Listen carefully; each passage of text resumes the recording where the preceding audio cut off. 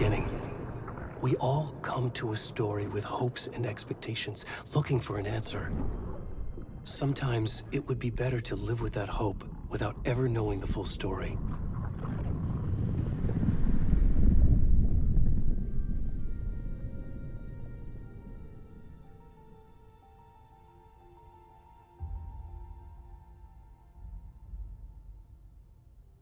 In a horror story, there are only victims and monsters. And the trick is not to end up as either. But trapped by the genre, we are all ripped to pieces along the way.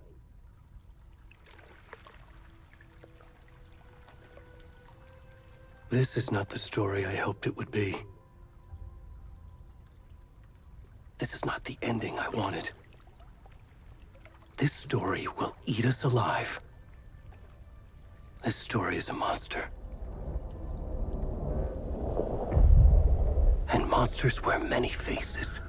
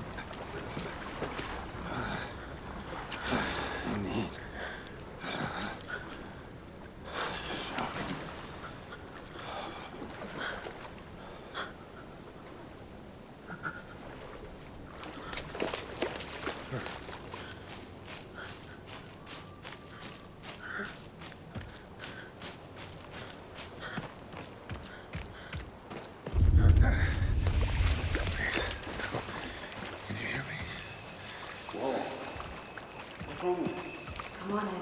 We should go. Already gone.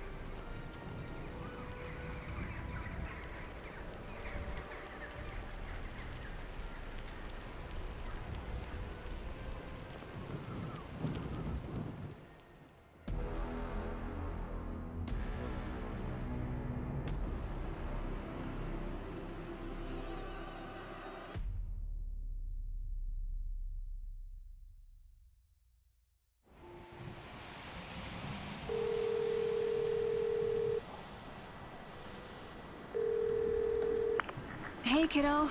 How are you? I'm good, Mom. How are you? This trip might take a little longer than I thought.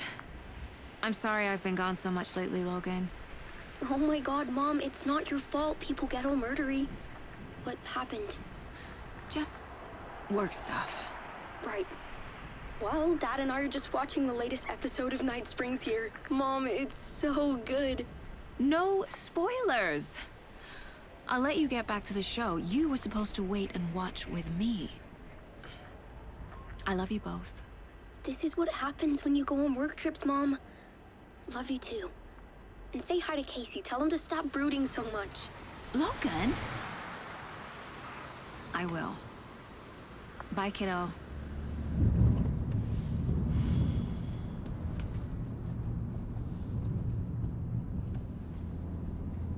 Logan thinks you should try cheering up.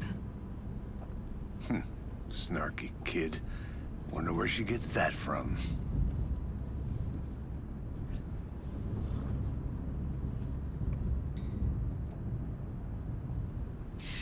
It can't be a coincidence that another body turns up just as we arrive in town. Feels like the killer's leaving us a message. I'm glad you're on this case with me, Anderson. It's right up your alley. You should take lead. Think of me as the backup. Okay. Any words of advice? Nothing that would cheer anyone up.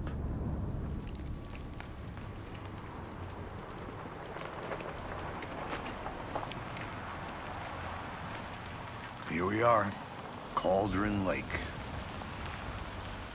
Time to get to work.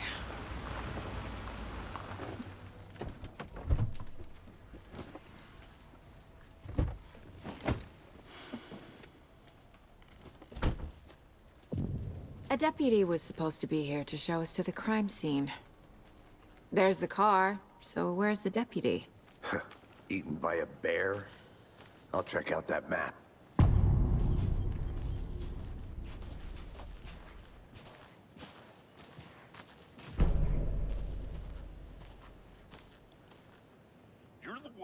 To switch. I think I hear someone. I'm not walking all the way back Could down. be our deputy. I can go take a look.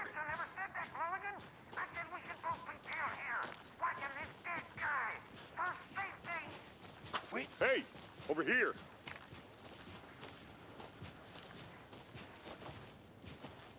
Hey there. Agent Casey, right? Sheriff Breaker said you'd be coming by to take over the case. You're half right. Anderson? Saga Anderson. I'll be leading this case. Seems you already know my partner, Alex Casey. Shoot. Sorry about that, ma'am. I'm Deputy Mulligan. I just figured that, you know, that, Those damn feds gonna show up, Mulligan. Federal agent's right here, Thornton. My partner, Thornton, down at the crime scene. He's not what you call the sharpest axe in the shed. Right here? What do you mean? Are they with you? Oh, shit! They didn't hear me, did they? Were there any witnesses? Yeah, a couple out-of-towners. I wonder what they were doing sneaking around the woods at night. Mention the city folk. It's pretty suspicious. Not that we have anything against city folk, right, Thornton? But don't worry. Sheriff Breaker took them back to town a while ago.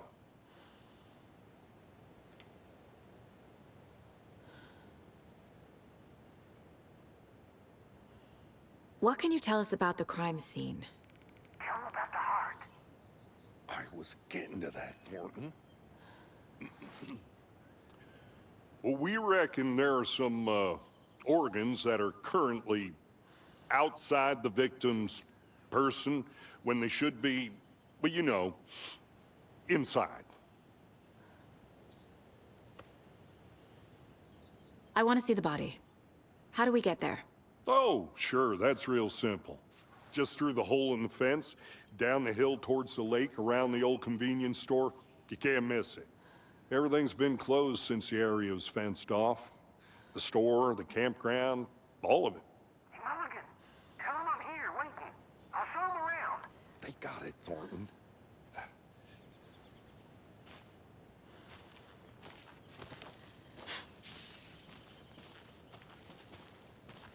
Before we get to the crime scene, there's time to review the facts of the case so far. Make sure I'm seeing the clues clearly.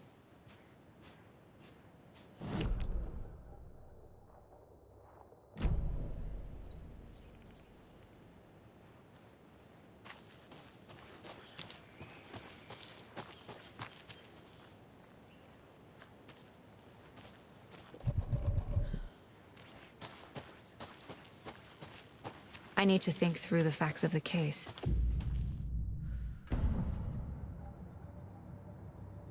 The Mind Place. My version of the Mind Palace technique. To sift through clues and work the case. Building the Mind Place again for each case. Using each field office as a model in my head. The facts are on the board. Everything we know about the previous murders. Worth taking another look.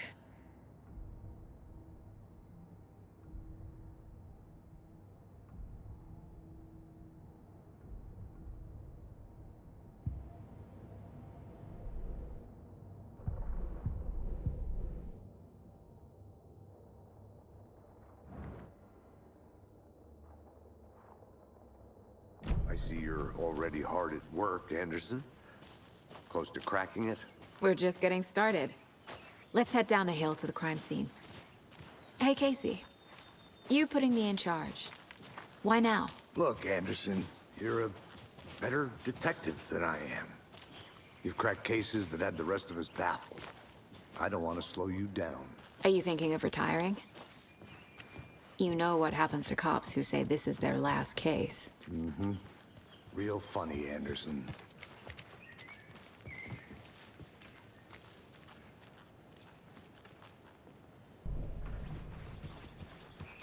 Stairs are out. You okay to jump down? I'm not that old. Whoa.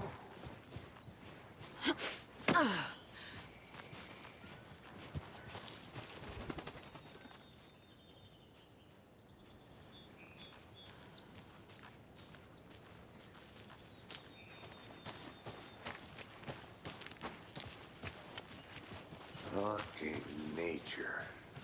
Gives me a headache. There's too much sky.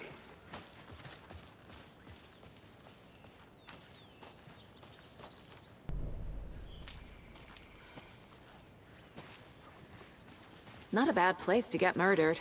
If getting back to nature is your thing. I'm gonna go check something out. Be right back. Got it. Is that a kid's lunchbox? An Alex Casey movie lunchbox.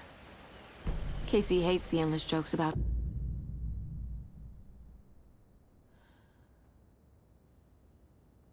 Same name as a fake detective. He hates those cheesy crime books, but he really hates the movies.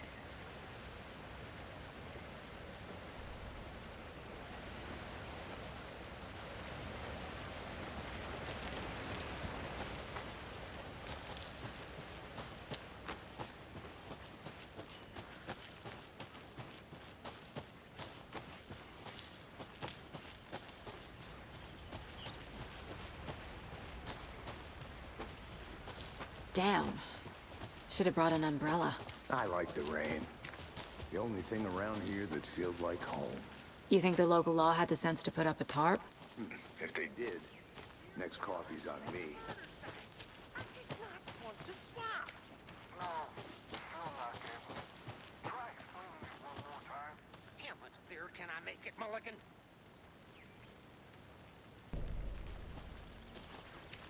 I'll be back in a second. Roger.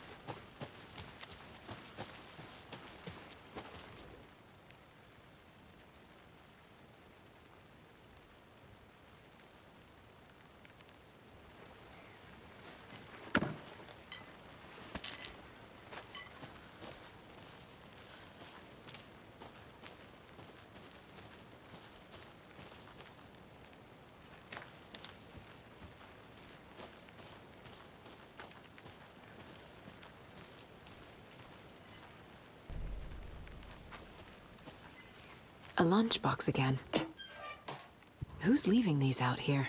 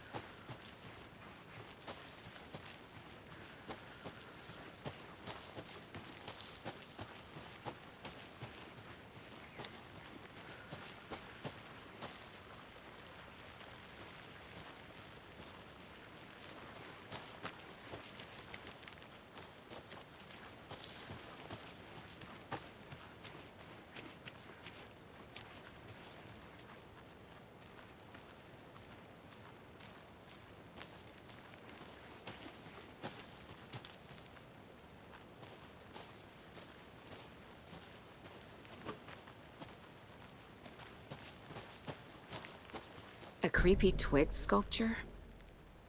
Wonder what's inside.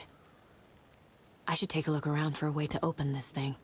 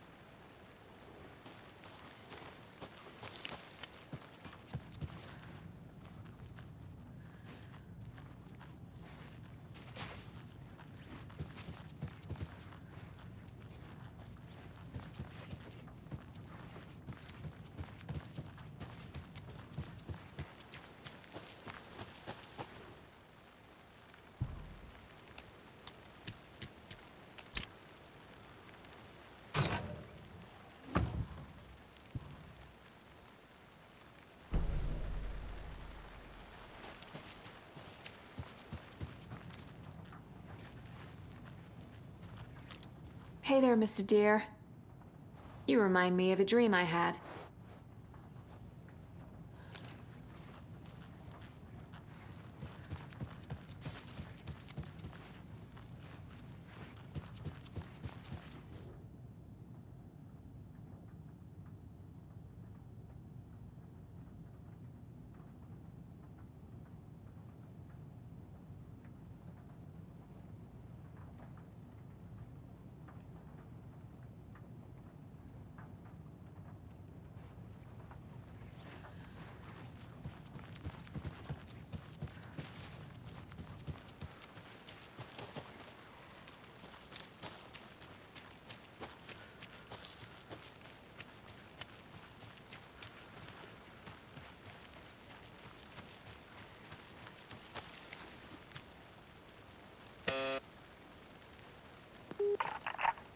Hello, this is Agent Anderson and Agent Casey, FBI. We'd like to come in and ask a few questions pertaining to an investigation.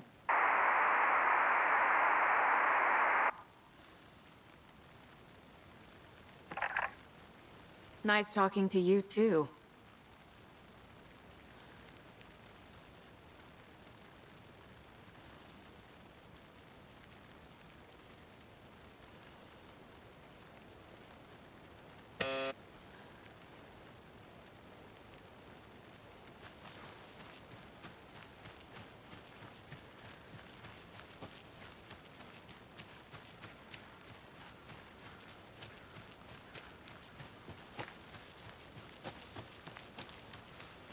Locked.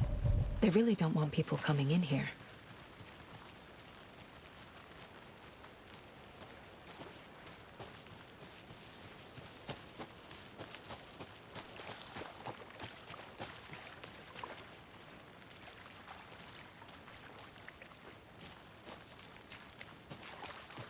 Did you get lost, Anderson? Deputy Thornton, I take it. Yeah, that's me. Mulligan told me you were coming the other way. Now, this is the scene of the crime. We found him on the table. And we didn't touch nothing, you know, procedures and stuff. Thanks, Deputy. No tarp. You owe me a coffee. Okay, let's start by examining our guest of honor. Does this fit the MO of the previous murders?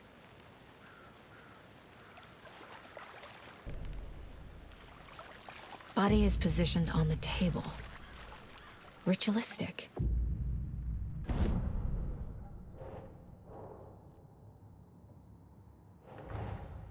Another body turns up just as we arrive in town. Coincidence?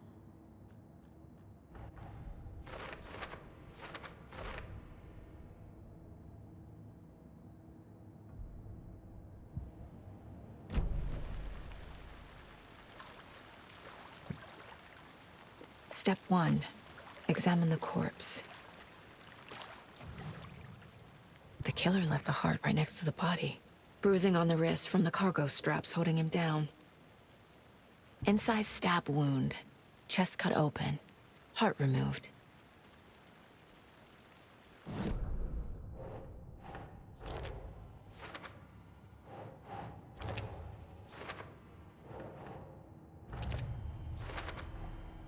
Heart removed from chest, strapped by the wrists. Definitely matches the previous murders. But this time the heart and the straps were left behind. More clues to work with. This makes 4 murders that we know about.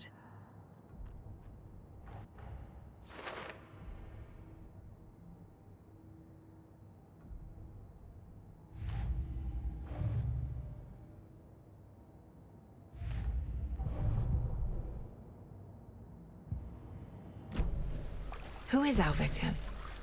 Who killed him? Need to find more clues. Large amount of blood on the table. The victim died here. Multiple people were here. Multiple killers? Any idea who the victim is? Oh, I sure do. His name is Nightingale. He was FBI. He came to town about 13 years ago. I haven't heard a word about him since. Well, until now. Nightingale? Robert Nightingale? Oh, yes. You probably knew him. Brothers in arms. Oh, and sisters.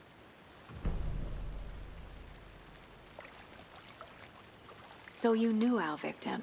Well, I didn't recognize him in his current state.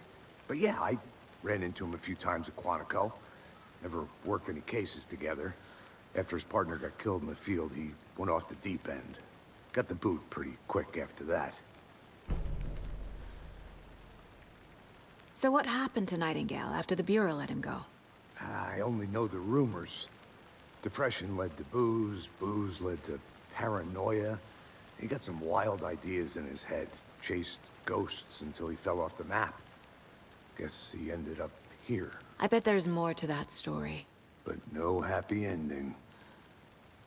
Nightingale went missing 13 years ago. 2010. The same as all the other victims. Certainly fits the pattern. Makes me wonder what was going on that year. Probably something this town wants to forget.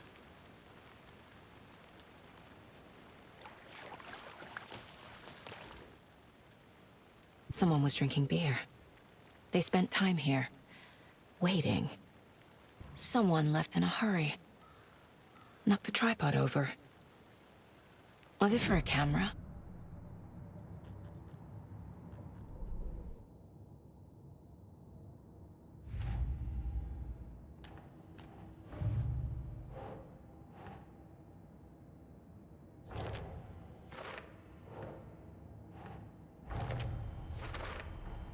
Robert Nightingale, ex-FBI, came to Bright Falls 13 years ago. Boot prints indicating multiple killers. Quite the party.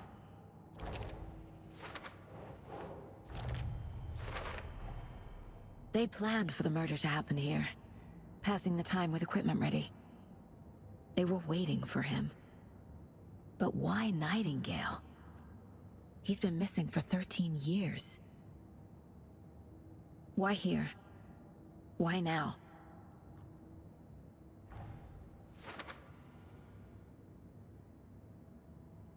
Profiling. Get into the subject's head. See what they saw. Feel what they felt. Use whatever I know about them to guide my intuition to a revelation. Piece it together.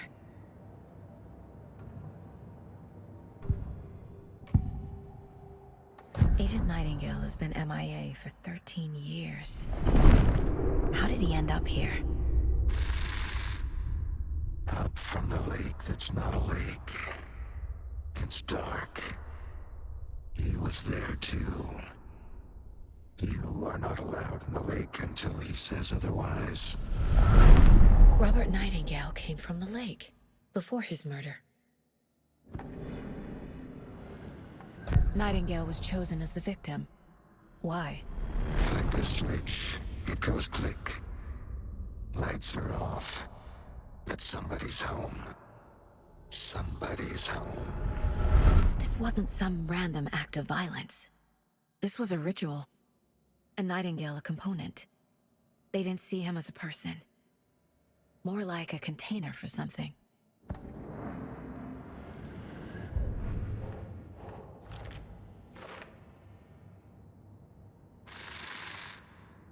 Up from the lake.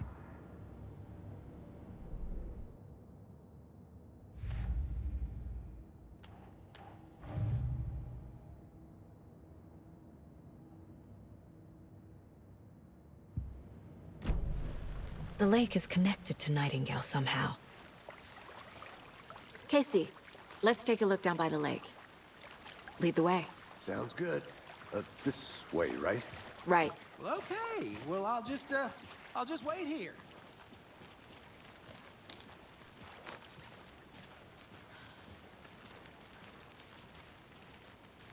This one of your hunches, Anderson? Did something happen at the lake? I think Nightingale came up from that direction. From the lake. Probably looking for shelter. Safety. They were waiting for him. When you're ready, I'd love to hear what you put together so far. Sure. It's not that complicated. Nightingale was out in the woods alone at night, possibly nude. The killers knew he was here, ambushed him, dragged him to the campgrounds, strapped him to the table, cut his heart out. But then they were interrupted by those witnesses, the Bookers. The job is unfinished. That seems pretty complicated to me. What was this guy doing skinny dipping at this time of year? Haven't figured that part out yet. Mm-hmm. Lots of questions. Lots of answers for us to find. I didn't know trees got that big. Gives me the creeps. You need to get out more. It is kind of creepy, though.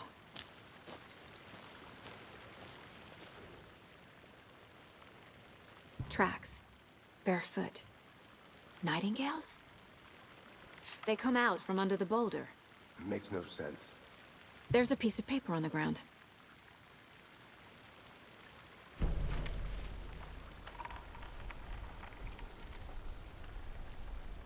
A page full of text on one side. Not a printout. Written with a typewriter. Old school. Lines scratched out and edits added with a pen. Mm-hmm. Like a manuscript. Page of a story. The killer left a message. It's for us. The text is about us. The victim was one of their own. FBI Special Agent Robert Nightingale. And then there was the page they found. The first step down into terrifying depths. Reading the the words. words. These words felt like a message. Felt like a message. Someone knew they were here, someone playing a game with them. An invitation. How could they not accept, even if they knew it would end up hurting them?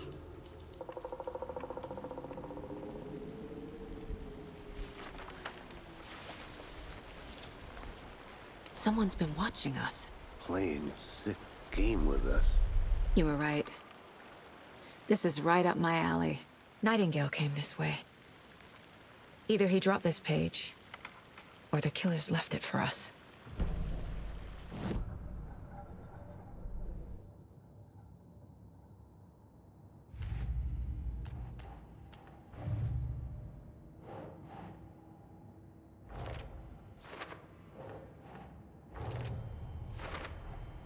I think he came from the lake. But his tracks make no sense.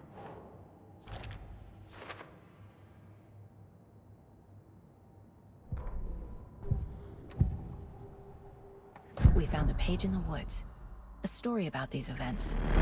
What is Nightingale's role in this? I carry his words close to my chest now.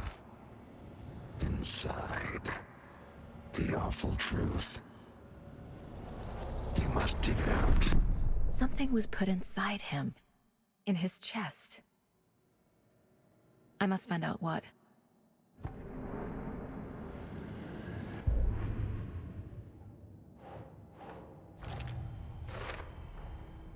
Found all I can here. Time to properly examine the body. See what I can find inside. Casey, I think something's been put inside Nightingale's body. Let's tell the deputies to get the body to the town morgue. Okay.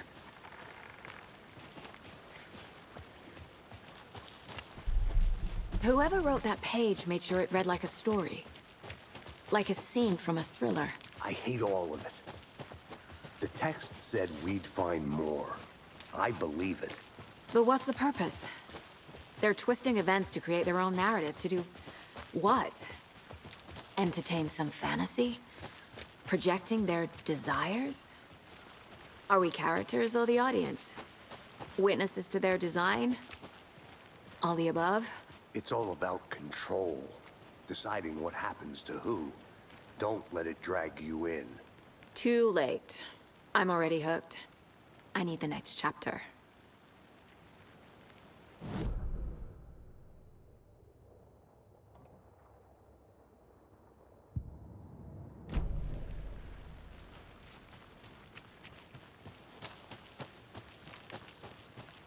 I think I saw something. It'll only take a minute. I'll wait here.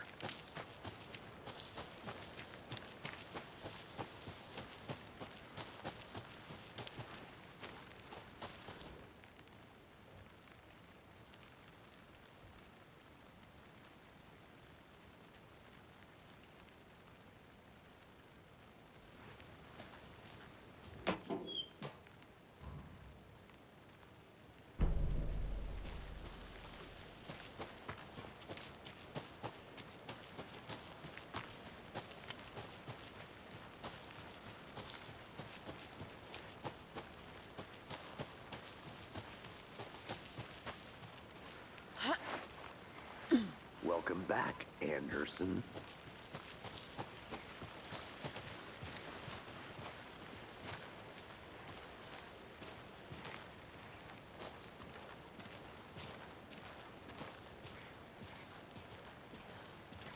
Hey, you made it back. Good.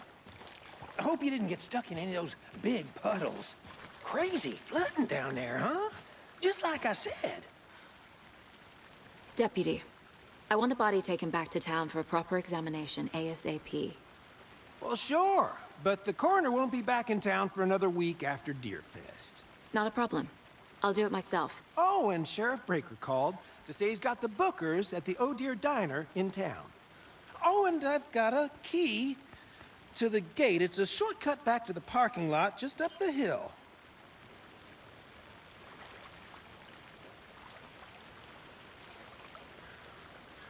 Thanks. Let's get the car, drive to Bright Falls, and talk to these witnesses, the bookers. At the diner, right? I could use a cup of coffee. Let's try that shortcut the deputy mentioned. Sounds good.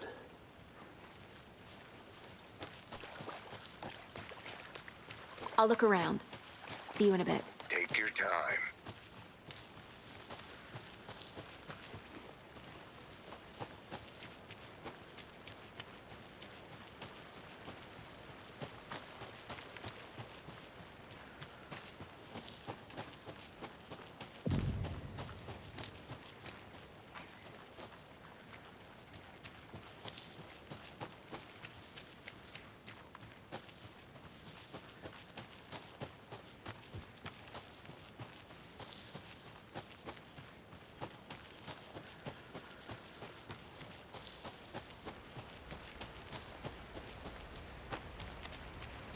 Seems like a nice town so far. Murders aside. Pretty woods. Cute lodge we got set up in. We should go for a hike if we get a chance. Now you're just being mean, Anderson. Deputies aren't exactly up to the task, but hopefully the sheriff will be more helpful. Not a surprise about the deputies. Doubt they see much stuff this gruesome.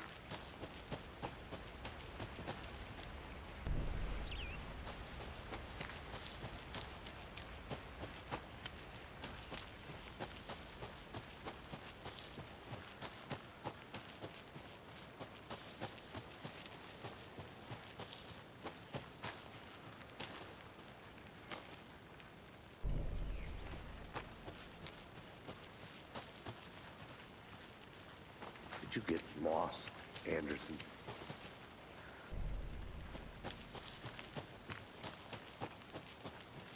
I want to walk around for a minute. You know where to find me.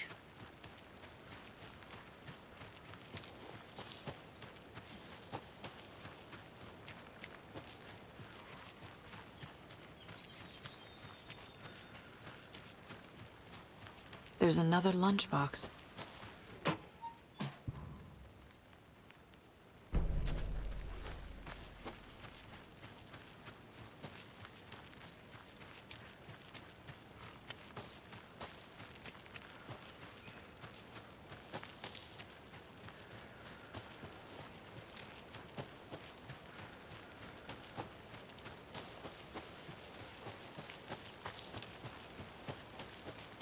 Good to see you still in one piece, Anderson.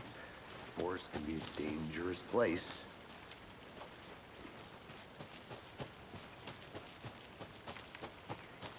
I'm gonna go check something out. Be right back. Got it.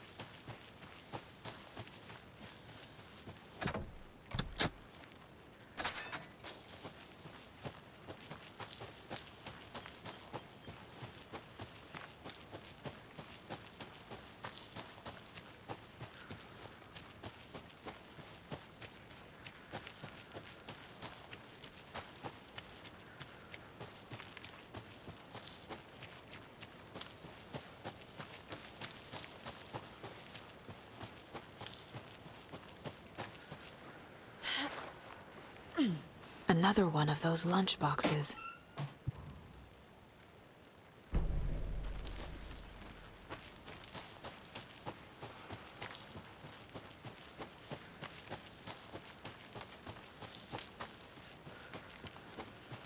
Welcome back, Anderson.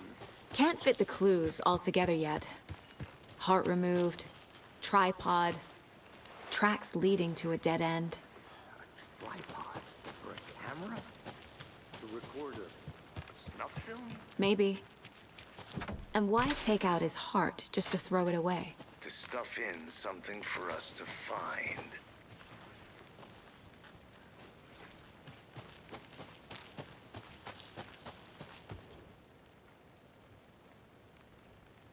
I think I saw something. It'll only take a minute. I'll wait here.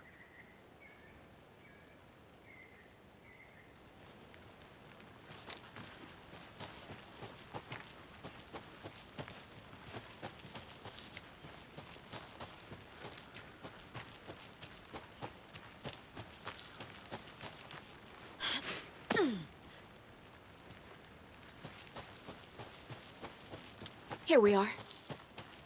Let's drive back to town and meet the sheriff at the diner.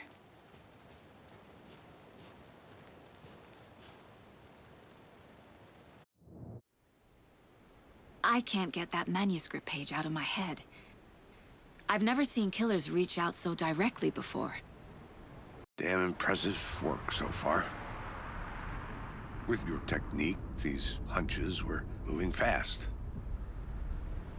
I wasn't sure about taking a case so far from home, but I'm thrilled to be here for this mystery.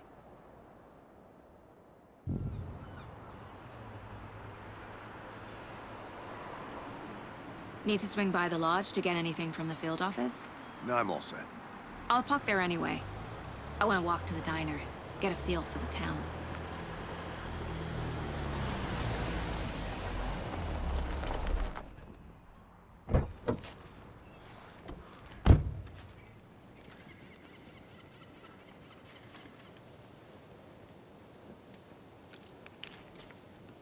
The diner's just up the waterfront.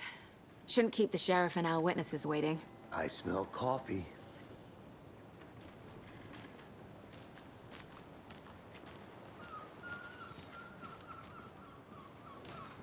Hi. Just how much coffee have you had today, Charlie? Don't know, don't care. How much have you had? Not enough. That's how much. Never enough coffee.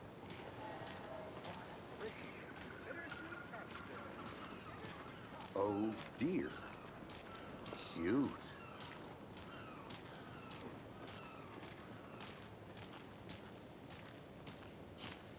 Let me guess. The FBI. Welcome to Bright Falls. It's nice to have you here. I got you both some coffee. Oh, it's Washington's finest. Nice to meet you, Sheriff. I'm set for coffee. You know, I wouldn't say no to another. I'm Agent Saga Anderson. This is Agent Alex Casey. Tim Breaker. And let me just say, I'm happy you two are here. Frankly, we could use the help. Your deputies said you had a couple of witnesses here. They made them sound like suspects. Mulligan and Thornton are still on about that? No, the Bookers don't strike me as the murdering type, but you can decide for yourselves. They're just inside having coffee and pie to calm their nerves. I'll see what they have to say. Casey, you compare notes with the sheriff. Take your time. We've looked through the case files you sent over, Sheriff. Have you had many people besides the known victims go missing? Sure. But it's slowed down ever since Cauldron Lake was fenced off. Let me guess. Missing person cases spiked around 2010. The fence was built just after. Yeah, that's exactly right. You can go ahead, Anderson. We'll be here.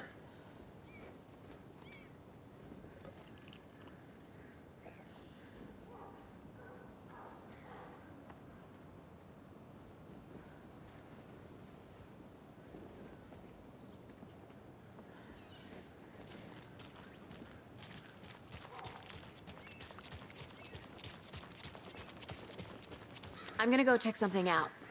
Be right back. Got it.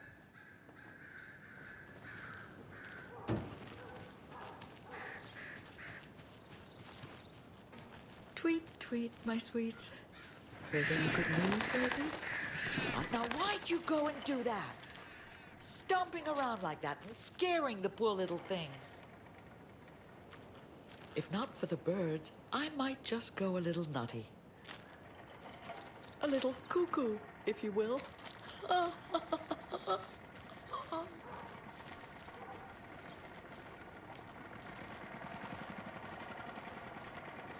Another Alex Casey lunchbox?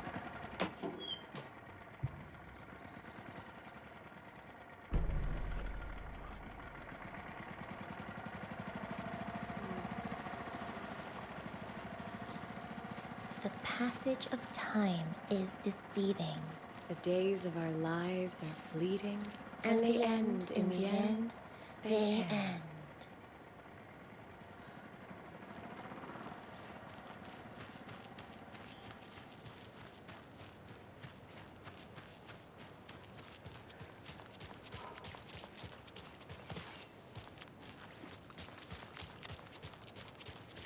Welcome back, Anderson.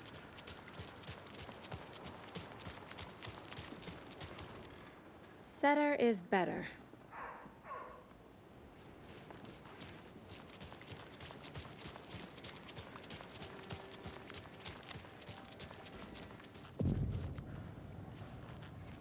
How can you be so calm? Corpses are part of the job. Can't dwell on it too much. Excuse me. I'm Agent Saga Anderson. Are you the Bookers? That's us. I'm Tammy, and he's Ed. Hello, officer. Just Saga is fine, Ed. So, are we being charged with anything? Because if not, we'd love to get back to our hotel and decompress after what we saw. Take a bath, scream into pillows, that kind of thing. We're not charging you. I just have a few questions. Nothing to stress about, okay? What were you doing at Cauldron Lake last night? I'm a writer. True crime. We're here from New York, doing some research on a famous novelist, Alan Wake, who went missing here. I was down at the lake, getting some details. Perfectly legal.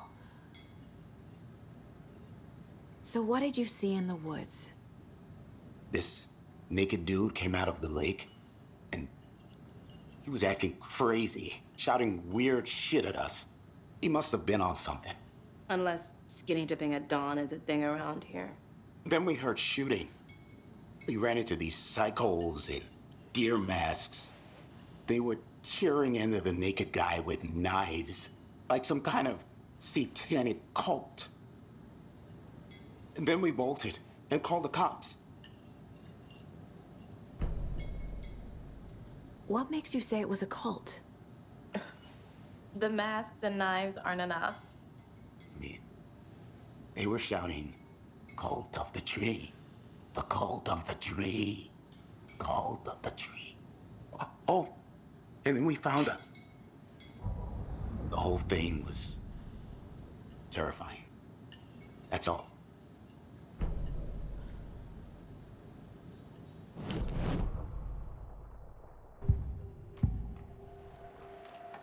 The cult of the tree. What aren't the Bookers telling me? I found their necklace. The symbol is 2 triangles. The cult wants their spruce tree back, Tammy. Finders keepers, Ed. My publisher will want this on the cover. Tammy found something. A necklace belonging to one of the cultists. The Bookers were at Cauldron Lake. Why? The fence was built to hide what's there. They say the writer fell in the lake. Private party. No trespassing. My book has questions. Past the bolt cutters. They broke in for the sake of Tammy's book. Nothing to do with a murder. They were telling the truth.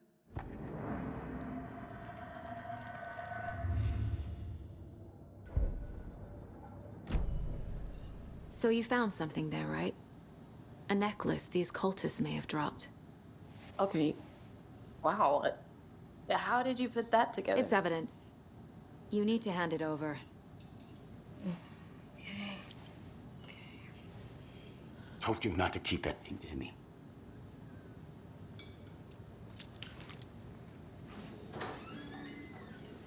Thanks. This could prove to be helpful. Do me a favor. Stick around town for now in case we have any more questions. Like we'd even dream of missing dear Fest. Oh, God. Saga! Saga Anderson. As I live and breathe. I thought we'd never see you back here after that awful, awful thing happened to your baby girl. How are you? I'm sorry. Who are you? I don't know what you're talking about. It's me, silly. Rose. You know me. I don't think I do. And what horrible thing happened to my baby girl? She drowned. Your daughter. That's so weird you don't remember. How do you know I have a daughter? Oh, I know what this is. You're blocking out your traumatic memories. Happens on TV all the time. No. You're mistaking me for someone else. If you say so.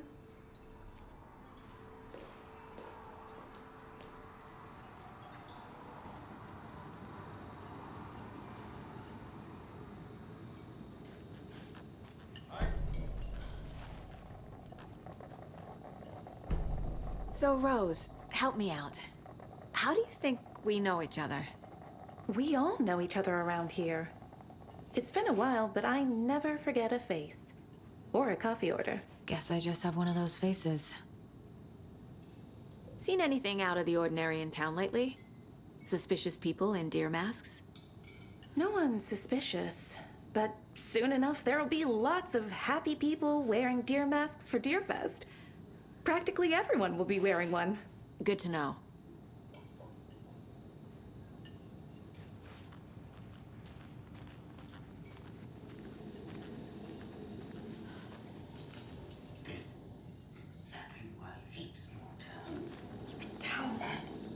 You know how touchy these rural types can be.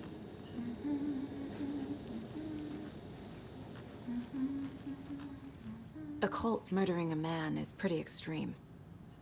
Why didn't you tell the police what you saw? We did. We told those two idiot deputies. They didn't listen. And they wanted to throw Ed and I in jail for that murder. You know, Bright Falls is just Alabama with bigger trees. This is my case now, and no one is throwing you in jail. If you need anything else, just come to me. Got it. Thank you, Saga.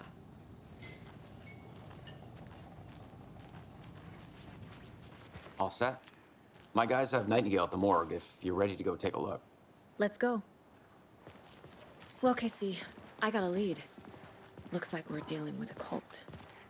The cult of the tree. A murder cult. Fuck. Have you heard of this cult of the tree, Sheriff? Only the urban legend. If you're in the woods at night, the cult will get you. That sort of thing. We're not gonna find out you're the Grand Wizard or something, are we? I played some D&D back in the day. The wizard was always my favorite class. Morning, Sheriff. Looks like you have some guests. Ah, morning, Ted. Yeah, real important guests. Deerfest. Always draws a crowd, right? Too true. More the merrier. Have a good one, Sheriff.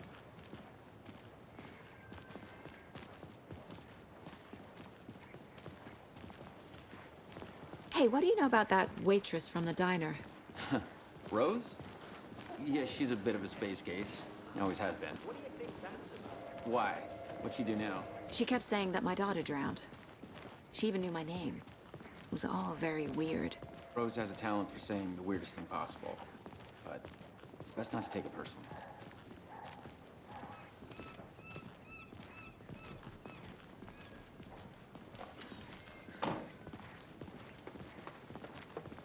Hey, boss. Corpse is downstairs ready to go. Yep, in the morgue, all prepped. I'd like to take a closer look as soon as possible. Lead the way, Sheriff. I'll be right with you, sir. So this is the Bright Falls Sheriff Station. Just Anything you need, just let us know. We appreciate the support, Sheriff. See you around.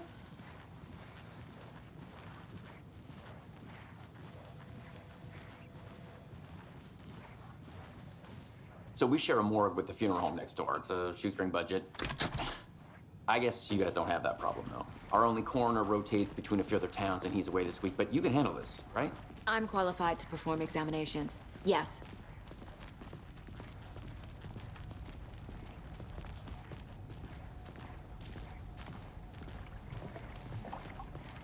Something about morgues. They always cheer me up. I can't say I feel the same. He's joking.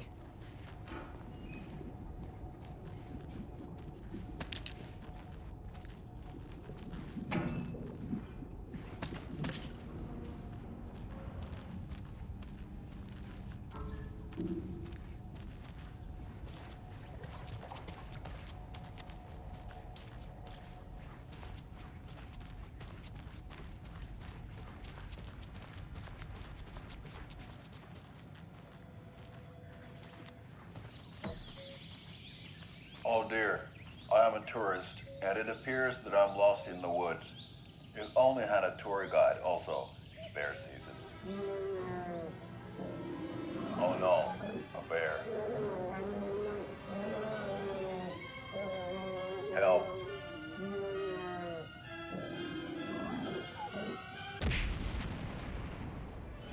Did somebody call for a tour guide? Oh, wow. Koskela Brothers Adventure Tours.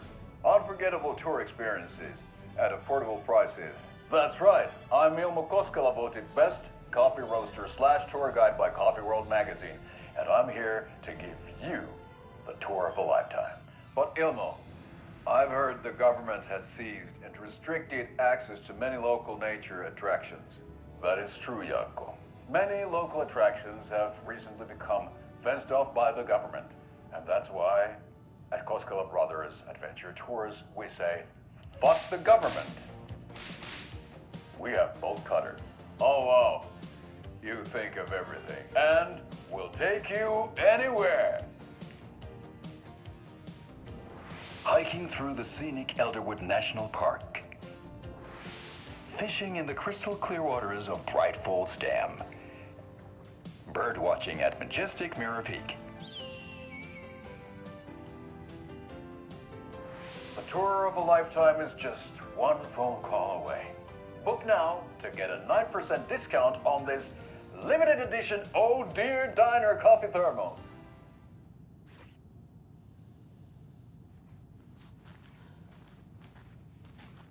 Agent?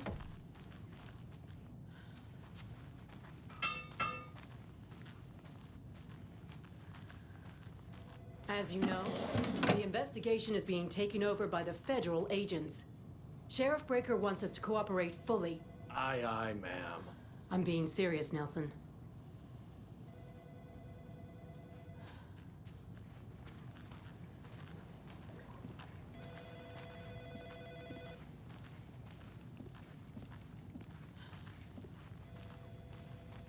No speeding happening here, I see. Sir, some patience, please.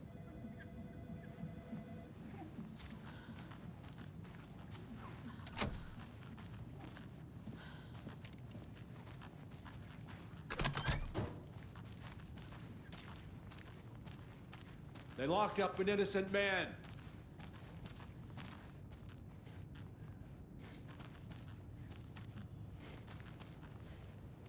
I swear I didn't do anything. They're a lying bunch of bastards. You believe me, right?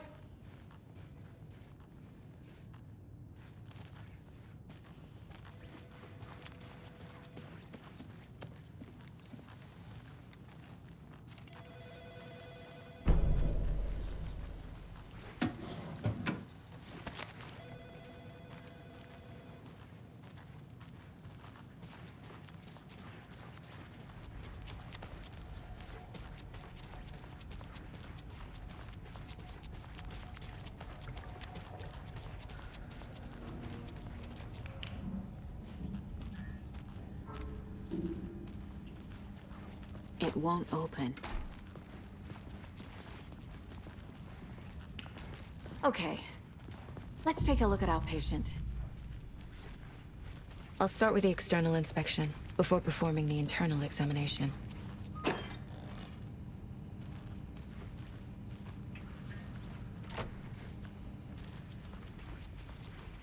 What was the cause of death? What other— Defensive wounds. He put up a fight. This looks like text. A tattoo? Nightingale didn't strike me as a tattoo guy. Aha. They did leave something inside his chest.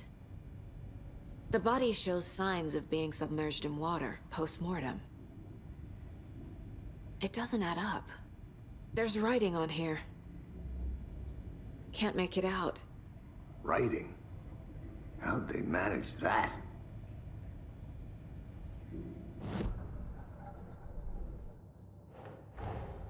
Time to see what Nightingale's body can tell us.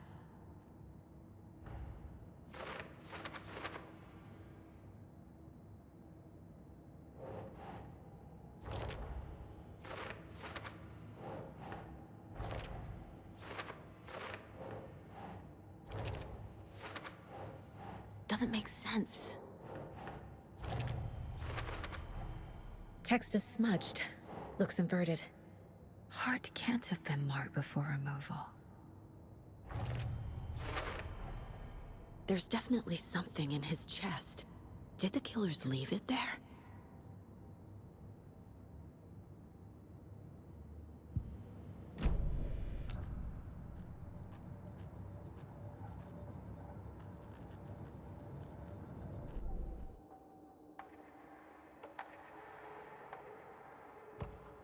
Saga had lost count of how many shots she'd fired, but she was sure it must have been more than she had in her magazine.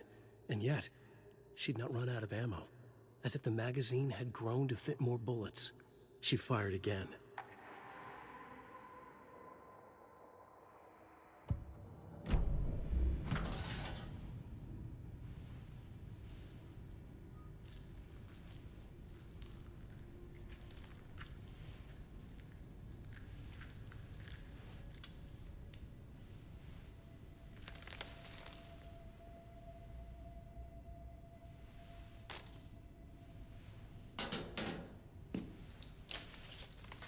It's the same type of page we found at Cauldron Lake.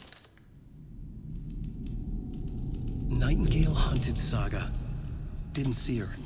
The Taken could not see into bright light. Light hurt them, made them vulnerable.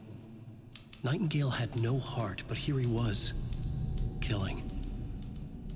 Someone's created a fucked up fantasy about us. Hey, hold on. We found these kinds of pages.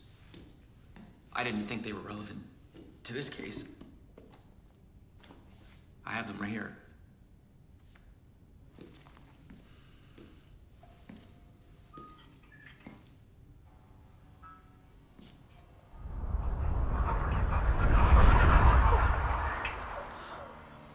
No, wait!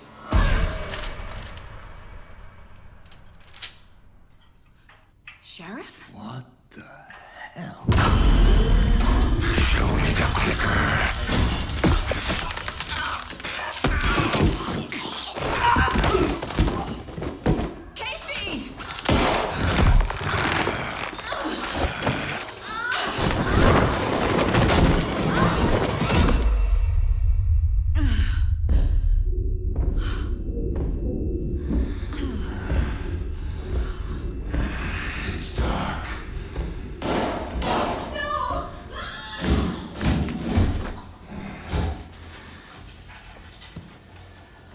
Didn't see her.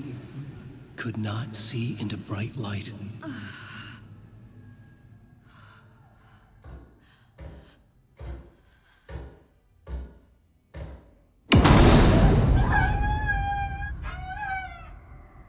I'll make you pay.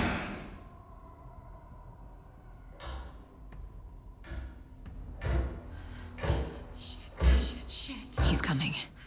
No weapon. The page set to get into the light. I'll get you. I'll get you. I'll get you.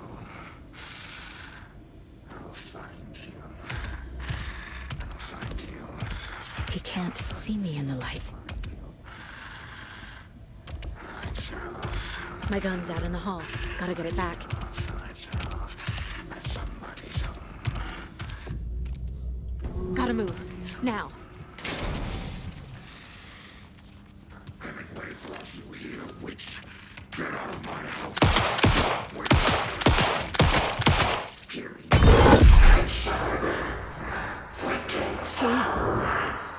He vanished.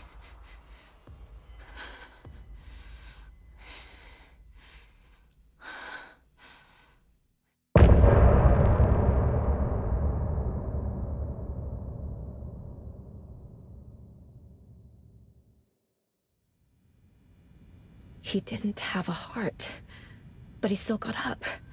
The page predicted all of it. It helped me fight him. He just disappeared? What the hell is going on here? We need to figure that out if we're gonna do anything about it. Somehow we need to make sense of this. Right before things got crazy, Sheriff Breaker just vanished. Maybe the sheriff knew more than he was letting on. He seemed anxious, like he dreaded what was coming. One more mystery. There's no rational explanation to what we just saw.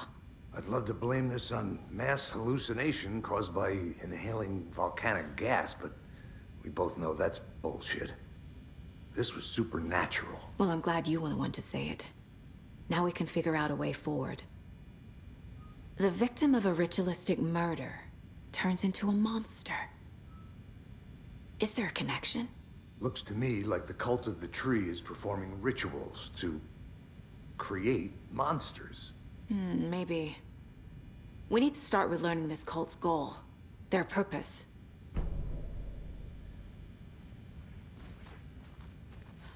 There's one of the pages on the floor. Saga was back at Cauldron Lake. Saga had to pursue Nightingale into the overlap. Finding a way in would be difficult. A ritual. Saga would learn how. Stop the monster.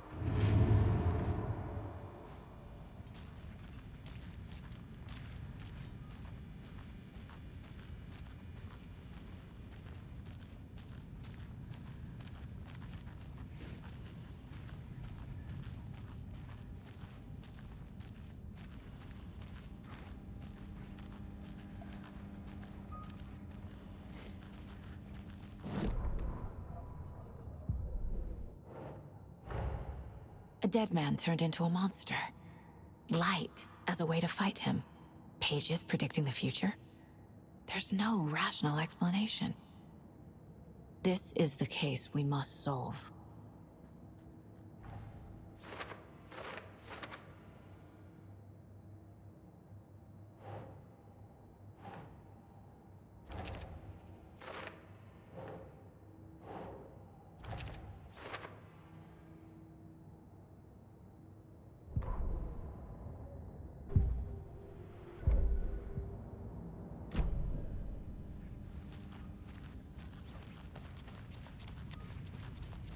The page places Nightingale back at Cauldron Lake. Calls him a Taken. We need to head over there, stop him, before anyone else gets hurt. Okay.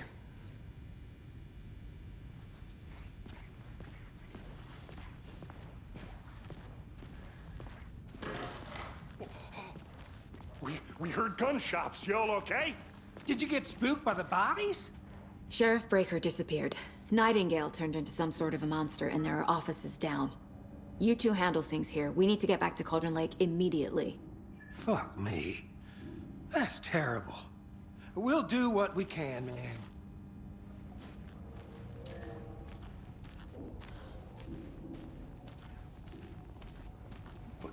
That's crazy, right, Thornton? Nightingale's heart was missing. How could he do anything? He's dead. Yeah, right. Well, that's all crazy talk. Monsters aren't real, and what do you mean the sheriff disappeared? Like poof? He's gone like magic? Magic's not real. Magic's not real. Right, Mulligan? No, Thornton. Monsters aren't real, and magic's definitely not real. I knew that.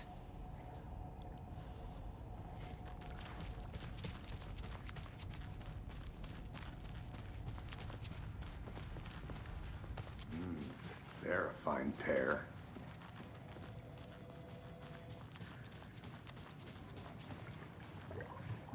Hey, how you doing?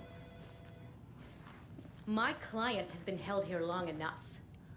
Are you gonna let me speak to them or not? Just a moment, ma'am. Someone will be right with you. How many times do we have to do this, I Walter? want out!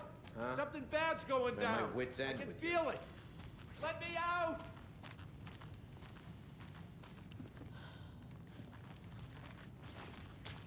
Do you think I like throwing you in jail every other day? No, I don't. Do you have any idea how much paperwork you're causing me? What's a lot?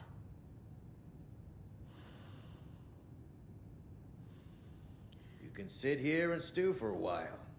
Think about your life choices, buddy. Is it really worth this?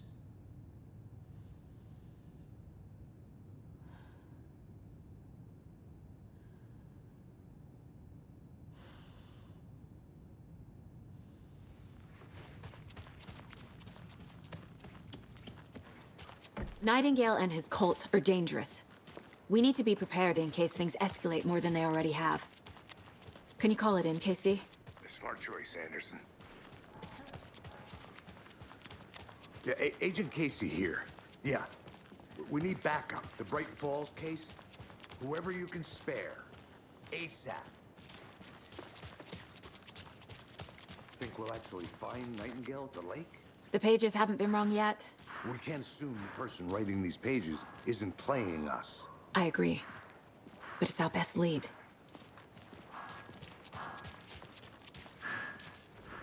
Mercado won't roll over on the issues.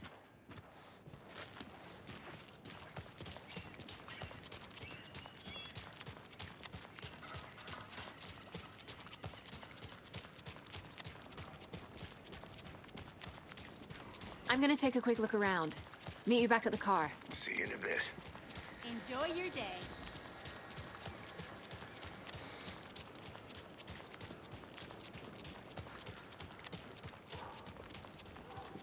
Yako, we're going to a cool guy's house to drink some brewskis.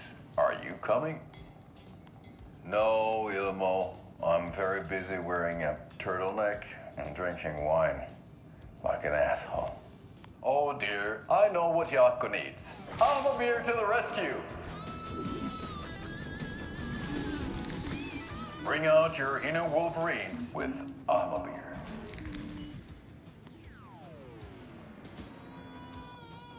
Wow, this is the best party ever. Thanks, Almabeer. Almabeer is a traditional Finnish lager, and we drink it the Finnish way. At the bar while actively avoiding small talk with strangers. Getting blackout drunk on a boat during midsummer and trying not to drown. In the sauna, using your beer can to hide your pippeli from wandering eyes. Partaking in the Finnish tradition of kalsarikännit, drinking at home alone in your underwear with no intentions of going out. It's not sad if it's intentional.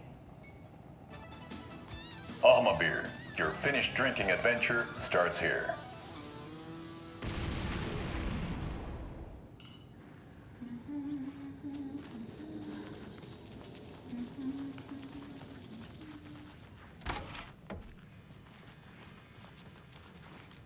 Rest easy, buddy.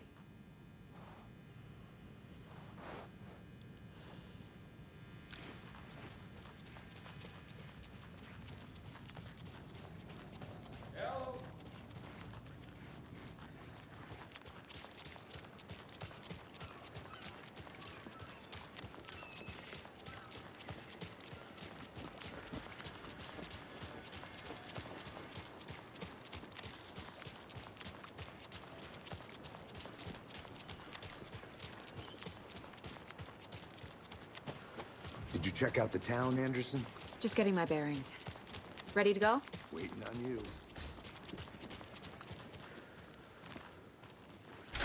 So what's good here? Any nice restaurants? I'm a bit of a foodie. Well, the restaurants and shops in town are closed at the moment, unfortunately. They'll have a grand reopening right after Deerfest, though. So if you're sticking around till then. Oh, I don't think I am. Whatever a Deerfest even is. Oh. Well, there's always our own restaurant at your convenience.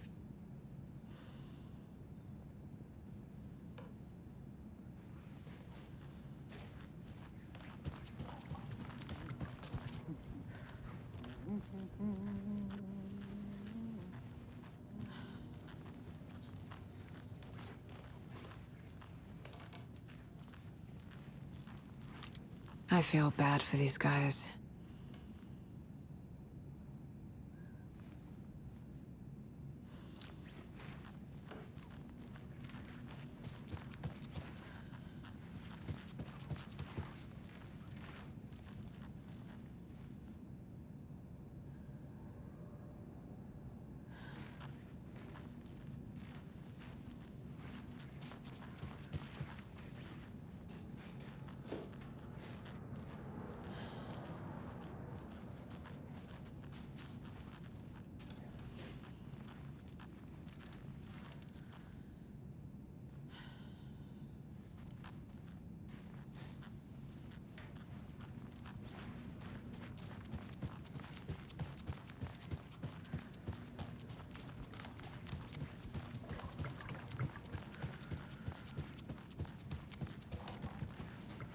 It won't open.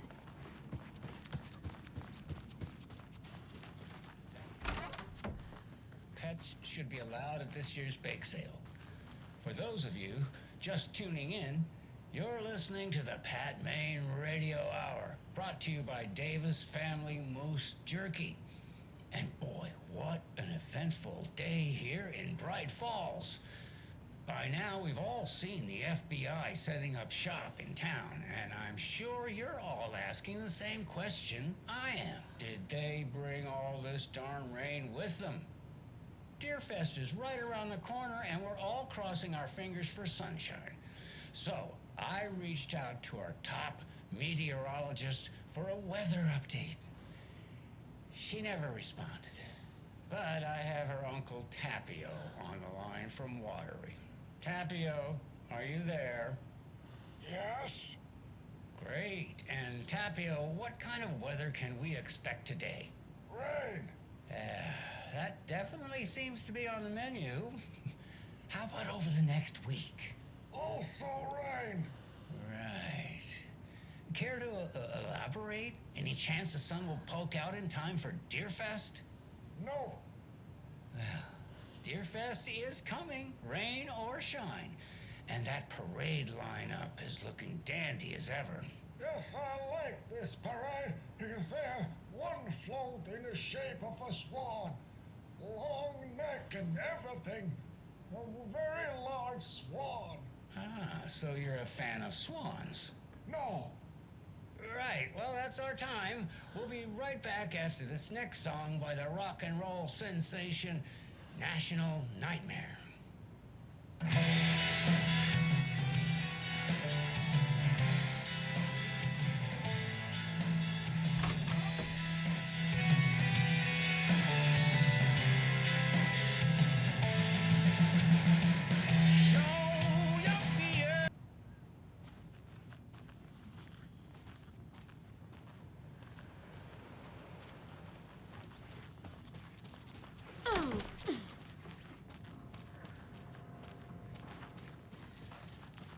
Hello?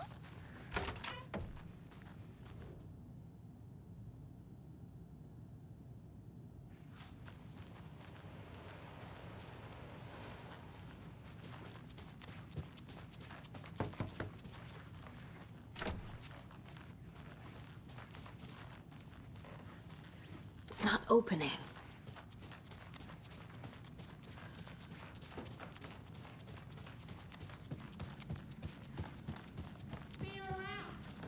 If you're a fan of coffee and retro vibes, the Oh Dear Diner is just down the street. Oh, do you go there a lot yourself? Sure. It's, very quaint.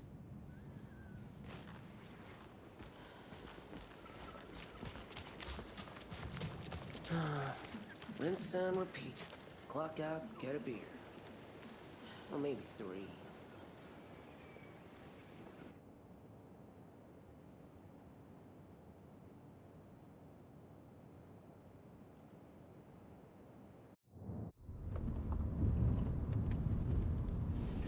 I need to come clean, Anderson.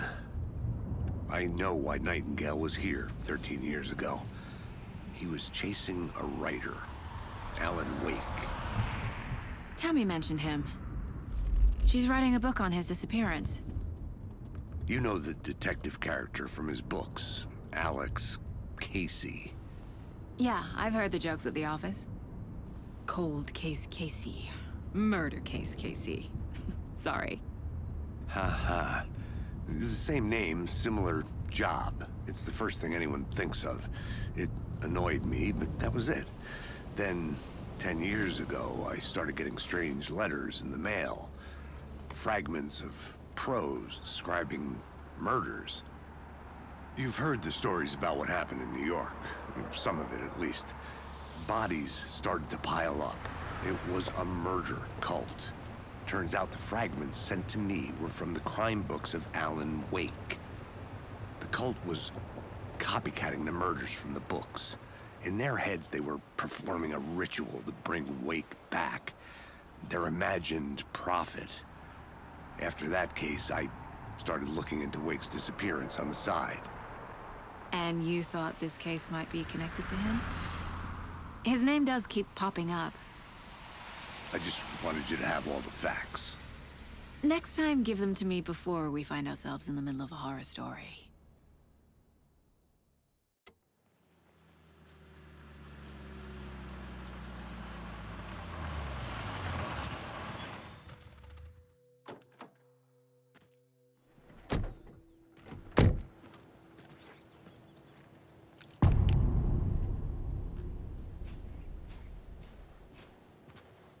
The page says Nightingale's in something called an overlap.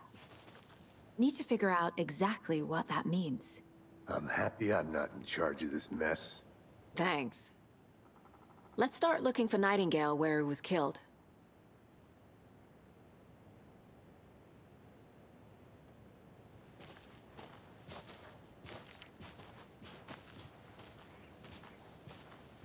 The writer of these pages knows what will happen. Because they're behind this, or because they can see what's coming. Impossible things are happening here. A world operating on different rules. I need to understand this strange logic. To see the clues. To solve the case.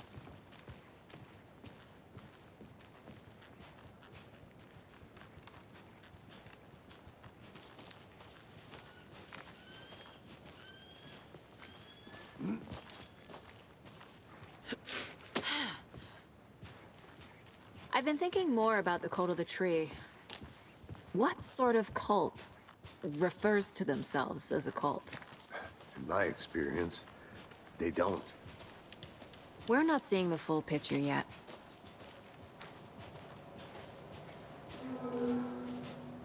Hey, hello there. How are you folks doing? Those restricted area signs don't do a damn thing, huh? Hello. Saga Anderson. Are you two supposed to be here? I'm Koskela. Fantastic to meet you. And yes, Stephen here hired me to show him through the woods. He's in town on important government business. Fixing this impressive piece of hardware. I work for the FBC, ma'am. I'm authorized to be here. And I bet you two are here about that murder. Nasty stuff. How's it going? What is this thing? It's just a monitoring station, ma'am. The Federal Bureau of Control checks volcanic activity and air toxicity levels. No need to worry, though. It's mostly for research purposes. That's one gorgeous sweater, Saga. Looks Nordic. I bet a family member made it. How did you hear about the murder, Ilmo? Do you know anything that could help us? People tend to tell me things. The Koskela brothers are kind of a household name around here. Speaking of, if you're looking for some fun, stop by Watery. Just down the road from Bright Falls, there's our Coffee World amusement park. There's sauna ja vihta. And we offer a variety of guided tours, hunting, fishing, hiking, whatever strikes your fancy. You name it, we probably got it.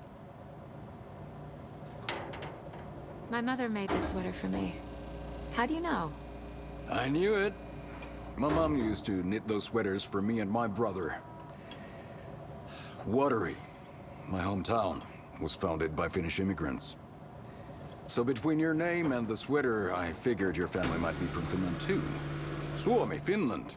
Ulla, Karjalan piirakka. Close. My mom's family is from Sweden originally. I don't know much about them beyond that. The sweater is just something to remember her by. Stephen, we're investigating a murder that occurred nearby. What can you tell me about your bureau? Nothing that isn't classified, I'm afraid. But I don't know anything about a murder. Operations here are run by a different department. I'm just here to make some repairs. The wiring on this thing frays every couple months. Yep, that's the raccoons. They grow real big here with teeth like you wouldn't believe. Can't gnaw right through a garbage can. Thank you. I need to head out. What the hell is this? What'd you find there, Stephen? Nothing. Just something that shouldn't be here. Raccoons, my ass.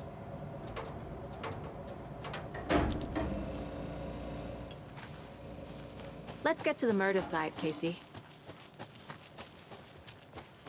A lot of things about this case keep bothering me. But one thing feels really off. Breaker's disappearance. I don't get the feeling Nightingale was responsible. He was about to give you more of those pages. Something didn't want us to have them? Or was protecting him from Nightingale?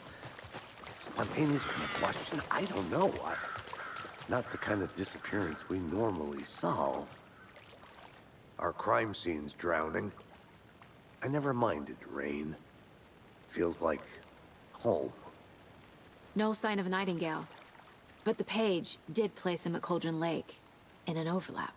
So how do we follow him there? Maybe something around here will tell us. Monsters? Overlaps? Rituals? What do you make of all of this? The killers are usually the ones performing the ritual, not the detective. Acting out their sick fantasy. They may be trying to get you involved, forcing you into their twisted world. But with dead men coming alive, the word ritual starts to have more weight behind it. We need to look around. Learn what this ritual is.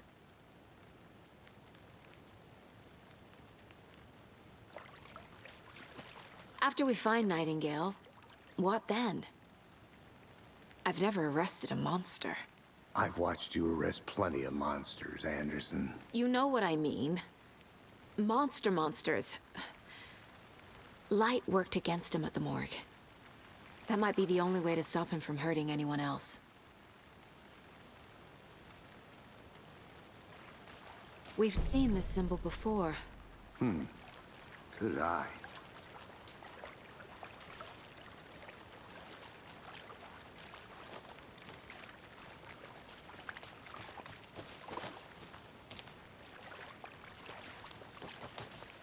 Bare feet.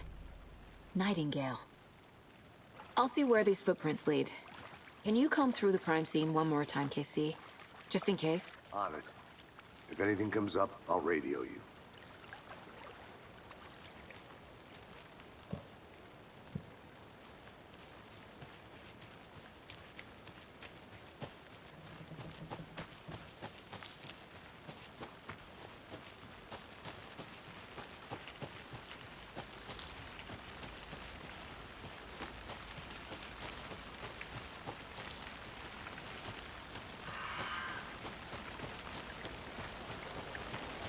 The tracks lead into the water. Where'd he go from here? I can feel something. A presence. Nightingale isn't far.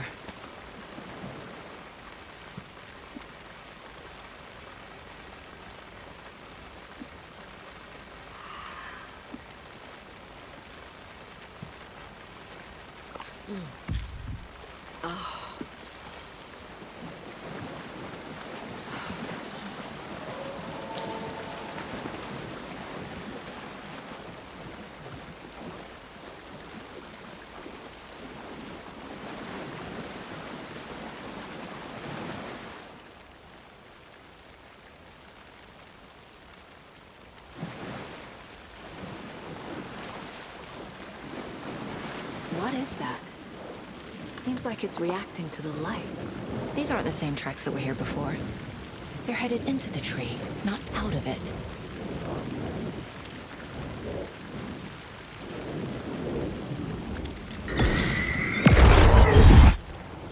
My flashlight burned the dark stuff away. The fuse was in place. Saga stepped into the witch's hut. Inside, a bright light. There were objects that stood out to Saga, as if the light had manifested them. The witch's hut. Okay. I trust the pages to lead me to the overlap.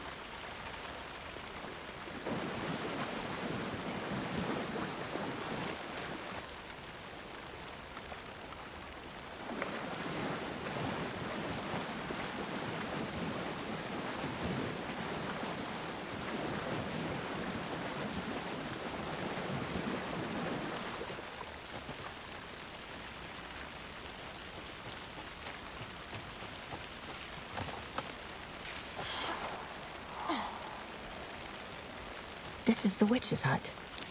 Anderson, thought I saw something in the woods. Probably just a deer, but I'm gonna check it out. Okay.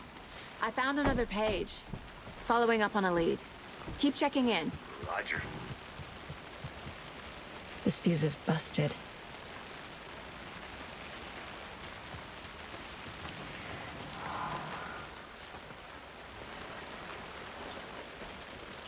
This one looks good. People should really stop littering, though.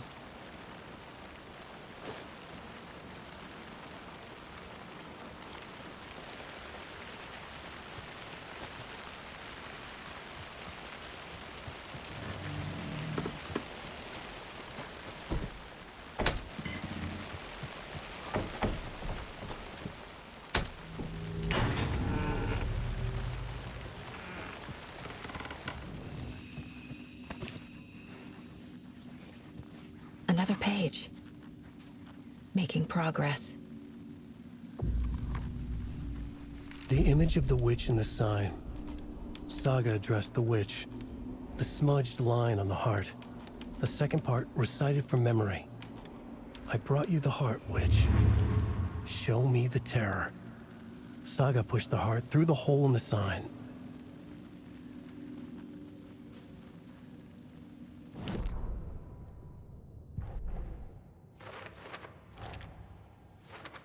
Yup. Already got the answers to these. The page from the witch's hut seems to be describing some kind of ritual.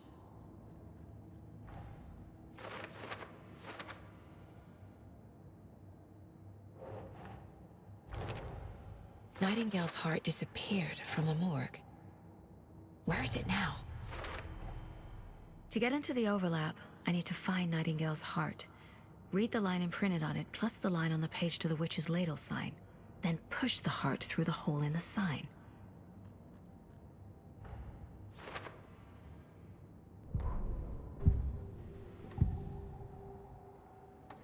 I know Nightingale is somewhere around Cauldron Lake. The tree was a threshold. This place and the dark place. You're in over your head. Next stop, Caldera Street Station. The threshold. Like a doorway. Leading to Nightingale. It's somehow connected to a tree. Witch's ladle? I need Nightingale's heart to get to the overlap. Where is it? The cultist leaned close. He was there, but he was risen. Nightingale was there. The opposite of sunspots. Who said that? That's not it. I don't have what I need to find Nightingale's heart. There must be more. Nightingale's heart. Where is it? While they played cards in the general store, the witch had stolen his heart. Get out of my house. Nightingale's heart is at the general store, in a fridge.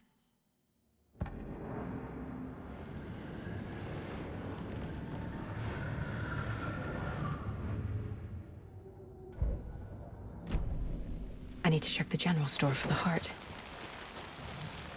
Casey, I'm headed to the general store. I think I know how to get into the overlap. Roger that. I followed some ATV tracks in the woods and got a bit turned around. Did you get lost? I've only been lost once in my life, Anderson. The years I spent with my ex-wife. I'll find my way back, don't you worry about it.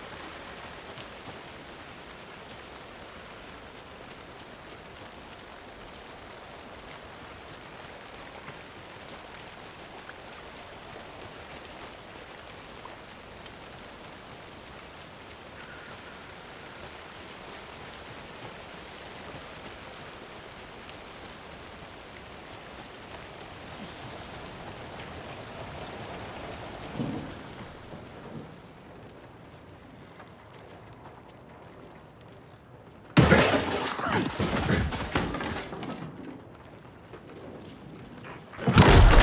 Watch in the night!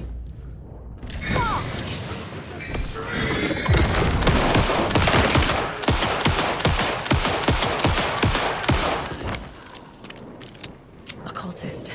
A monster. Like Nightingale.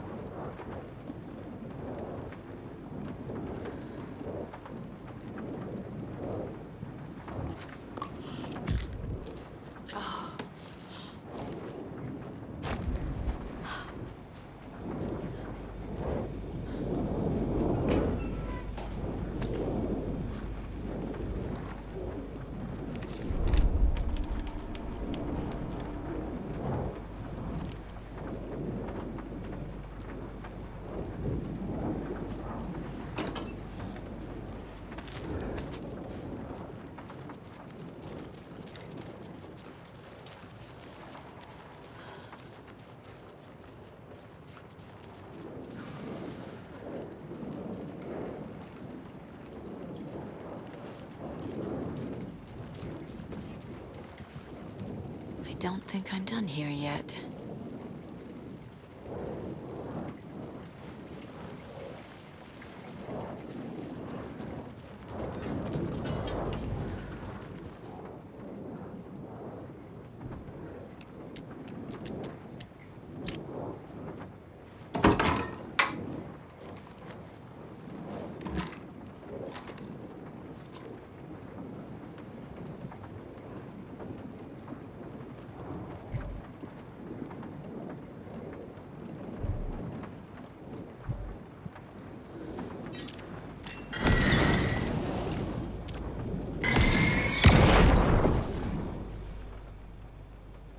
The text on the heart is clearer now. Legible. I feel like I recognize this. The fridge. The heart. I knew it would be here. Like I saw it in a dream.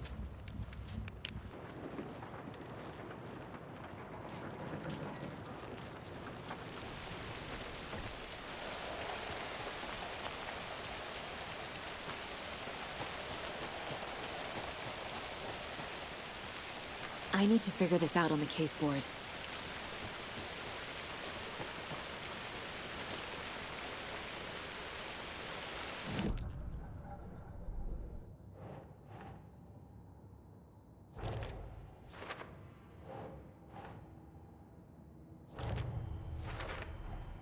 Sounds literary, but what does it mean? Found the heart in the fridge, just like the page said I would.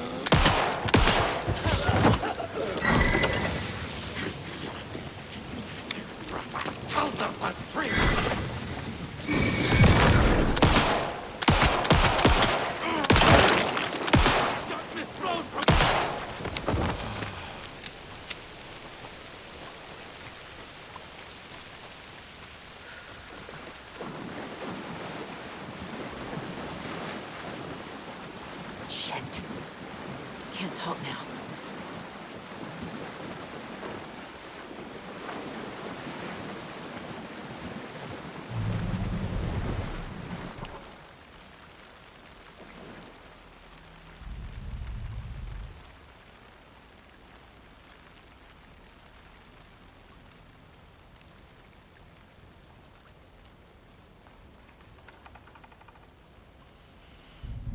The wave crashed on the far side of the mirror. I brought you the Heart Witch. Show me the terror.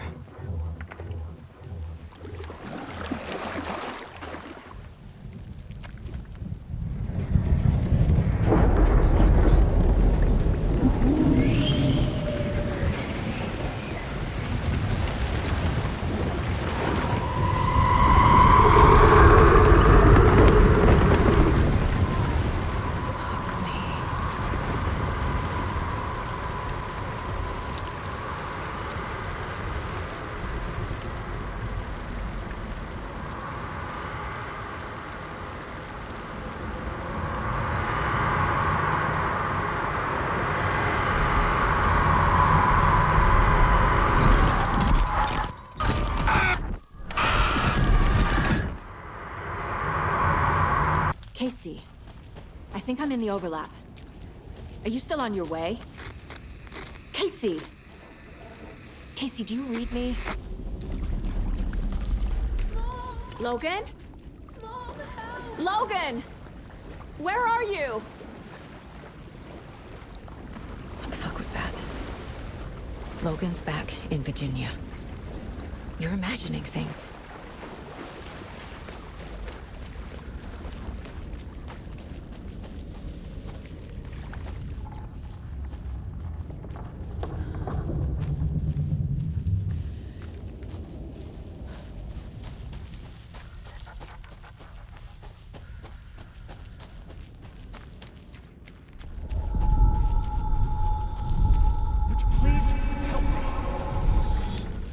What was that?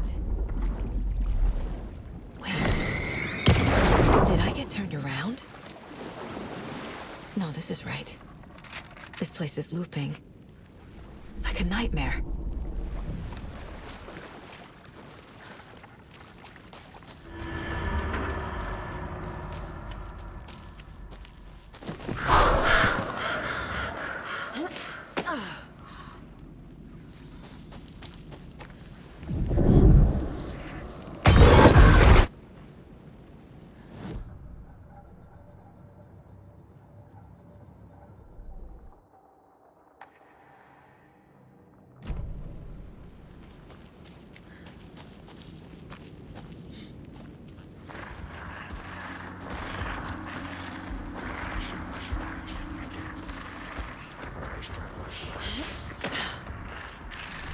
He's here. Nightingale. Trapped here. To escape. Danger. Who is that? It's like they're coming in over a bad signal.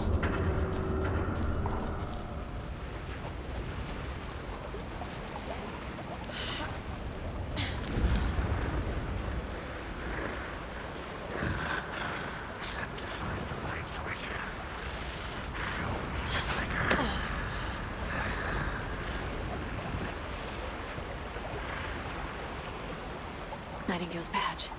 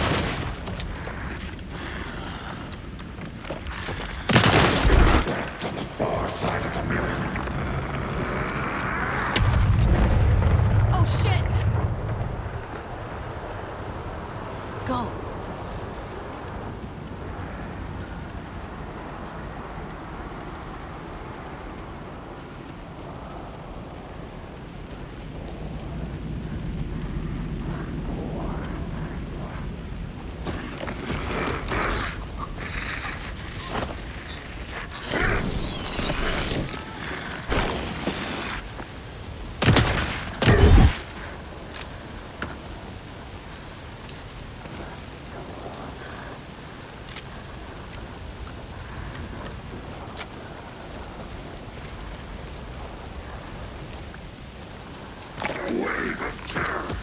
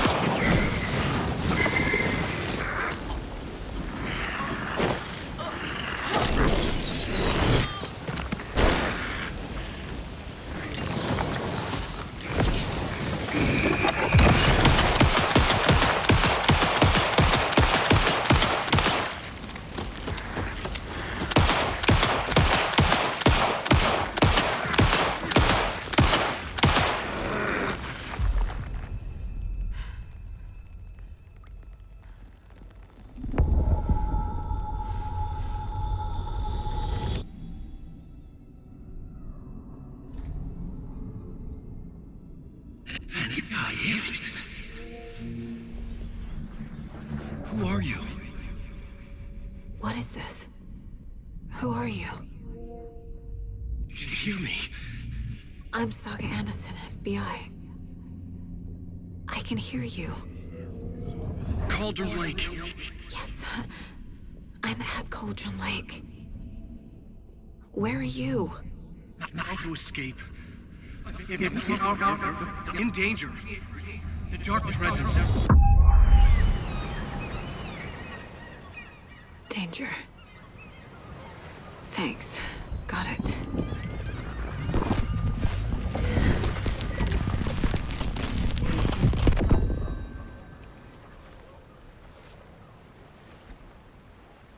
Hey!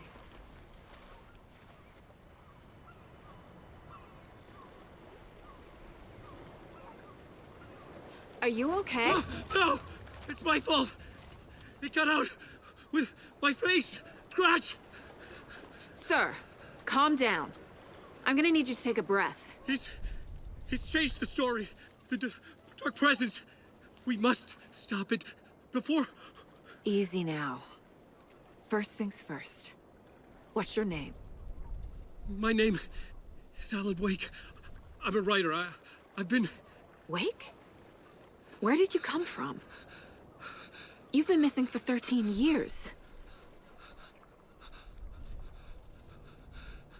13?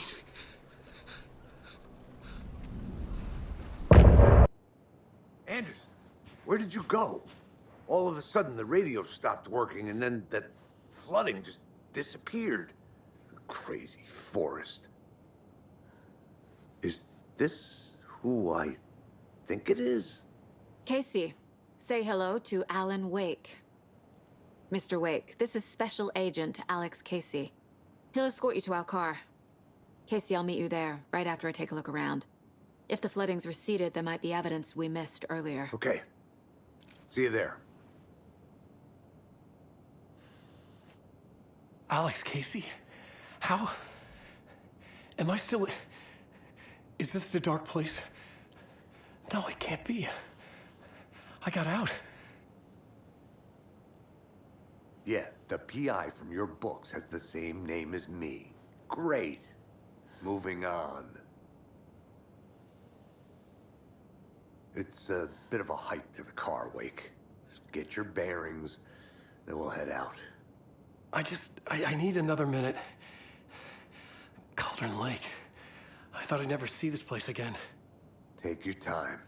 But you should know these woods aren't the safest. Yeah.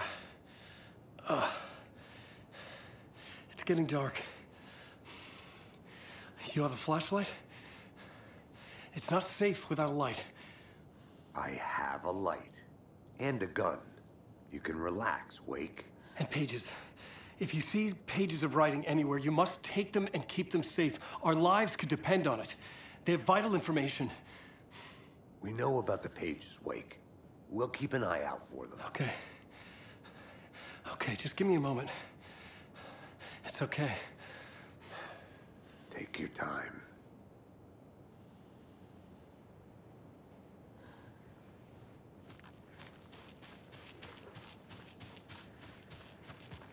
Should look around. With the flooding gone, could be further clues out there. The flooding disappeared very suddenly. I wonder if there's any connection to the overlap. To Nightingale.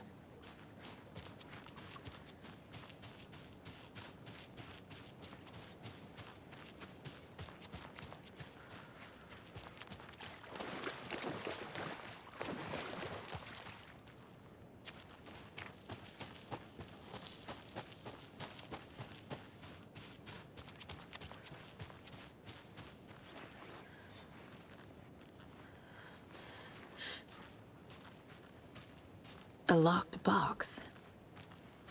Is that the cult of the tree symbol on it?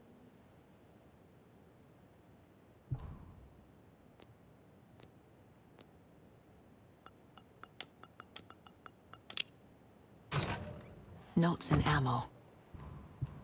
Looks like they're tools of the trade. The cult doesn't see their victims as people.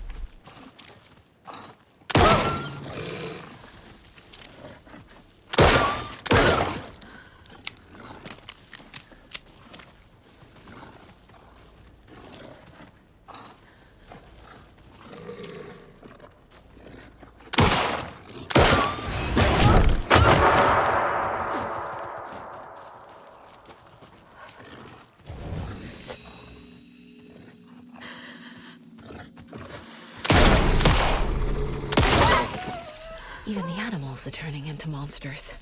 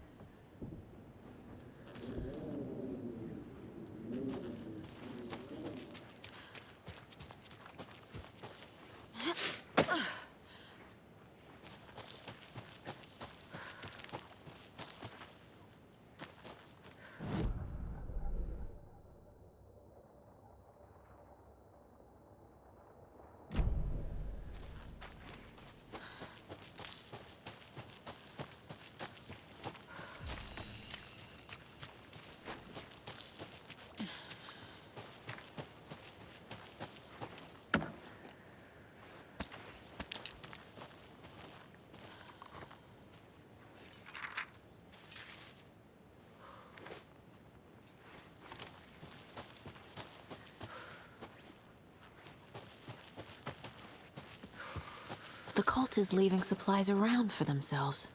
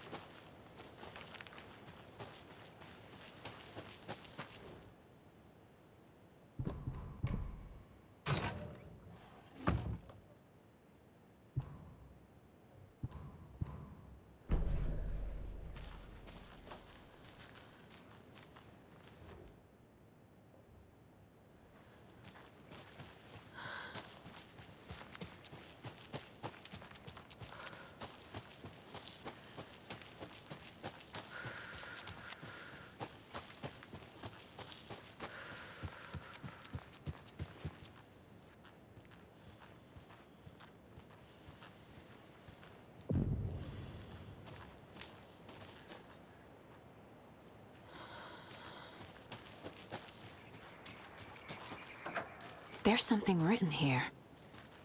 A poem? Or a riddle? A little clothespin doll. Perfect weird souvenir for Logan. Reminds me of the nursery rhymes I read to Logan when she was little.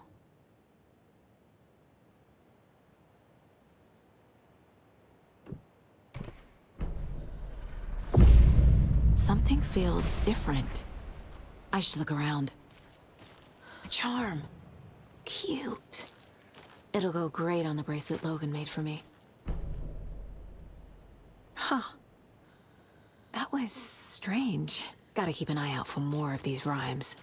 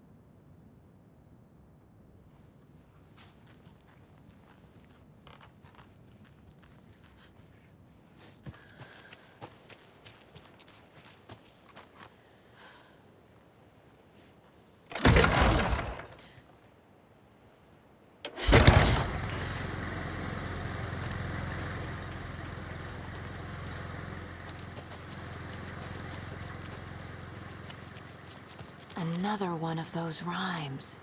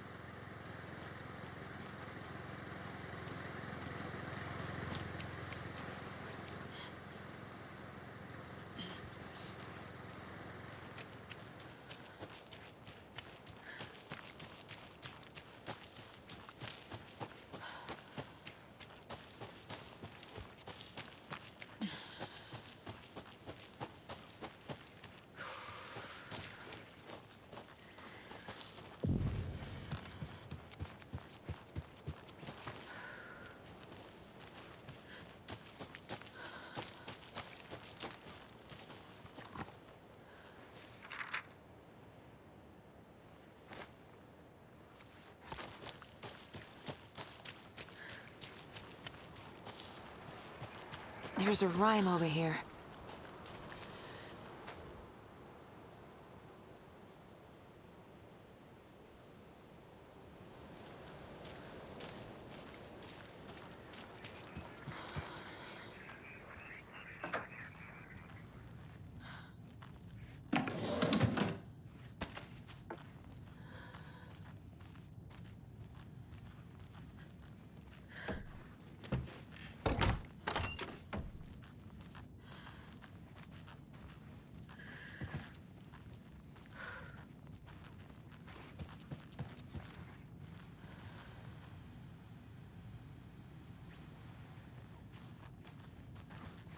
You were a handsome deer.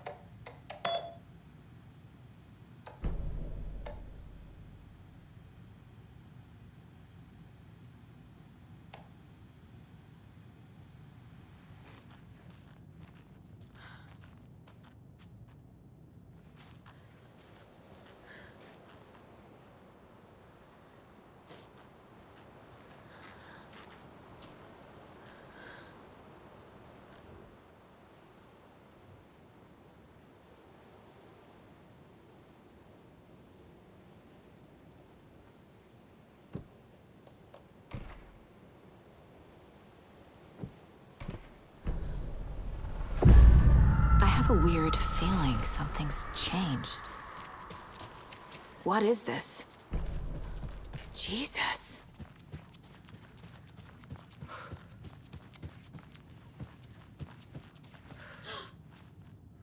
Another charm for my bracelet.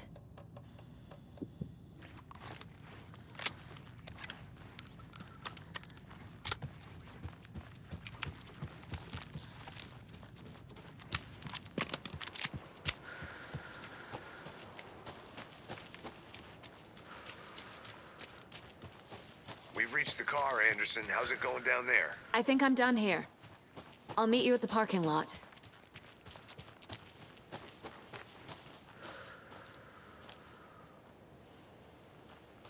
More of those kids' lunchboxes.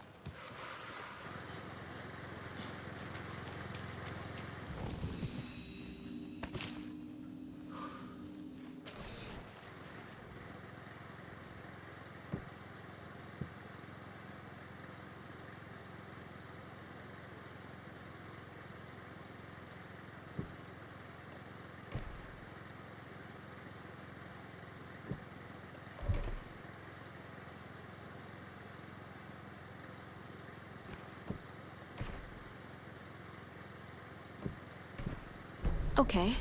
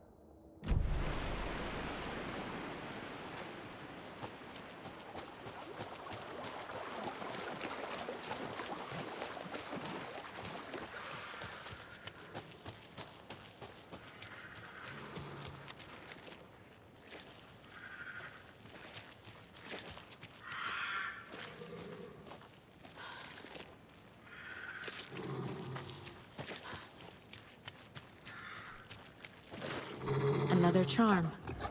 Good thing Logan made me this bracelet.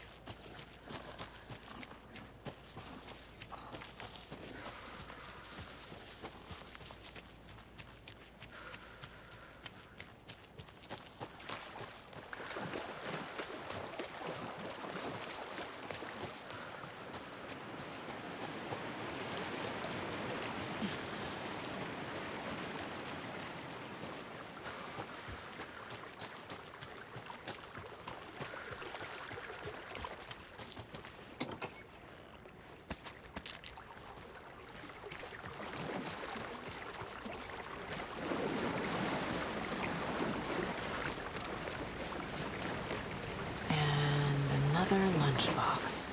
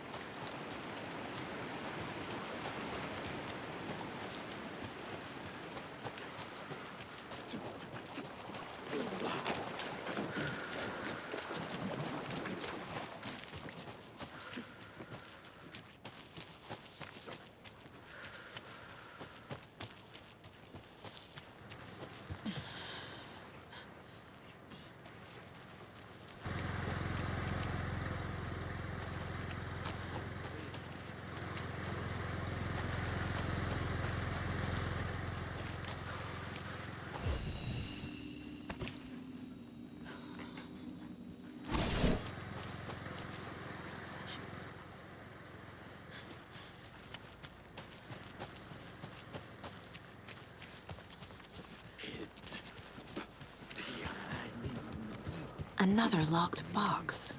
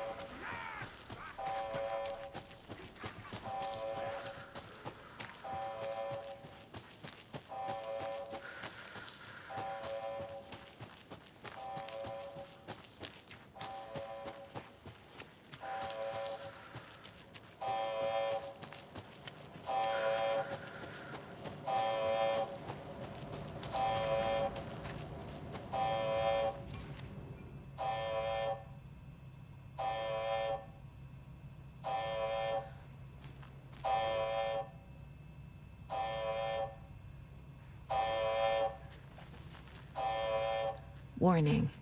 Activity detected. AWE. Event in progress. Cauldron Lake. What's an AWE? Casey, what exactly does the FBC do? After New York, when I started looking for our friend here, their name came up. I pushed them for any files they had on him, but got stonewalled. They have a reputation of showing up for weird shit. They have a presence here, and now we find our writer. How about that?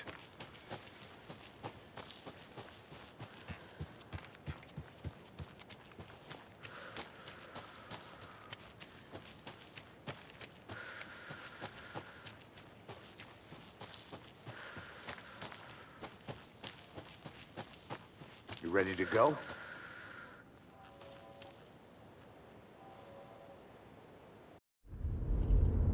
Mr. Wake, we're taking you back to our field office in Bright Falls.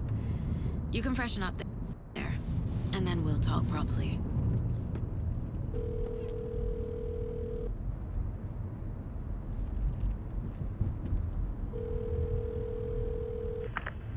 Hey, Mom. Before you say anything, I'm totally fine. Don't freak out. Dad shouldn't have even texted you. Logan? No one texted me. What's going on? I'm totally fine. I slipped, that's all. God, it's not the end of the world. Put your father on the phone. Okay. Dad, it's Mom. Don't worry, hon.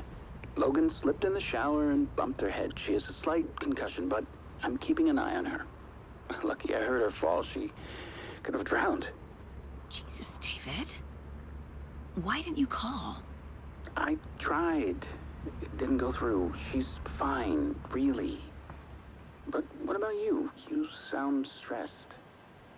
No, it's, just weird case, that's all. Well, if you need a hint, my years of board game victories tell me Colonel Mustard did it. I'll keep an eye out for him. Love you, Dave. Love you too, honey. Want to say bye to Logan? Just tell her I love her. Bye for now.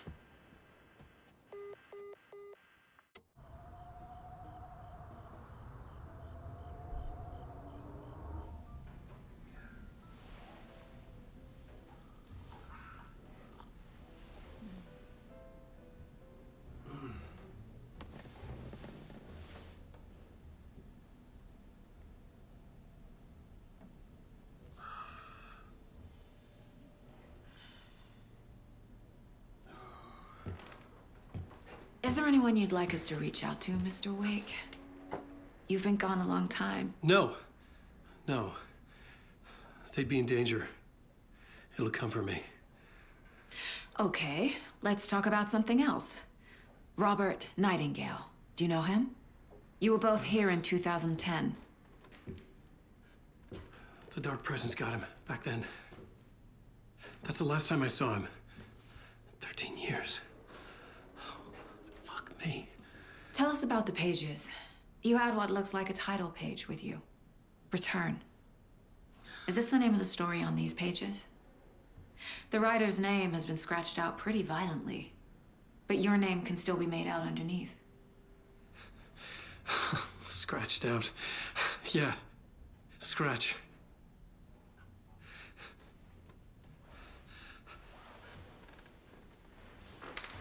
Did you write these pages, Mr. Wake? I'm trying to remember. It's a crazy jumble, like a nightmare. It doesn't make sense.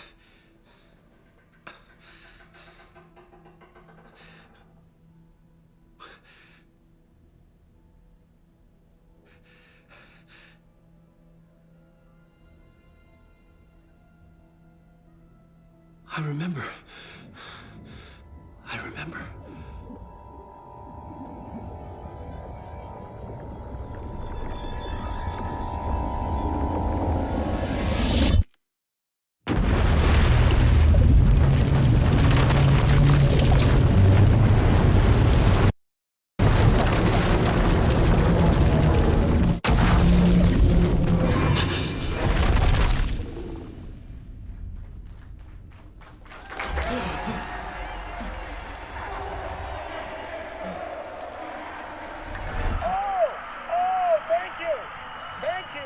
Thank you. Welcome. We have a great show for you here tonight. Alan Wake is here. Alan Wake, one of my all-time favorite writers and guests on the show. He's here to talk about his latest book. And as usual, our house band, Old Gods of Asgard, is here. Take it away, you crazy Vikings! Was I on a talk show tonight? Waking up in places with no memory of how I'd gotten there. It was out of control. I didn't need another mugshot in the fucking tabloids. Had I already done the show? Was that a recording?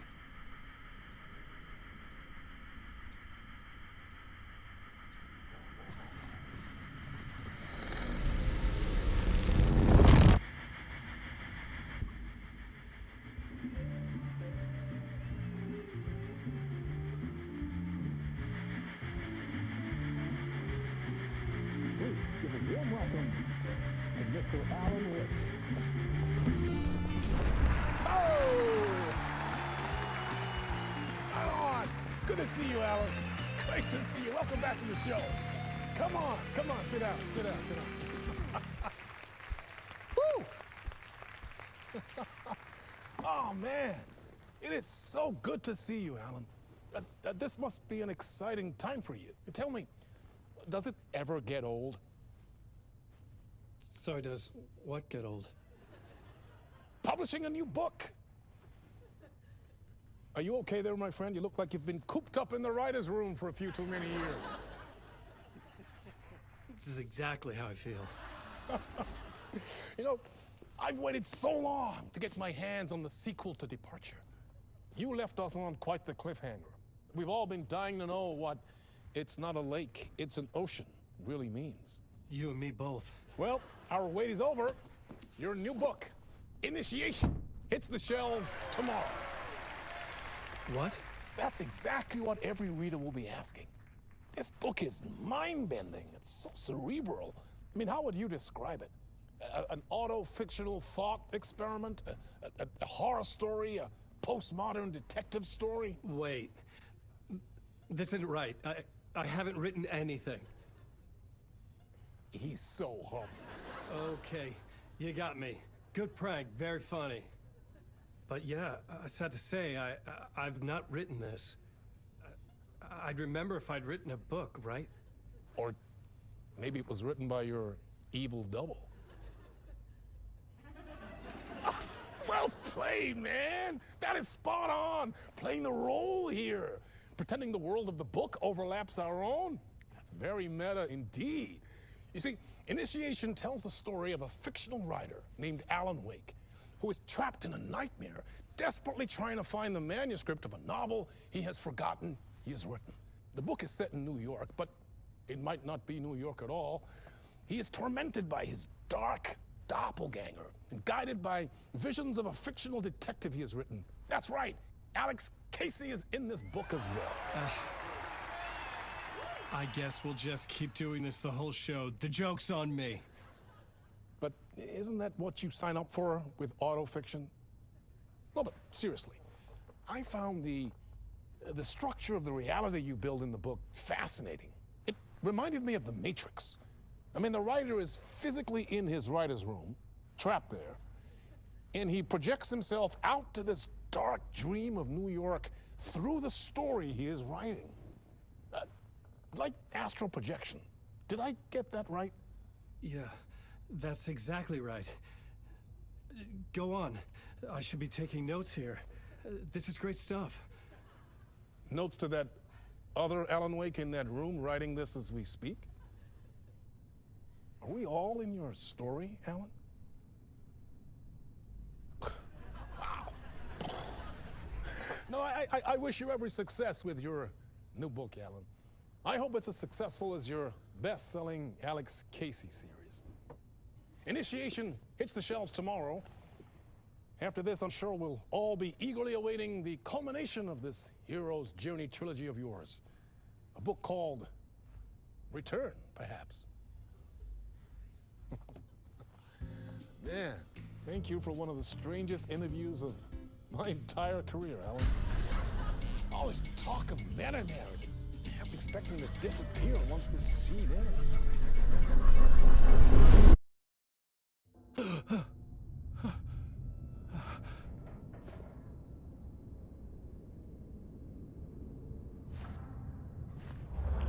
Hello? I'm losing it. Something's not right here. I needed to get home. To Alice.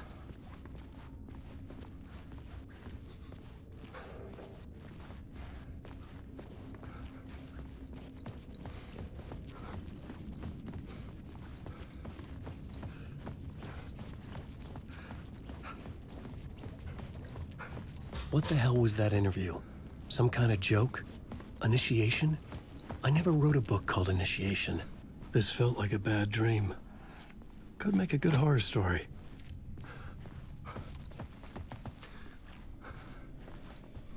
Old Gods of Asgard. That name sounded familiar.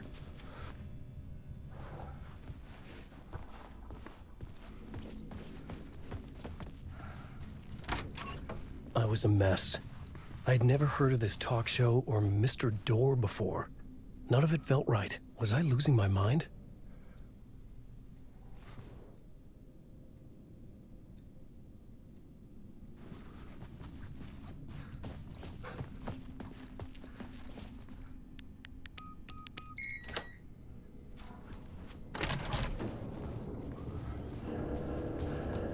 There was something here.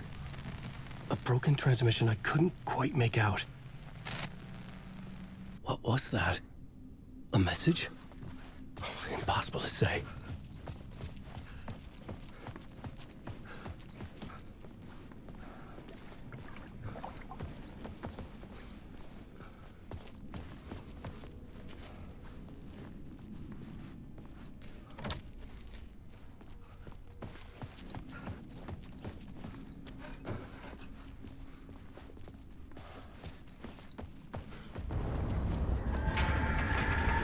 There was something in the studio with me. I had to get out.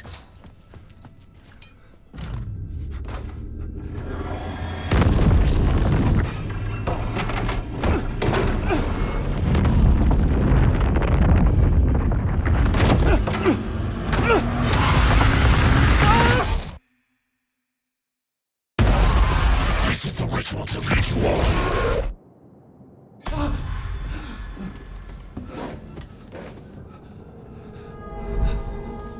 Waking up from the nightmare, I felt like a drowning man gasping for air. This place felt familiar. A ghost of a memory surfaced, about riding here for countless days.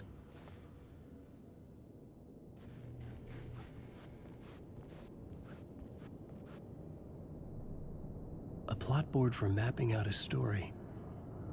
On the index cards, the nightmare that just happened to me. A summary of the story so far. But other notes as well. Warnings. I had written them. I couldn't remember what it all meant. The name Scratch filled me with dread. I could trust these words. I had to act on them.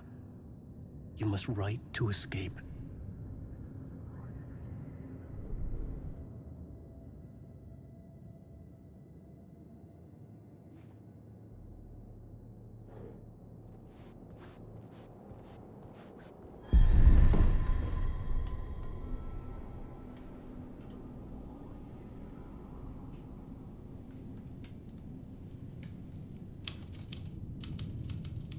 I didn't remember much, but I knew my thoughts and ideas could manifest as reality in this dark place.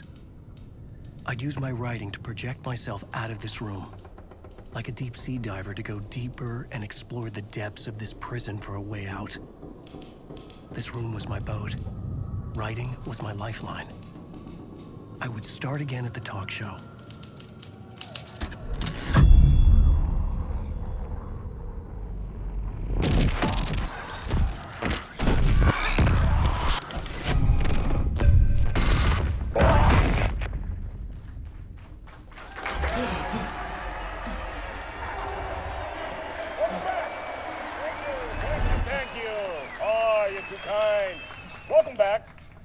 We have a great show for you here tonight. A real treat for all you Alex Casey fans out there. Alex Casey himself is here tonight. That's right. Sam Lake, ladies and gentlemen, the actor who has given his face to the famous detective in the film series. And of course, we have Alan Wake here, the best-selling writer the books the films are based on. Let's do this!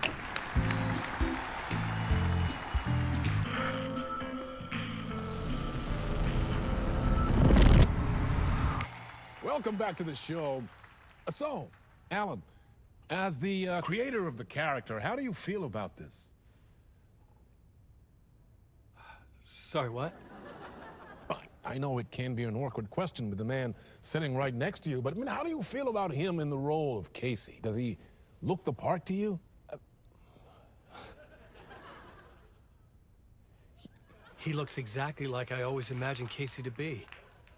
It's uncanny. Thank you. That means so much to me. I'm a huge fan of your books.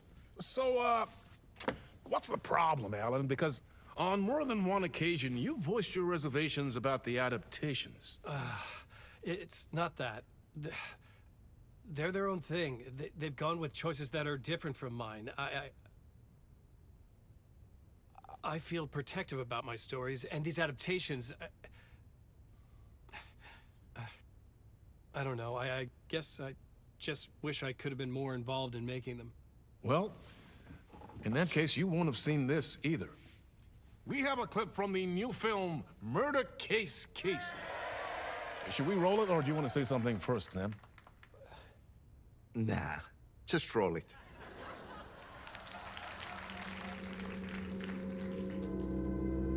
This city was an old scar that refused to heal. The rain made it fester.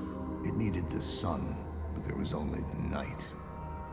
I was tired. Insomnia covered me like a plastic film.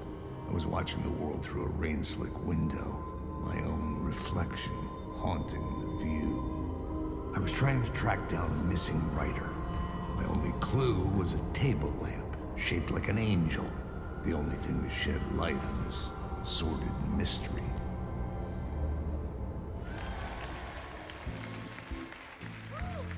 That's great! Murder Case Casey! Great job, Sam. Very exciting and very meta. I'm looking forward to seeing more. Wait, stop. What was that about a writer? About a lamp?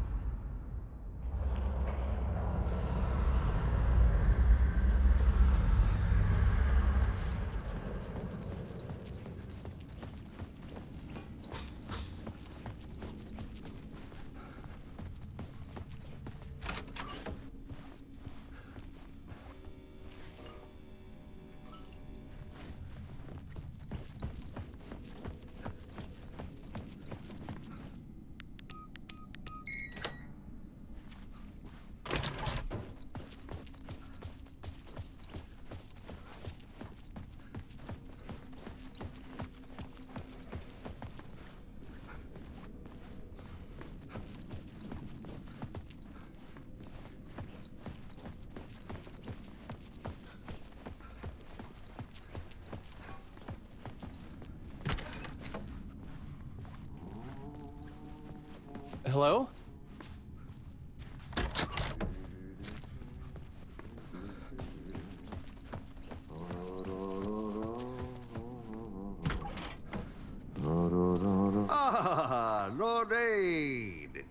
you are, Tom. Oh, not so much evil that not a bit of good as well. Not one without the other. Good to see you. Hey, I can't seem to find my way out of here. Can you point me to the exit? No totta helvetissä. Of course, Tom. The work will instruct its maker. I was gonna get something from the basement for you, but you can get it yourself now. The more cooks, the worse the soup. Have we met before? Are you trapped in the dark place too? You remember Ahti, the janitor. You can't be lost if you don't worry about where you are headed. So don't worry, Tom. The sun will shine even into a heap of twigs. Just remember to turn on the lights. It won't take long when you get to work. What do you want me to get from the basement? And my name's Alan, not Tom. Ja, mutta katsoppa, a man, but a man with a tool makes two, Tom. Eikö niin? And a man with a tool can build his own exit. It's in a shoebox, in the basement where you left it. Safe as in the Lord's purse. Here's the key.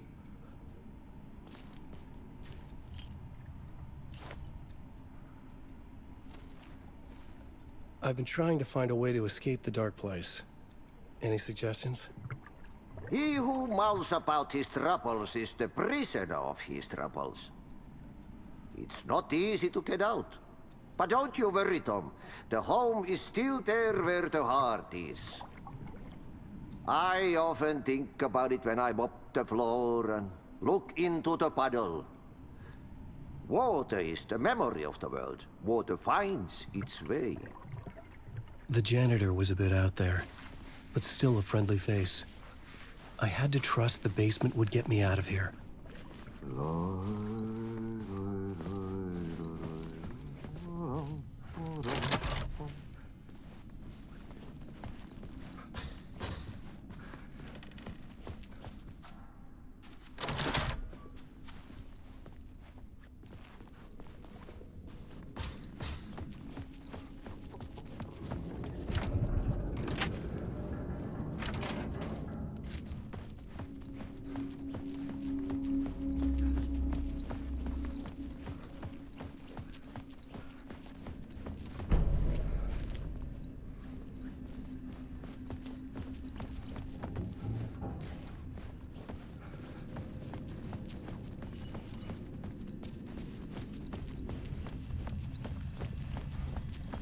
An old lamp in a shoebox.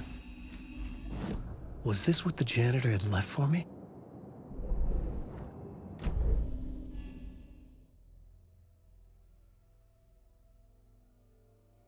The lamp felt significant. A tool for bringing light to the darkness.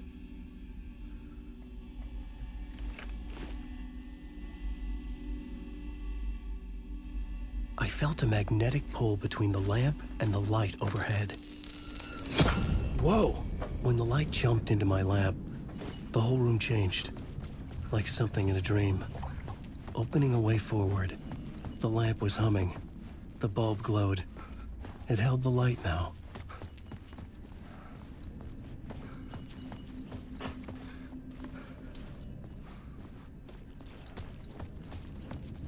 I felt another surge from the lamp. The glow in the lamp went out, shifting the light in the room. The light carved out something new from the darkness.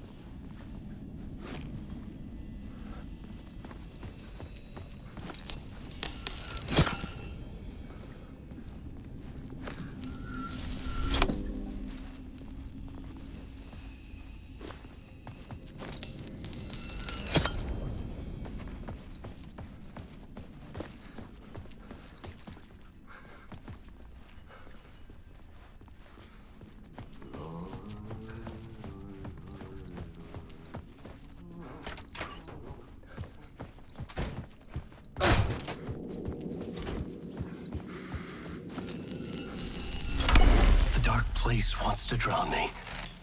I'm losing myself. I have to fight it. I have to remember. The clicker. The light switch. I lost it, but I have the lamp now. The lamp the switch was cut from. This place is a nightmare. Not real, and yet more real than anything. The danger and the horror are real. It feeds off my mind, twisting whatever it takes into psychotic reality. I'm trapped here. I write to escape. I've tried this many times, written countless stories, forgotten how many. I keep failing, but I must keep trying. I use the story to dive deeper. Every word I write is a step forward on this spiral in the darkness. I dive to the bottom to find the answer, the map, and the key, and the compass. It's combined to form a door leading out. But how do you open a door that's not a door? At the bottom of an ocean that's not an ocean, and a lake that's not a lake.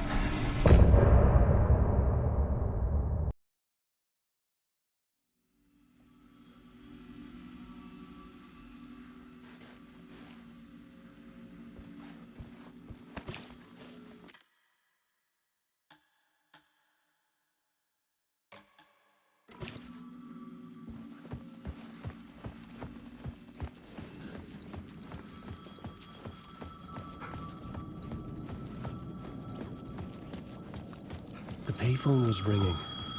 Somehow I knew the call was for me.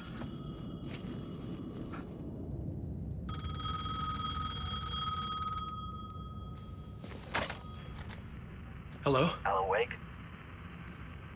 Yes. Do you know who I am? No? Who is this? We'll get to that later. There are spies all over. Shadows. A sense of déjà vu washed over me. Had I had this conversation before? Alan, listen to me carefully.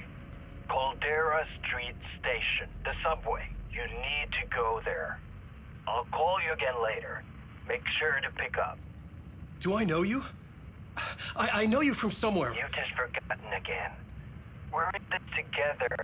Don't worry. I got you now. We've been working great. I'm losing you. Hello? Hello?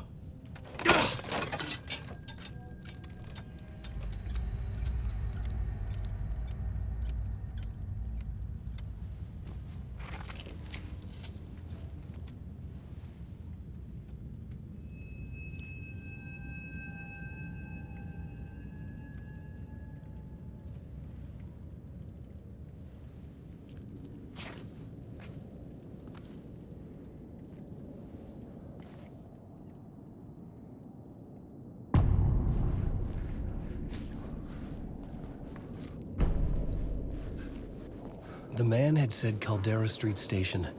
I had to go there.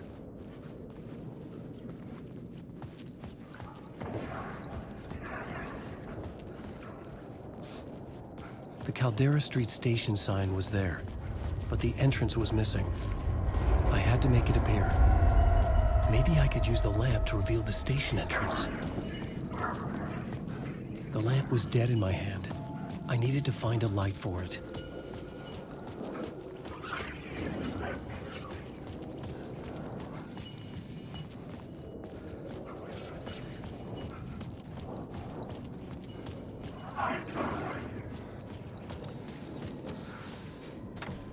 It could not be opened on this side.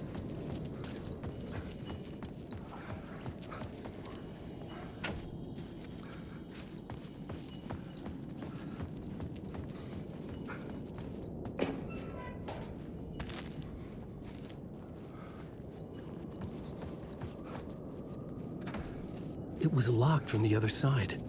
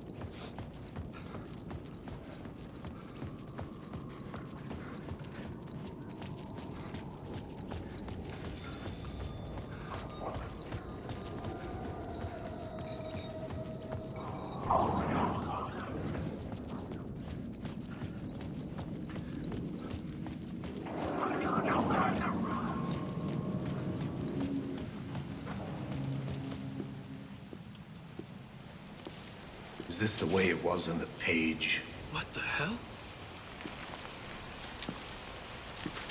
Oh, hey.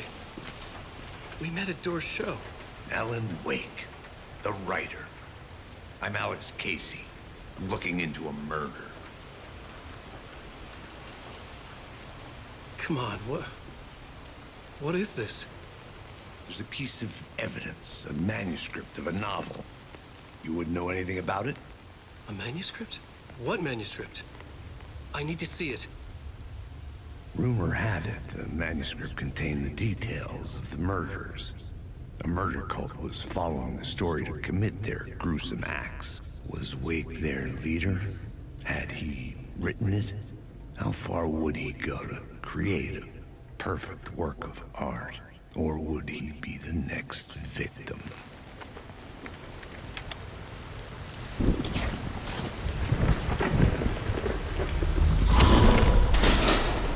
Stay here. No, wait! I need a gun! No chance.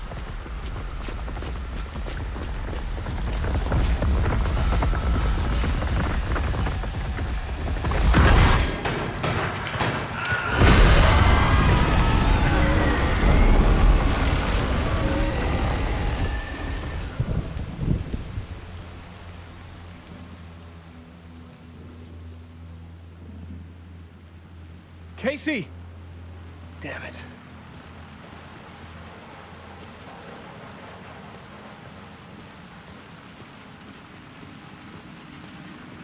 I remember dying in this alley in a dream I had. He was just gonna keep killing me here, loop by loop. You're not gonna get what you want. You think you know. You know shit. You don't really want to know. You're gonna get what's coming to you.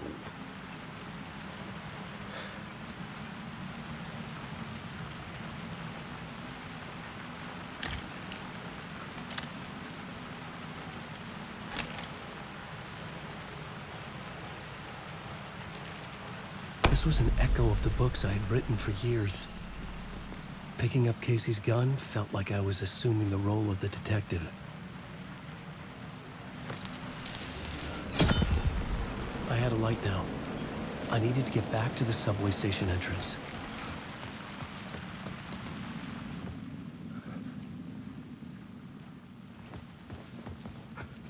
There was something hidden here, a phrase repeated over and over. The words resonated with meaning. Had I written this?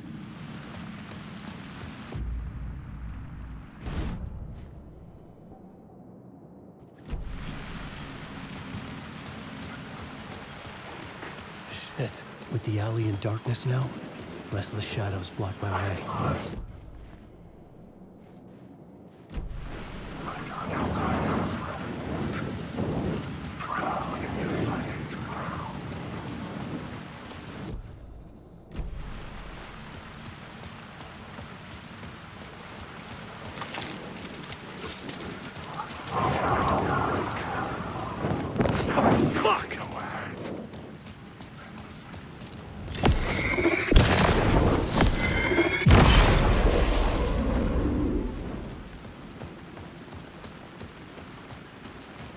Use the light to open the subway entrance now.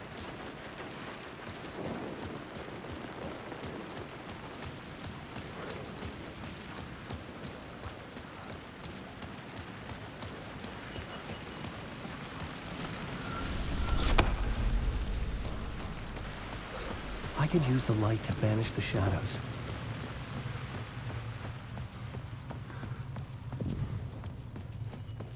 I needed to find another light to go deeper inside.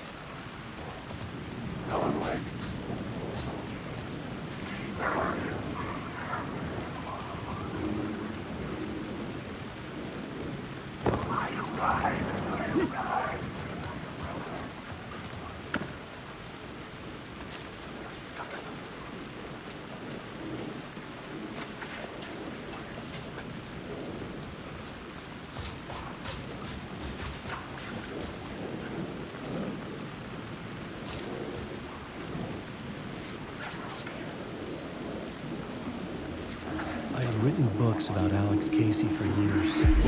Rain tried to wash away the sins of this city.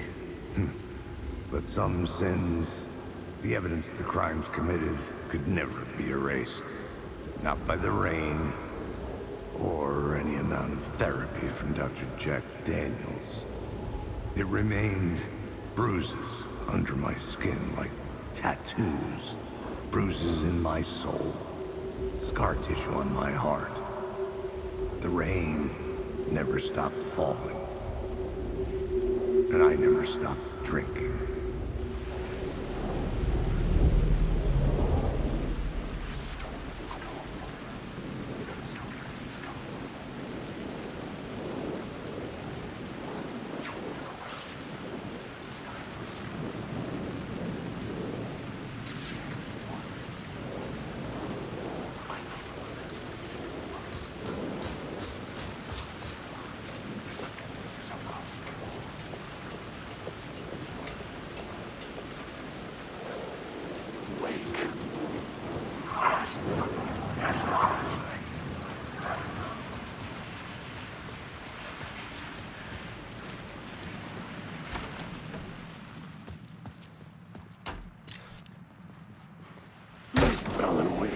Careful now.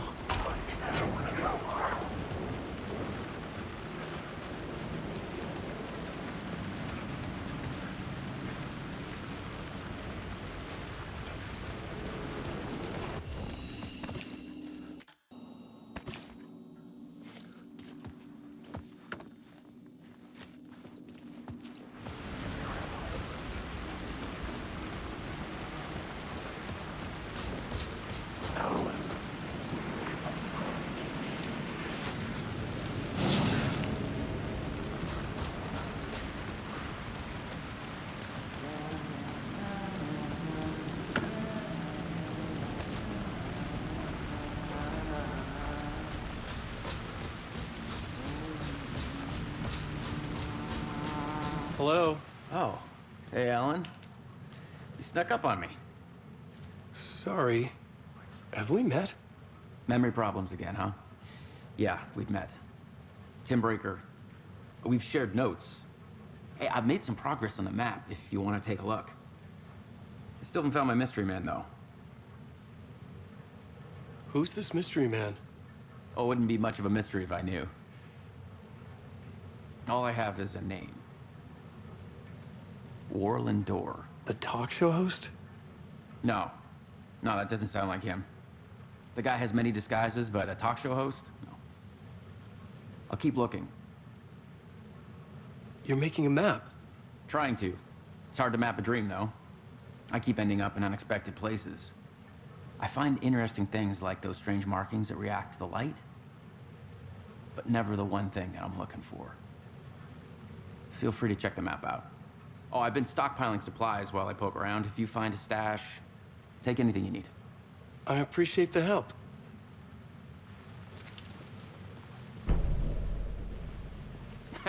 Oh, that's my crazy wall. I'm just trying to make sense of things. Don't judge me. I'll trade you walls any day.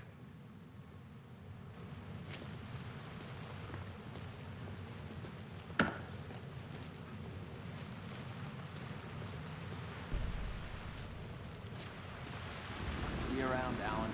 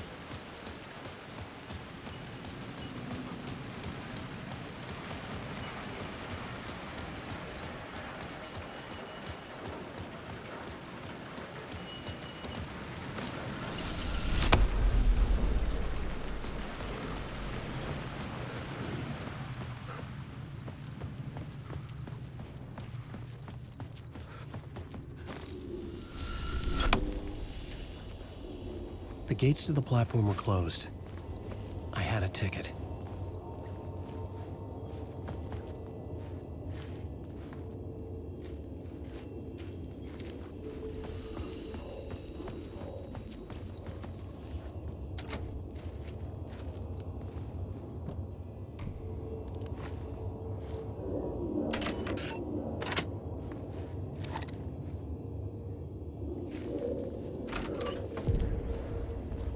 Something about the station platform felt significant.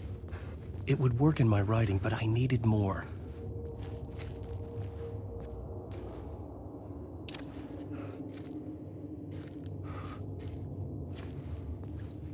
Something lingered here. A half-forgotten memory. An echo.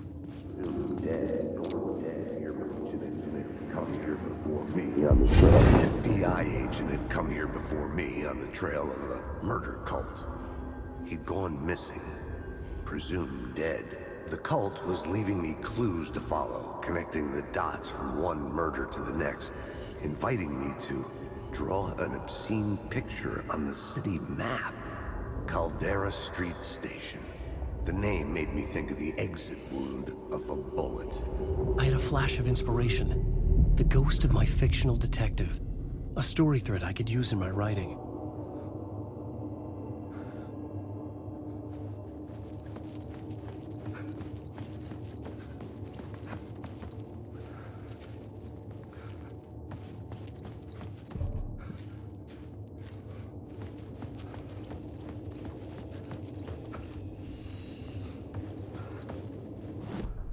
I had a location. I had a story thread. I would put them together, write them into my story to create a path deeper into the dark place. The dark place reacted to my story. The way into the tunnels was no longer blocked.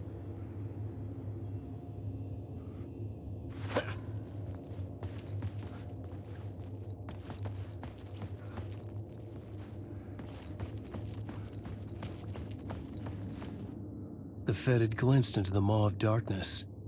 It swallowed him whole. The tracks led into the tunnel. That was my way forward.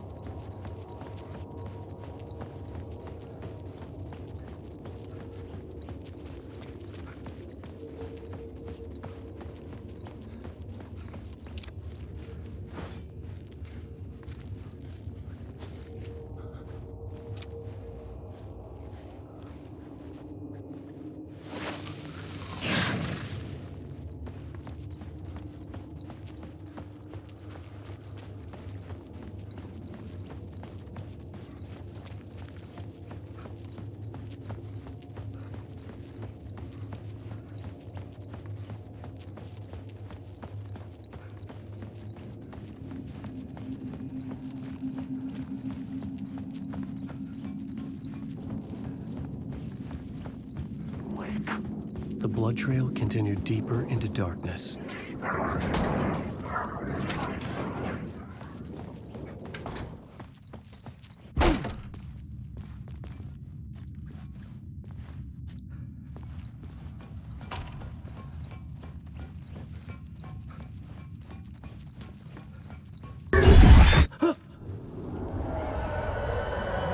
Shit.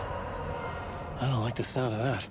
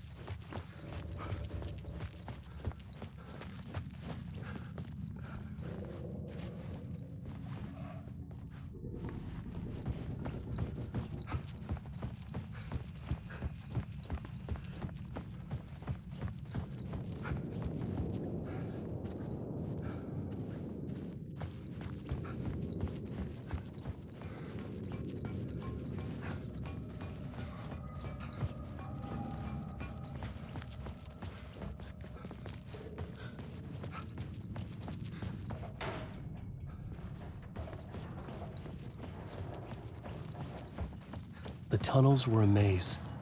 The blood trail led me on.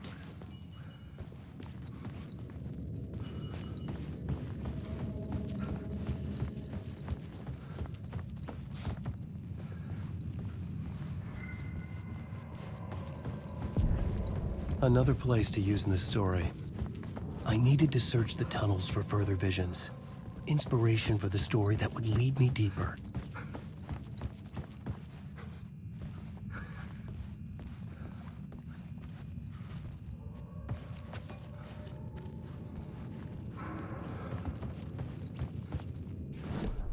I had a new location for the story. I couldn't add a new element from here. I'd have to go to the scene.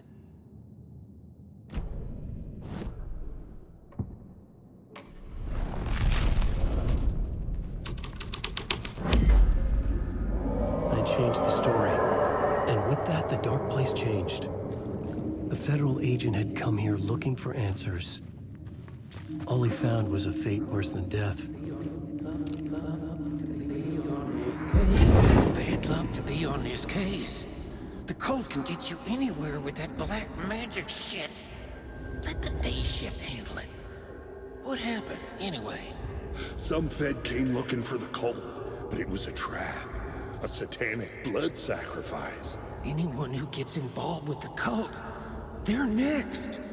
I heard their leader is this famous writer, Alan Wake. Their unholy motherfucking messiah. Sounds like a load of bull.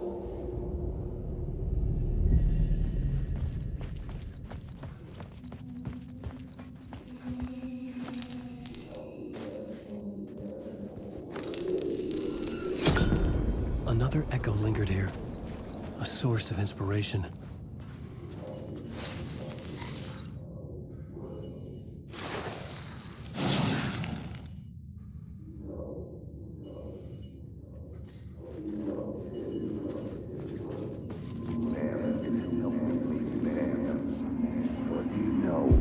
Word is, your research can help me, ma'am. What do you know? There's more than one urban legend about the Cult of the Word. The murder cult used these tunnels for their ritual sacrifices. They say the cult reenacted the murders in Alan Wake's crime books. But Wake was even involved somehow, under a false identity, Mr. Scratch, which is, of course, a nickname for the devil himself. It was disturbing finding myself in the story this way. But I was desperate, and it felt right for the story. Wake.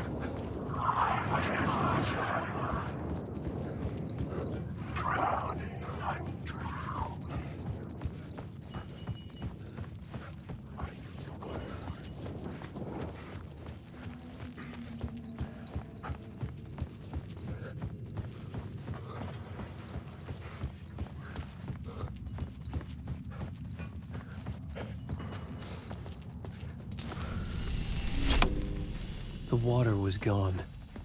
The way forward was open.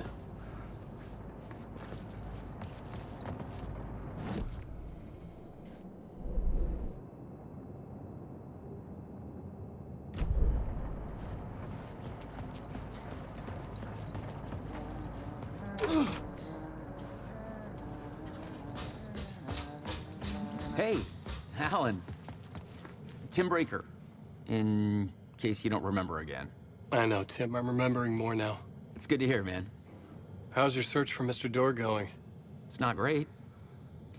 This dream we're in, putting a lot of roadblocks in my way. So you think this is a dream? I'm not ruling it out. You know, my dreams have always been incredibly vivid. They feel real until the second I wake up. In the dreams, I'm often someone else. A different person with a different name, living a different life in a different world. It's alternate realities, maybe. But certain things don't change. Like Door. The sketch you have does look like the Door I know. The talk show host. All I know is the Door has something to do with what's happening to me. And he knows that I know. He's like some sadistic mastermind torturing me.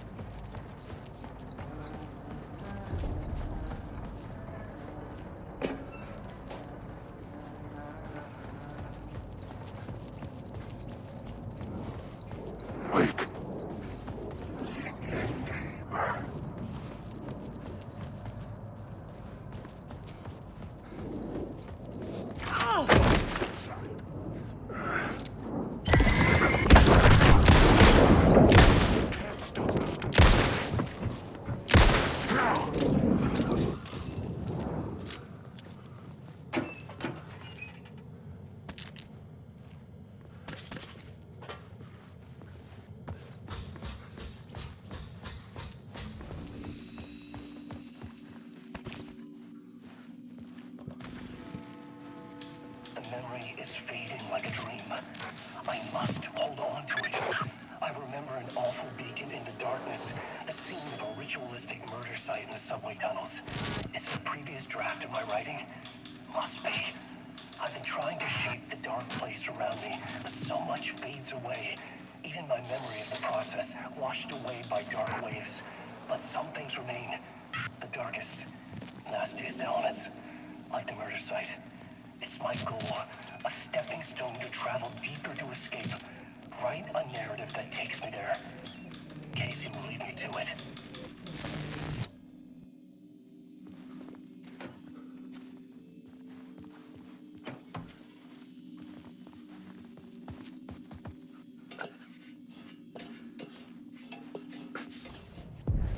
The train blocked my way forward, but it was here for a reason. It had a role to play.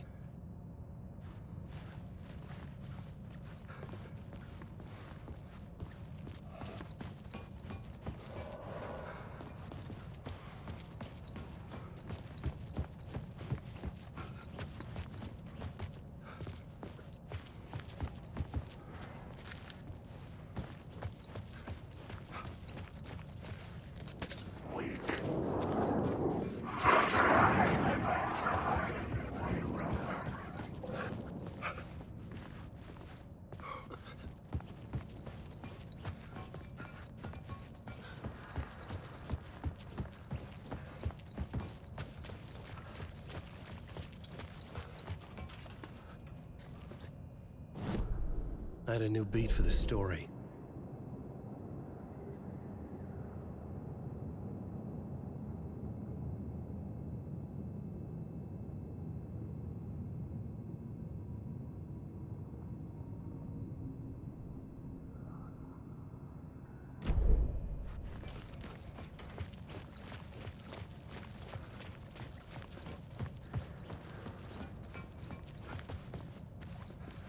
I should work this out on a plot board.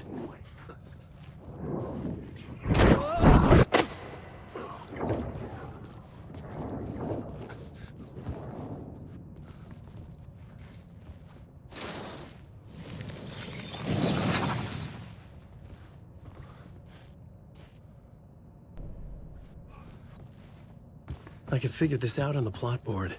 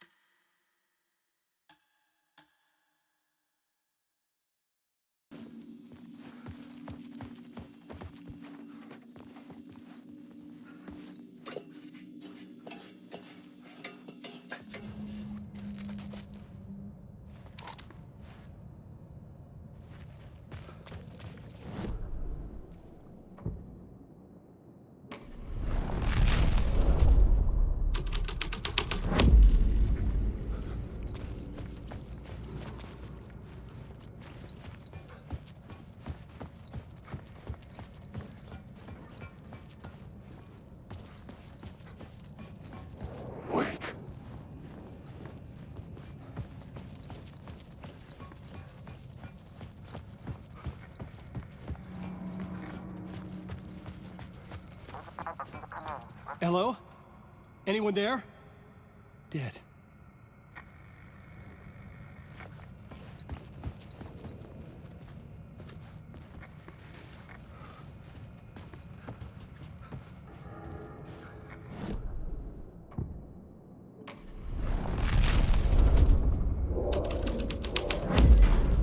The story was taking shape. The cult poured the gasoline over the train car. An iron cage that would soon become a coffin.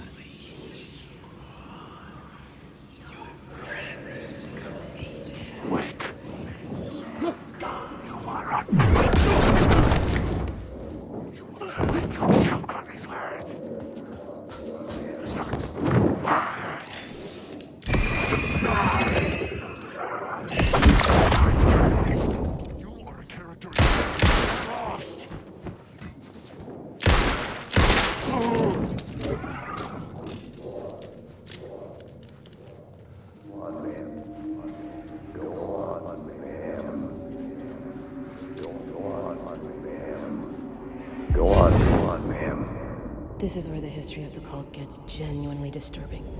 The cultists track down the torchbearers living in the tunnels. They lock the poor folks up in a derailed subway car, douse it in gasoline. Yeah. Charming. It turns into a bit of a ghost story after that. They say the dark smoke from the fire still roams the tunnels searching for new victims to devour. There are no happy endings in this city. The story thread felt important.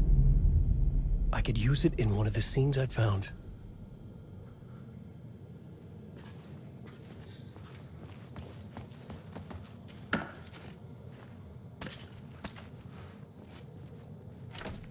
It could not be opened on the side.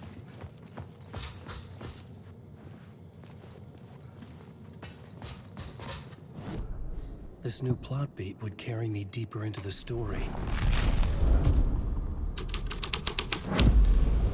A sick and twisted story.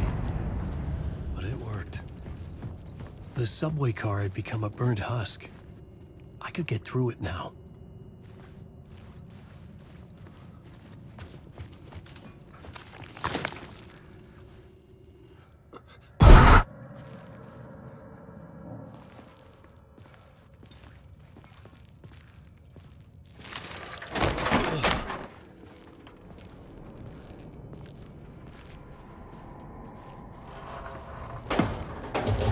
None of this was real.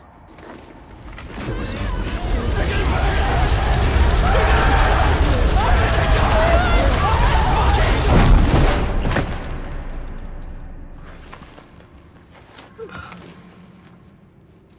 Fuck me.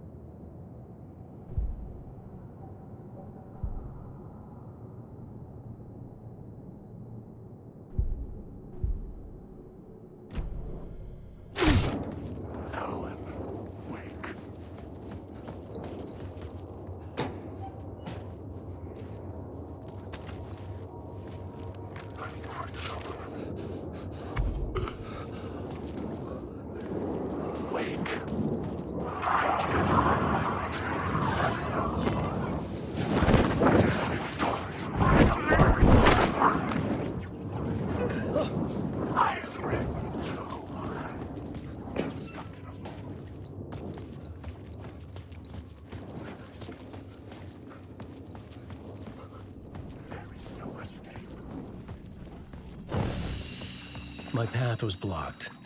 I had to find a way through. The lights would help me.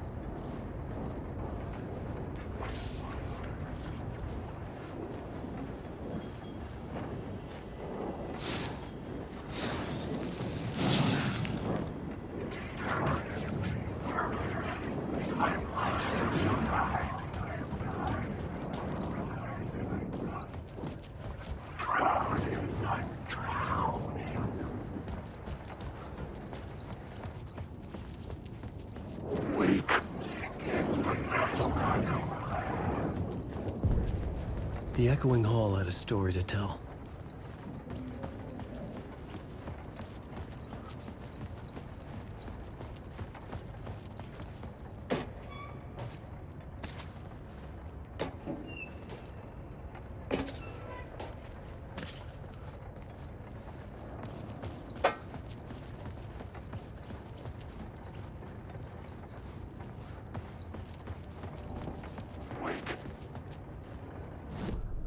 I had a new idea, a new story thread.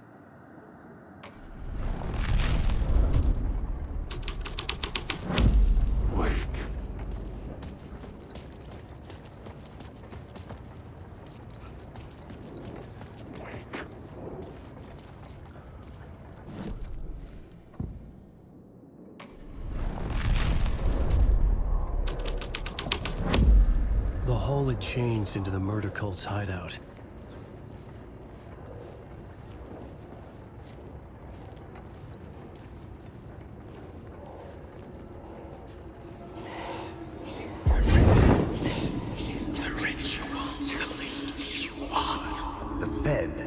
Something here that made him run scared.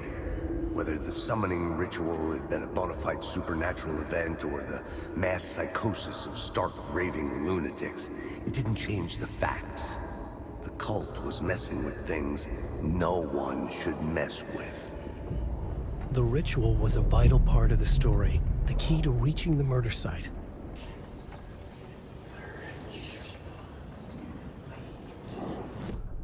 The new story beat fit the story perfectly.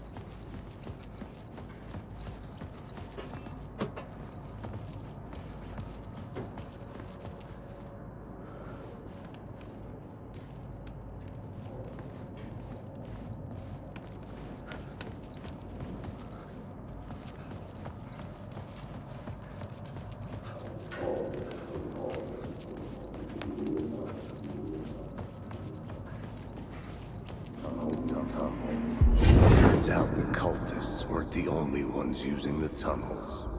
Hidden graffiti signs marked secret routes. I kept hearing whispers around burn barrels of an underground society of mystic outsiders with hidden knowledge. Typical New York. Wake!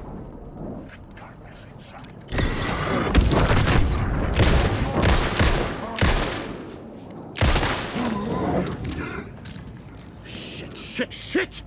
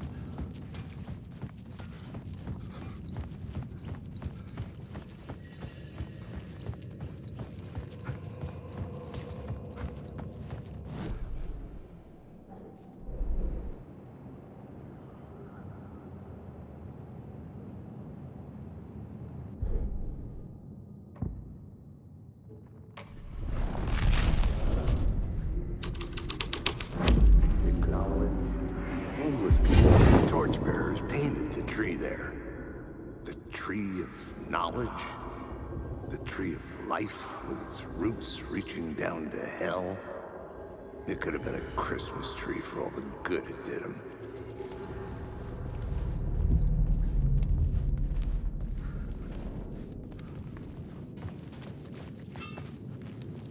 The drifters had scrawled their symbol on the wall.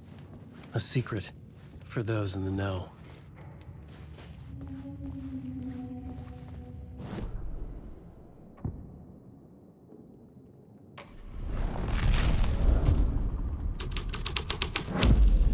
I was making my way deeper into the story. I could imagine this murder cult performing their macabre acts beyond the collapsed tunnel. The cultists laid the Casey novel onto the altar with reverence. Their twisted Bible.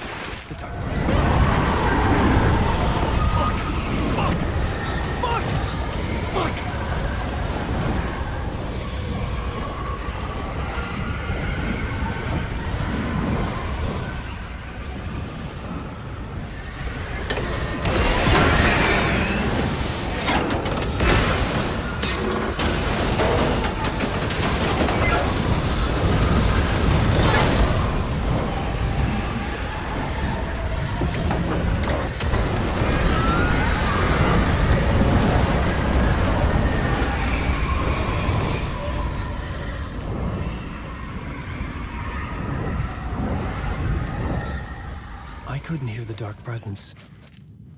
It was gone.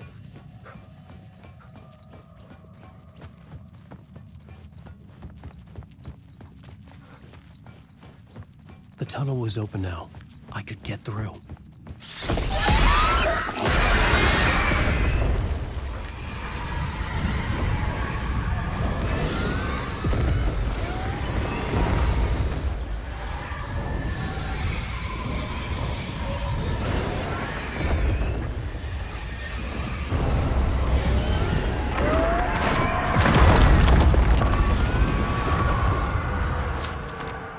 presence. I had seen it before. I remembered now.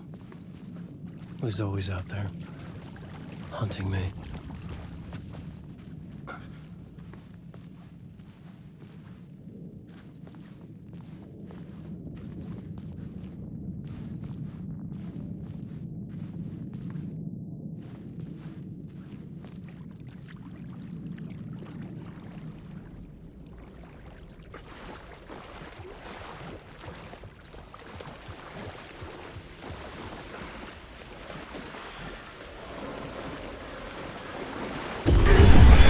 I had found the murder site.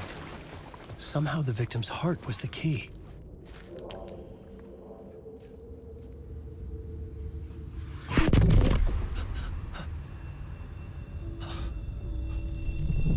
Something had shifted. I felt an overwhelming closeness to home. An FBI agent? Who are you? What is this? Who are you? She can hear me. I'm Saga Anderson, FBI. This is Alan Wake. I'm trapped here. The dark place. Under Cauldron Lake. Cauldron Lake. Where are you? I'm trying to escape. I'm making progress, but I'm in danger. The dark presence. Help me. Please, help me. I could sense it. I was closer to home. Had the woman in the vision helped me somehow? Something had changed. Outside. Parliament Tower. Where I'd lived with Alice. It was out there. Waiting for me.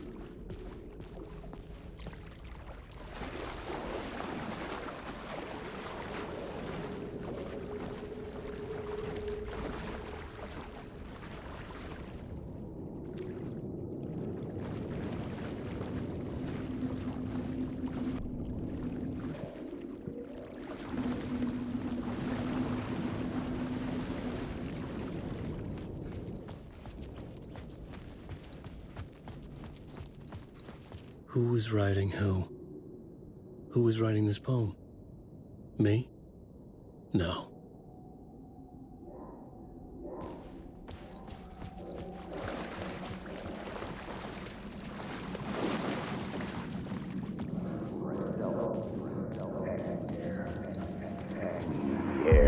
Stepping to the murder site, I'd felt it, hanging in the air. A meaning, the violent emotion of the act.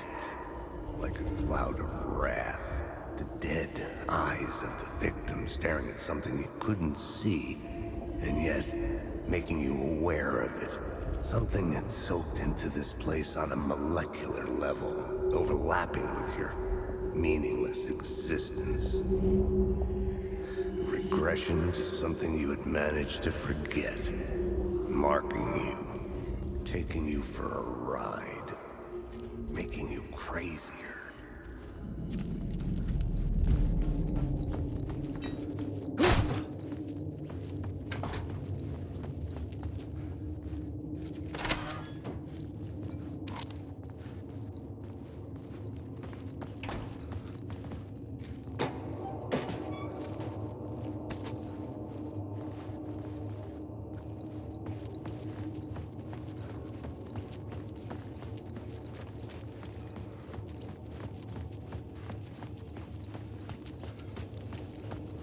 The station had changed.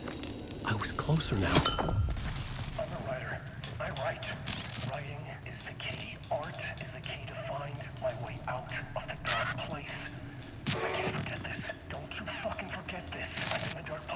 I'm outside time and space, outside reality. But this is real. A nightmare dimension, an ocean of darkness.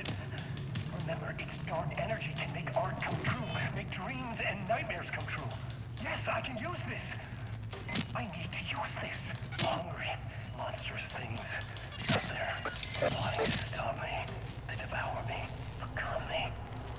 Oh no.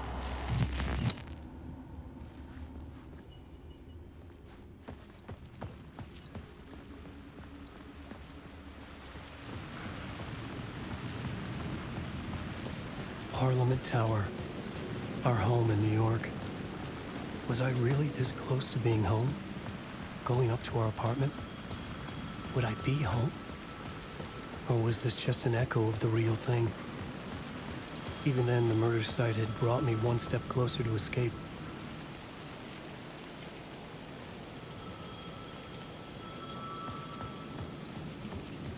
The payphone at the edge of the plaza was ringing again.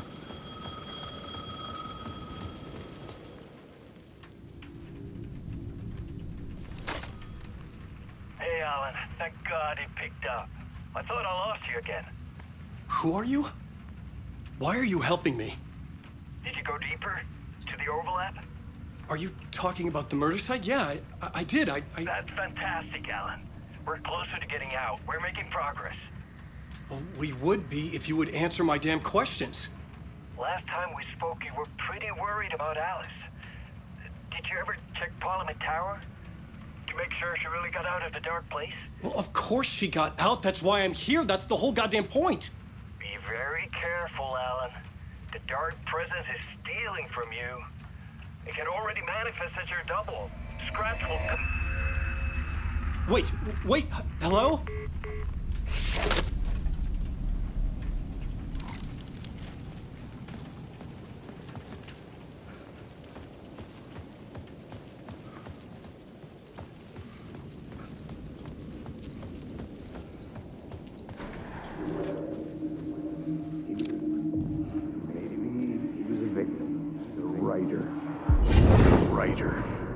Maybe he was a victim.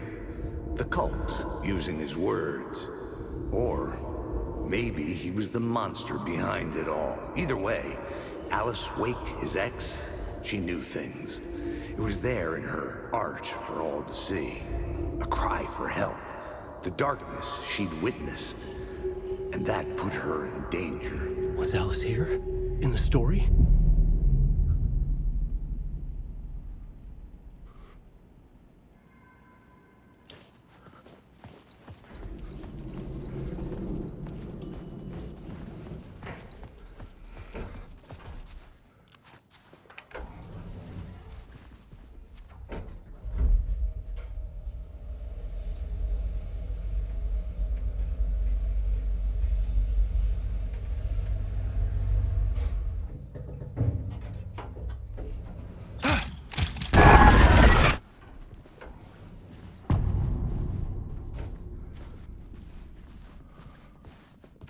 Alice is... Get out!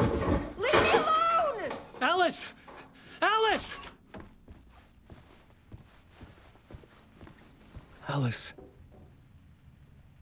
This is a photo of Scratch. How did Alice get this? Is he stalking her?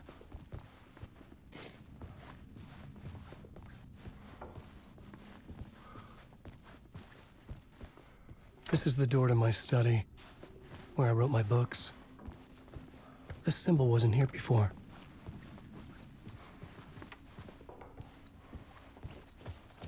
Alice's video camera. No memory card inside.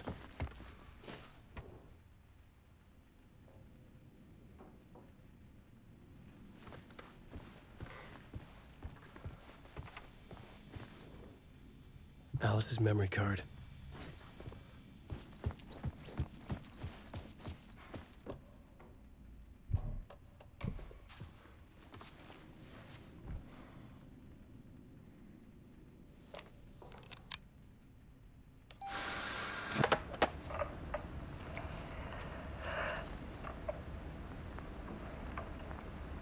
When I was younger, photography was everything to me.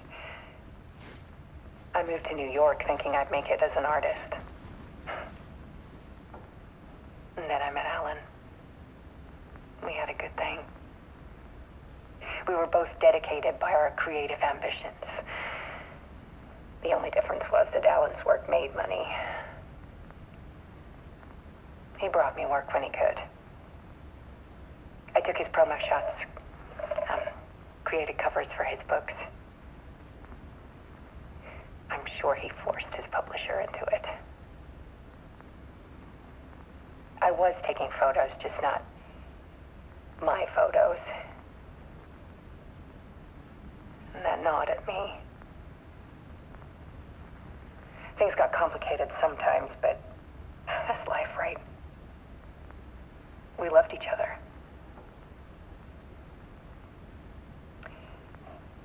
Then Alan hit a block. I brought out a meaner side of him. One I didn't like. I set up a trip to see a doctor in Washington. I didn't tell him until we got there. We argued. Things went wrong. And he was just gone. Drowned, allegedly. It's easy for people to think it was my fault. Hell, I do too sometimes.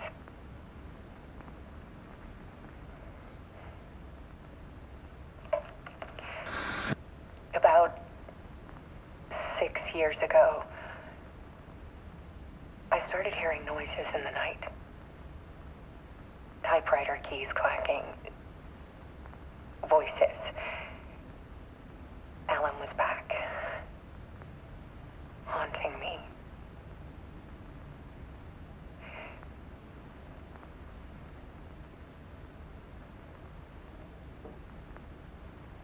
Then it got violent. It was Alan. And yet, it was a monster.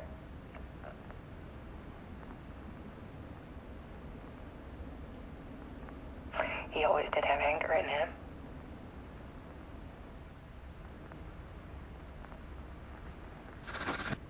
I set up cameras around the apartment with motion sensors and flashes. Now, when the monster comes, I turn it into art. My nightmares caught on film. And this is the focus of my new exhibition.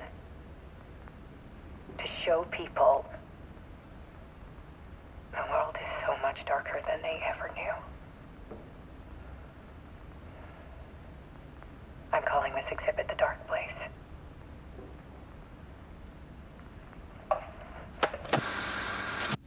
Alice. Scratch was terrorizing her. Why?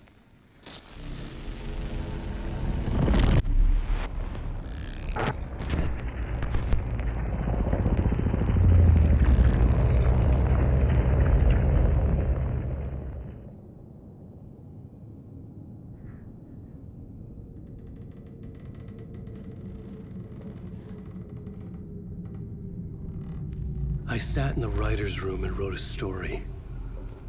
Initiation. To project myself through the dark place, to look for a way out. The story had brought me here, brought me nowhere. Looped me back. I was writing the story. And in the story, I now stepped into the writer's room. But there was no one here writing it.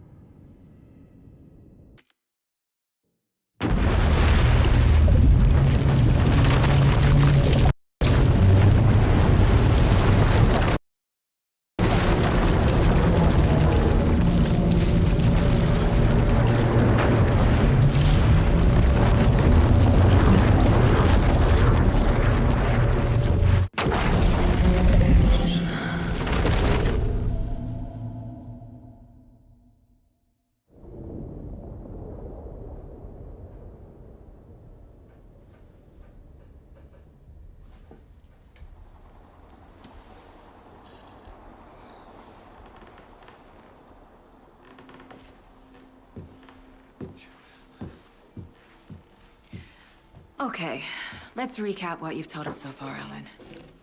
For the past 13 years, you've been trapped in a nightmare dimension called the Dark Place. Yeah. It's like New York, but it's not New York. And can be reached from the bottom of Cauldron Lake, but it's not really under the lake. And after all this time, you've managed to get out. Yeah. But so has your evil doppelganger. Mr. Scratch? Or is it the Dark Presence? Both. It's interchangeable. He's Scratch when he looks like me, but he can change into this other form. And Scratch, the Dark Presence, wants to rewrite the world in his own image. Which would be in your image, as he looks just like you. And turn the world into a fucking nightmare. During Deerfest, which is scheduled to take place in a couple of days. You got out of the Dark Place by writing a novel, the pages we've been finding. But your double edited it into a horror story that's now changing reality, taking over people, making them crazy, bringing the Dark Place to Bright Falls. Yes, fiction coming in contact with the Dark Place can change reality. The story is coming true, soaking into everything, like darkness when night falls. But last time This will be back in 2010. Yes, last time it didn't happen all at once. The story came true bit by bit as it unfolded. And that dark presence was still bound to the lake. I stopped it before it got the ending it wanted. Before it broke free. Based on that, there's still time. Which brings us to your magical light switch. The clicker. Magical doesn't quite cover it. Scratch wants it to bring about his ending. That can't happen. If I can get the clicker, I can send him back to the Dark Place, make all this shit go away.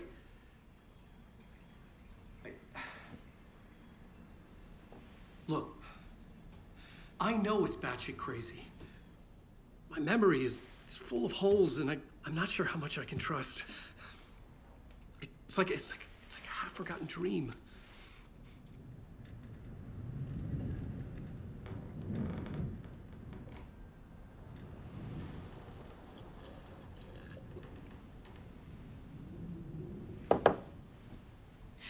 Mr. Wake, Alan, we've seen our share of batshit crazy in the past 24 hours. What I want to know is, why am I? Why are we written into the story? I think I saw you. Or a vision of you in the Dark Place. I think you helped me reach out and escape somehow. With that in the story, Scratch would have edited it to get to you. To hurt you. We are all in danger.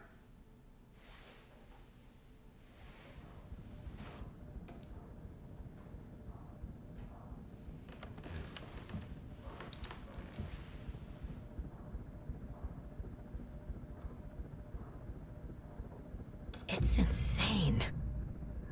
And there's so much of it. Have you ever heard of the Cult of the Tree? Creepy bunch. In the habit of wearing deer masks, performing murder rituals, victims turning into monsters possessed by darkness, possibly inspired by a horror story written by a certain author. Ring any bells? The cult. Yes. Yes. They have the clicker.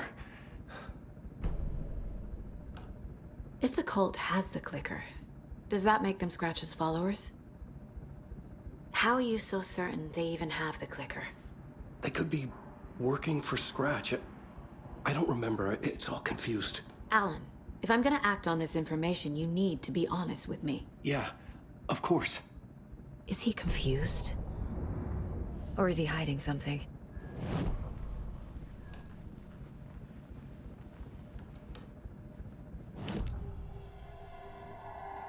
Wake said the cult has the clicker. How does he know? The writer is the reader. The next chapter, the next chapter, the next chapter. Keep the pages safe, the dark shining of the words. Wake is hiding pages. That's how he knows the cult has the clicker. Wake has a double. Mr. Scratch. Where is he now? A cloud of wrath wears my face. The dark place in your place. Scratching out my body of work. Scratch is here. In Washington. He's hunting Wake. Scratch looks just like Wake. Why? Don't wake up the dreamer if your life is a dream. I swam to the shore, but the water is rising. Wake and Scratch are clearly connected. Maybe Scratch got out because Wake did. Or vice versa.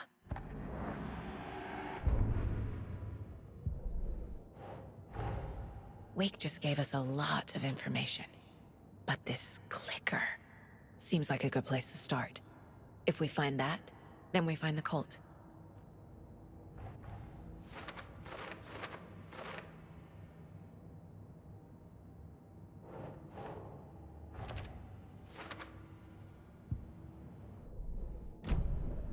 Okay, Mr. Wake. I know you have more pages of the manuscript on you. You don't understand how vital these pages are. They're the only way I can know what's coming. You're not the only one trying to solve this. This is our job. Okay. Here. Now, this is all I have. Be careful with them. Inside the trailer, at the outskirts of Watery, Saga had seen Wake's fabled clicker for the first time, in the hands of the Cult of the Tree. A cultist stared at her. She drew her weapon.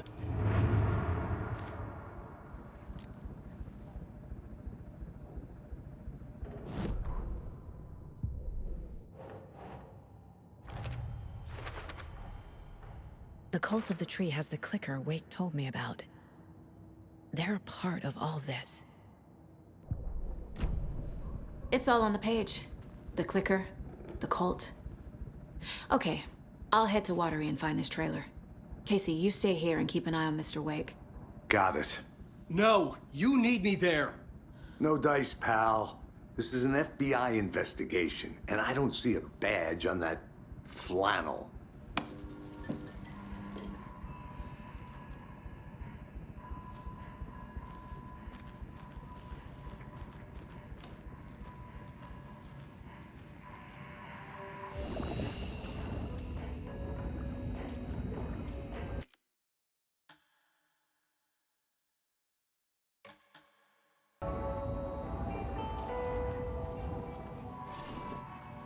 You wrote these pages in the dark place. So why are we finding them here? I think I wrote them up. I remember writing an endless amount of pages, but when this happened before, the pages were being sent from the dark place to help me. Maybe the same thing is happening here. That's all for now, Mr. Wake. Thank you for your cooperation.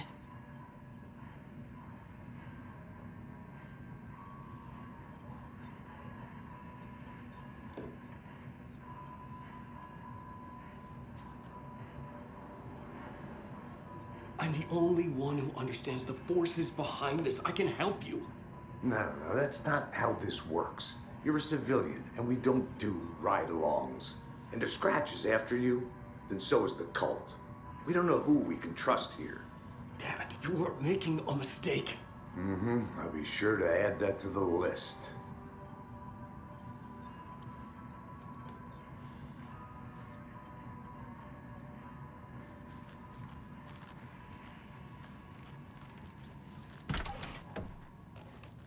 Hi, welcome.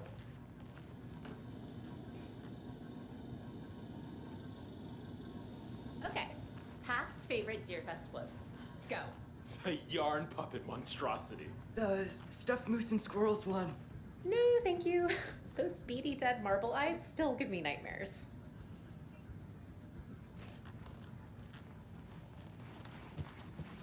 Hello, and welcome to Coffee World, voted Washington's best coffee-themed amusement park. All of our attractions are family-friendly and available to children of all ages, just like our coffee. So, Take a sip of our Oh Dear Diner organic coffee and let the adventure begin.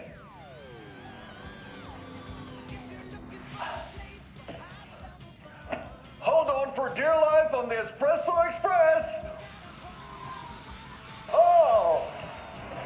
Soak in some local history at the Huatari Well, where 2 serial killers once hid the disemboweled bodies of their murder victims. It's not haunted. No. Come join Mocha Moose and the goats at our amusement park petting zoo. Just don't share your coffee with the goats. Seriously, stop feeding our goats coffee. Seriously, it's not amusing. Take in amazing views from the Slow Roaster Ferris wheel. I can almost see the Warrior Lighthouse trailer park. This is so much fun. And finish off at our beautiful gift shop where seniors and children under 10 receive a 9% discount on keychains and propane tanks. Welcome to Coffee World. We guarantee you'll have a great time.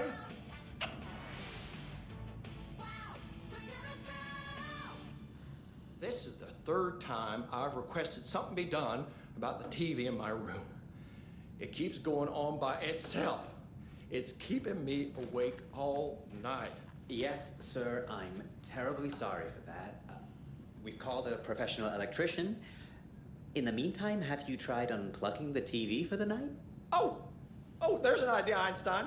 Why don't I just get rid of everything I'm paying for in that room while I'm at it? Sleep on the floor. Go to the toilet in the corner. Hey, I'm not unplugging it. You're fixing it. Of course, sir.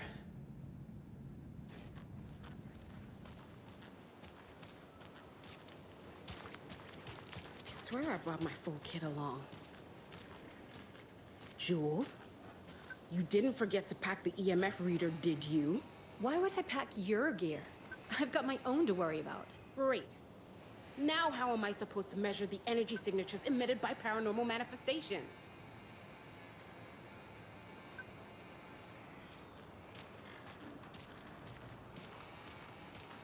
I can't wait to hit the haunts. We should check the town out first. You know, do research, interview some locals, get the feel of the place. Not before I find my frickin' EMF reader. There's another cult stash. We have some breaking news that's sure to knock your socks off. Davis Family Beef Jerky will now be available at the Sunday market in 3 delicious flavors. That's right, our favorite sponsor, Davis Family Beef Jerky, can now be enjoyed in smoked hickory, teriyaki, and hickory teriyaki. I handed out samples here at the Valhalla Nursing Home and thought I'd catch up with one of our residents to get her thoughts. Donna, how are you? I've got chronic back pain from my spinal stenosis. Oh dear. You know, when I'm feeling stiff, I find a light snack helps. So, did you try that beef jerky? No. Lunch is at 11, and I wanted to save my appetite because today was the fish soup with crackers. You're allowed up to 4 crackers, but I only take 1 unless I have a glass of cranberry juice. They ran out of cranberry juice at breakfast, which is at 7. I didn't take the oatmeal today because it makes me gassy before cribbage, and I can't... So you didn't try the jerky? Got it. Well, that's too bad, Donna. Their new teriyaki flavor sure does hit the spot. They had teriyaki salmon with rice on Friday's dinner menu. Dinner's at 5. But we all know the salmon takes longer to prepare, and then you're late for bingo. And who needs all that spice? I agree. Teriyaki is a shit flavor. Who? Is that Tapio? How are you on the line? I couldn't end the call. You've been on the phone this entire time? Yes, and I hate teriyaki. Well, it's delicious on jerky. So, let's give a big thank you to Wendy Davis for these samples. Wendy? No, that can't be right. Wendy went missing in 2010. I heard she's dead. No, I'm referring to Wendy Davis from our sponsor, Davis Family Beef Jerky. Wendy Davis. That's the dead one. She's dead. Right. Well, that's our time. Remember to keep your coffee warm and your chin up because that sun shines right around the corner. Pat Maine, signing off.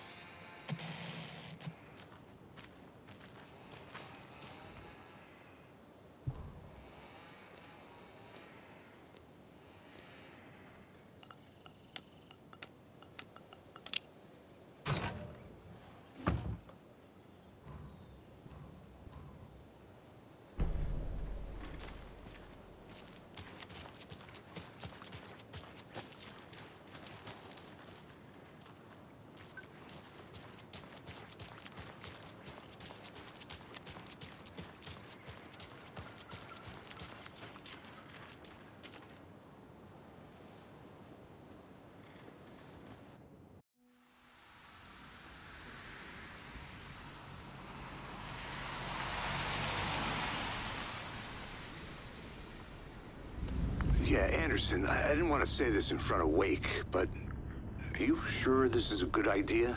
Going on your own? Assuming we believe the page, I need to check this out. We need to find the cult. Anyone we meet here could be a member. And this Scratch guy. The evil doppelganger? Must be true, or else this guy can't write for shit. The quality of his writing aside, if this page turns out to be true like the rest have, this could be a breakthrough. We might solve this thing before backup even arrives. Yeah, but they're taking their time, so just be careful out there. Meanwhile, I think me and Wake will have a chat. Maybe I can shake something loose. Okay. But remember what happened with the salt shaker? Yeah, real funny.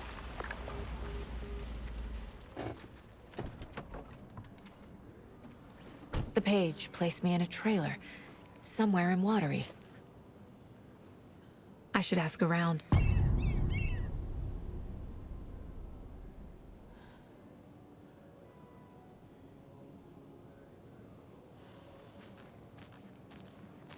A vote for Mayor Setter is a vote for everyone. For Watery! Mayor Seta will stand up for justice.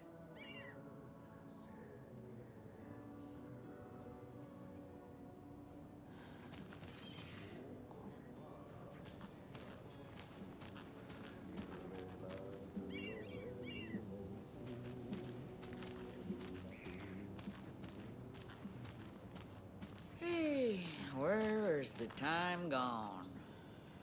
There's just a wretched husk of what used to be me left.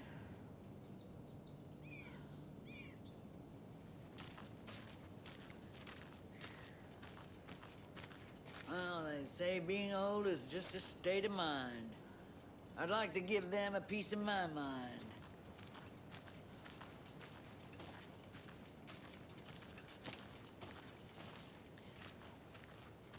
Watery's definitely quaint.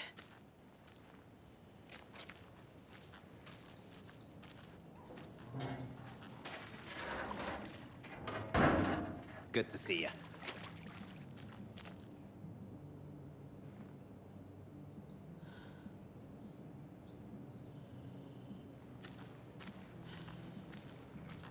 I bet they have good fish here.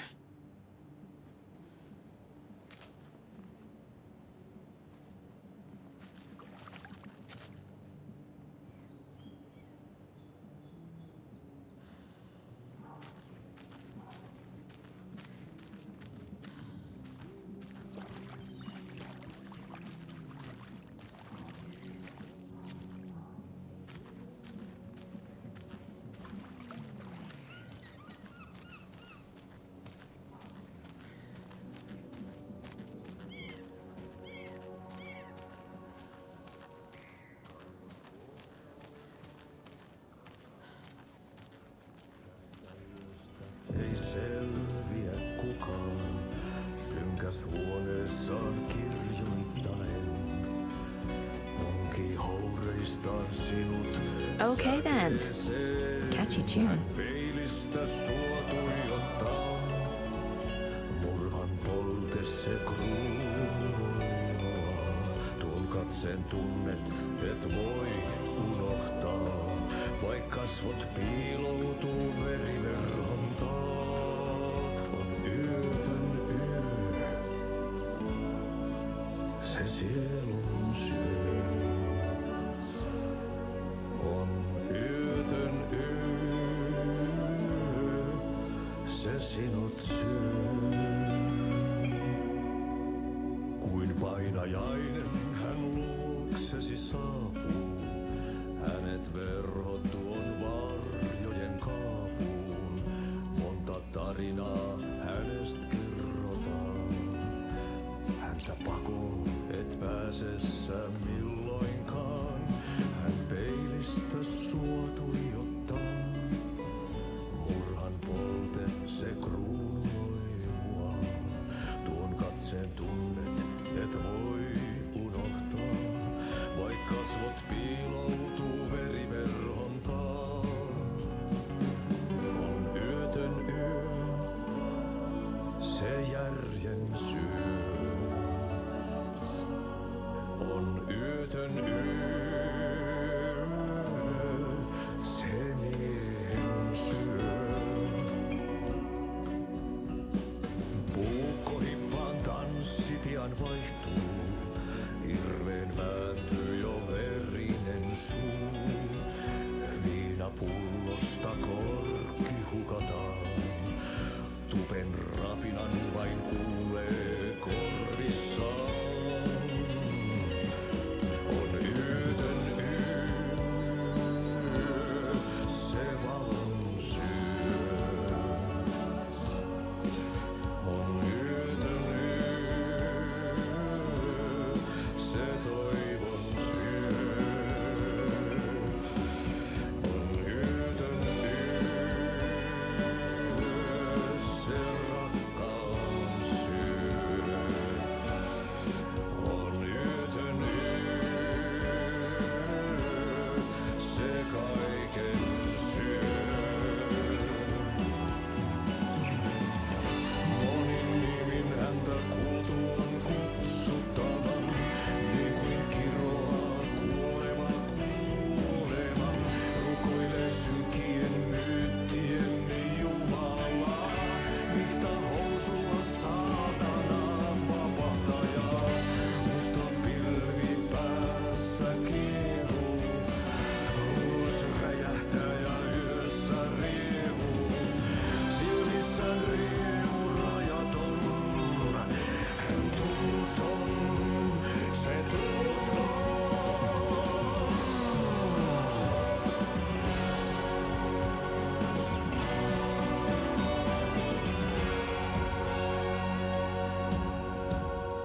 Kaivon pohjalle ruumiskasaan. Tästä yöstä ei selviä kukaan. Synkäs huoneessaan kirjoittain. Onki houreistaan sinut säkeeseen.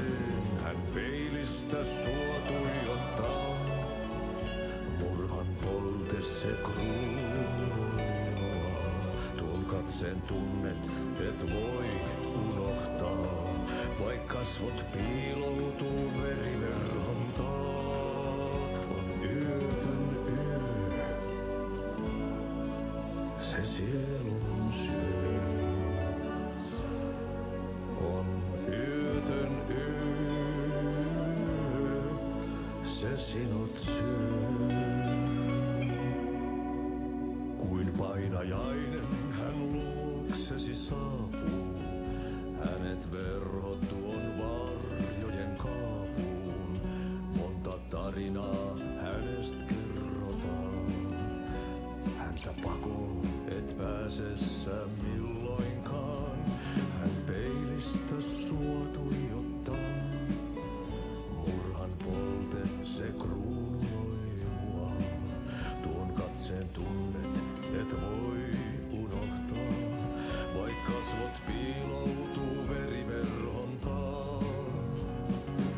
On yötön yö, se järjen syö.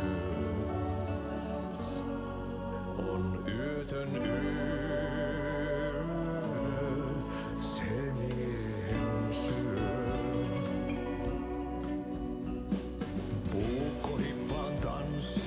vaihtuu. Irreen vääntyy jo verinen suu. Viinapullosta korkki hukataan.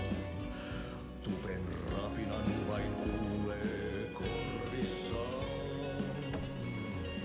On yötön yö, se valon syö. On yötön yö, se toivon syö. On yötön yö, se rakkaus syö. On yötön yö.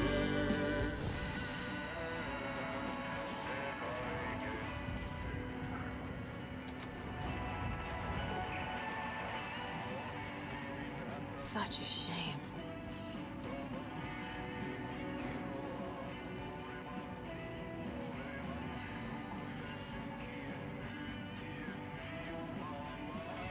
Yhtä housulla saatana vapahtajaa. Musta pilvi päässä kiehuu. Kuusi räjähtää ja yössä riehuu. Silmissä Hello. Do you have a second? Long time and no see, Miss Anderson. Thor and Odin are not here. They are old tricksters always sneaking off. Sorry. No, I wanted to ask you about something else. Can you point me to any trailers around here? Sure. Watery Lighthouse Trailer Park. Ilmo Koskela owns it. He owns many things in town. And where is Ilmo? I saw Ilmo and his brother at the bridge. Well, what used to be the bridge. Do you live around here? I live in Bright Falls. You've seen me around. I am Mr. Blum. You call me Vladimir. I work at a nursing home. I take care of your old people. We are on day trip, music, sauna, the good times. I bring them here in the bus. The elderly are very important. And it's a very nice bus. Thanks.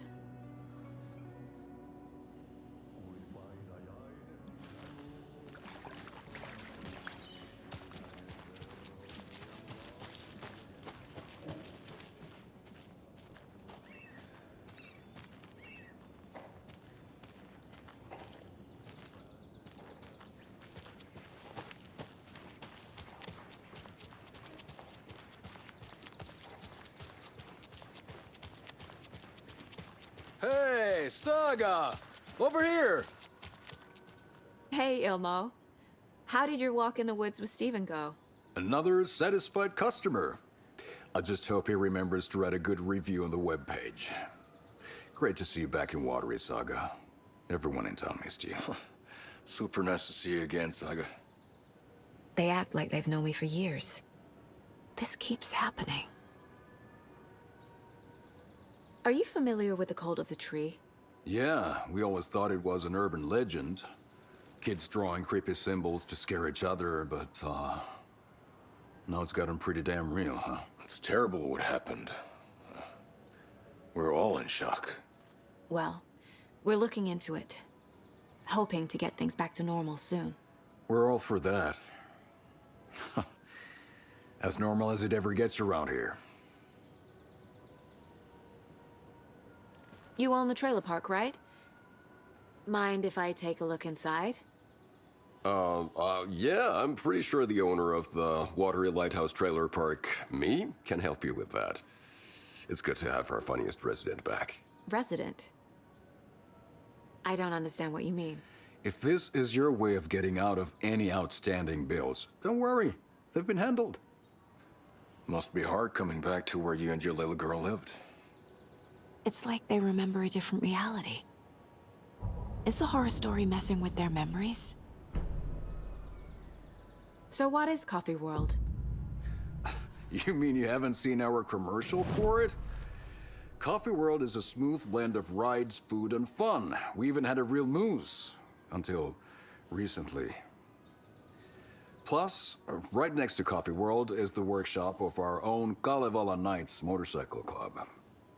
We're busy building the floats for Deerfest. Don't go peeking, though. You know, we're saving the big reveal for Deerfest. So, your commercials? They're more than commercials, Saga.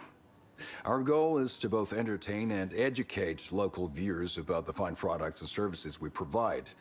And, Jaakko here really comes alive in front of the camera. Really. Fuck off. I'm just there for the free beer. Not sure what Ilmo's excuse is. Hey, I'm writer, producer, co-lead, director. Do yourself a favor and, check them all out. Profiling will help me find a way forward.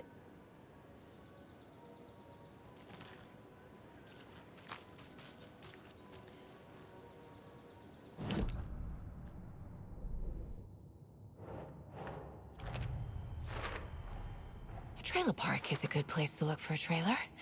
Keep it simple, Saga. Ilmo thinks the cult is just an urban legend. Or does he? There are things that go bump in the night. It's all true. It's all true. Sound the alarm, brother. Gather the troops, brother. Jaakko, the shadow of the forest is creeping closer. They don't think it's an urban legend at all. They understand it's dangerous. Ilmo made it sound like I lived here. Does he really believe that? Light, laughter, and love will guide you home. Saga and her daughter. Oh boy. Happy faces raise property value. Family comes first, Ilma. We take care of her trailer while she's gone. She's one of us, Jaakko. Her spare key is safe and sound. The Koskela brothers have happy memories of me living here. This must be the story affecting them. I'll play along for now. I need the key to that trailer.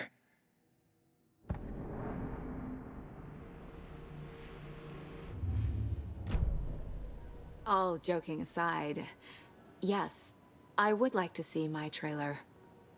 Do you have a spare set of keys? Good for you. Yeah, I have a spare set. They're just over at Coffee World. I'd get them for you, but Jaakko and I have to head to Bright Falls. The spare keys are in the gift shop safe. I'll call ahead and have someone get them out for you. Oh, the road's flooded, but if you just follow this trail behind me, it'll lead you there. Call the gift shop so they can give Saga a hand. Yep.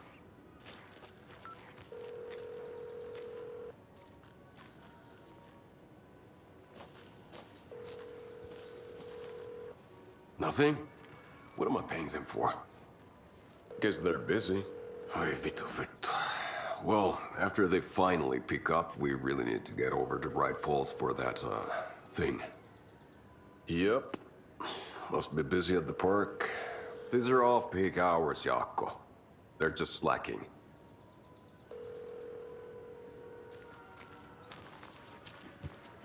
There's Coffee World. Need to get across the river.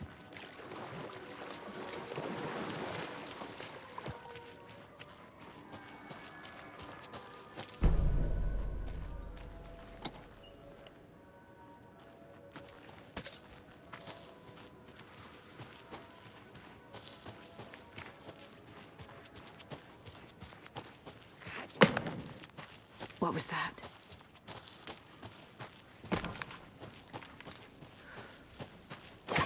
Fuck! FBI, show yourself!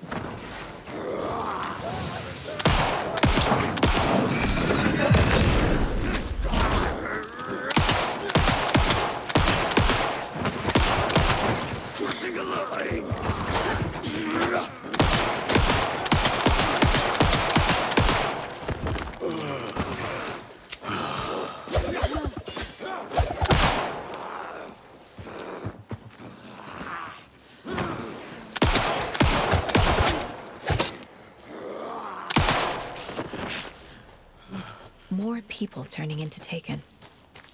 Is this the cult? Or the story? Or both?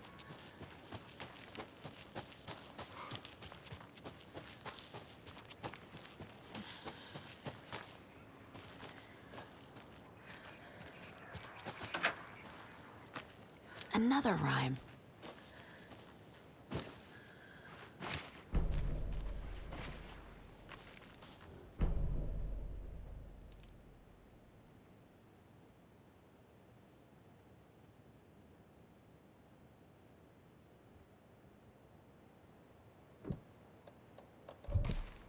Makes sense.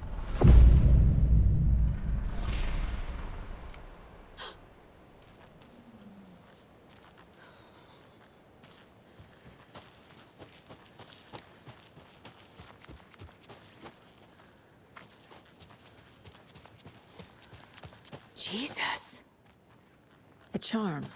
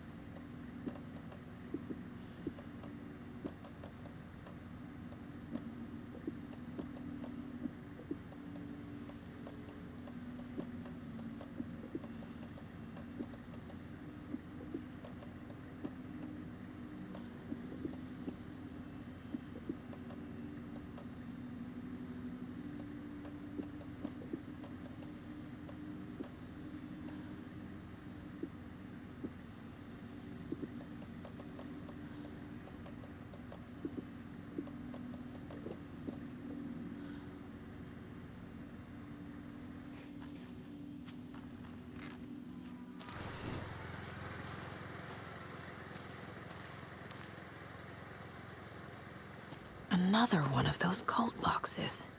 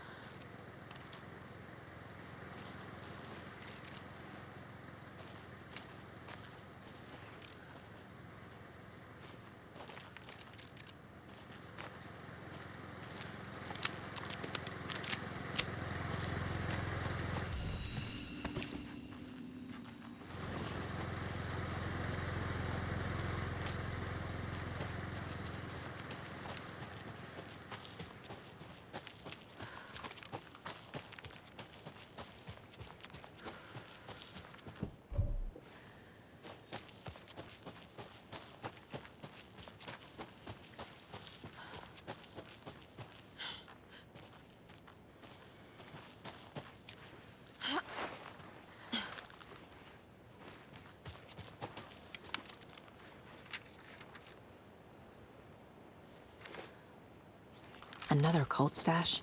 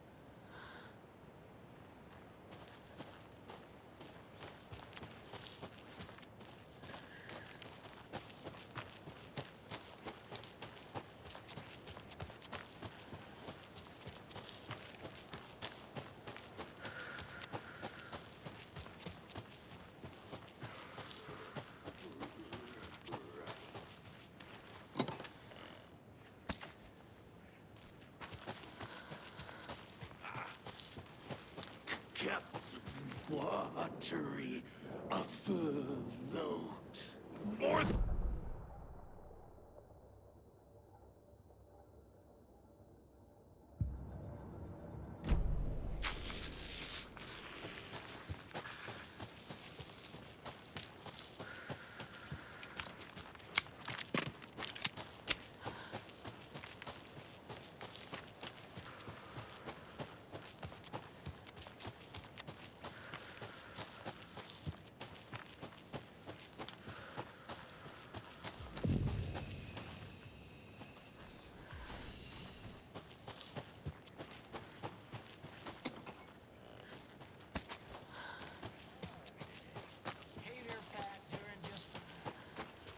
big fan of the show. What a treat to be on with you today. Oh, the pleasure's all mine, Terry. Now I hear...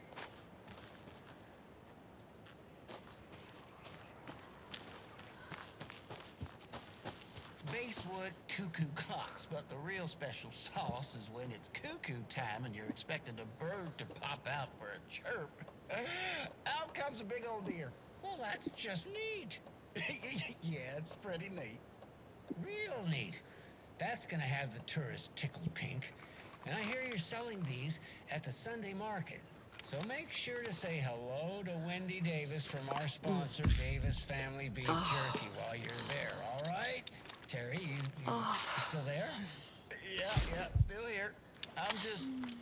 Geez, Pat, I'm sorry to tell you this. I thought you heard Wendy's dead. Oh, boy. That's a strange joke you're playing there, Terry. No, it's... I'm sorry, Pat. You know all that FBI business. Wendy was one of those bodies they found. Well, that's just not possible, Terry. Wendy stopped by this morning with 3 flavors of beef jerky. She brought me the smoked hickory and the teriyaki and then what was that other one? I'm real sorry, Pat. What was that other one? She was just talking about this just hours ago. Smoked hickory, teriyaki, and... Hickory teriyaki! Thanks, Tapio.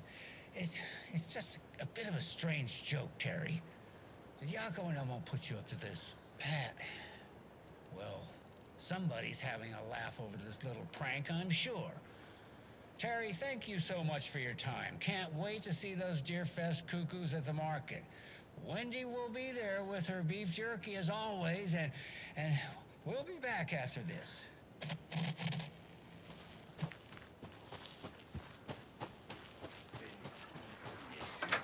More of those rhymes.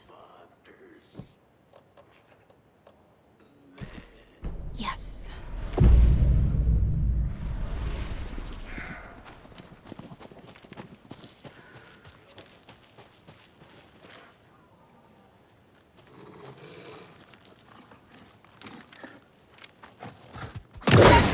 Oh, shit.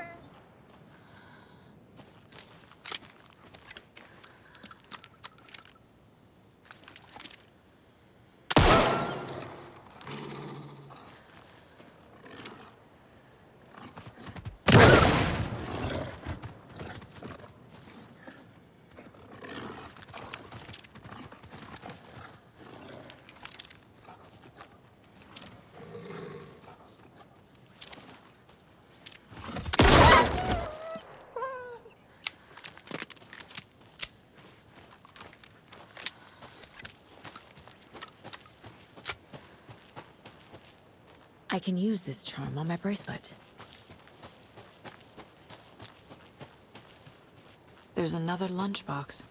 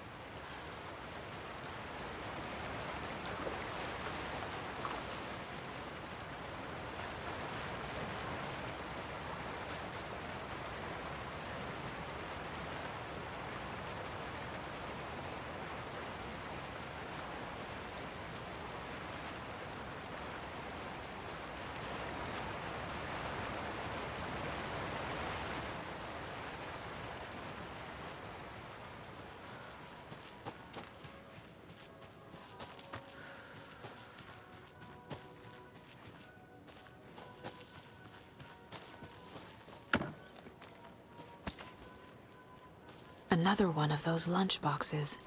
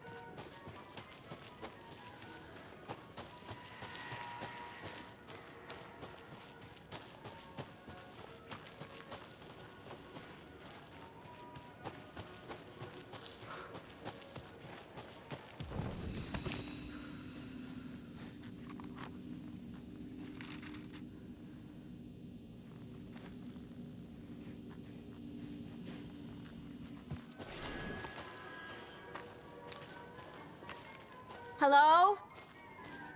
Anyone here? Nope. Did they get out? Did the Taken get them? Or were they turned into Taken? I'll need to get the key to the trailer park locked. Need something to jimmy it open with. A list of maintenance work. A screwdriver. Huh. I'll need to get the key to the trailer park myself.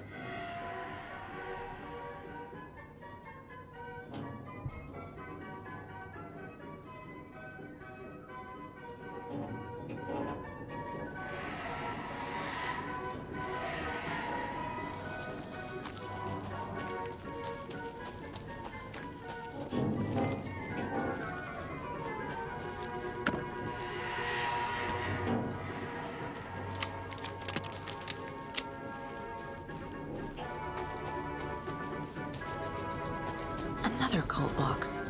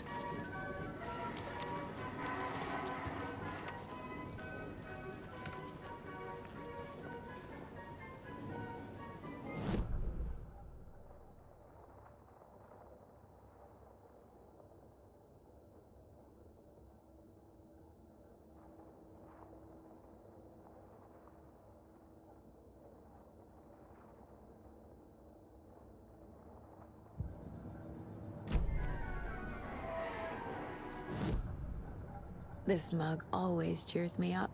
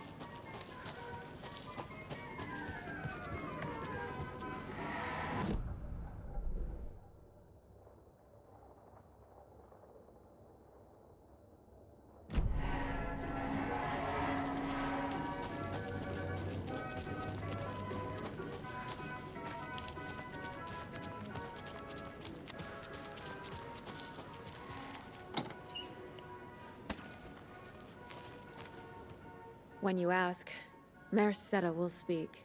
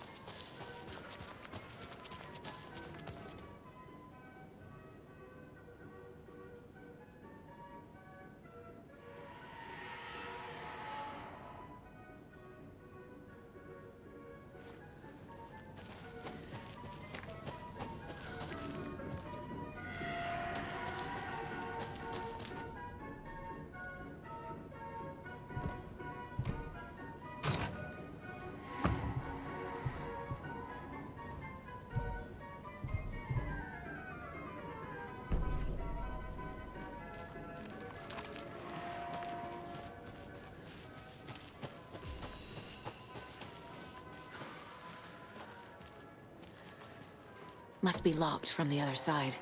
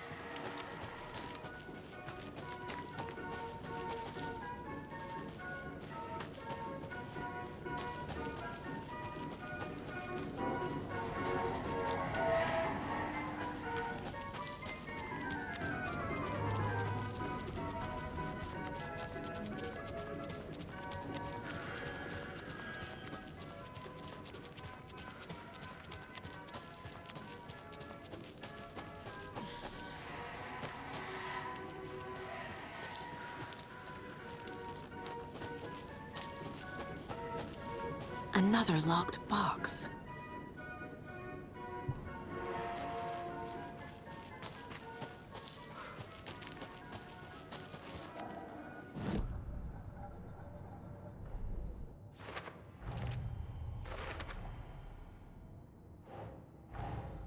Coffee World. The most caffeinated place on Earth. And yet nobody's here to help me get that key.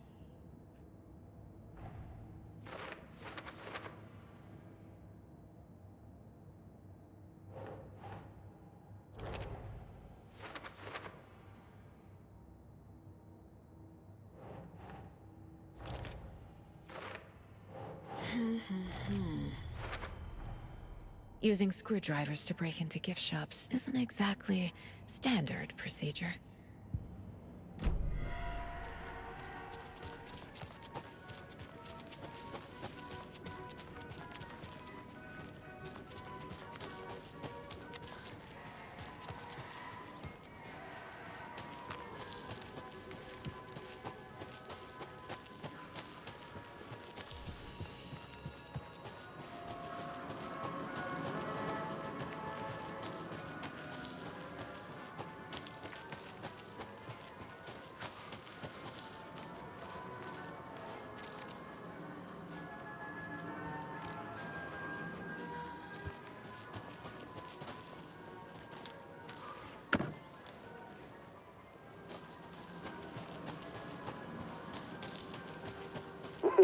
Jesus! Calm down, Saga. It's just a pot of coffee. Have a beautiful day.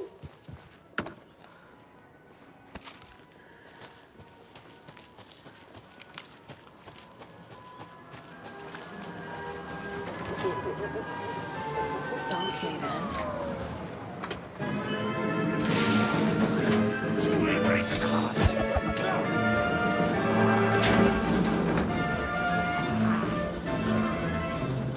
Hey, this should get that gift shop open.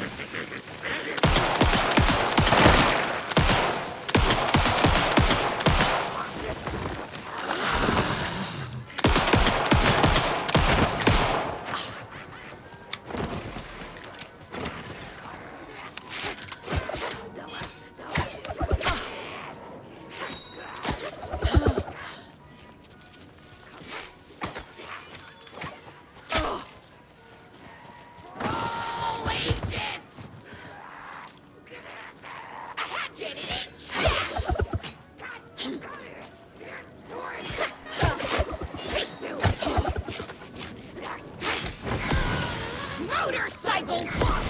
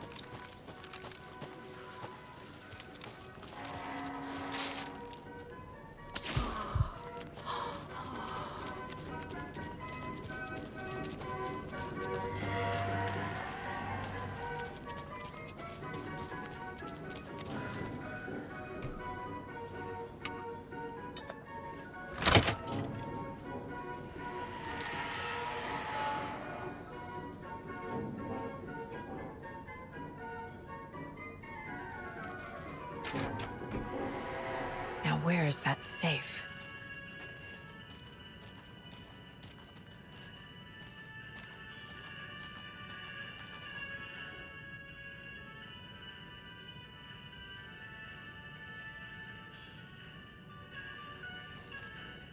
Locked.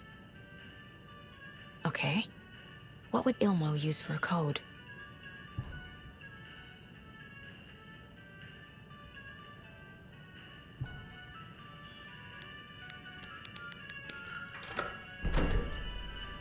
The keys to my trailer.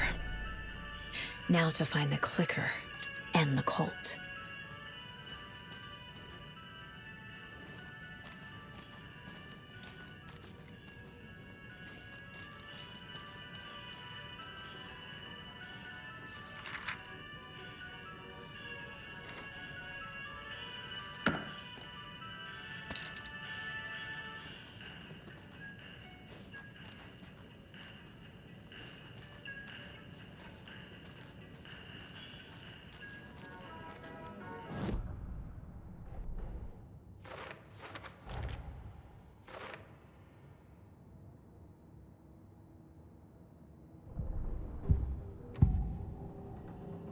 I need to open the safe.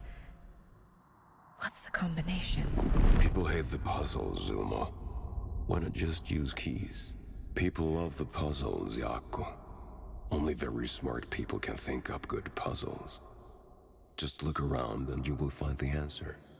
Dedicated staff will be rewarded. The combination to the safe is somewhere in the gift shop.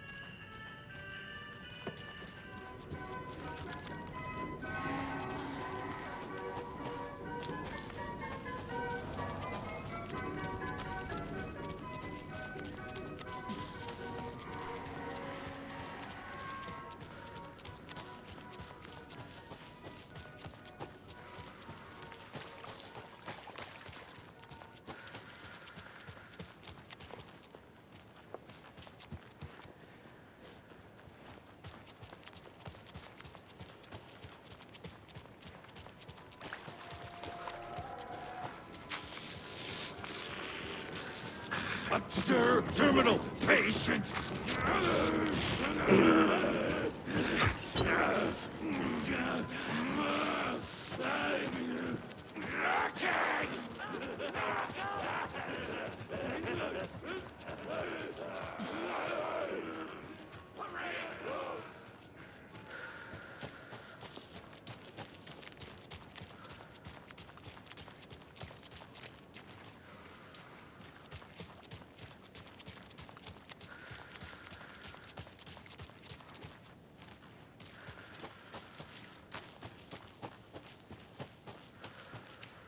The page said I'd run into a cultist here.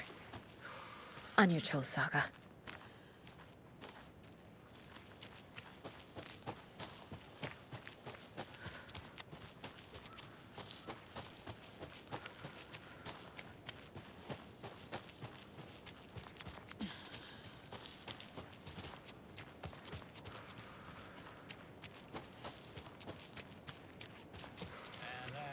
wraps up my list of favorite park benches in Bright Falls. And now, I just want to clear something up from our last broadcast. There was some talk, an off-color joke of sorts about Wendy Davis of Davis Family Beef Jerky being dead, which of course is a bunch of hogwash. So I'm gonna give our dear friend Wendy a call so we can put an end to these silly rumors. And, oh, it looks like we already have her on the phone line. Wendy, hello. Hi there, Pat. That's not Wendy. No, this is Jim Figamore. Remember, we were going to do the announcement today.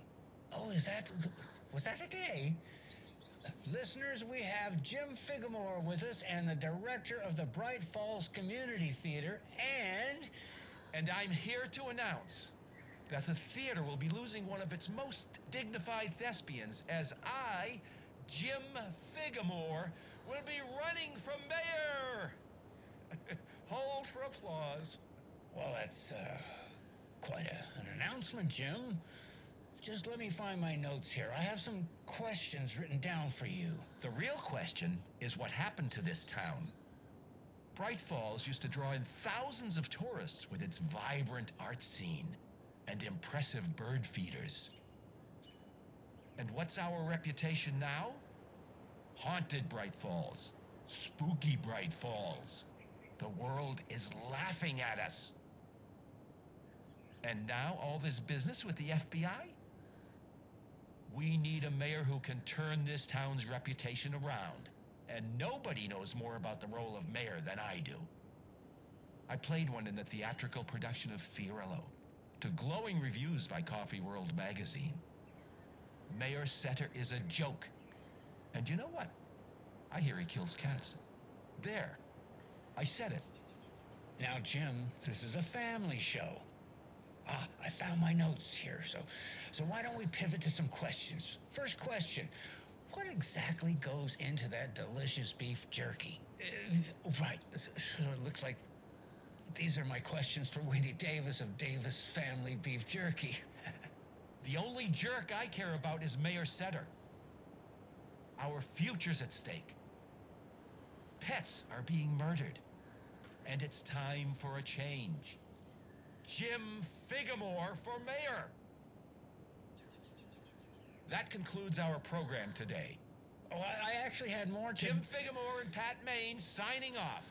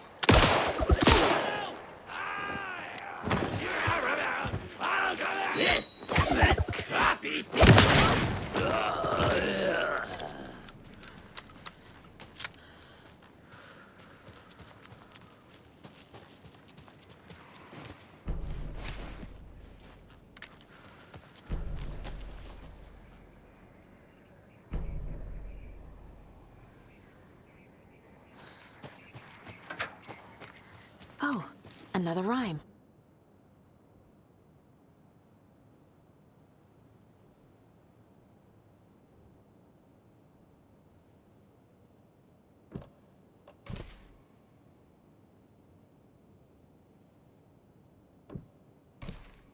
doesn't look right. Doesn't make sense. That's it.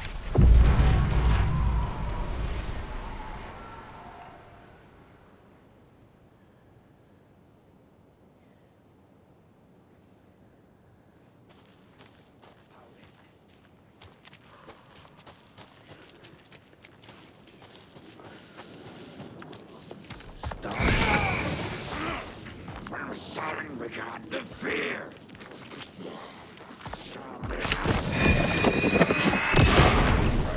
Sick. You let Logan drown.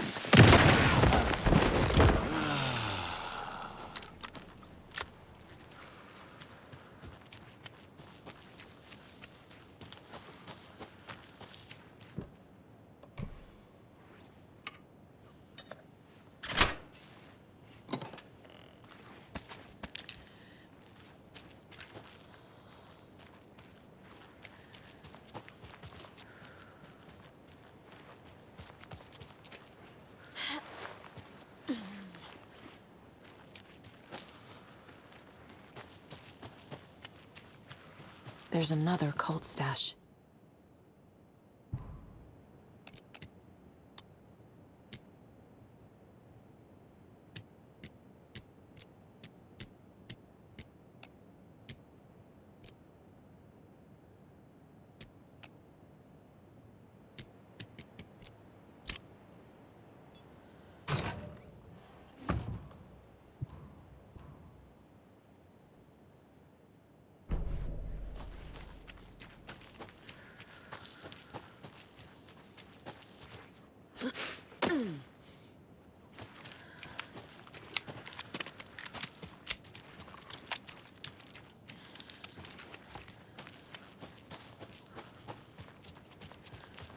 Another Alex Casey lunchbox?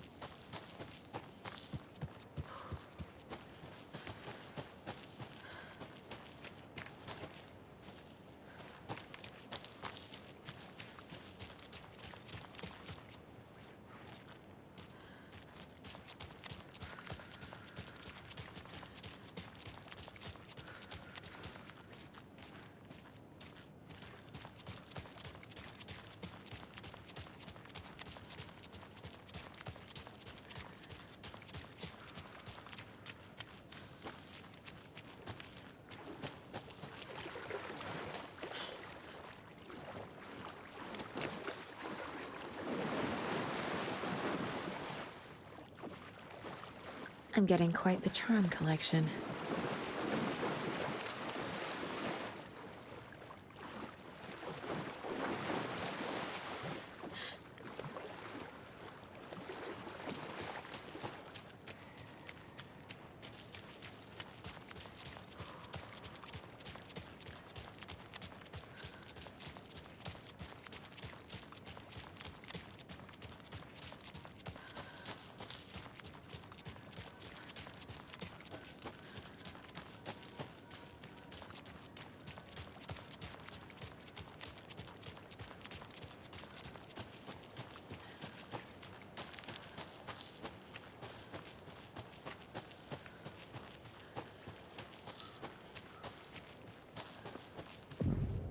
Mercetter is not afraid of the rough questions.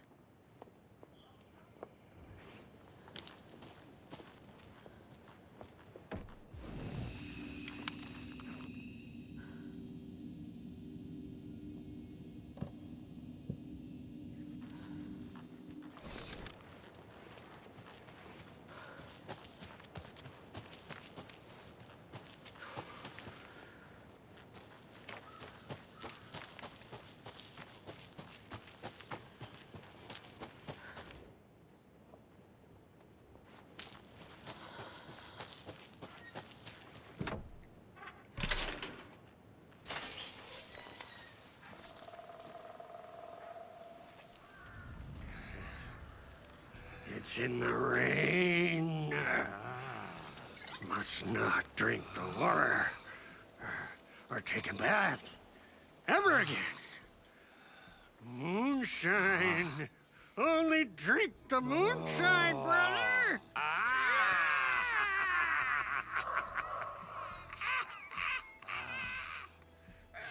Don't look like cultists.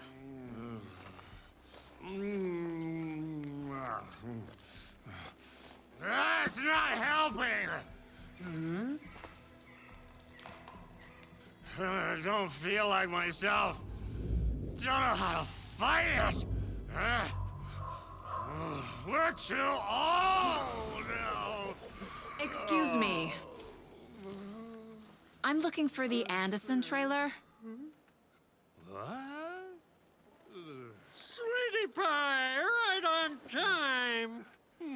Like we were just saying, it's not true. The lies to hurt you and make you weak. Don't believe a word.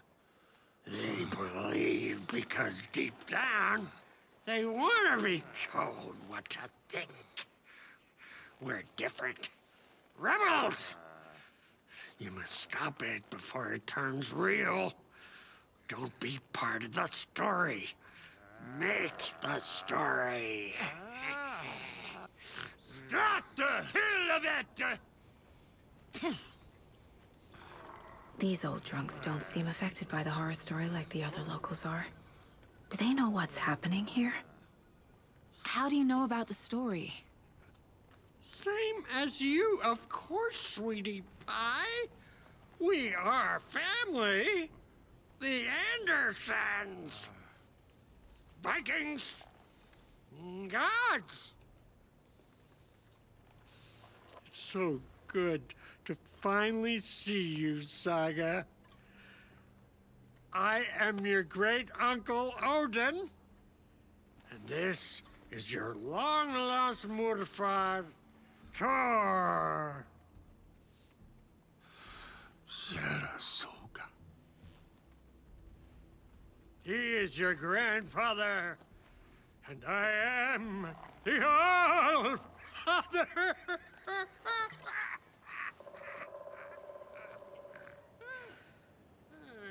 Just as crazy as everyone else. Just as caught in it. I need to stay focused. I need to check out the trailer. You have things to do, sweetie pie. We don't want to keep you from your business. You can come see us anytime at our resting place, Valhalla Nursing Home.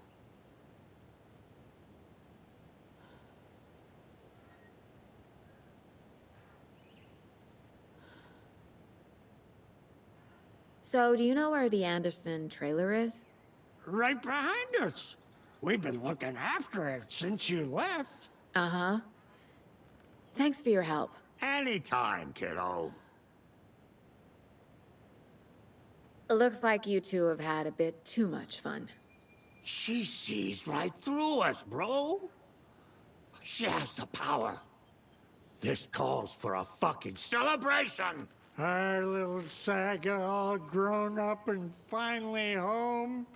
Sure, we've had a few sips. Just a taste. The famous Anderson moonshine. Oh, the nectar of the gods. You want some? No, thanks.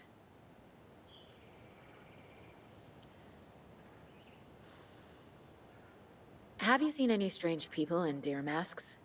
I haven't drunk enough for that yet. You can see all sorts of wonderful things when you make your way down the bottle. Even more so with just one eye. Okay, never mind. Your name is Anderson? Same as you, kiddo. Thor Anderson, Odin Anderson, the old gods of Asgard. That's our band. You are Saga Anderson, goddammit.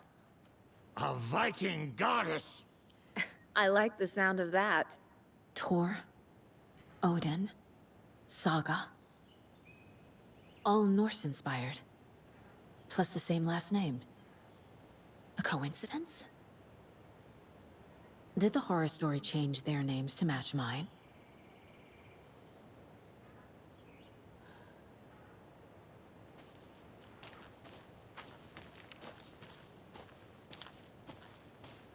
Do you think we missed our show? Who cares? That depressing tango shit is bad for your head, bro. Too much truth in it. Drags me down. Hero's Tango is uplifting. Music for the soul.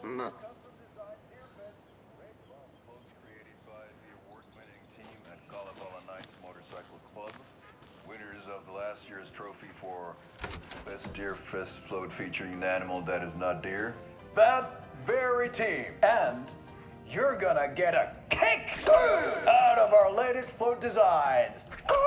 We've done it all. Deer Fest floats, restaurant floats, floats shaped like things we can't show on television.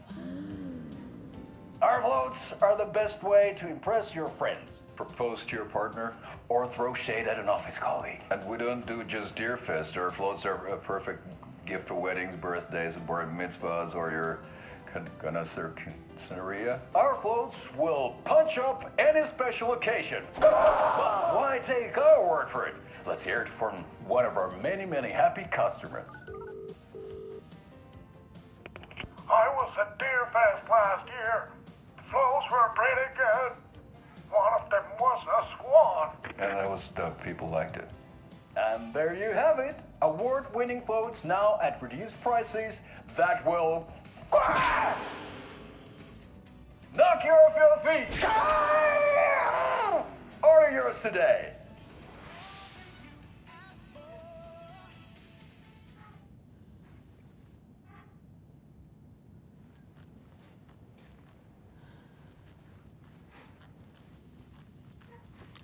That's a good deer.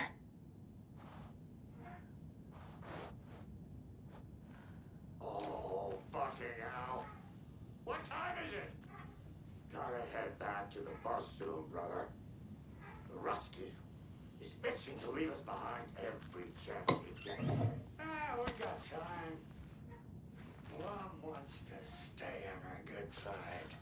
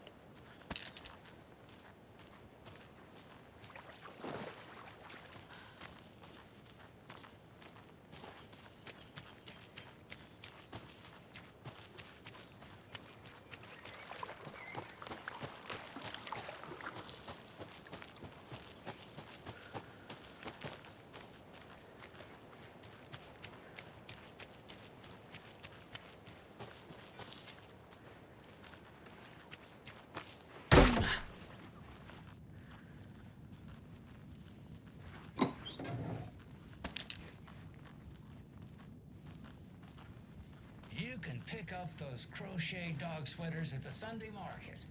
And while you're there, go visit Wendy Davis and grab some of our sponsor's famous beef jerky.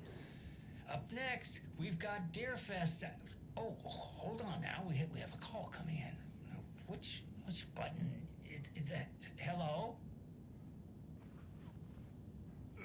Wrong line. Oh, hold on. Hello. You're on with Pat Maine. Yeah, Gil Davis here. What a pleasant surprise. We have Gil Davis on the line from our lovely sponsor, Davis Family Beef Jerky. Gil, any thoughts on those crochet dog sweaters? You need to stop.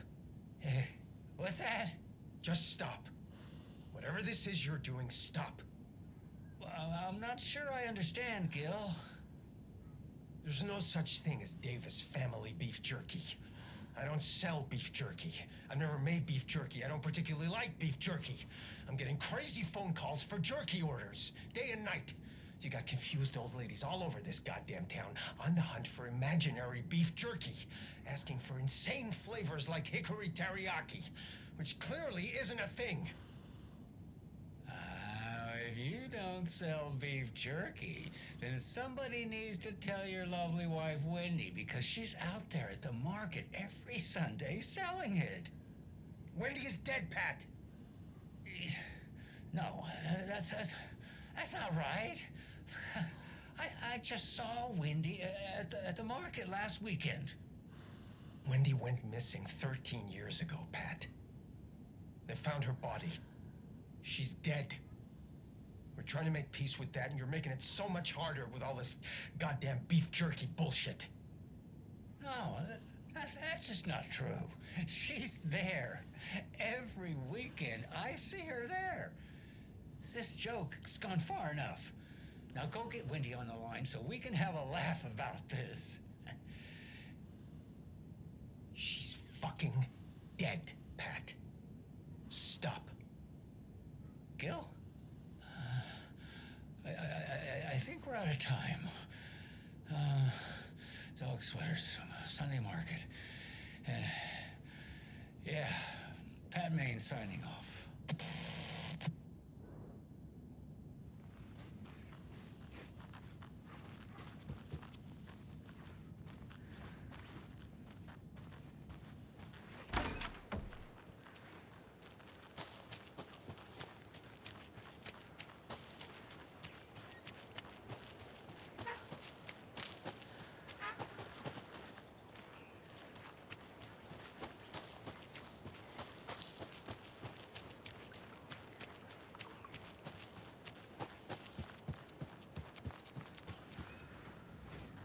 Reeks of booze.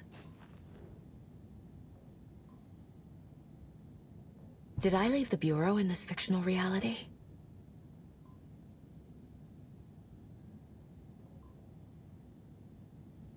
A pun book from Ilmo. Are we close in the story? That might explain some of his behavior.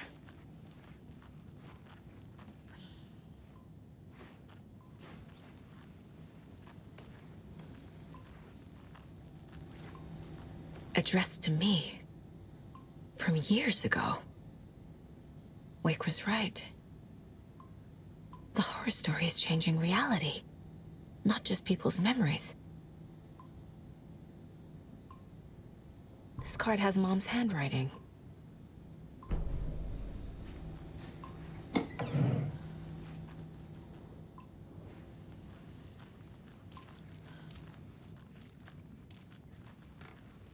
Everything here reminds me of Logan. This could be her room. This is getting too real. Too personal. Bon. Logan used to love her music. Logan's junior agent certificate. So cute. The Nordic Tales book Mom gave to Logan when she was little.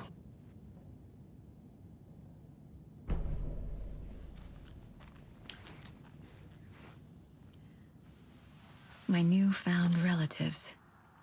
Cozy with the cult of the tree. And that's the clicker. In the hands of the cult, just like the page promised.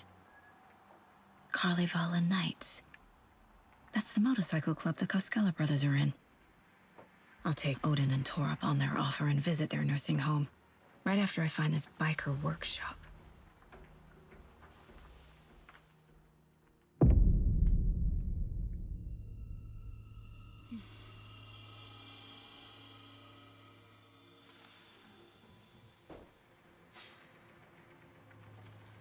No.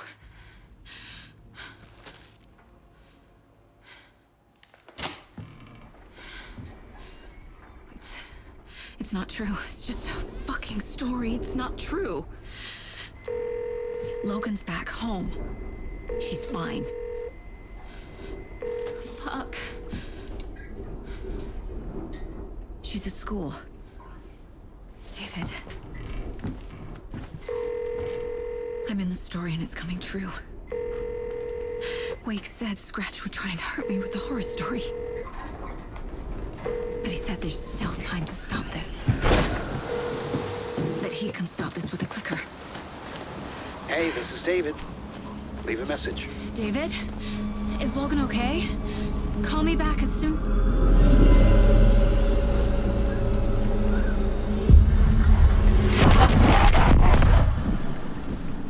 Mulligan?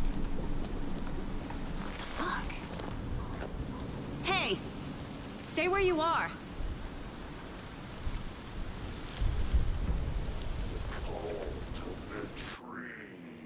Mulligan is a cultist? What the fuck is going on here?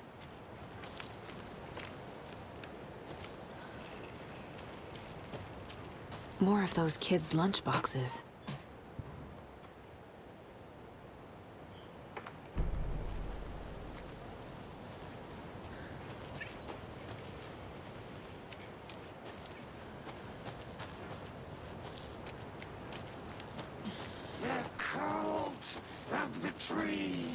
Thornton too? God damn it. And now they're all taken?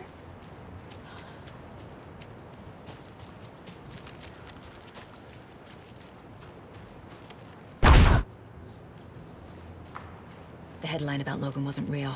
Don't think about it. The cult has the clicker. Get it? Fix this. Thornton's shitty pastrami sandwich!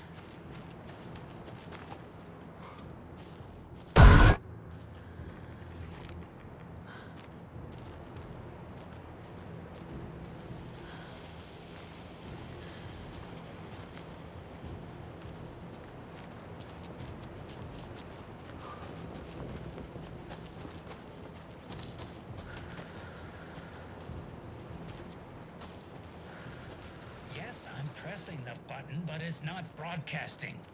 That green light is supposed to be red. Which light? This one here. Donna's grandson wrote down instructions for me, but I can't for the life of me remember where I put them. You sure you're not on the air? Yeah, green means off, red means on. Or was it? No, that's right. I need a red light here. Have you tried just mashing all these buttons? Oh, raspberries. That's... Which button did you press? This one right here. Nope, that wasn't it. I'm gonna call Donna's grandson. Hello? Tapio? Sorry, I misdialed. No, you didn't. I was still on the line. Can we get Tapio off the line? I need to call Donna's grandson. Must be all this rain botching up your connection. If it keeps up, that bunker out back could flood again. A girl drowned in that bunker last time it flooded. No, that girl drowned in Cauldron Lake. Wrong. That was the Anderson girl. Different girl. Can we please focus on making the green light red? What about this button here with the sticky note that says on/off? Yes, that's the one. Okay, let's press that and see if it...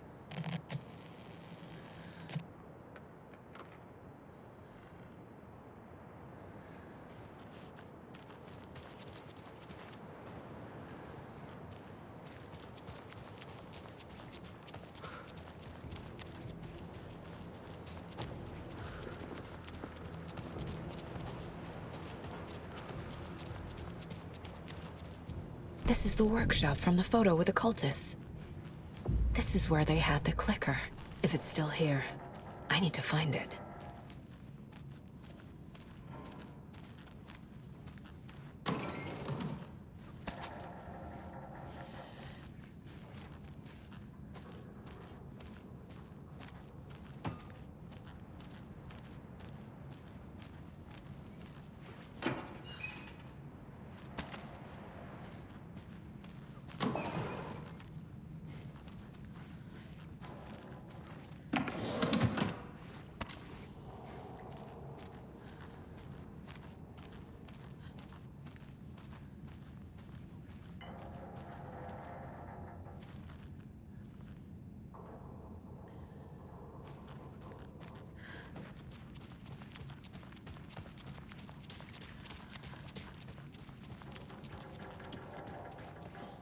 Locked. They must be in there. There has to be a way to get this lock open.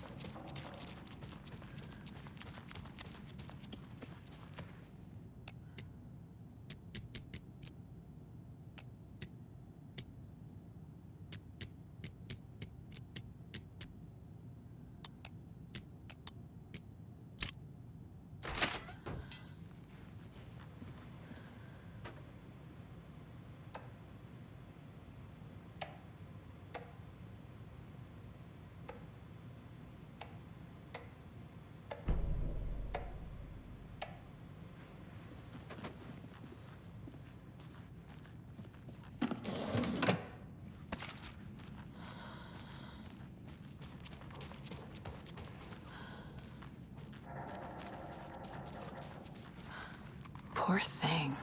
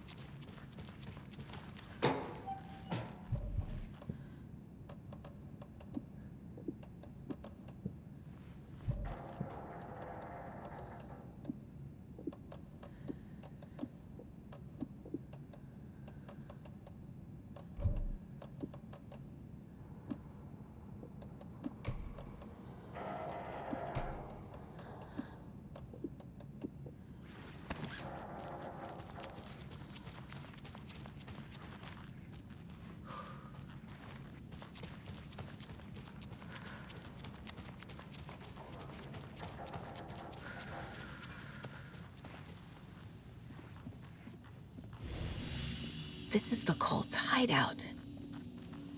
Their headquarters, even?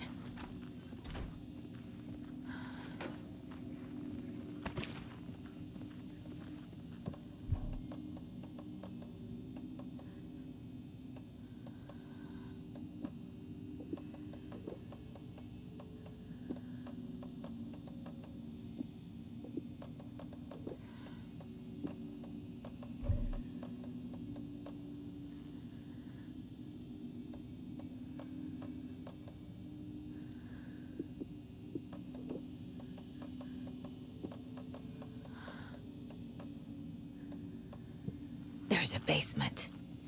A fuse. Could come in handy.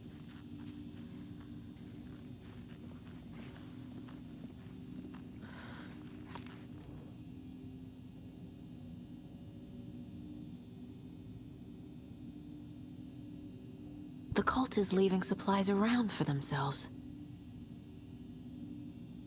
The Nightingale ritual wasn't completed.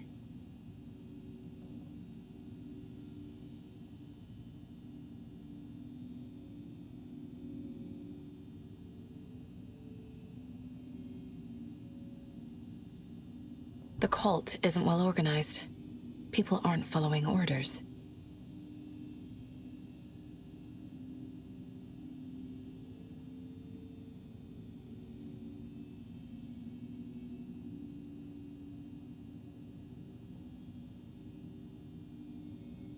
This will be handy. That's it. This is the cult's process. Their ritual.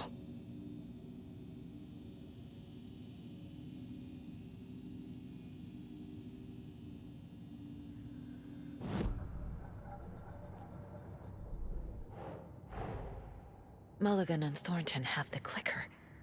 It's in another overlap. Here in Watery.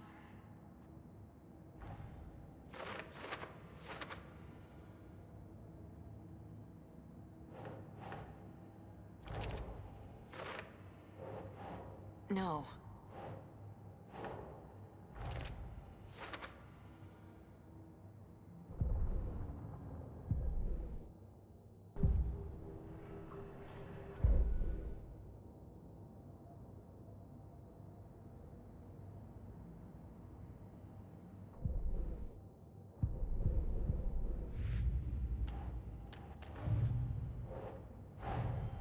Nightingale goes missing for 13 years, shows up murdered, and then turns into a monster.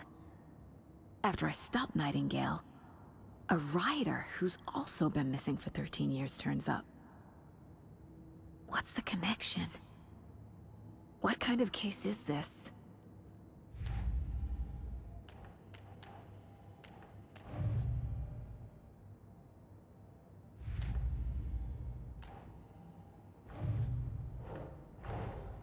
Wake says the story will change reality around us. If that's true, then I need to know what's real and what's fiction.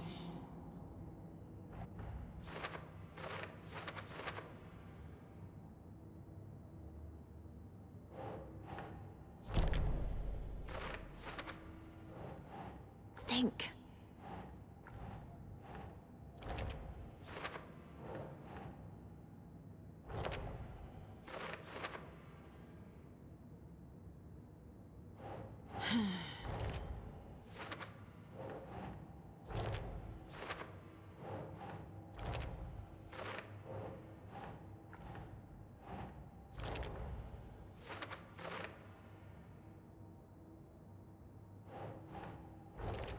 No.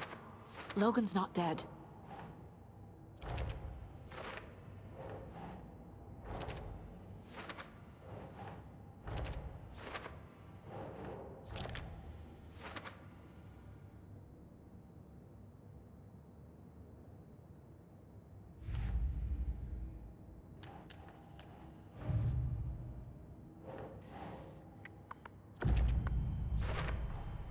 We're dealing with an organ...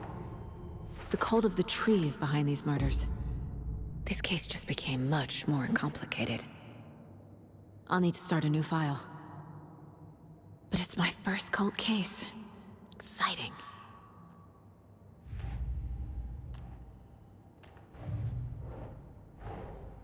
I need to know more about the cult of the tree if I'm going to shut them down.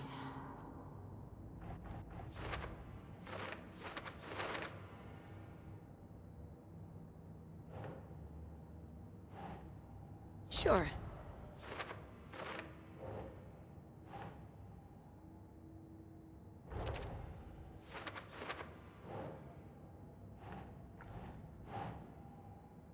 Ugh.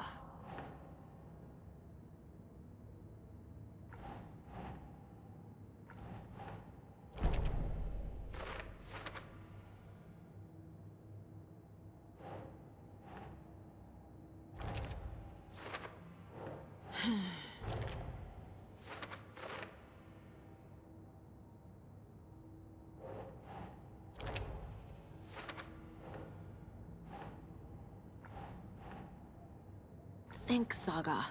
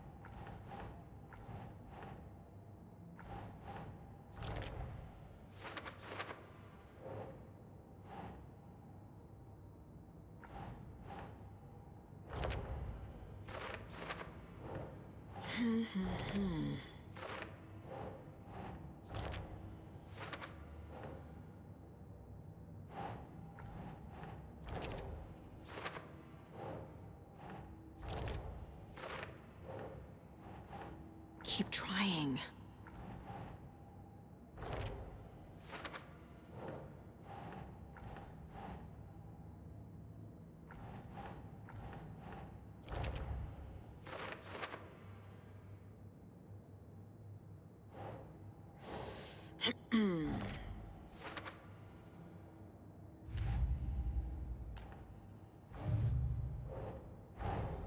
The pages we've been finding are from a horror story called Return, written by Alan Wake, and the contents of this book are coming true. Why couldn't it have been a romance?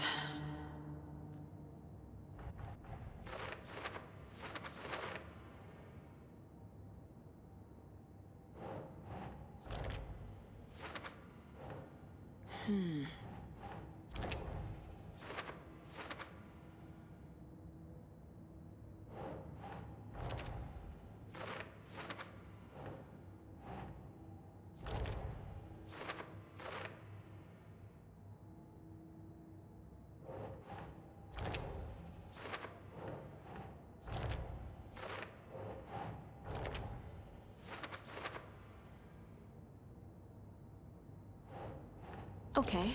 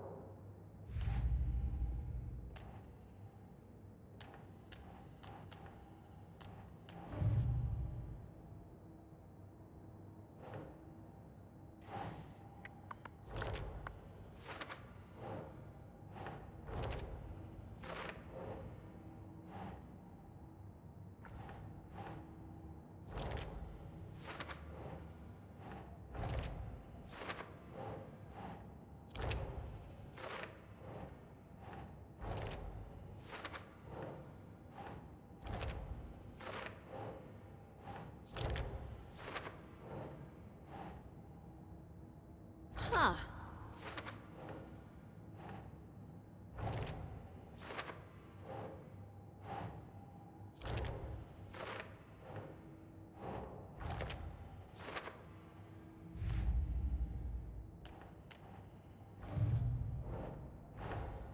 Creepy dolls, mysterious rhymes. No weirder than anything else going on, I guess.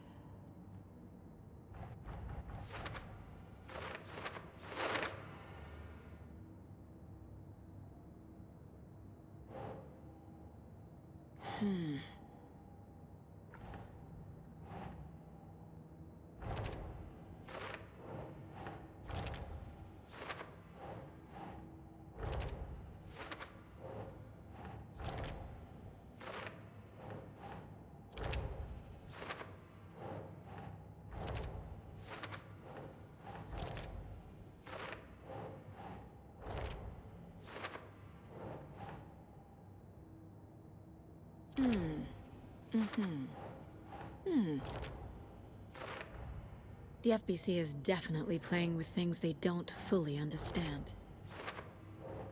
And that always goes well.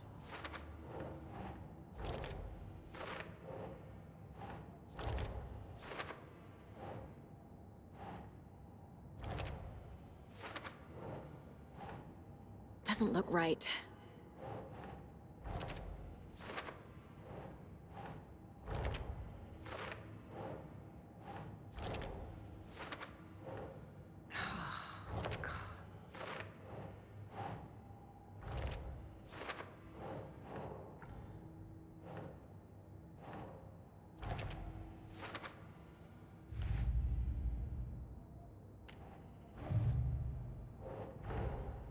These stashes could contain clues about the cult. Better keep an eye out for more.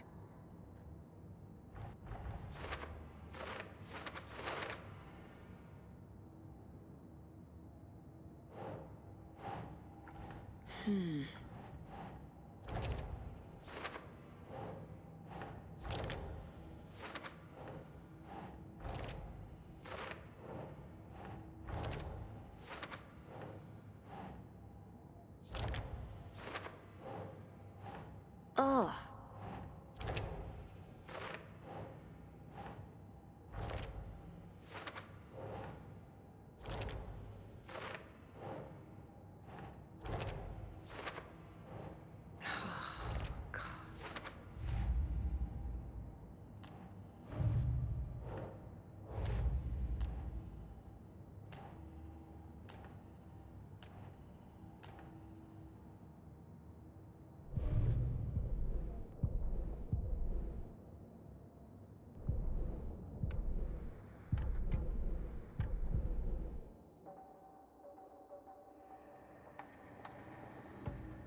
Saga realized the crossbow could hold 2 shots at the same time. Had she just not noticed before? Or had the weapon changed somehow? Like in a dream?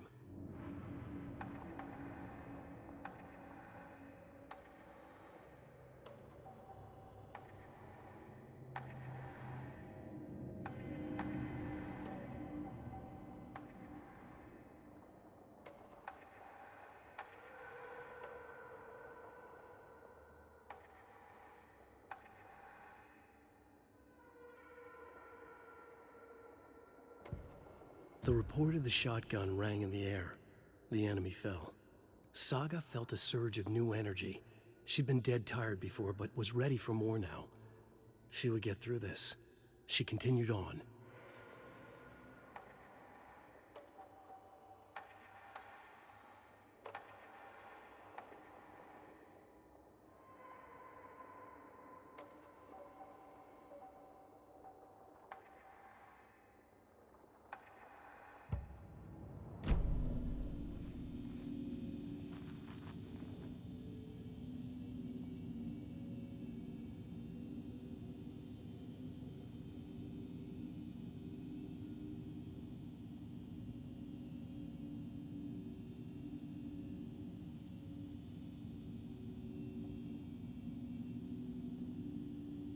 Rose. She's that waitress from the diner.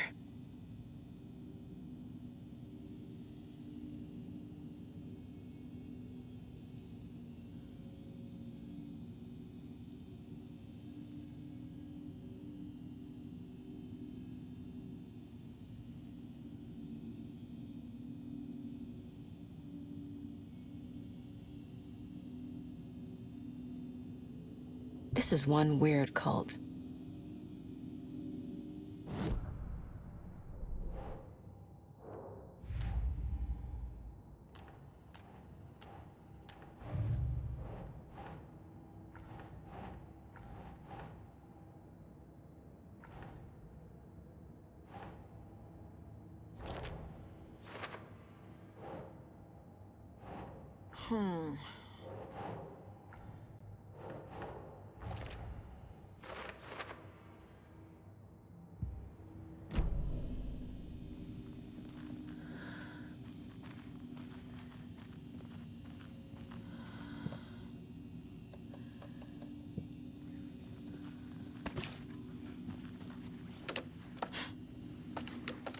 A creepy basement.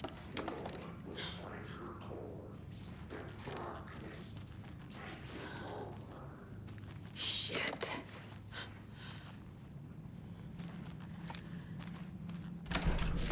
Hey! Freeze!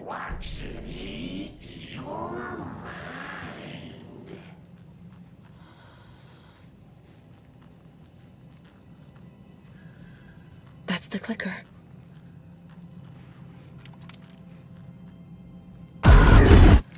No! They took it! They're playing with me. I was so close.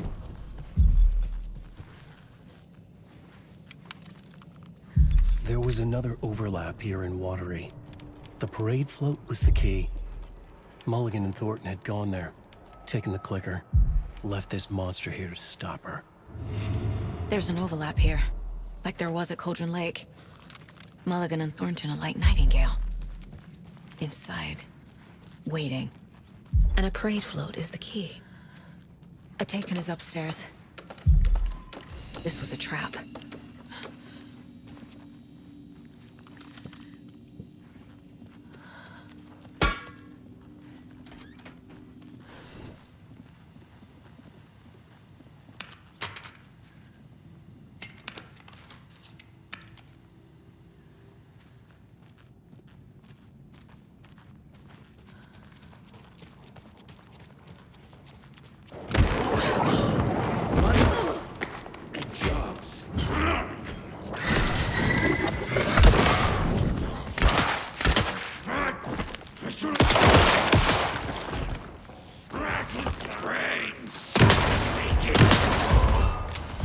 Okay. Now where's that parade float?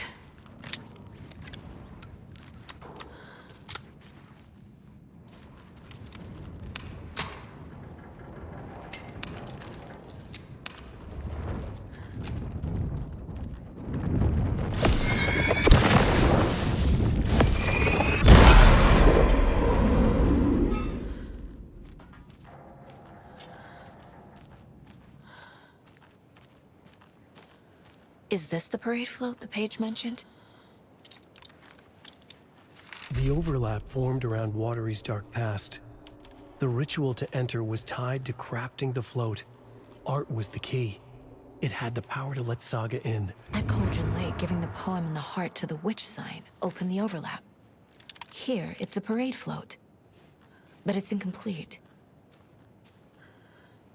This is one disturbing parade float. Stabbing, again and again. That must mean the arm's supposed to move. How come one of them is wearing a mask and the other isn't? Not sure what Puko means, but it looks like the knife is missing. I don't hear any haunting laughter.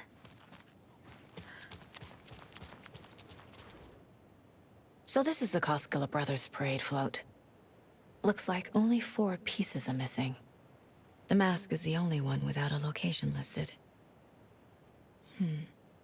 Gift shop. Easy. I can't make out what it says. Espresso Express. Got it. Fair Trade Fun Zone.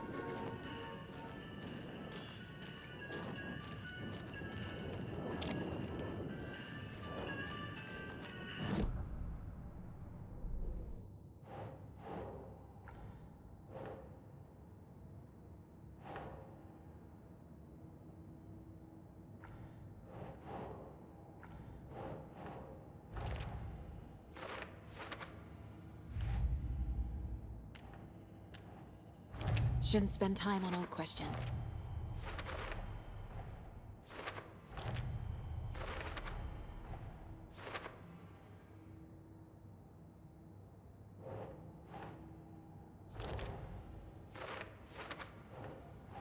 Nope.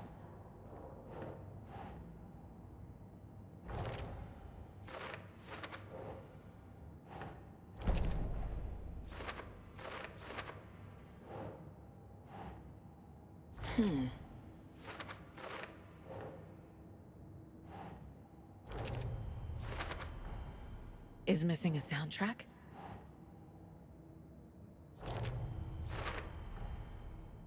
The float killer used a knife. Art? The float killer isn't wearing a mask. Maybe he needs one. I figured out what the float is missing.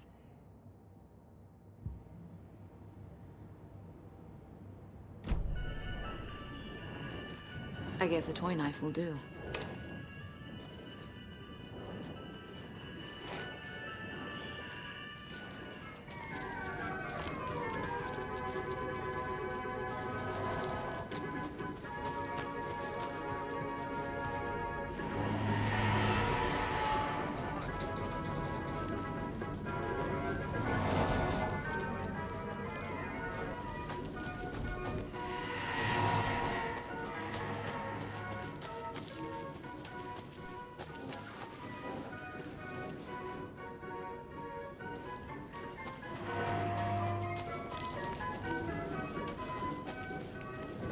Faces hid behind the masks.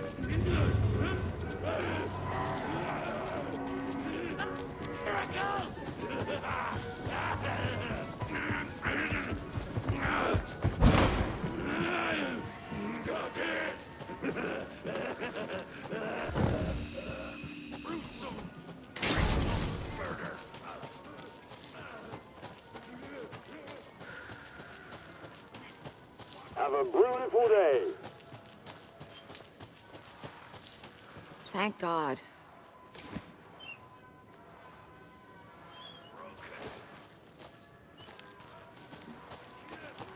General store.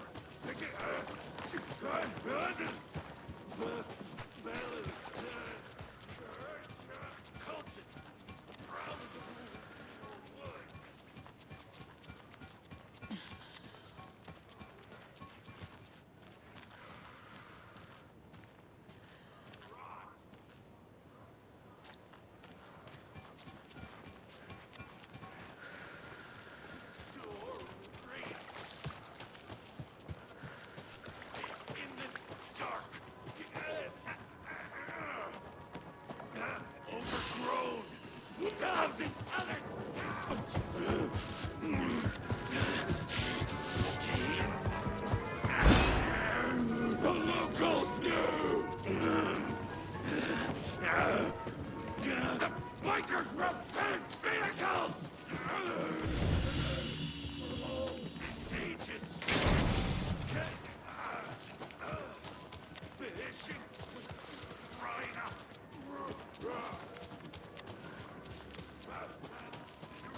Gruesome!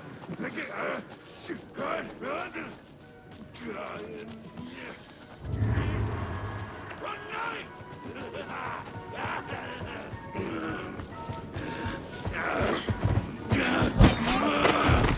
Living in the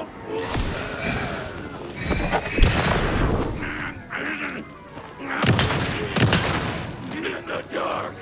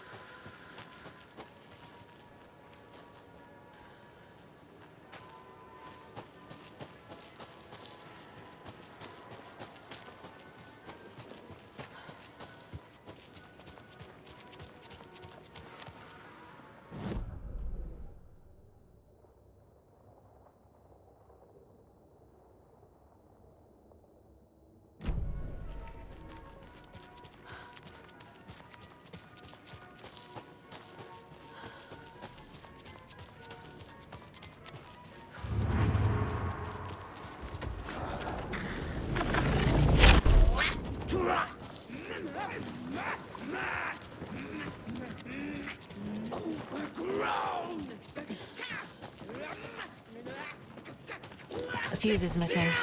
Can't operate the ride without it.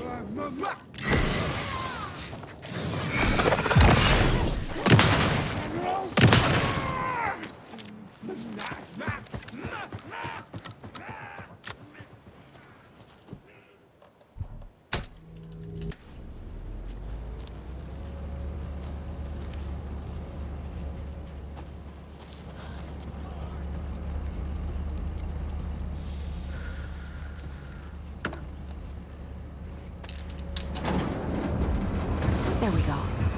Now I just need to stop it in a position that will let me get to that circuit board down there.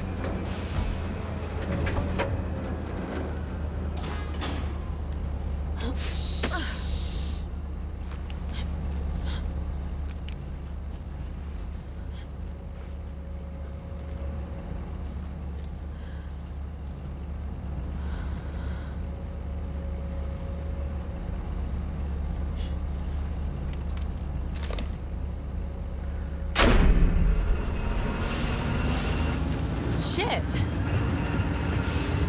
Good thing no one was riding that.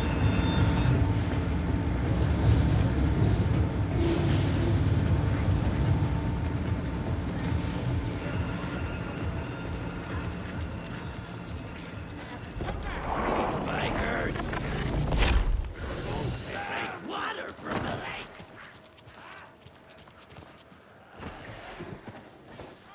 A little something to get those arms moving. Some creepy laughing for atmosphere. There's your knife.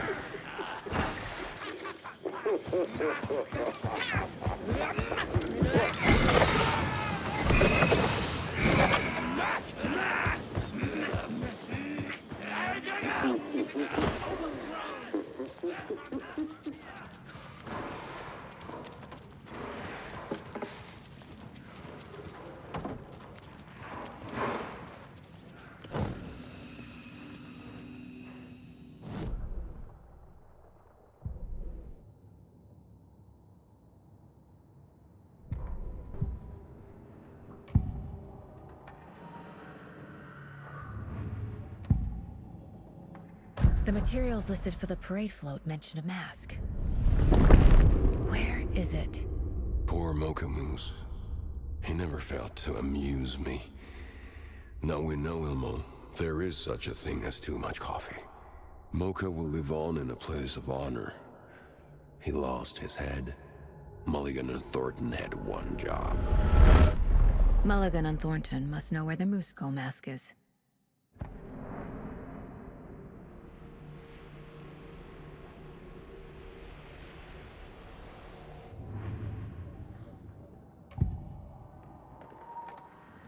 Mulligan and Thornton were fine earlier. How did this happen? Terrible mistake. Shadows crept over Mulligan and Thornton. Shadows on their faces, filling the shape of them. Bright Falls fucking finest. Shitty pastrami sandwich. Mulligan and Thornton became like Nightingale.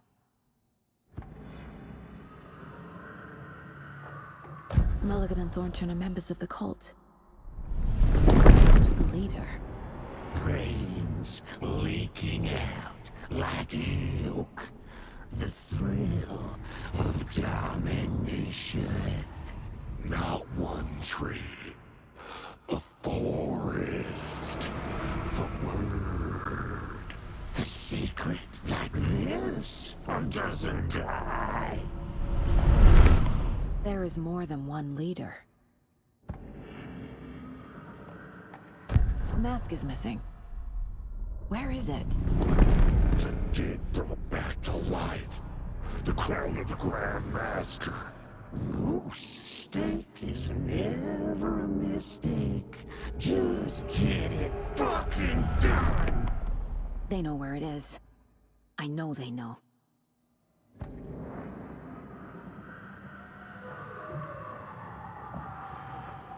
Where is the mask?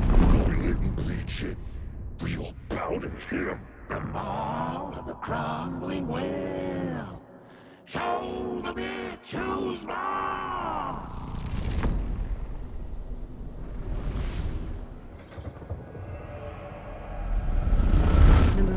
is at the Huatari Well, in Coffee World.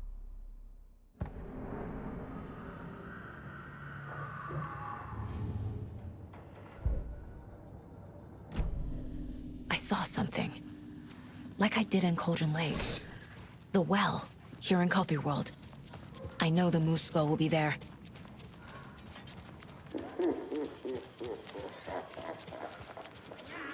Broken dog late night poker game!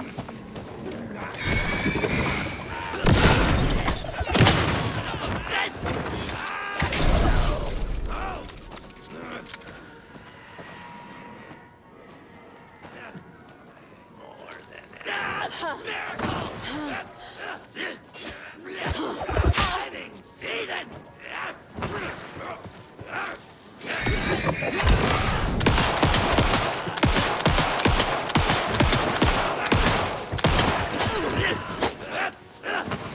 Drink water!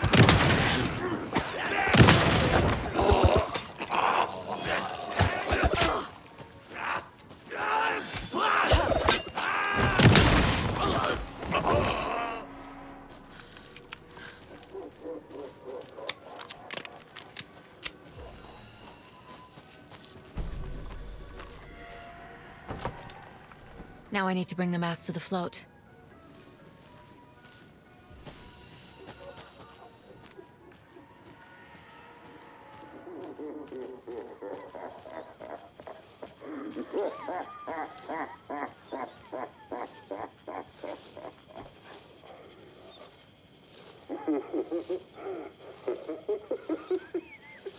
And finally, the moose skull.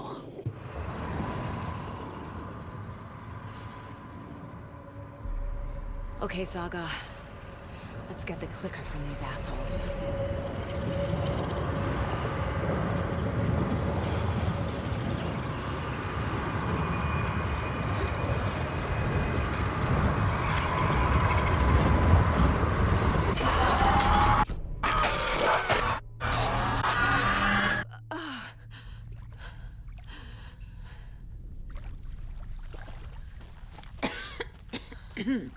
What the hell?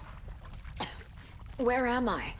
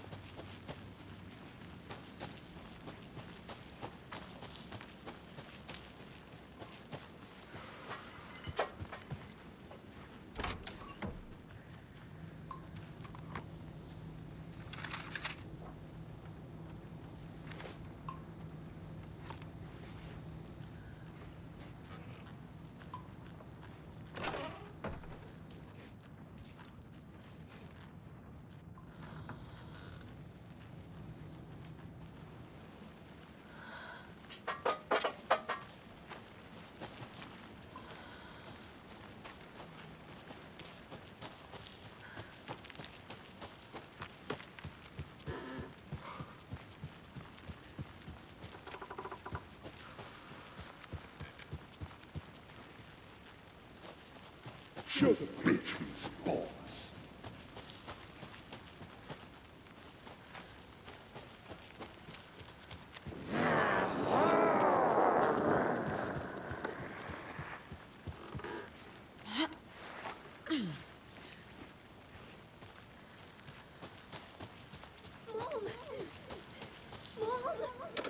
It's cold.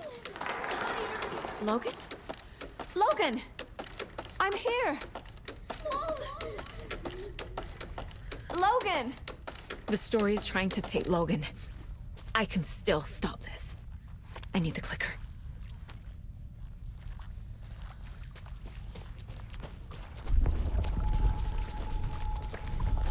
Anderson's tricked. He has it now. Wake? I saw him this way in the other overlap. It's a loop. Just like before.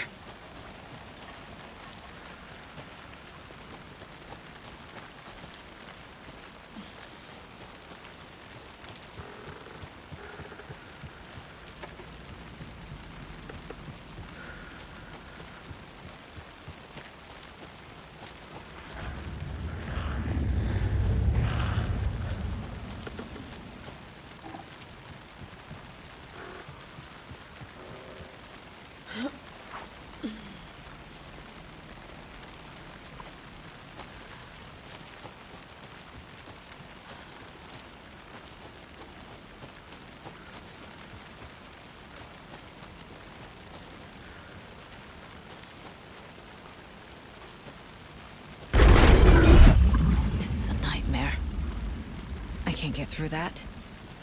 I need to look for another way through.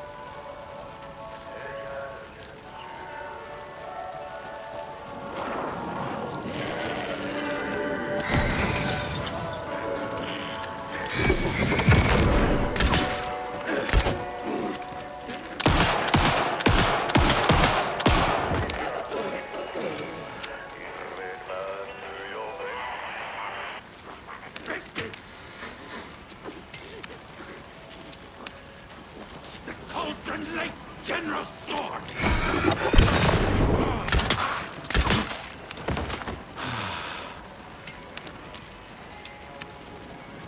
I searched the woods!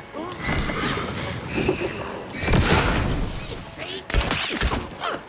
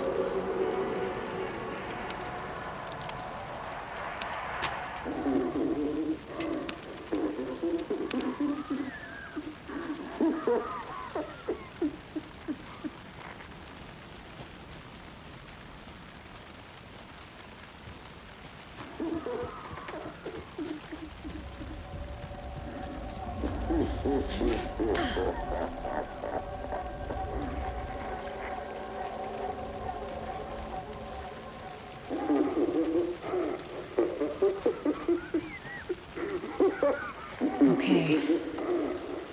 Going down.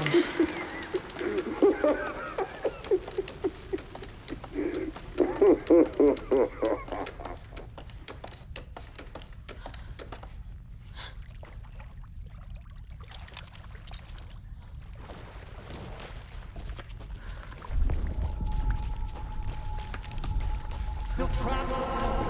The human? Trapped how? What does that mean?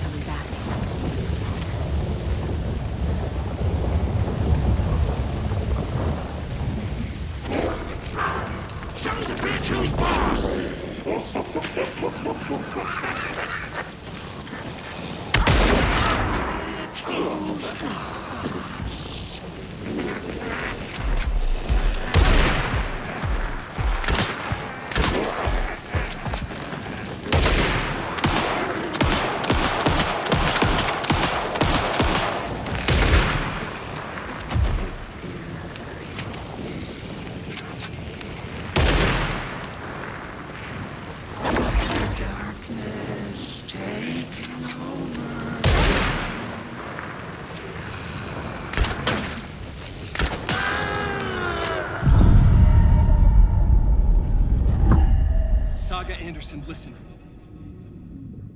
Wake? I've been tricked. Scratch Road. I tried to fix the story, but he has it now. It's the key to escape. What do you mean, escape? You're already out. So is Scratch. I'm making progress. I wrote to be the story's hero. Save her family. Save us all. Save her family? Are you talking about my family? Yes, you know it's working. You just need to keep going. Did you put my family in the horror story? I keep seeing him in overlaps, but he's already out. Are these visions coming from the past? When he was still trapped in the dark place? I have the clicker. I can stop this nightmare.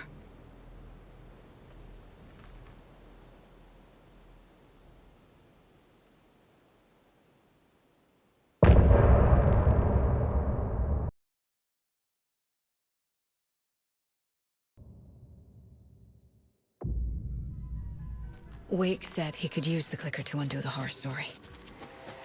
I need to get back to Bright Falls, to Casey and Wake. I should check in with Casey.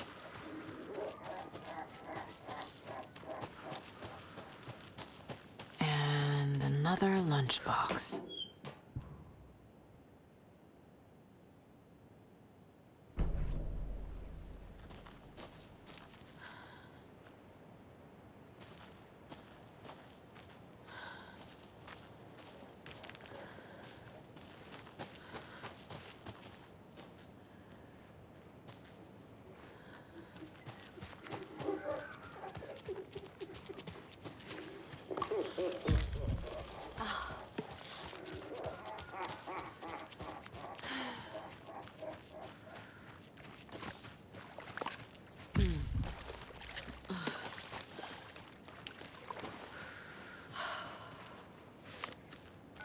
Come on, Casey.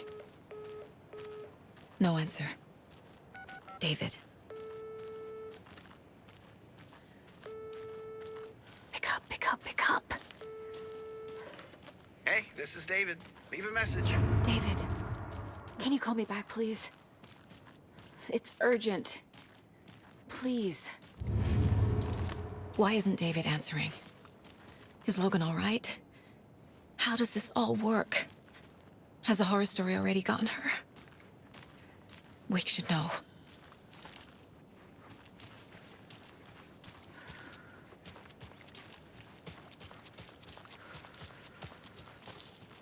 The flooding's lowered. I should look around, see where the water was hiding.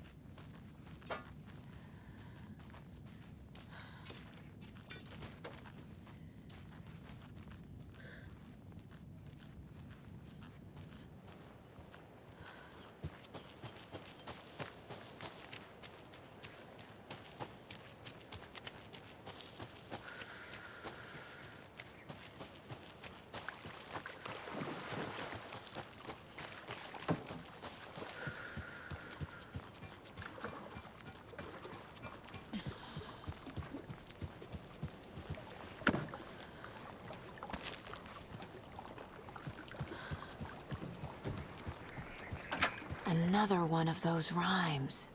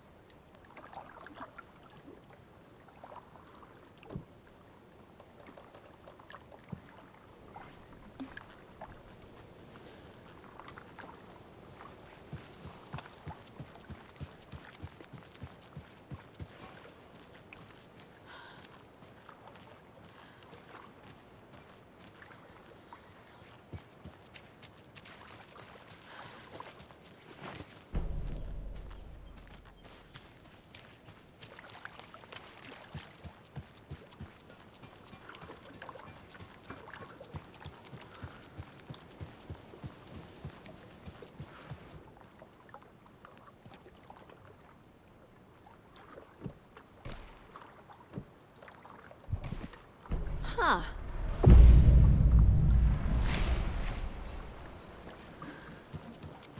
What the hell?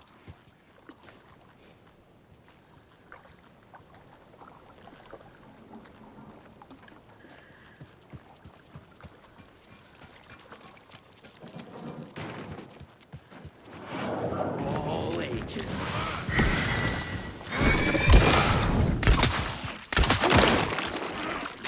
Coffee world brought tourists.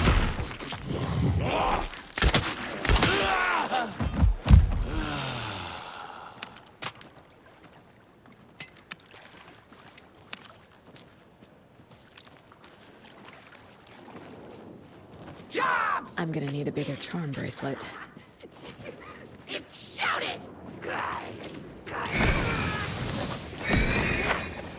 Job!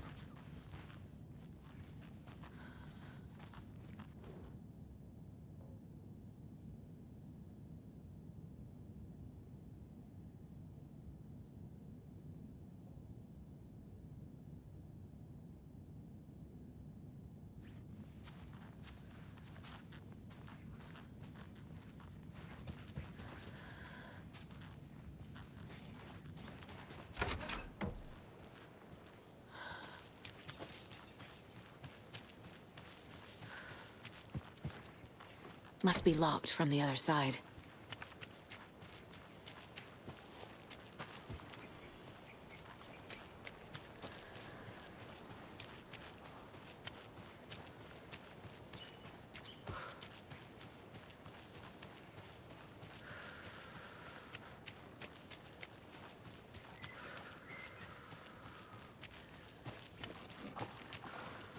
Can't open this with my bare hands.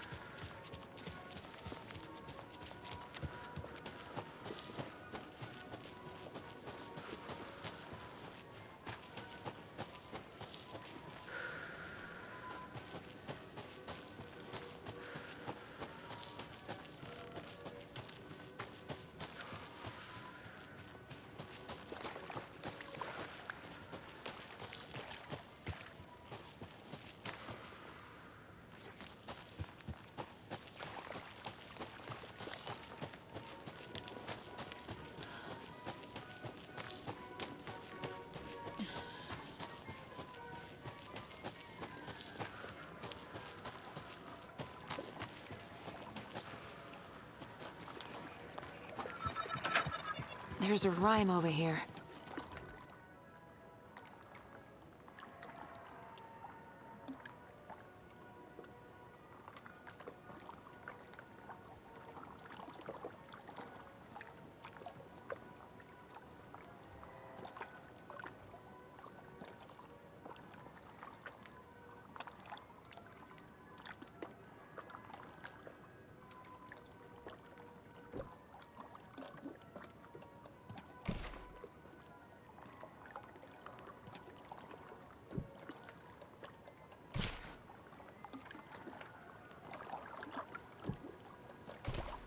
Okay. Oh, damn.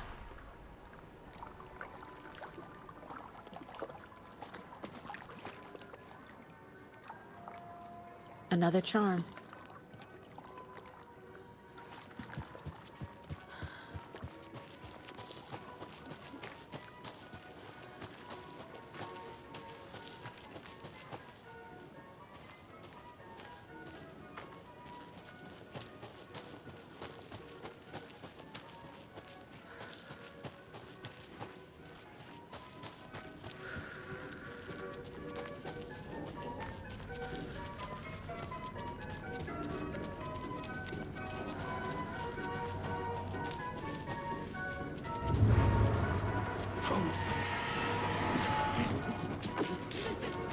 Play cards in the general store. Stories. Background.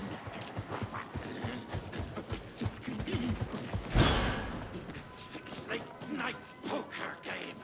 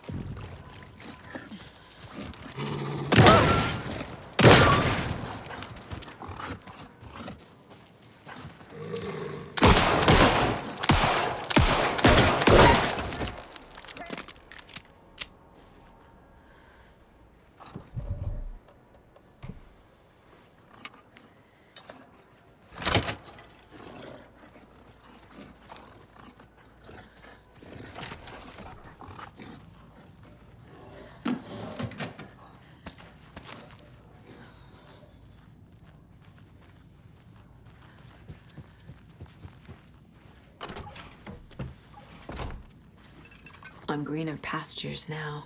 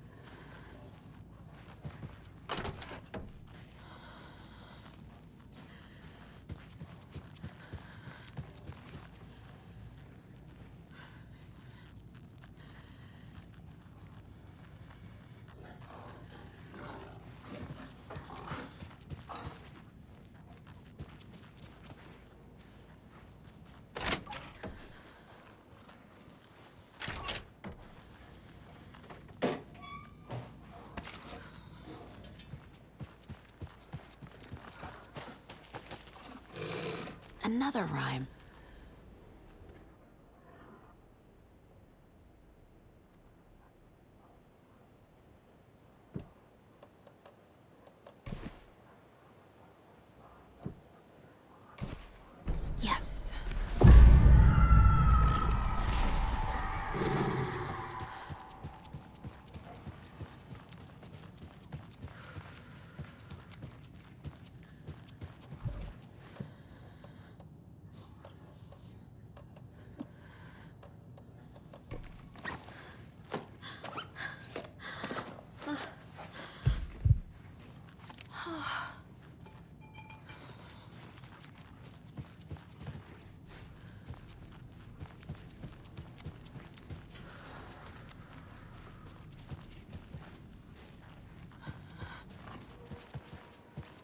foolish forefathers.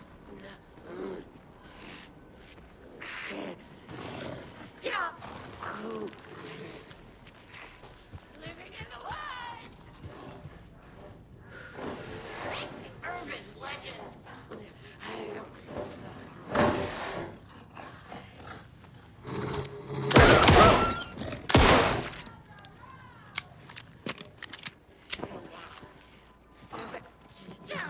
We watch in the night. People. The forest was nuts. In all ages. Coming fast.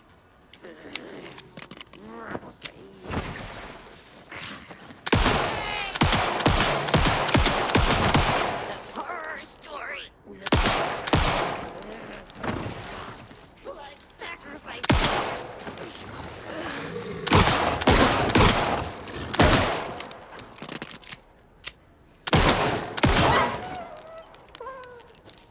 Well, now there's less monsters.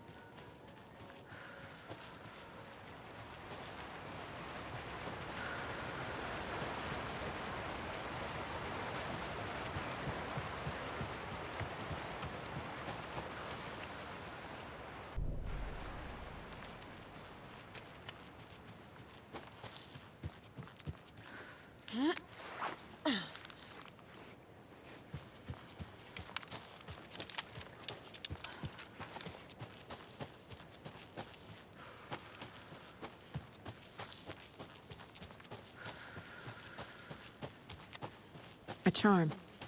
Perfect for my bracelet.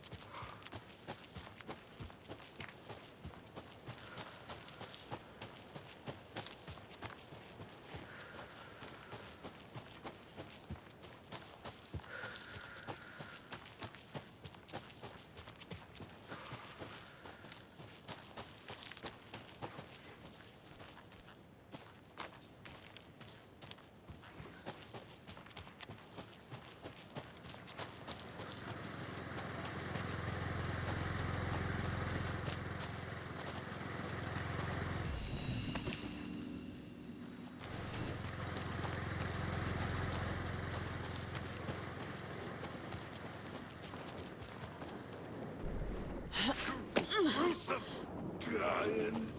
The fear was sharp. Trapped.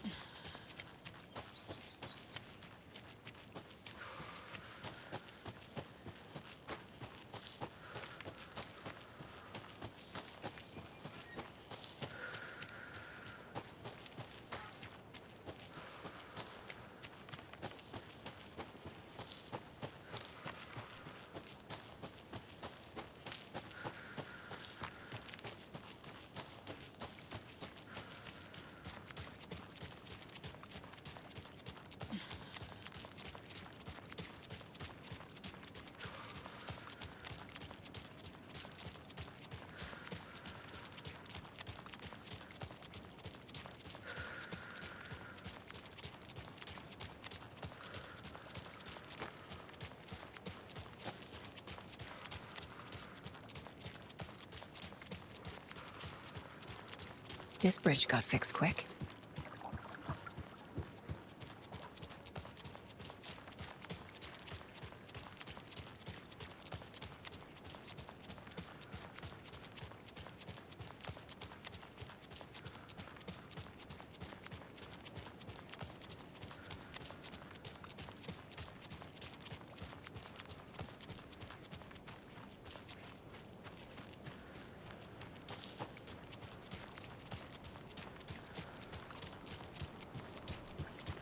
Well, at least the flooding's gone down. Yeah, but the fish aren't biting any better.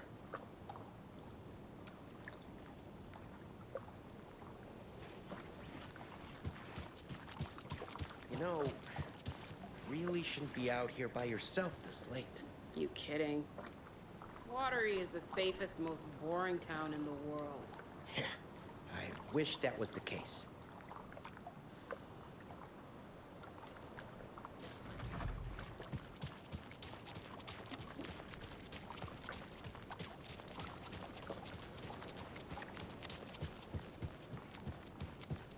Another one of those cult boxes.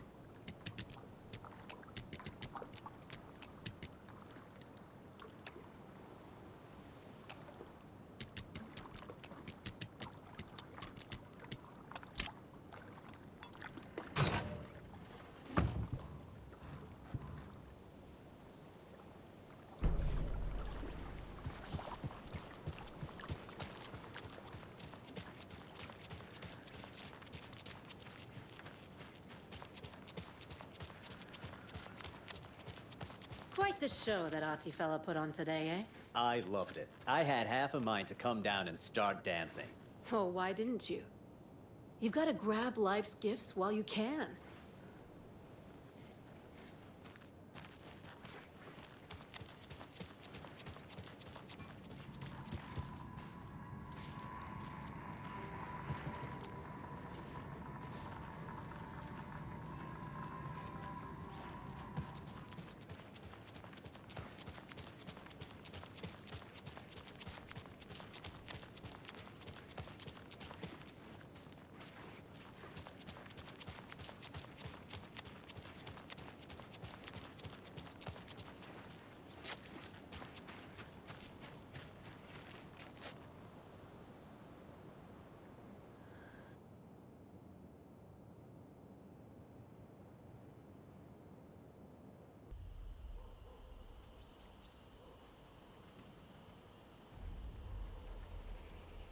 Alan Wake. My name comes up, your books come up, you come up. I've read them. There are echoes of my life in there that makes me feel like someone's been watching me.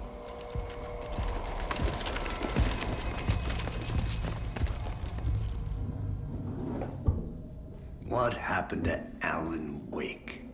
The unanswered mystery. Never expected to find you alive. Ah, my head's killing me.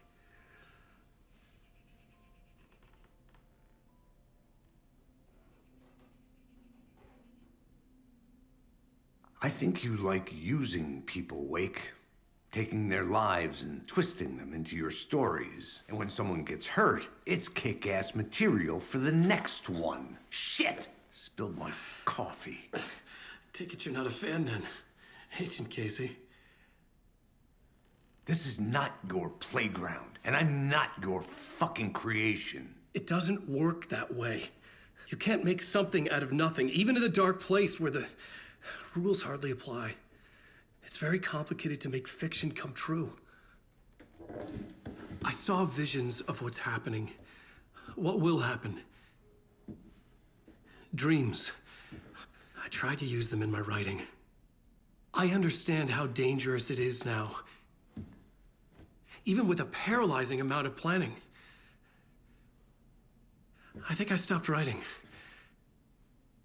I think I gave up. But there's a manuscript. Maybe I forgot not to write.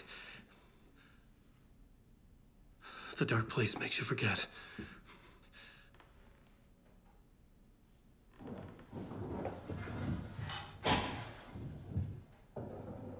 just want to fix this. Find a version of the story that fixes everything. Shut up! Get down!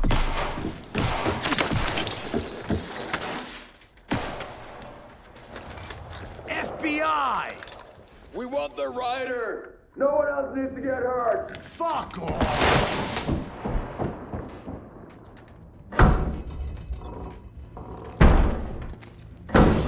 Shit! Hey, what are you doing?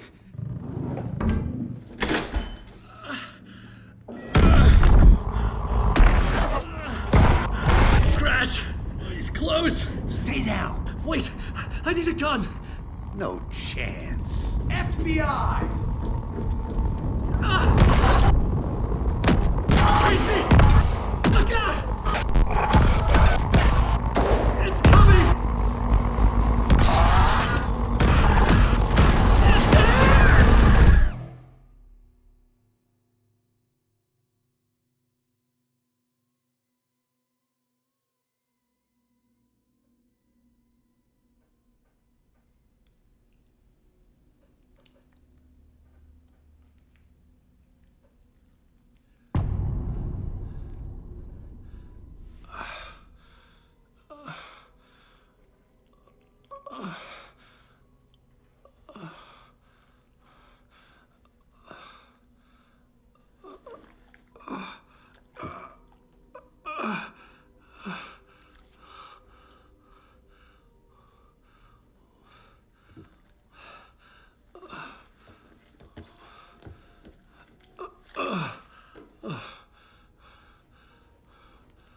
What the fuck? Hold it! Freeze!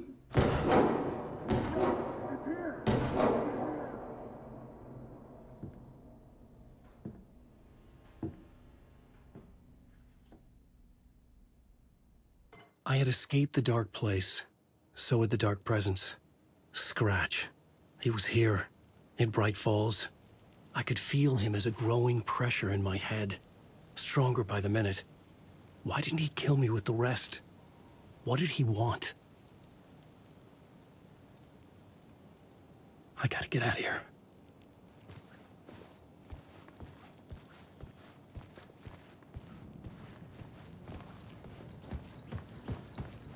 I needed to find Casey. We were on the same side in this fight. Strength in numbers.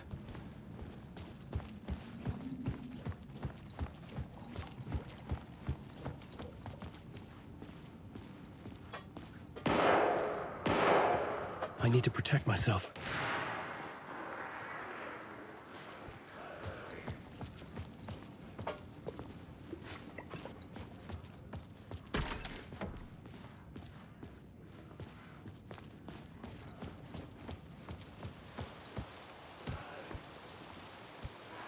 A gun and a flashlight. How nostalgic.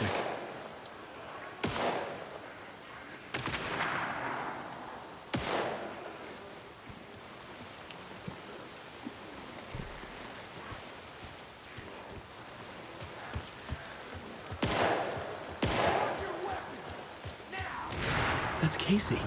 He was still alive.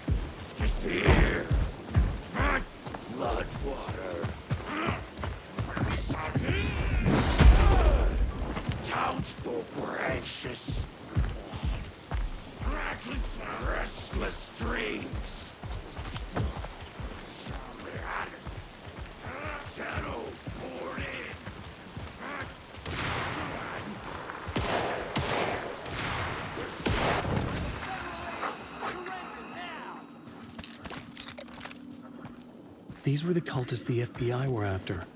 Were they letting themselves be taken? Or did the dark presence not discriminate?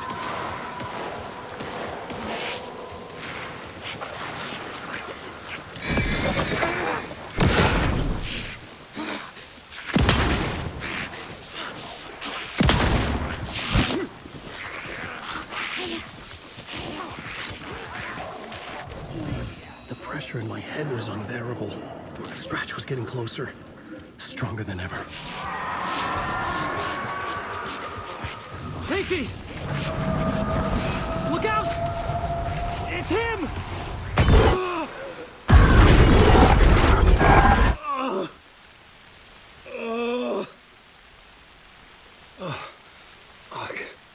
The pressure eased off. Scratch was further away. I could think again. Casey. Casey, I'm coming!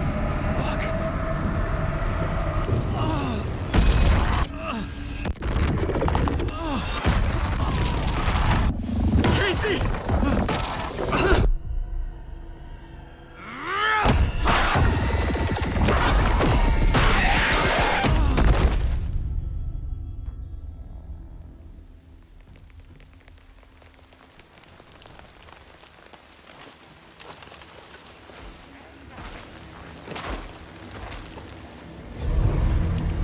FBI, drop the knife! Elmo? Saga, you don't understand!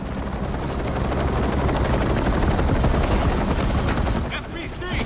Stay down! Positive ID. Alan Wade. Agent Anderson. Agent Kieran Estevez, Federal Bureau of Control. We'll take it from here. Out cold. Wait. This is my case.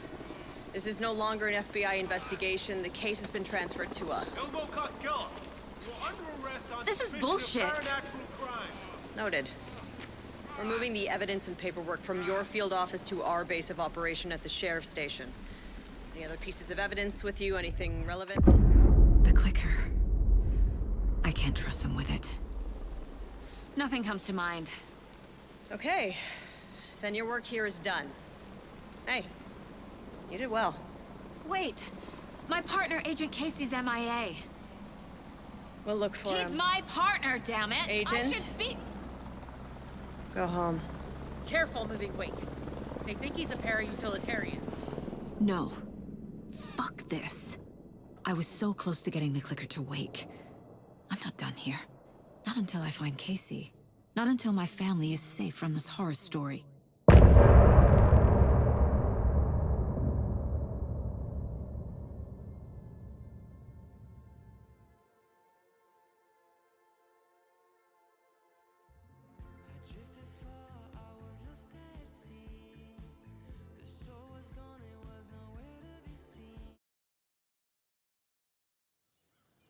Tor and Odin were in the photo with the clicker. They might know how it works. I'm off the case, but I can still visit family.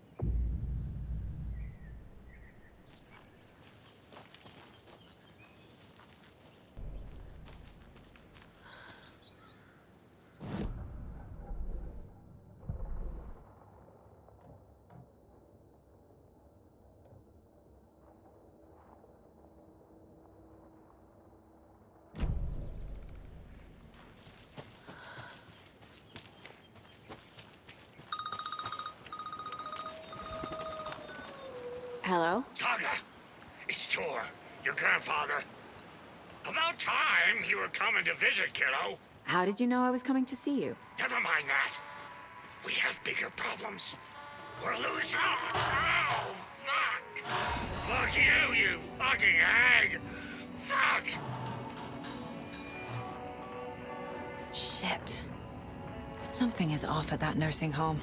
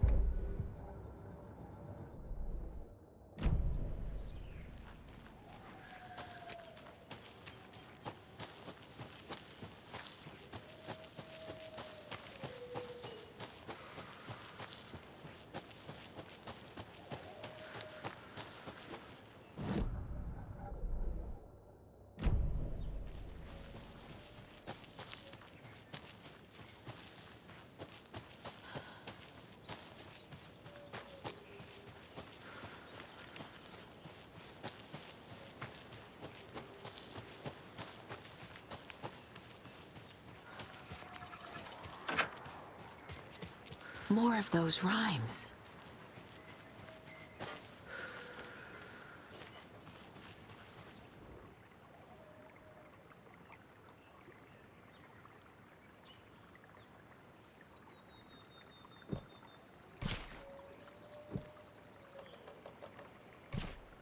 Okay.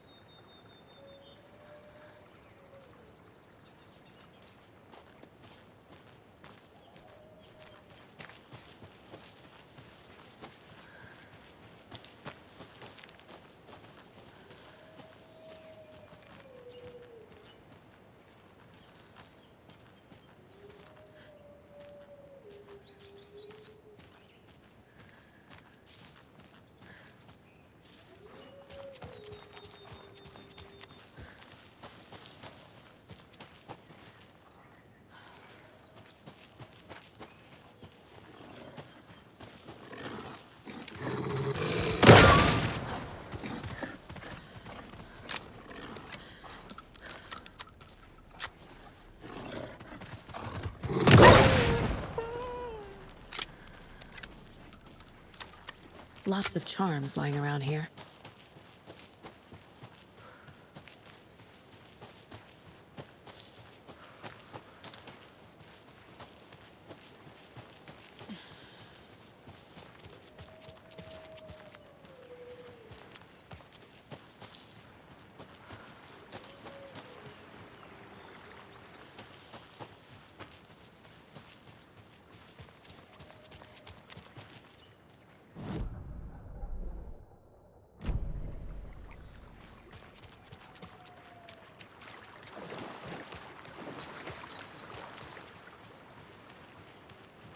Another cult stash?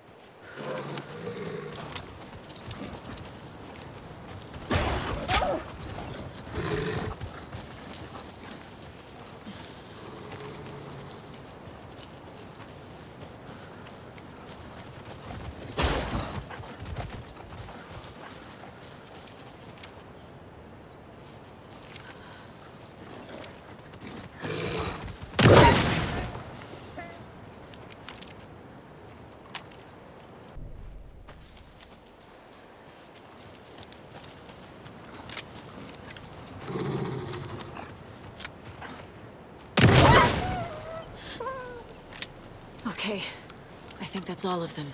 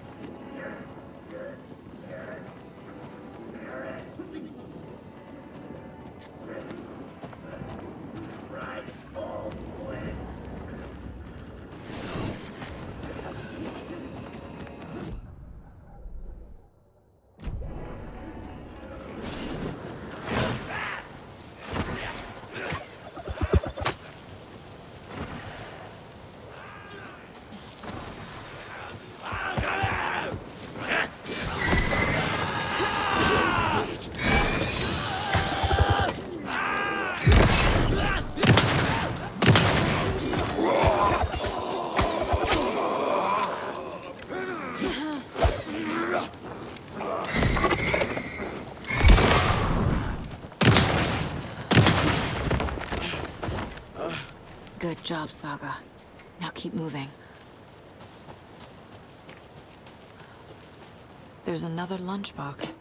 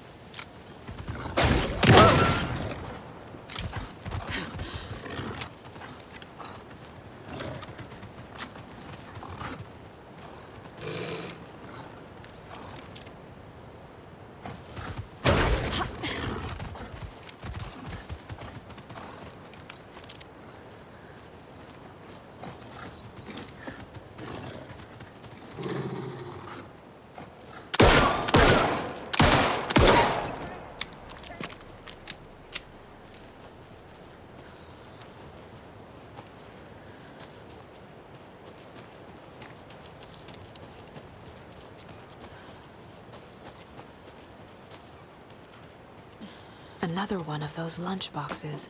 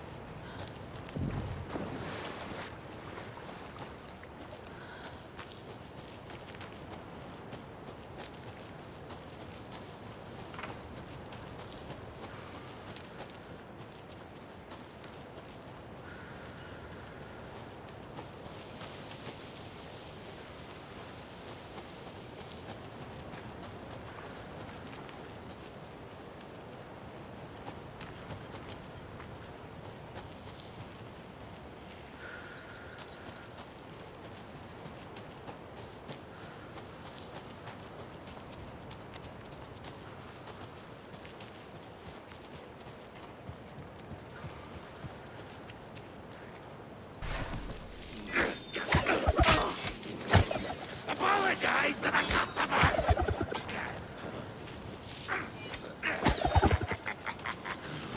Falling down!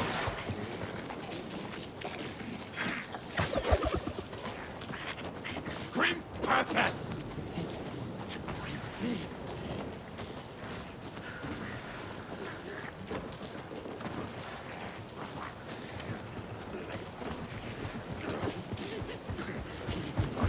Hold up a tree!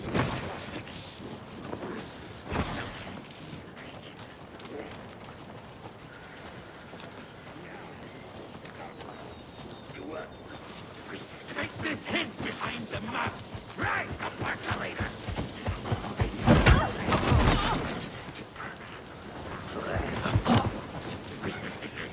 More copies! That's right! Something coming right up!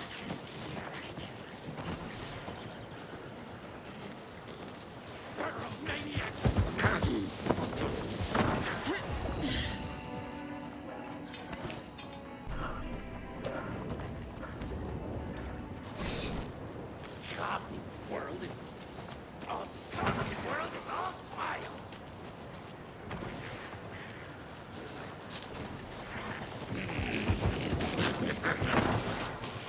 Animal.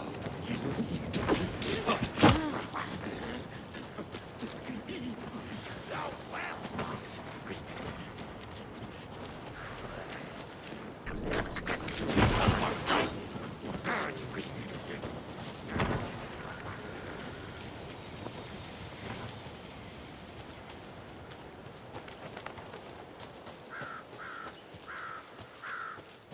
Torrin Odin claimed to be my family. I know Logan and I never lived here. But I don't know enough about my family history to say they're not my relatives. Mom only ever said my grandfather was bad news. The less I knew about him, the better. Vote Mayor Setter to sit in office. Meet the mayor, huh? Maybe I should swing by Suomi Hall.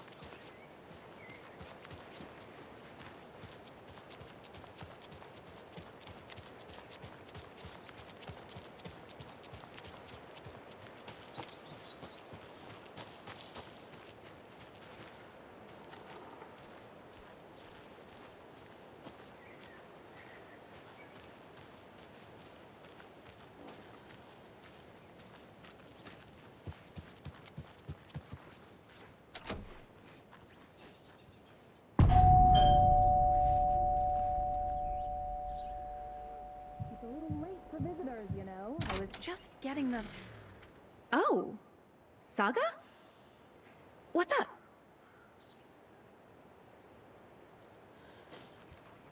Hello, Rose. Thought I'd swing by, see the family. Not a bad time, is it? Oh, no. I was just, you know, tidying I'm so glad you're visiting again, Saga. But Odin and Tor can't see anyone today. I was just on the phone with Tor. He invited me over. Sorry. They had a little too much fun on our trip to Watery and need to rest. I need an excuse to get in and talk to them. That's too bad. Okay if I say hi to the other residents before I go? Sure. They always love visitors. Come on in. Not smart to be outside when the sun goes down. I love the architecture. I always dreamed of living in a haunted Victorian manor. You say that like it's your first time here. Here's some of our residents, or as I like to call them, our little Vikings. Look who swung by, everyone. Norman, clothes. Norman, we have a visitor. Where are your clothes? I'm headed back to the sauna with Ahti. Just another day in Valhalla. I should really get back to work, Saga. But feel free to spend some time with Mandy May and Norman here. It's good for them to have company. Tor and Odin are here somewhere. Need to find them. Do either of you know where I could find Tor and Odin? Odin is sleeping upstairs, but your grandpa's been acting crazy. He got electrocuted when he smashed the telephone. Don't make up stories. Tor went loopy and smacked himself in the head with that hammer he's always carrying around. Tor is hurt. Something's wrong with him. Was Tor hurt badly? He never let go of that hammer when he got electrocuted. It looked like a bolt of lightning hit him. Wham! Zap! Thank goodness Blum took the hammer away from him. It's not Tor's hammer, no matter what he keeps saying. Blum has his moments, even if he is a Russian. Mandy May, you can't say stuff like that. That's some fascinating network, Mandy May. What's your inspiration? Oh, I don't know. It is what it wants to be. Taking a break from making those little ornaments for Rose. Do you knit? I dabbled when I was pregnant. Socks, mittens, the usual stuff. Oh, how about knitting me some underwear? One more crude remark from you, Norman, and I'll put this needle in your ear.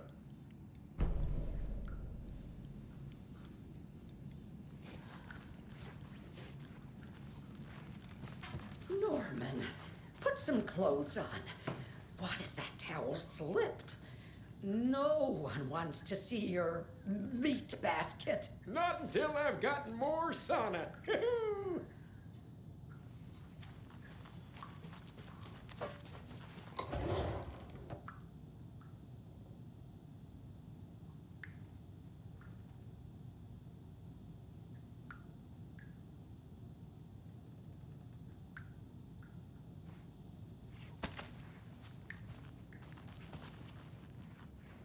Another Alex Casey lunchbox?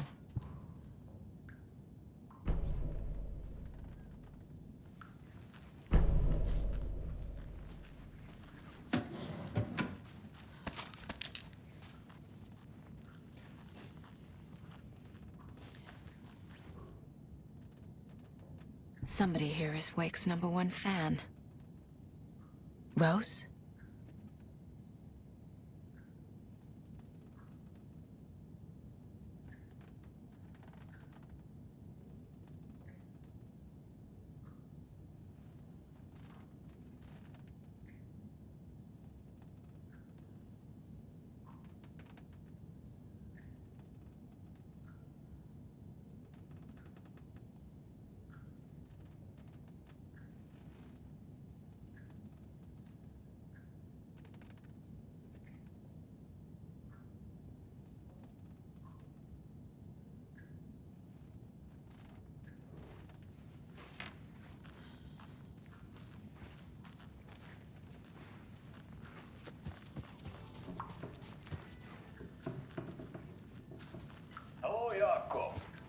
looks like another perfect morning in paradise. I agree, Ilmo. A perfect morning for me to drink this coffee I'm holding. Oh shit, this coffee is shit. Jaakko, did you just drink a regular brand coffee? I did. My perfect morning is ruined. And all because of your shit coffee. If only we could have good coffee. Hey, what? What's that sound? Oh.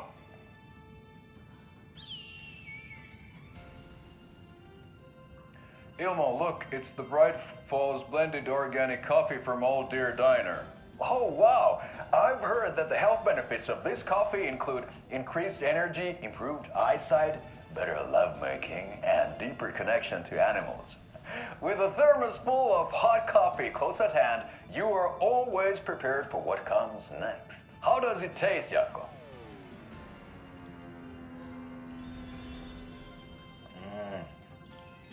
I feel like $1 million. Thanks, Old Deer Diner Coffee. Bright Falls Blend Organic Coffee is brewed with care right here in the Pacific Northwest from coffee beans that are sourced locally in Puerto Rico. Try it today at Coffee World and the Old Deer Diner, and don't forget to try the delicious brunch special this month only for Deer Fest.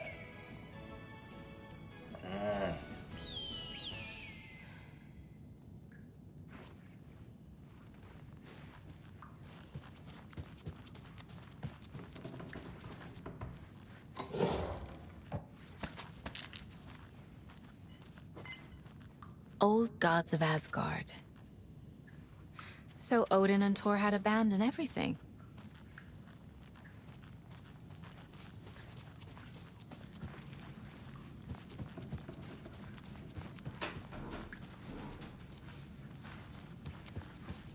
Ahti, this is your home. You don't need to keep cleaning. I take that mop away, but I know you'll just find it again. Kyllä, kyllä. Mutta once after being told no. Why rest when you are bored to work? Eikö niin? And you know Mr. Blum doesn't like it when you take his work clothes. Why don't you go pick a song from the jukebox? Yes, box Holy Ray. Just thinking about it makes my dance foot waggle. Kyllä näin on.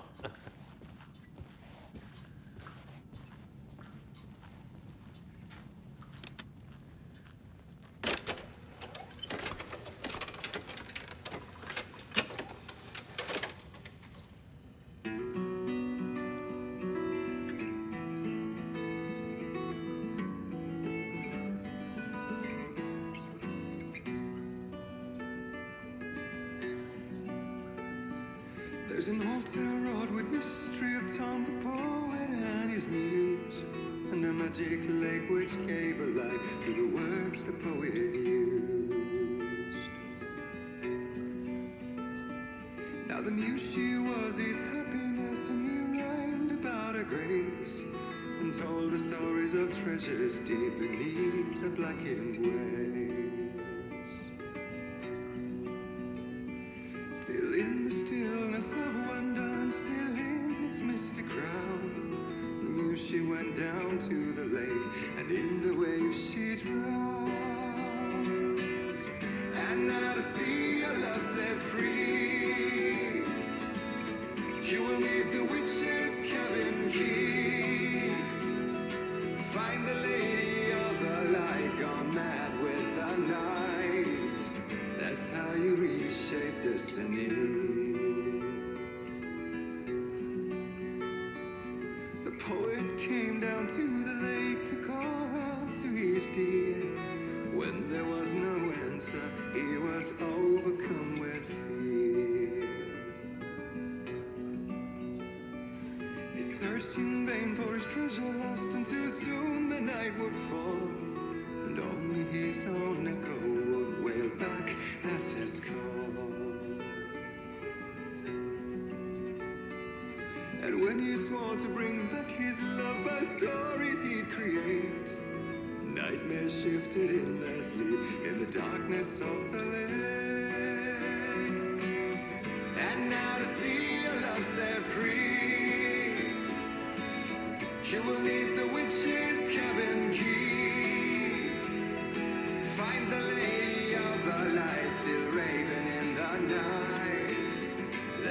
you reshape destiny. In the dead of night, she came to him with darkness in her eyes. We're in the morning, gown, sweet words as her disguise. It took her in without a word, for he saw his grave mistake and bowed them both to silence deep beneath the lake. Now if it's real or just a dream, what mystery remains? For it is set on moonless nights, they may still haunt this place.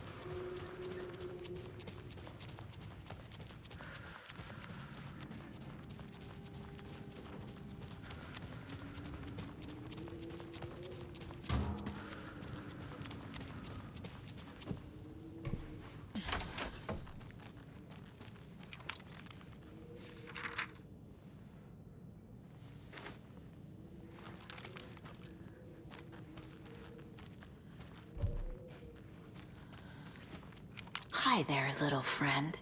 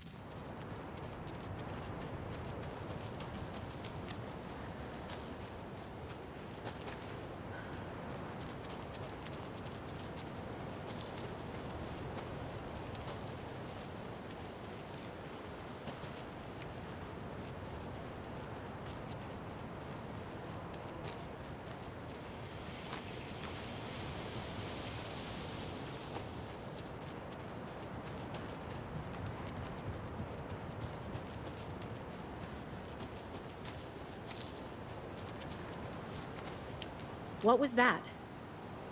Where did Tor go? What on earth do you mean, Saga? Tor is resting in the wellness center. Remember? What? We both saw him go into the pond. Okay. Are you fucking with me, or is this a story again? Now. Let's cool it with the language. She's clearly lying to me. Why?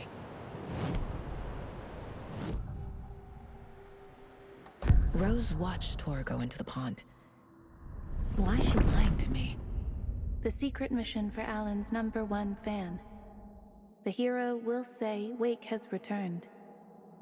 We're all characters in his story. Gee whiz. I'm not his fucking character. But I can use that phrase to make Rose stop lying to me. Wake has returned. Cynthia took Tor. What happened to her? When the darkness touches your head, your bookshelf gets shuffled. I put her lamp in the shoebox. What do you call a lamp lady without her lamp? Is Rose talking about Cynthia or herself? Or both?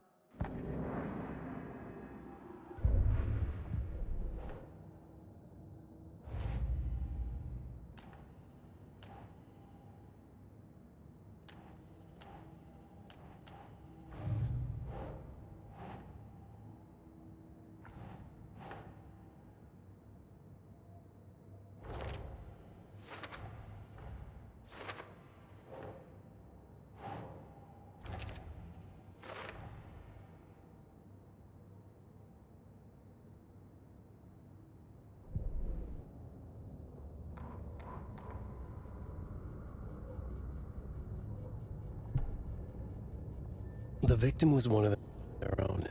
FBI Special Agent Robert Nightingale, gone missing here 13 years ago. Now he had suddenly turned up, only to be murdered in a brutal ritual on the very day of their arrival. And then there was the page. This page, the first page that they had found, not the last. The first step down into terrifying depths, secret truths trembling beyond the threshold. Reading the words, these words, felt like a message. Was a message.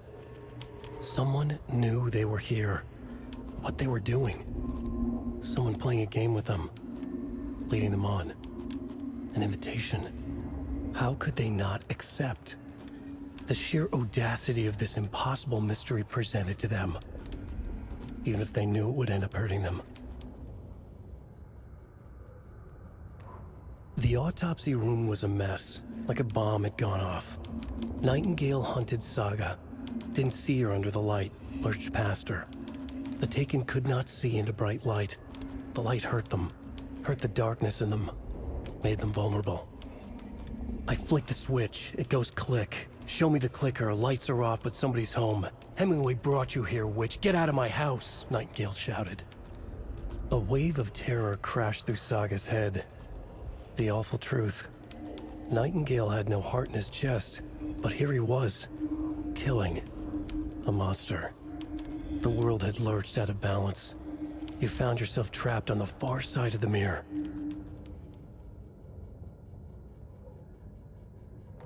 Saga was back at Cauldron Lake. He was there too, Nightingale. Was, but wasn't a Taken, a creature of darkness. He was beyond her reach, where some other strange reality, the dark place, merged with ours. This place and the dark place, a tarp thrown over top, drowning everything beneath it, a flood of darkness, soaking into everything, spoiling it, rotting it. The page called this area an overlap. Saga had to pursue Nightingale into the overlap. Finding a way in would be difficult, required precise steps, a ritual. Saga would learn how. Stop the monster before he killed again. Her job. He'd be inside, waiting for her. Saga edged toward the broken door, her gun ready, flashlight aimed ahead. Nightingale said it would be here. The Cauldron Lake General Store was overgrown, left to rot. Saga thought about the cult of the tree.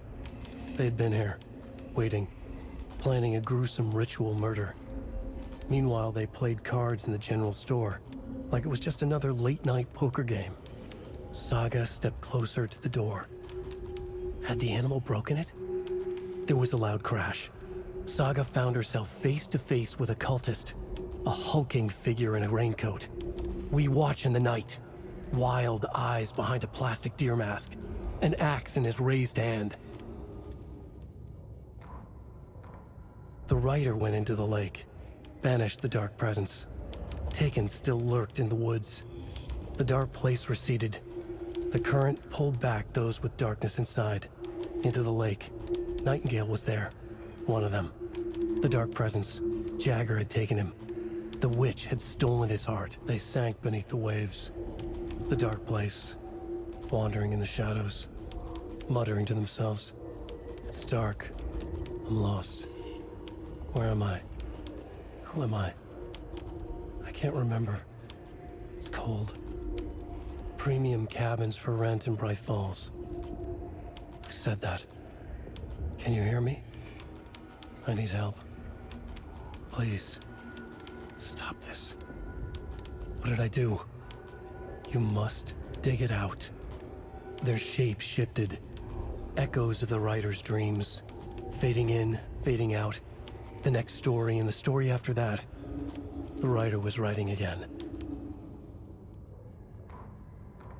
He'd been on the trail of the writer forever. The writer he despised. Hemingway, Bukowski, Wake. I'll get you. I'll find you. I'll make you pay. You're in over your head. He descended into the tunnels, from the dark city, into the ocean of darkness. Next stop, Caldera Street Station. Something, a presence, rumbled. Not a train. Shadows shifted on the platform. The writer's cult waited for him there. The cult of the word. A cultist leaned close. I carry his words close to my chest now. You're not allowed in the lake until he says otherwise. He'd be caught, murdered. They got him. They didn't get him. He was reborn out of hate. He was there, but he was risen. Sent to find the light switch up from the lake that was not the lake.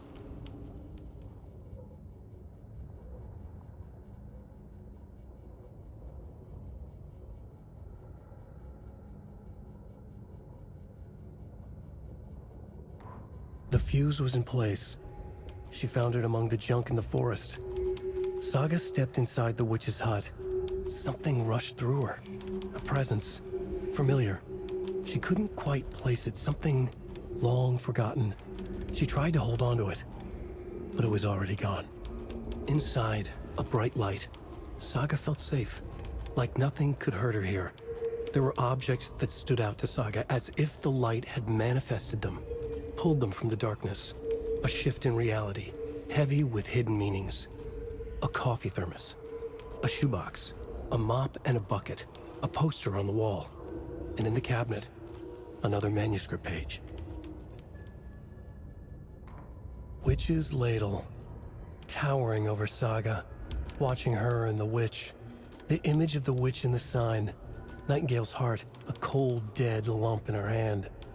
Her definition of sanity had changed since she arrived in this town, but she trusted the pages, was forced to. Saga addressed the witch. She squinted to read the first part of the ritual words, the smudged line on the heart. The second part recited from memory, the words she had read on the page. I brought you the heart, witch. Show me the terror. Saga pushed the heart through the hole in the sign. This was the key. The tree was the threshold. Back at Witch's ladle, Saga pointed the flashlight at the strange, dark substance. The same substance Nightingale had left at the morgue. There was something hidden under it. She strained to see. The opposite of sunspots in her eyes. Blacker than black. Suddenly a change. The light reacted to the substance. A feedback loop, surging up her arm. Saga squeezed the flashlight, willing it to penetrate the dark matter. Burn it away. An overlap of the dark place needed a push from both directions to manifest itself. Reality in our world eroded by repeated dark lore tied to a location, and a counterpoint. A work of art, a horror narrative crafted in the depths of the dark place, connecting to the story on the other side to reach out through the weakened veil. A story of a lawman whose heart was cut out of his chest. 2 corrupt men killed by their own twisted ambition. A haunted old woman drowned in a bathtub. Twisted reflections on the other side of the mirror. Arcs stabbing through realities, amplifying the influence of the dark place. These elements working in conjunction made a trickle that became a torrent, a wormhole, a vortex, and the art, the map, became the nightmare territory where the dark place encroached on our reality, a blanket over it, where they all overlapped, causing reality to twist and loop like a bad dream, remolding anything and anyone within its dark horror design. Children in Bright Falls all grew up hearing stories about the cult of the tree. Feral maniacs living in the woods. Satanists chanting, "We watch in the night," as they perform blood sacrifices in the forests. Or things not quite human lurking in the dark. There were many versions of the story, but they all shared one important element. Danger in the dark, in the woods. Somewhere among all the urban legends lay a secret truth. The real identity of the cultists prowling in the woods. Real faces hid behind the masks. Real hands held the knives. Real people fulfilling a grim purpose. The forest was not safe.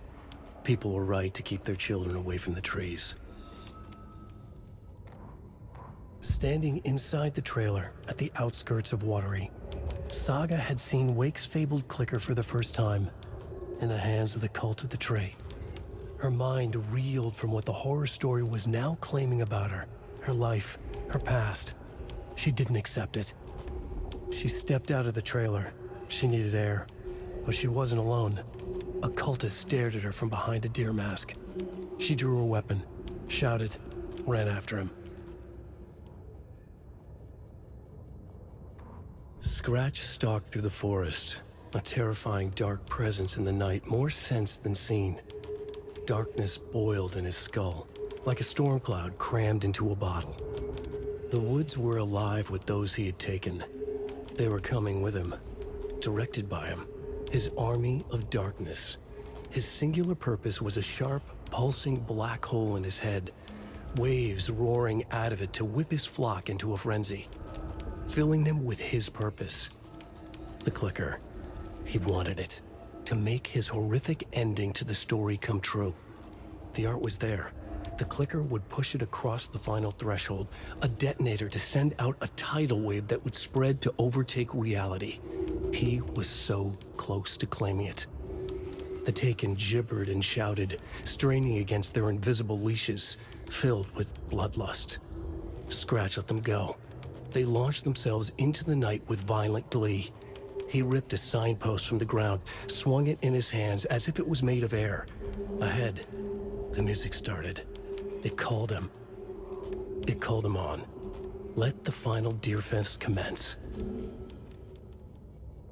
Ilmo stood in front of the parade float, turned dramatically to his crew. Now, imagine the murderer's arms moving. Stab, stab, stab, and then Naki laughing. Everyone at Deerfest always plays it safe, not us. This monument to Watery's history, this work of art will sweep this year's awards. The overlap formed around Watery's dark past. The ritual to enter was tied to crafting the float. Art was the key. It had the power to let Saga in. Mulligan and Thornton in the wreckage of the morgue, shadows on their faces. Thornton did his best woman's voice. I'm a stuck-up FBI bitch. I'll make a big fucking mess, then get these dumb backwater cops to clean it up. Thornton turned to his partner. These government motherfuckers. Next time, Mulligan, I'll tell her. You got no clue. You let your own kid drown. You're a fucking fraud. Mulligan leered. Pinning the murder on the Bookers would have fixed this whole goddamn mess. But their kind always sticks together. I reckon we should show the bitch who's boss, Thornton. Shadows crept over Mulligan and Thornton. Inside them, they grinned. Saga was beginning to see why Casey disliked the woods so much. They felt oppressive here. Too many places to hide. The distorted carnival music drifting from the amusement park ahead did not help. What the Koskelas had said about her living in Watery with Logan unsettled her. For the horror story to involve her was one thing, but involving her daughter was crossing a line. Something darted across the path ahead, too fast to see. Saga drew her weapon. Her eyes searched the woods. A noise overhead. Saga swiveled to look. A local. A man on the ridge above her. No, not a man. A monster with a hatchet in each hand. It shouted down at her. Hunting season was a bust! Saga had read about it. The trap. She knew what was waiting for her. The moment she saw the giant, she knew she wasn't ready. You let Logan drown. The weapon it carried could crack her skull like a brittle egg. Brains leaking out like yolk. Everything she loved, lost. Everything she was, lost. We will watch it eat your mind. Reading this made her sick, but the fear was sharp when she faced it. There was another overlap here in Watery. The parade float was the key. Mulligan and Thornton had gone there, taken the clicker with them, left this monster here to stop her.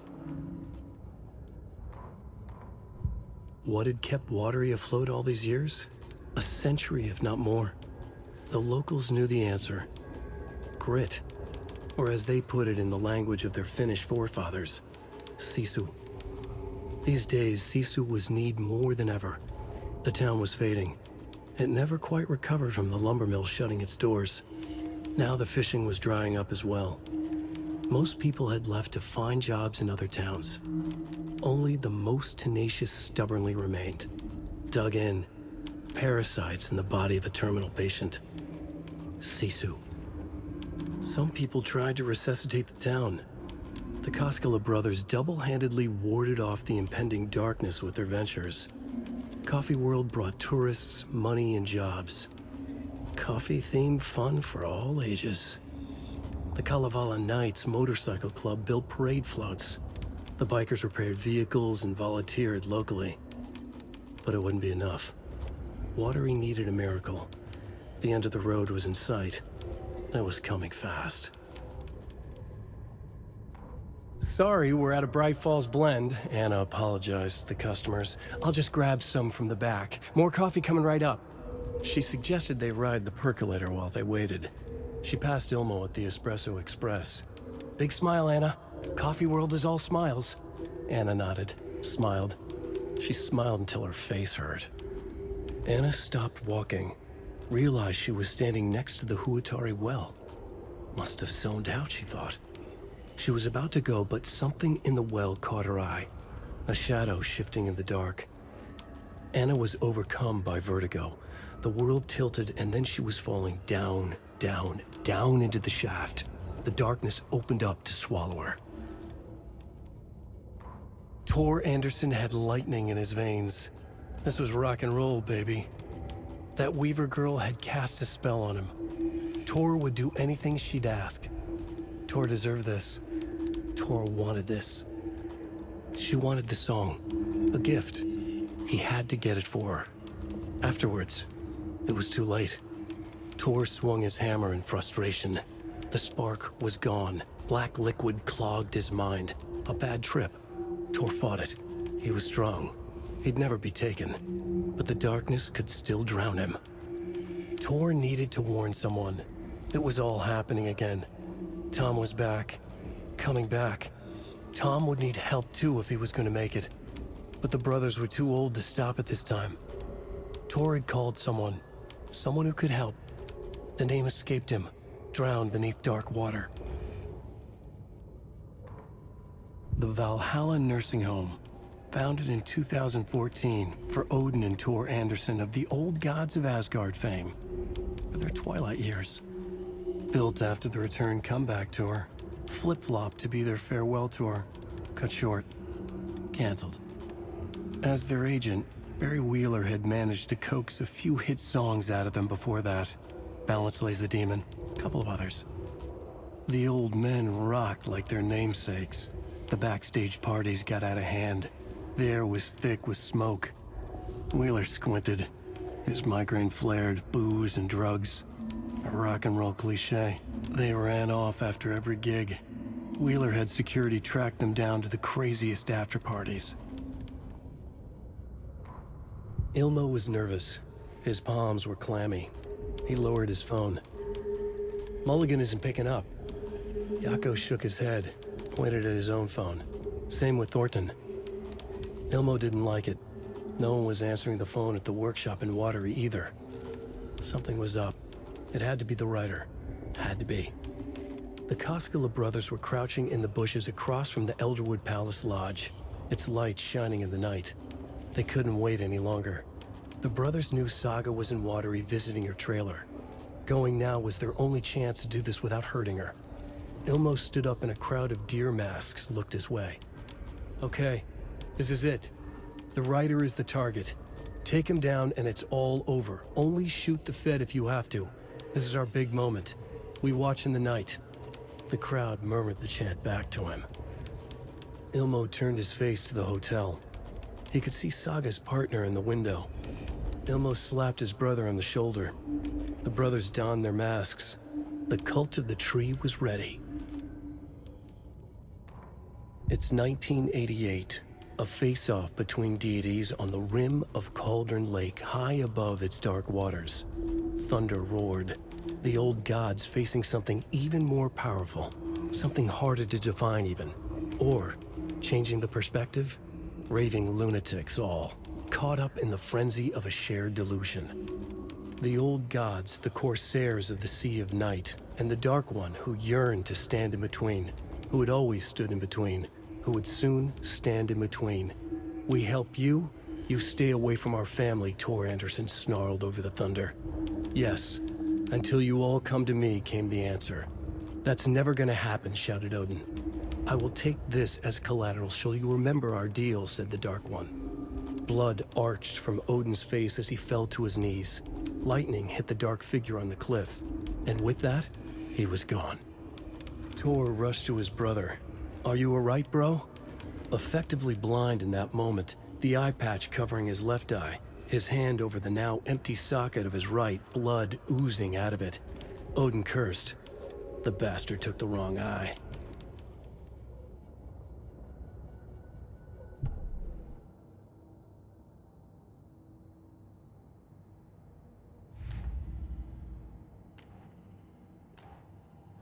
Shouldn't spend time on old questions.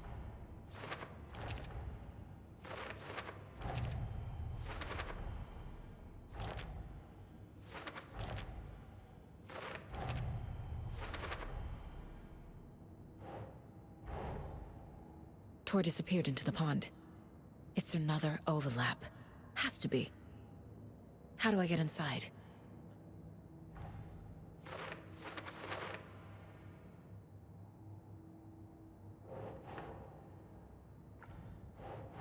Makes sense.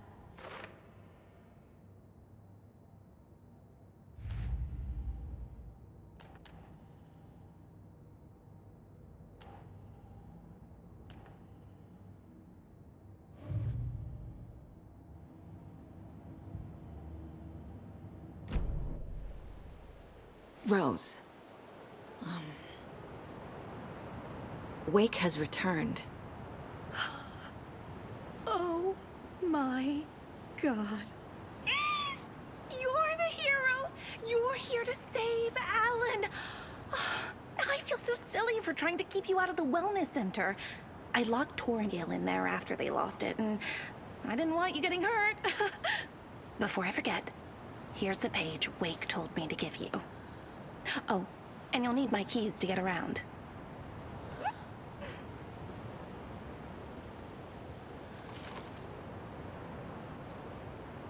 Saga jabbed the selector on the jukebox, the missing record in its place. Saga couldn't have found it without Odin's help. A light bloomed in through the garden window. The horror story beat me to Tor. I have to rescue him. The key to this overlap is an old Gods of Asgard record. Odin will know more.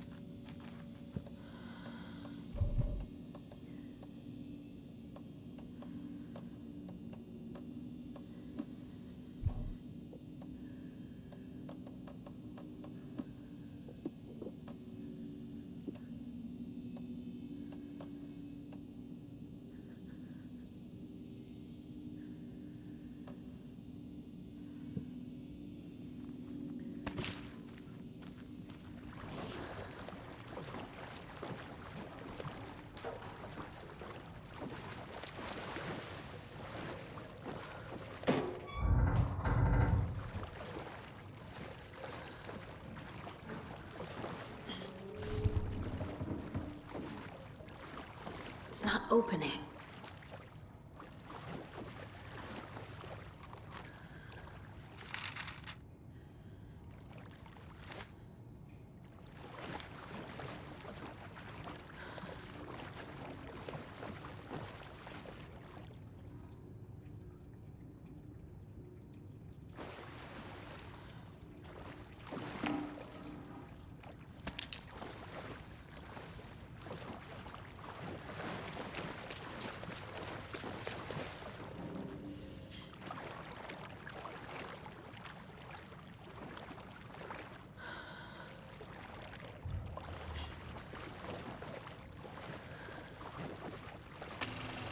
Is this something they watch on movie night?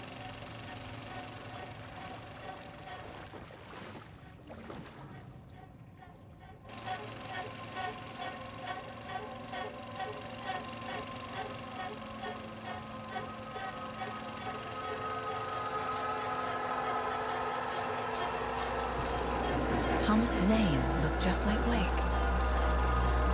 Is this why Odin keeps calling him Tom?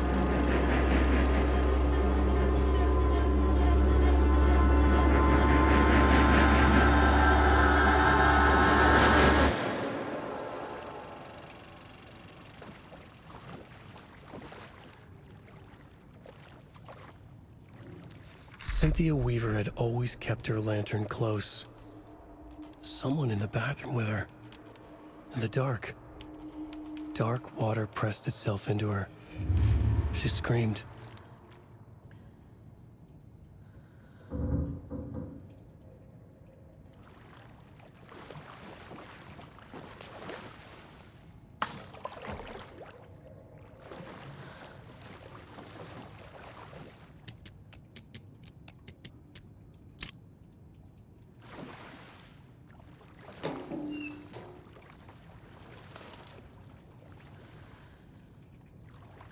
A fuse.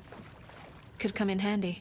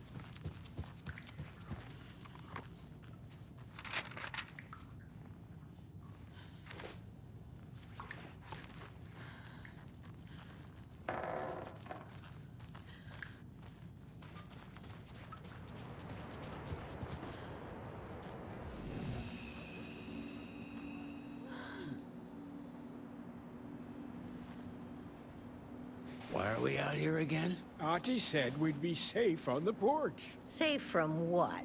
I bet Tor is having one of his drunken fits again.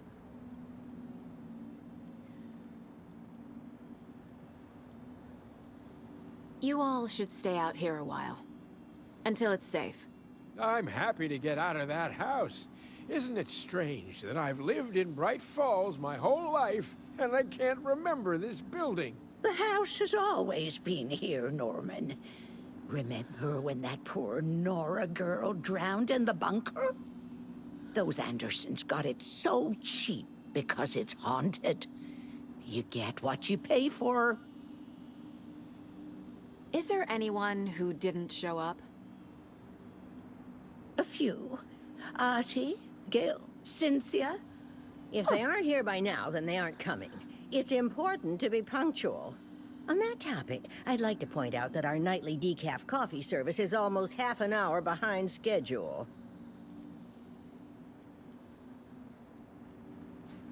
Have any of you noticed anything odd about Ms. Weaver? Just that Tor won't leave the poor woman alone. That brute wants one thing, and one thing only. Cynthia's gotten downright bossy. Take a swim in the pond, Norman. Drink some water, Norman. Well, no one tells Norman MacDonald what to do. Hello there. Are you Pat Maine from the radio? That's me. And you're the federal agent everyone's been talking about. Would you have time for an interview at some point? Oh, sorry. I'm kind of in a hurry right now. Love your show, though. Very informative. Thank you. Never compromise on quality. That's my motto. We'd be happy to have you on the show anytime, me and my listeners.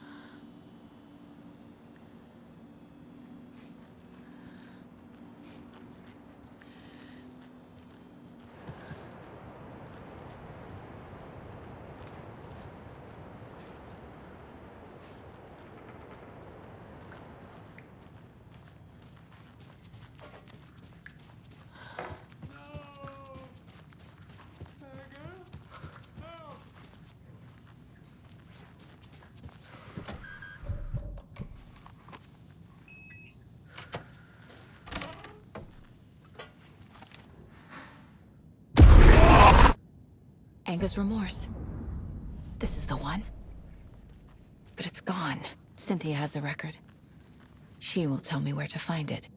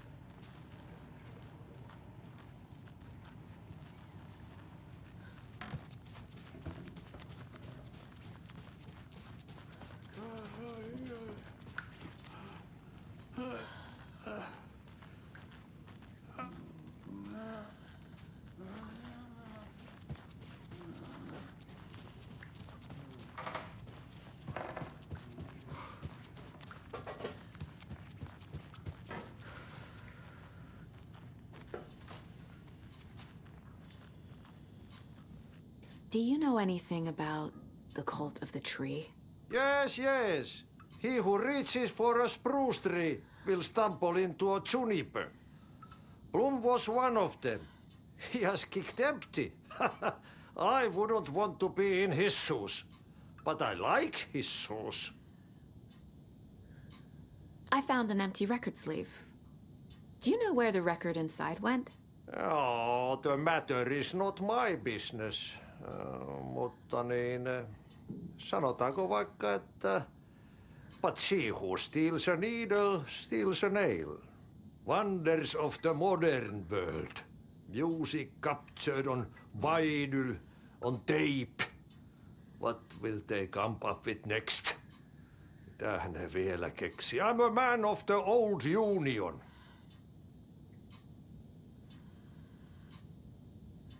How did you know Blum was part of the cult? Oh, Fox never runs out of tricks.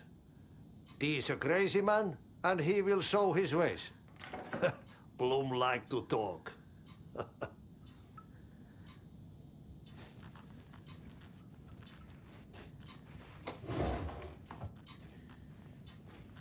There are pieces of George on the floor everywhere. The black stuff. Sedating. Very bad. I need to clean it all away. Perkelekko sotketaan joka paikka. Kuulkaapa, mitä sitä... Mikä paikka tämä on nyt? Ai helvetti soikku. Where am I? Tämä ei ole minun koti. This is not my home. Minä haluan... I want to go home now. What is this place? Ei saatana. Ei saatana. How did I get here? I'm lost. Lost at the sea. No lighthouse anywhere. And storm is coming. Oi jumalauta.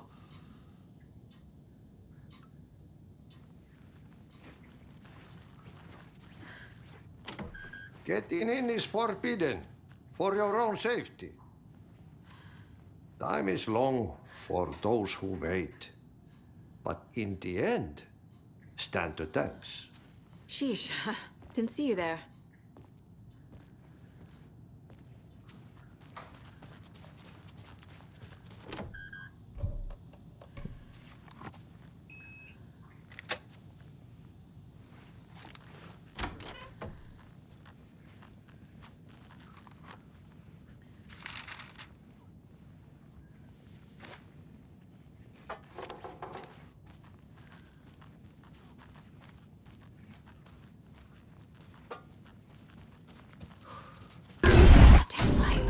Key fob's no good without power. No use crying in the dark place.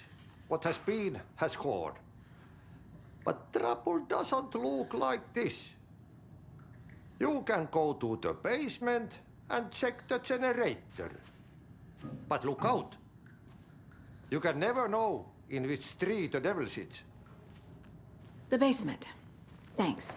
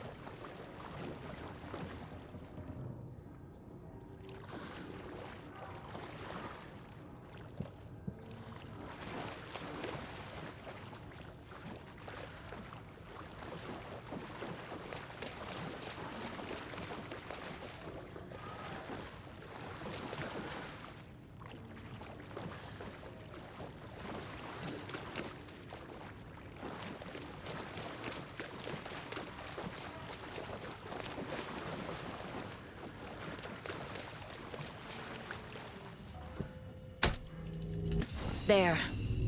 Power's back on.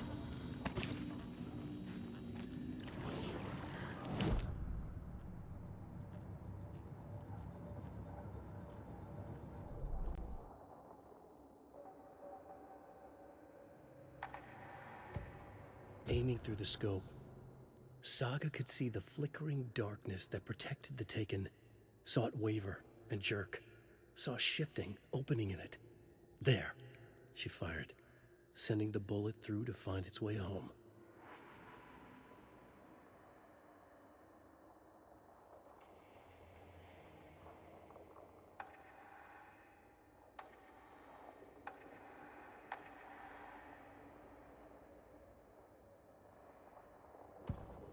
Saga stood still, emptying her mind, focusing, breathing in, breathing out.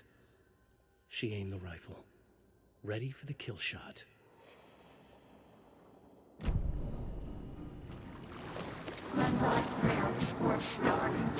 Shit, beautiful, Saga.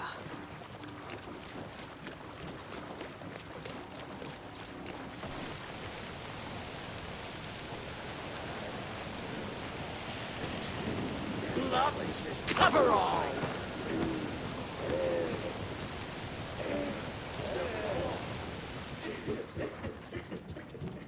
It was too late. The residents shouted! Bingo! She was underwater. The nightmares were starting to creep in.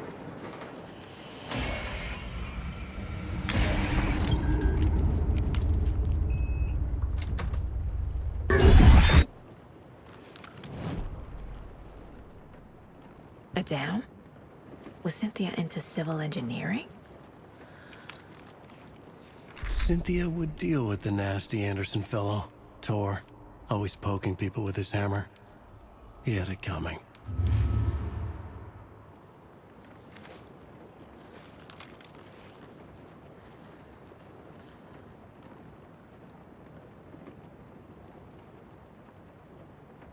The Dark Presence uses people's memories, their fears to corrupt them.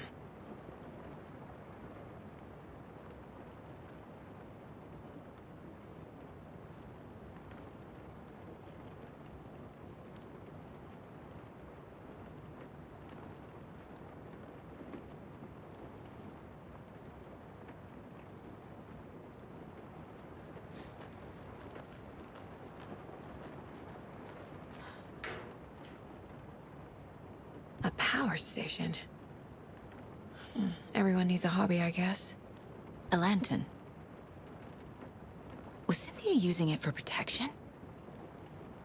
Did she know about the Dark Presence? I feel like I'm missing some context here. I'm guessing the woman in this photograph was not Cynthia's favorite.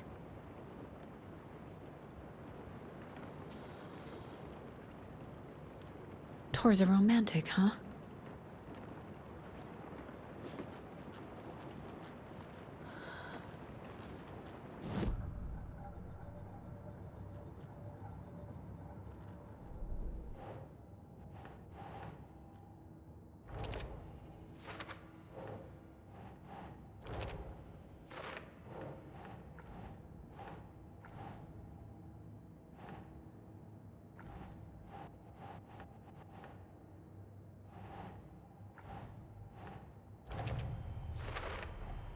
The page says the record will open the overlap. Or is the page predetermining it? Am I just playing into the story?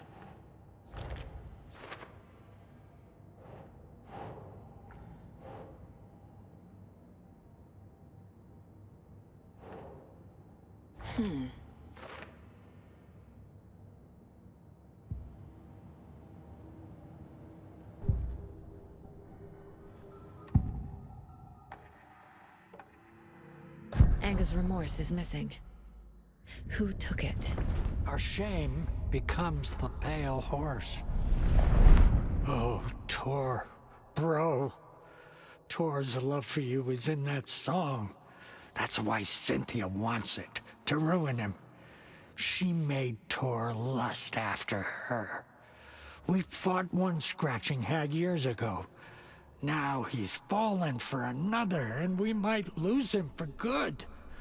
One less Anderson. That isn't going to happen. Cynthia has Tor in the overlap. Anga's remorse is the key to get there. I need to make Cynthia reveal its location.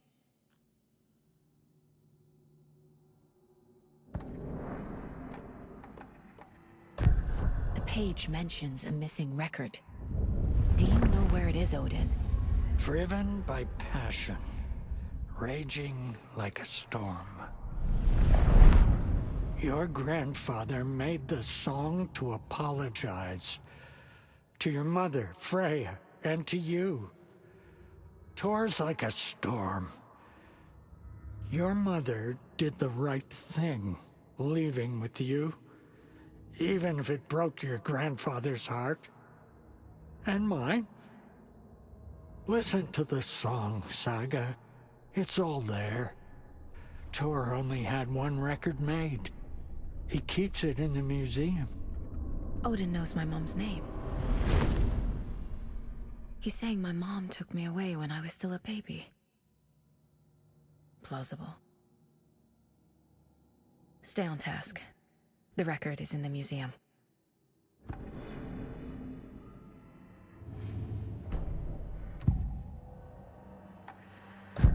Cynthia targeted Tor specifically.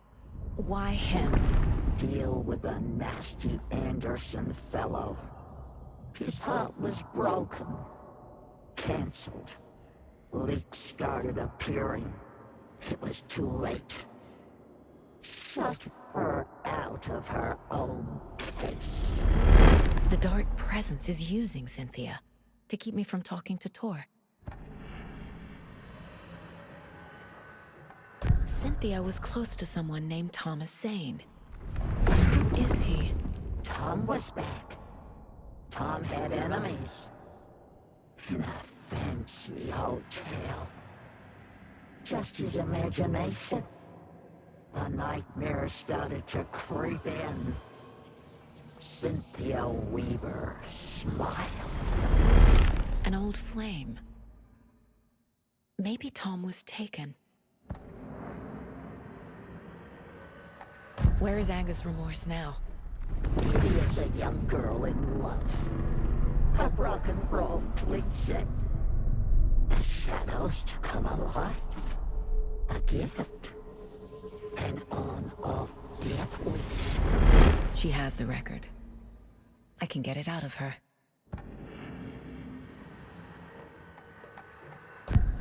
Angus Remorse. Where is it, Cynthia? Drowned beneath dark water.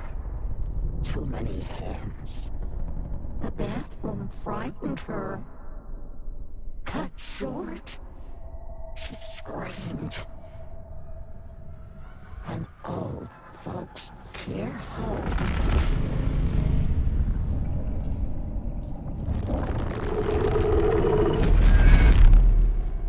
The Angus Remorse record is in Cynthia's room. In her bathtub.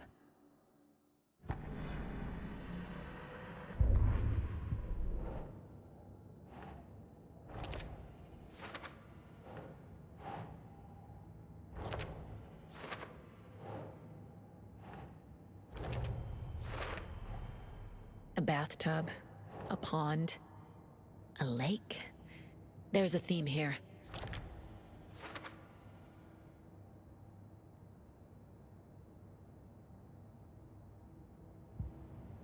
Cynthia took the record, and I brought it back.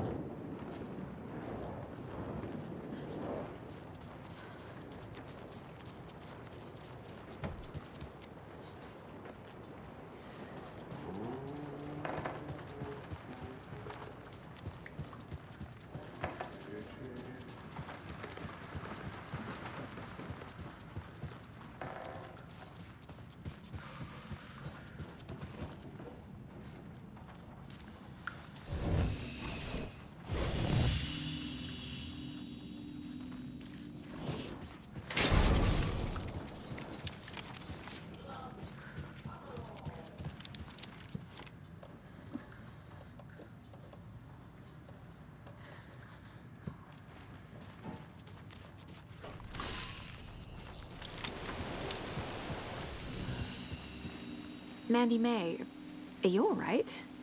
You're bleeding. Oh, how did that happen? Oh, no, Mandy May. Oh, no! Oh, don't be a crybaby, Norman. It's nothing. I just poked my finger knitting this monster of a blanket.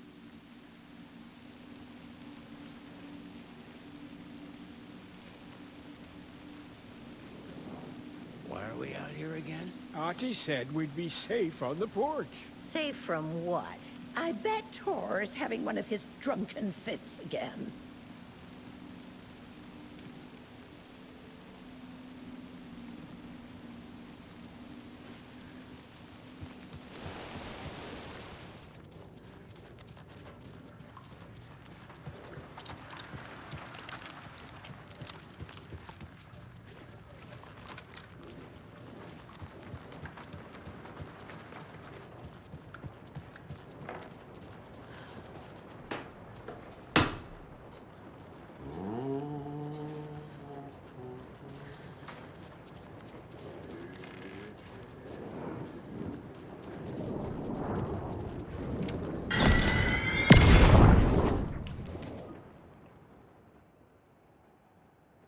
Anger's Remorse by Old Gods of Asgard. I need to play it in the jukebox. The dark water pressed itself into her.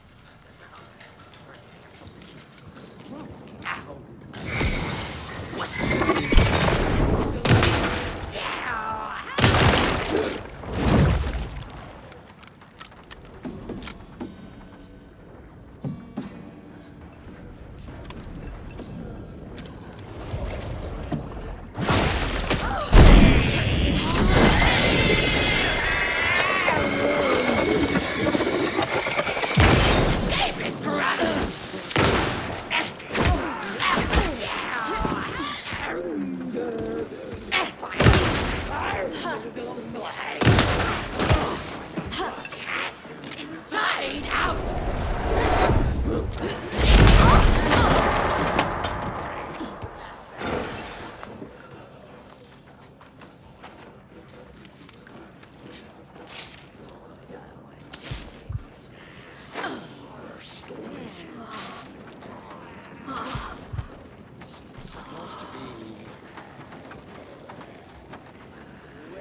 The song will show me the way. Look in the mirror.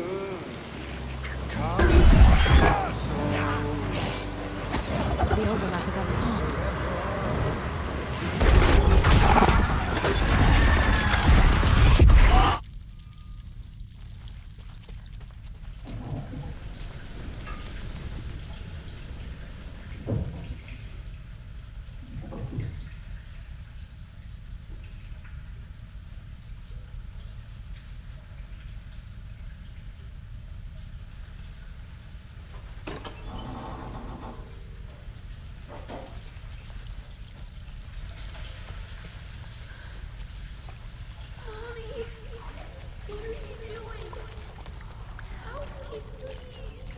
This isn't real!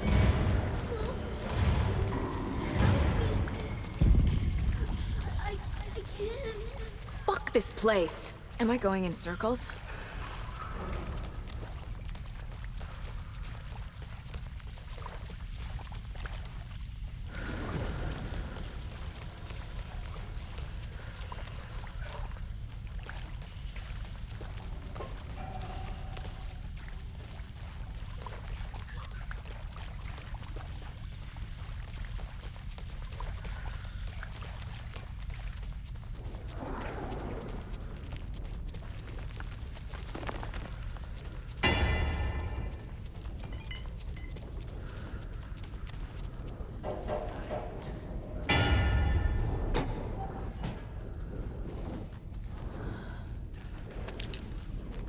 No power.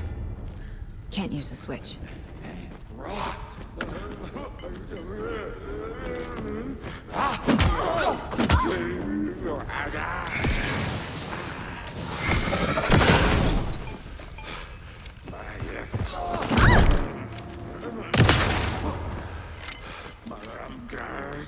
I need to get the power on to use the switch.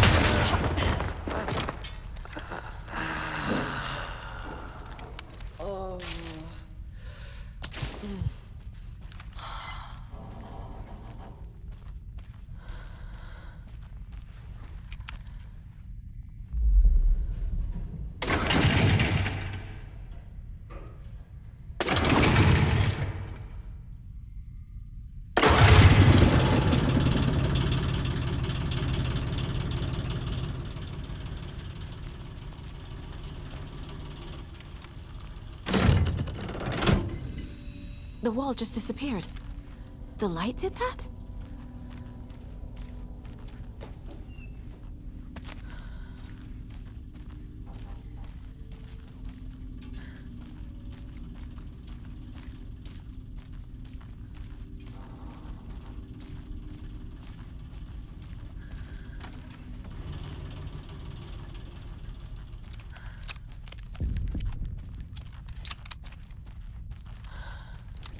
closer. Destroy it.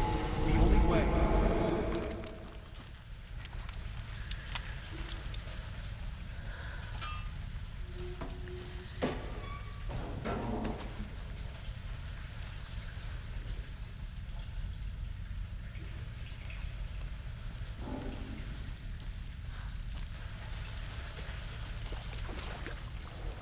It's a loop, like the others.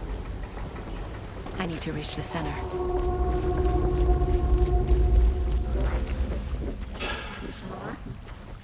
Cynthia. She's here.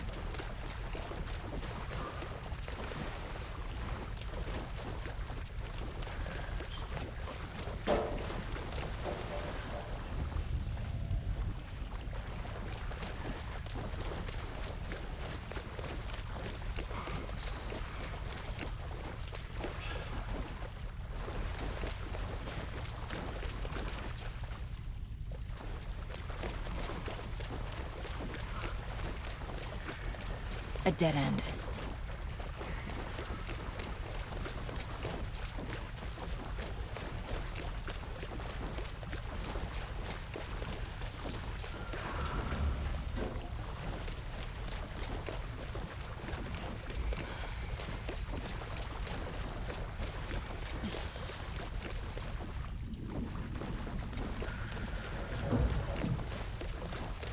Oh, back here again.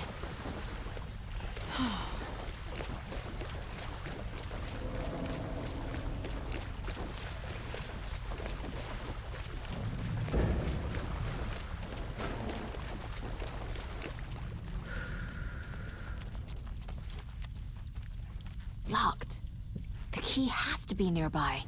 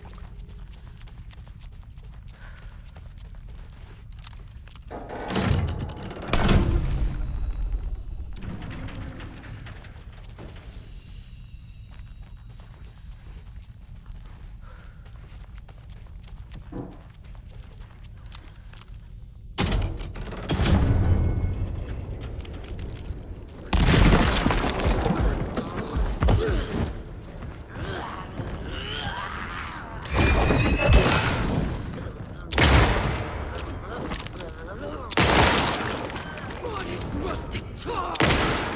Little Viking!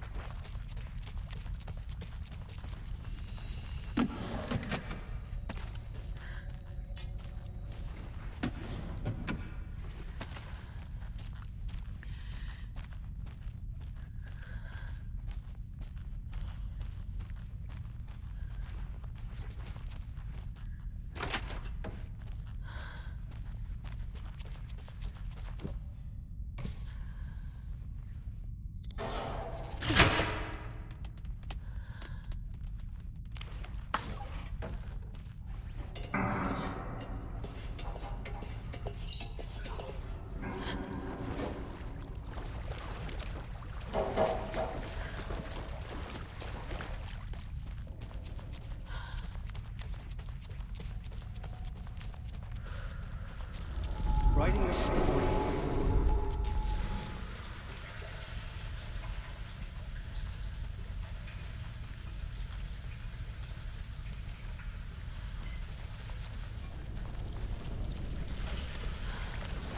Back again. Gotta go deeper.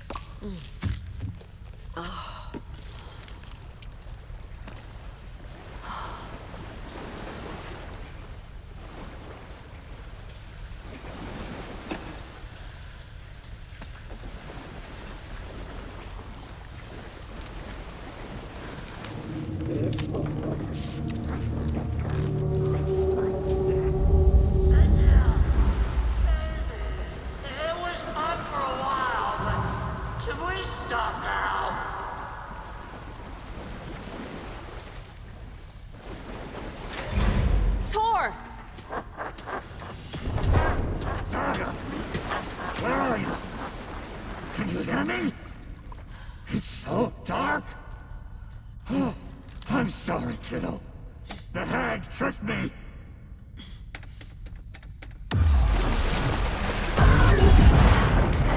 Dark water. You took Tor. I'm here to take him back. I need to get the lights on to reach him. Saga! It's so damn dark down here. I'm underwater. She's trapped me at the bottom. I don't think I'm gonna make it.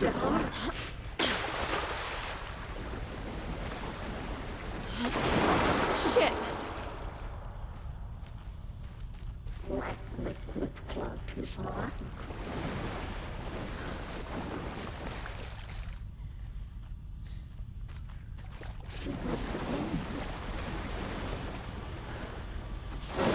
I gotta get out of the water. Is a young girl in love.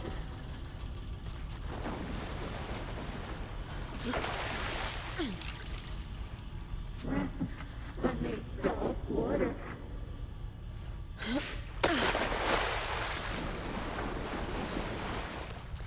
Saga was trapped in a horror story.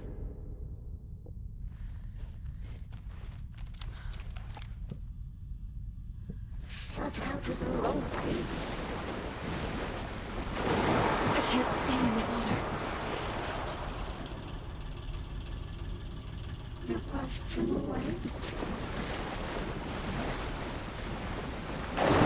She's coming.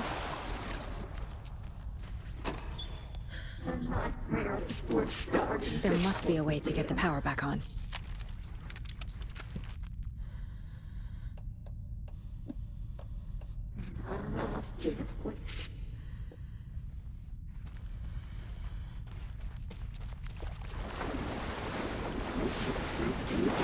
I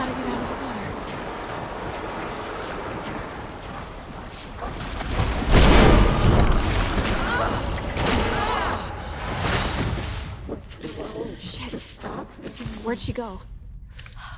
Oh. Sinking into darkness.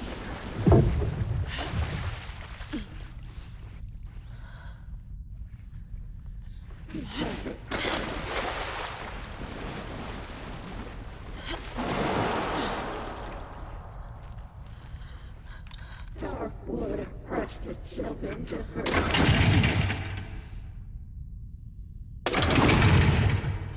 I deserve.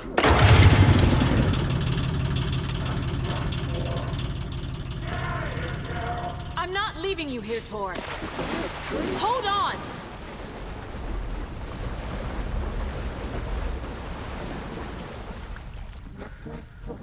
No sense of up or down.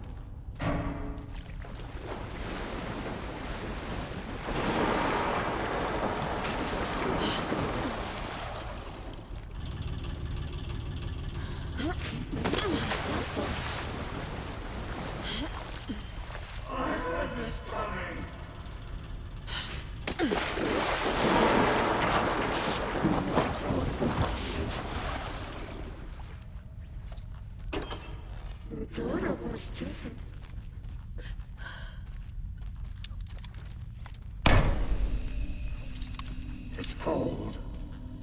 Dark. I can't see a goddamn thing. Tell Odin.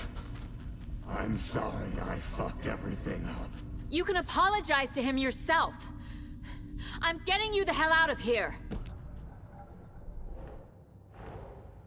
Tor's here, in the overlap.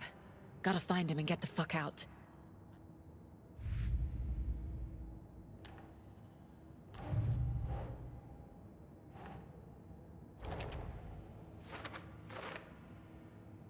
Your grandfather made the song to apologize. To your mother, Freya, and to you. Tor's like a storm. Your mother did the right thing, leaving with you.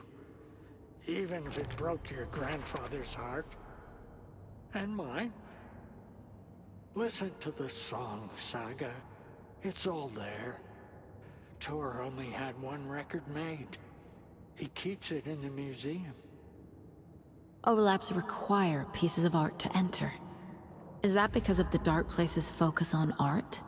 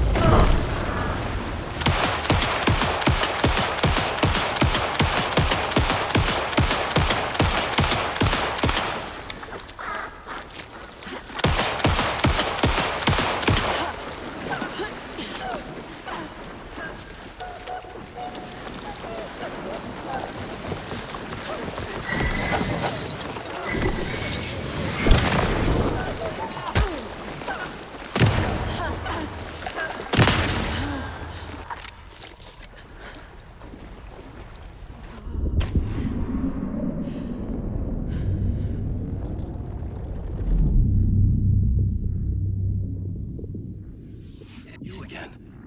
The FBI. Saga Anderson. I'm closer now. I can feel it. You helped me get closer to escaping. Wake? Where are you? Is this coming from the dark place when you were still trapped? I have the clicker. We can finish this. Not the clicker. You can help. I must find it. I already have it. I can get it to you. But I have to understand. Did you write Logan into the story? In danger. I need to get back. I'm writing a story. It's the only way. Then change the story. If this is the past, if this is you still in the dark place, then you can do that, right? You cannot write her in. She's my daughter, goddammit!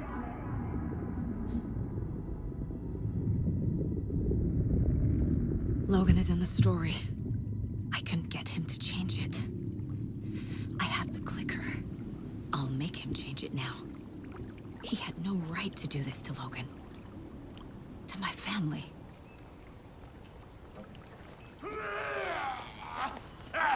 Tor! Oh, fucking hell. Are you okay? Hey, you took your sweet time to come save your grandpa, huh? Nice attitude. A family trait? You're right. Sorry. Thanks for helping out an old bastard like me. That's my job. Now, I've got some questions for you. Of course you do, sweetie pie. And I got answers.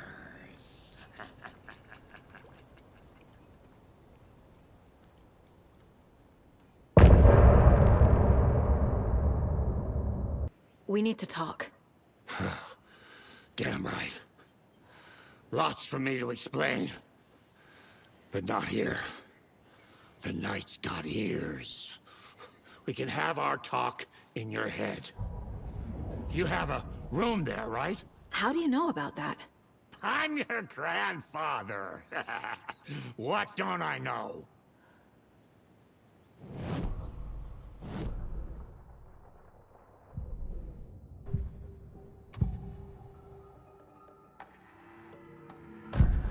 You said you were my grandfather. If that's true, why wasn't I told about you? You were part of our fucked up family, way before this horror story.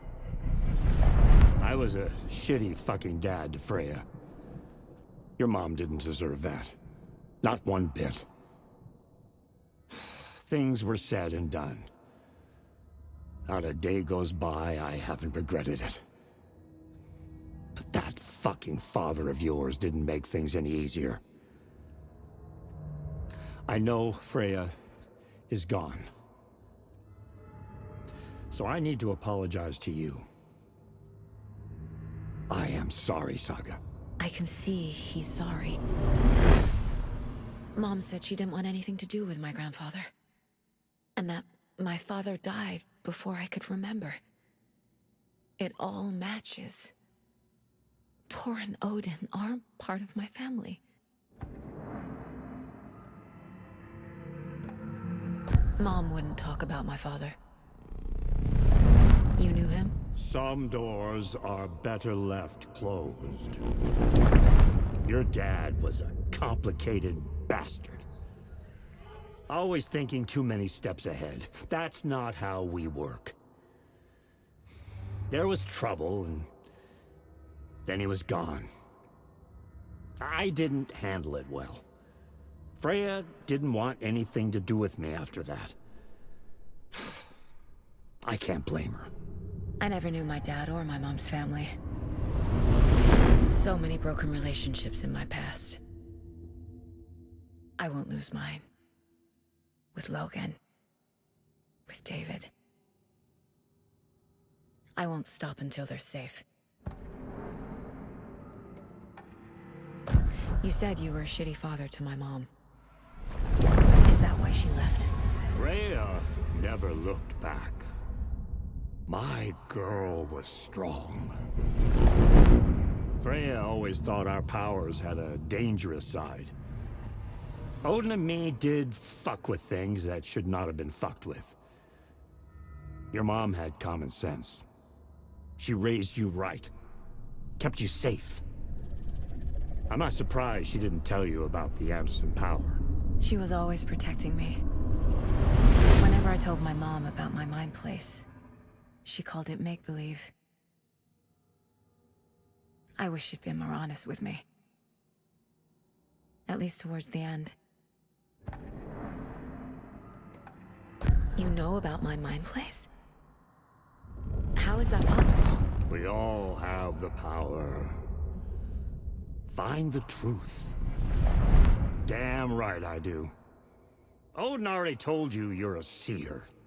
You can gaze into their heads, see the truth.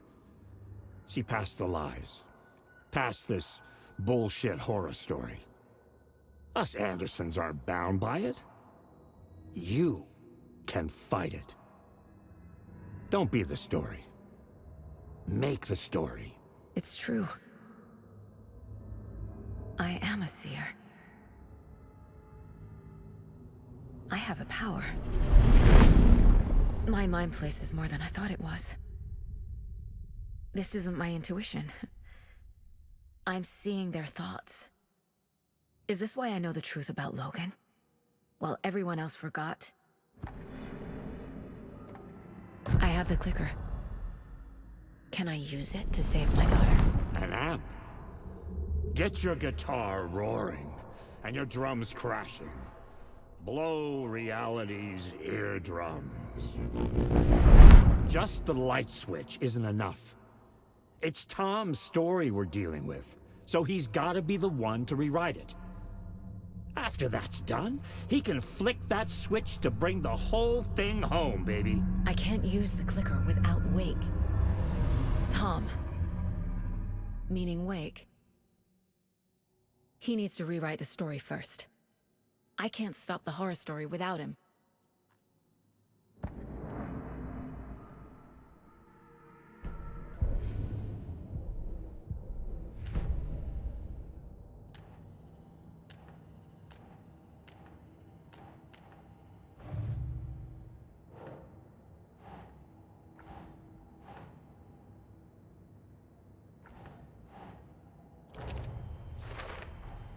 Wake needs to be the one to rewrite the ending. And I'll need to keep an eye on him.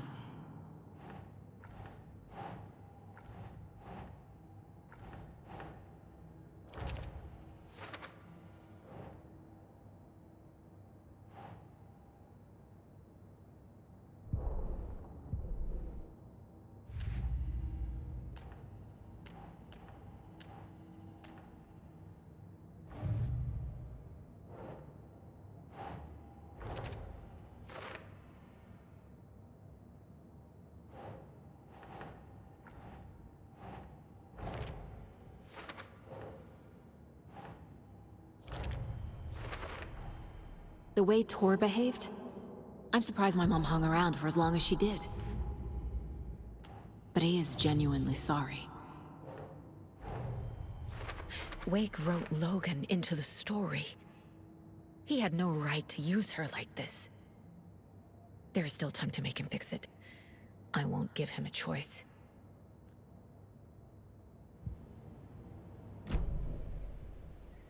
Thanks for telling me this, Tor. I need to go find Wake. To stop this. The old gods of Asgard will be ready to help.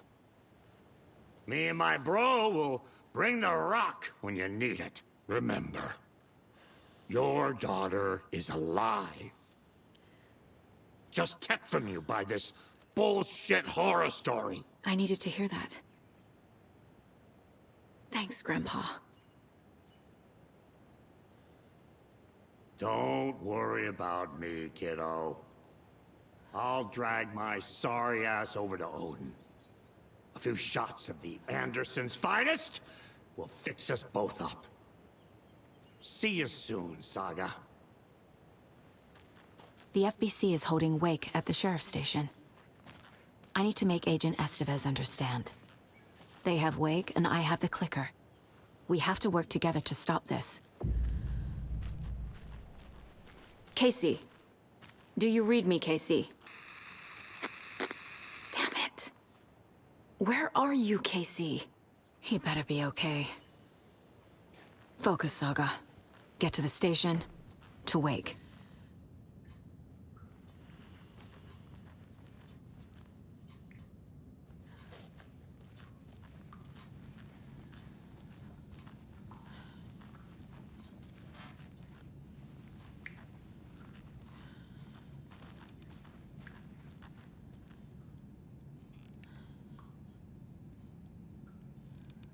Your hair is looking nice today, Mandy May. Oh, hush. This is how it looks every day. Well, then it looks nice every day.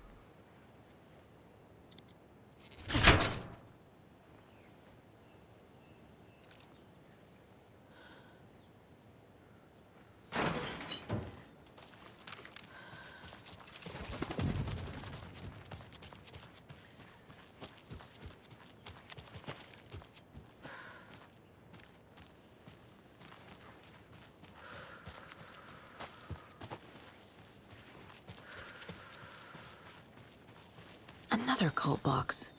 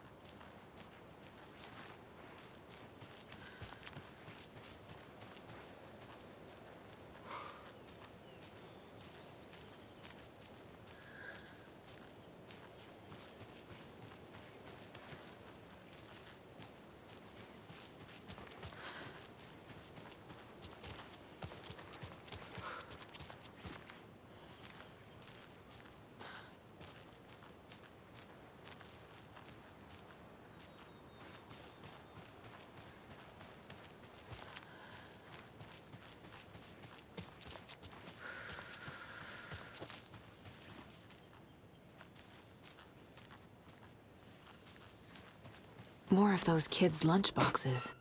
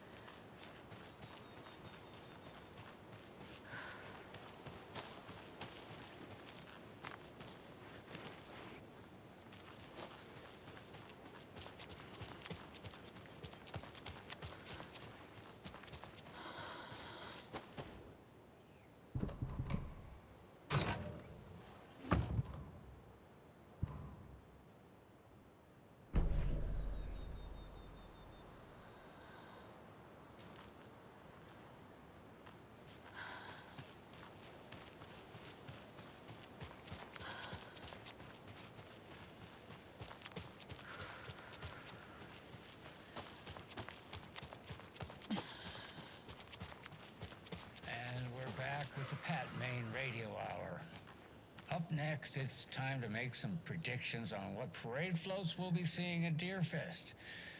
This year's parade theme is deer, just like every year, so we're not exactly reinventing the wheel here. But first, I need to address something. I know the last couple of shows took a strange turn, with people coming on talking nonsense about certain people passing away.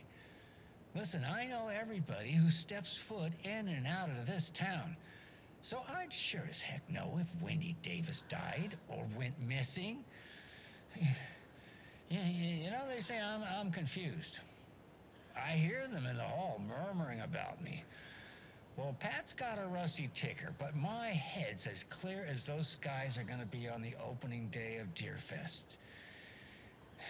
Somebody's trying to twist this story around, and I don't know quite why. But I'm here to tell you that everything's gonna be okay. Wendy Davis is alive and well, and you can rest easy knowing that Wendy Davis's family beef jerky will be available this Sunday just like it always is. Now, with all that settled, let's talk about the what was it we were talking about? Deer, yes, something deer. Hold on, let me think real quick. Right. So first, I just want to mention that I know the last couple of shows took a strange turn, with people coming on talking nonsense about certain people passing away. Wait, did we talk about this already? I think we... No, I definitely said this already. It was a great topic lined up with... I'm so sorry, it's just not coming to me. Perhaps we need to end it here for now. We'll pick this up later. Deer. It had something to do with deer. I know. I wrote it down. Why can't I just What was it? Maybe Norman took my notes. Oh, gotta see Norman. Gotta see Norman.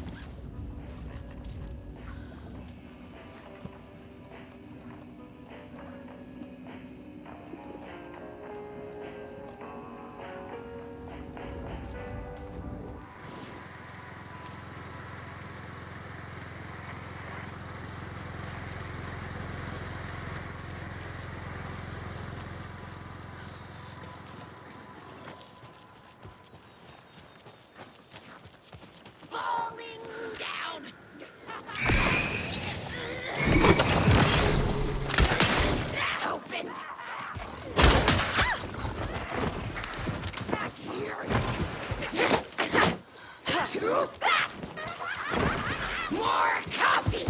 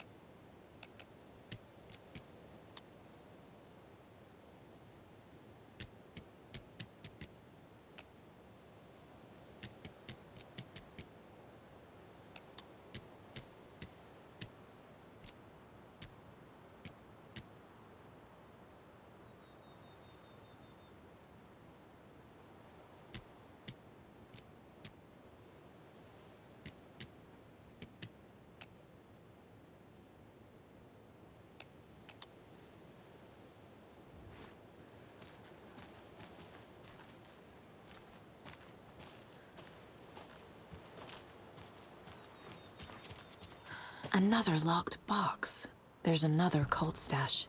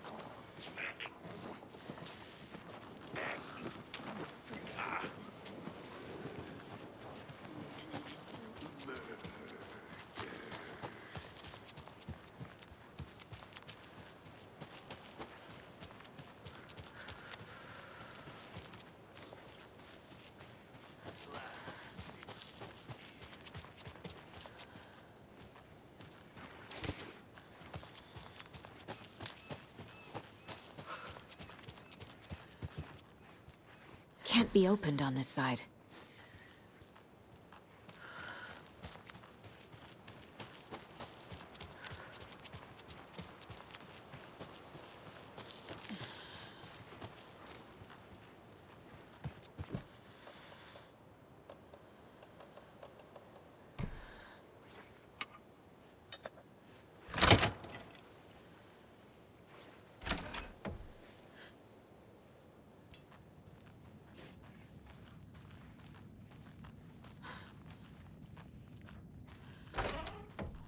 Oh, another rhyme.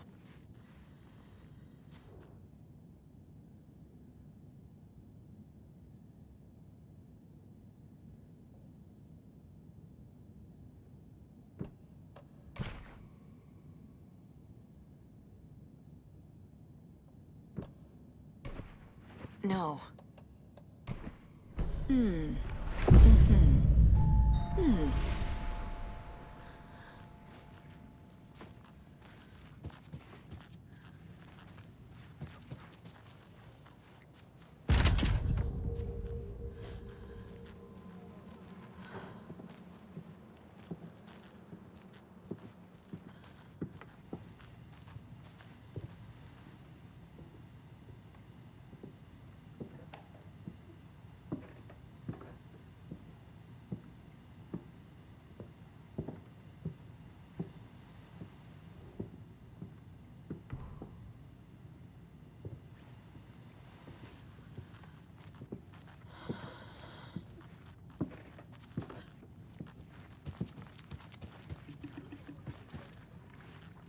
Hello, dear.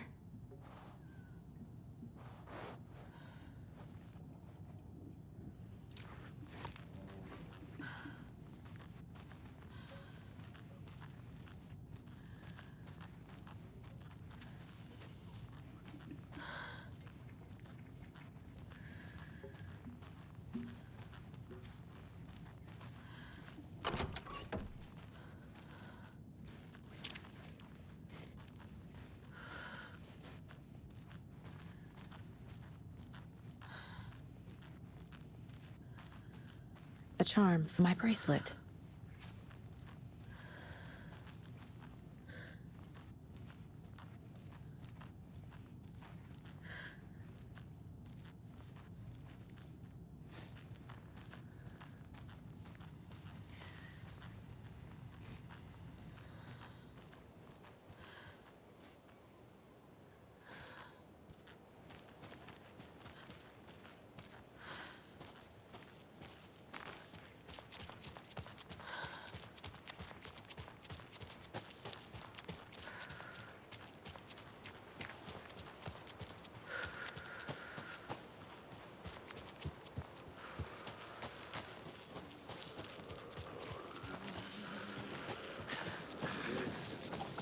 Forecast promised rain.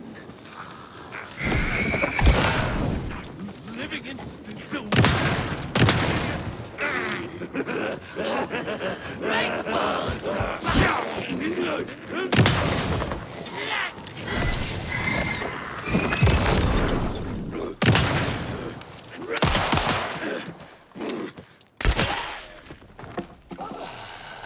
Okay, I think that's all of them. Another one of those cult boxes.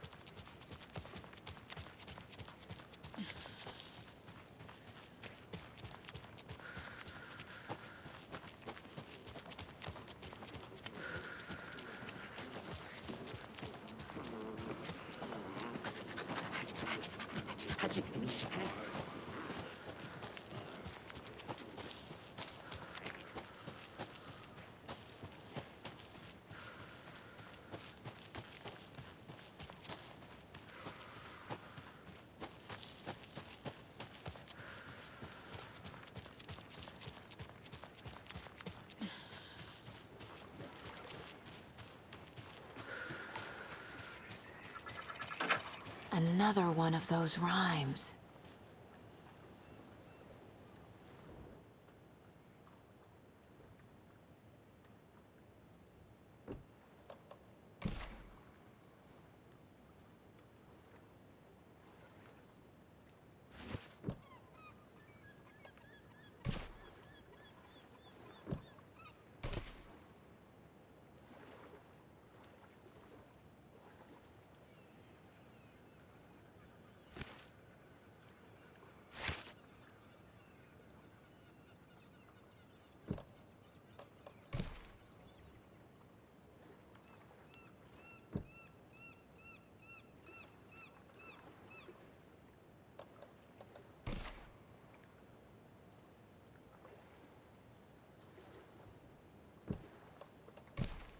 Sure.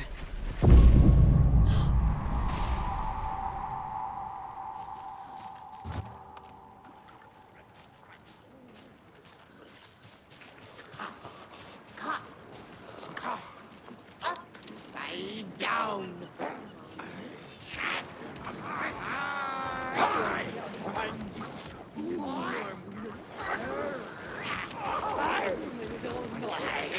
Out of the question!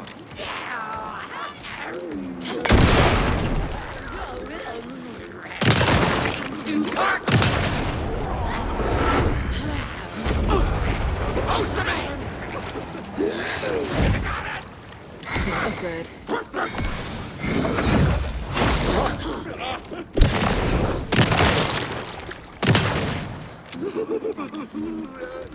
Darkness and rain! Cough!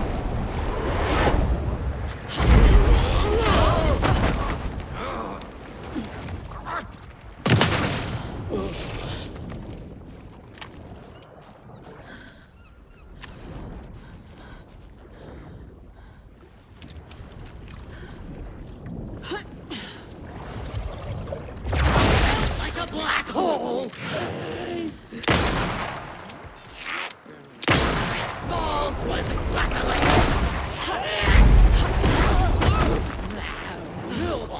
Coughed and coughed and coughed!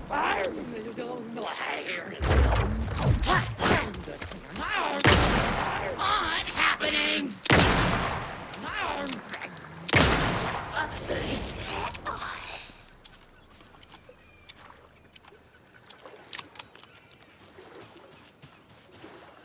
Can never have too many charms.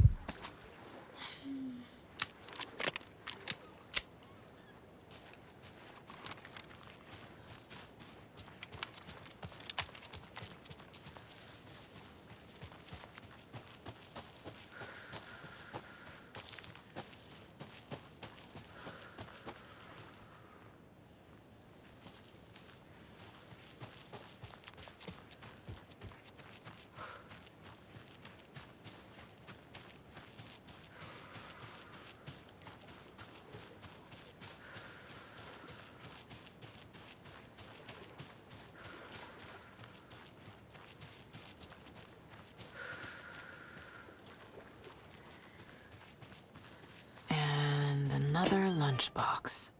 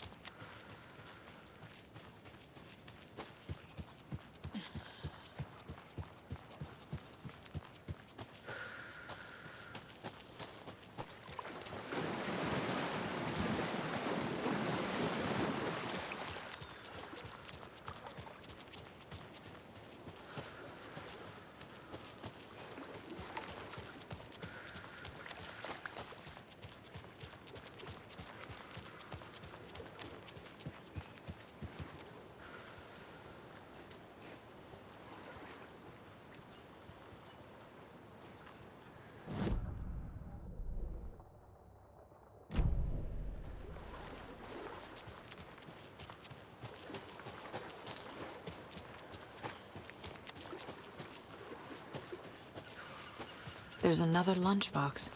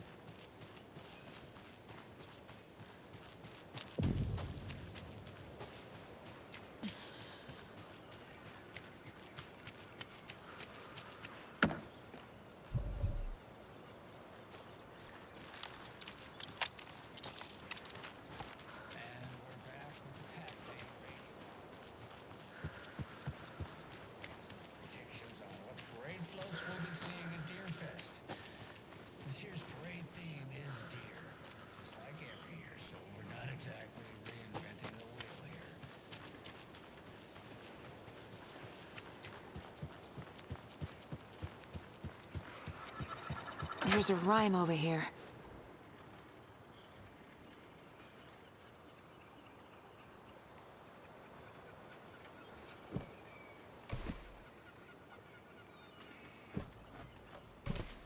Right.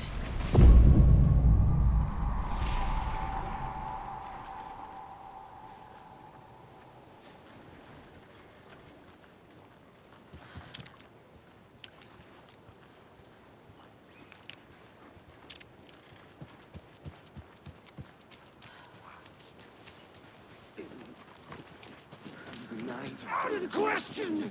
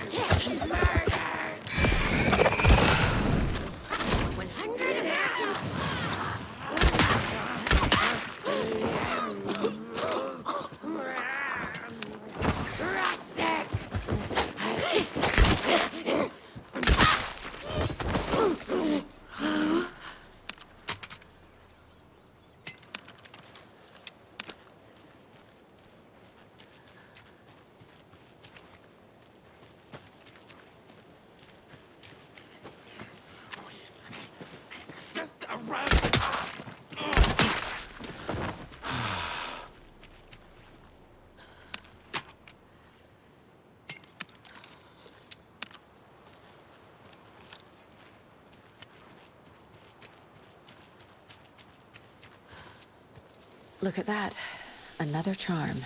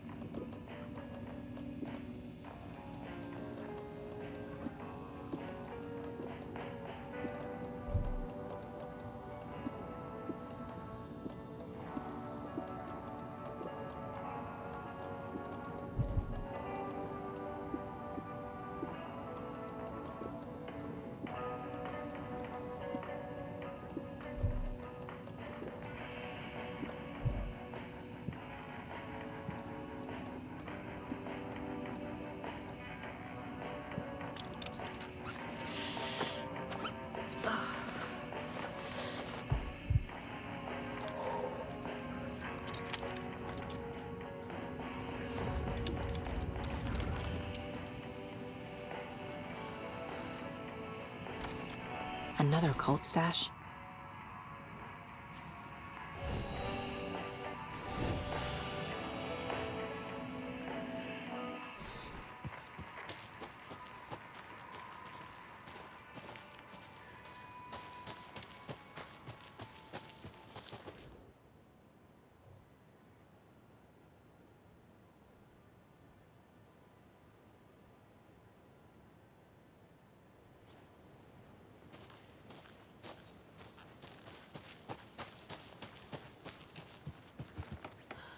Must be locked from the other side.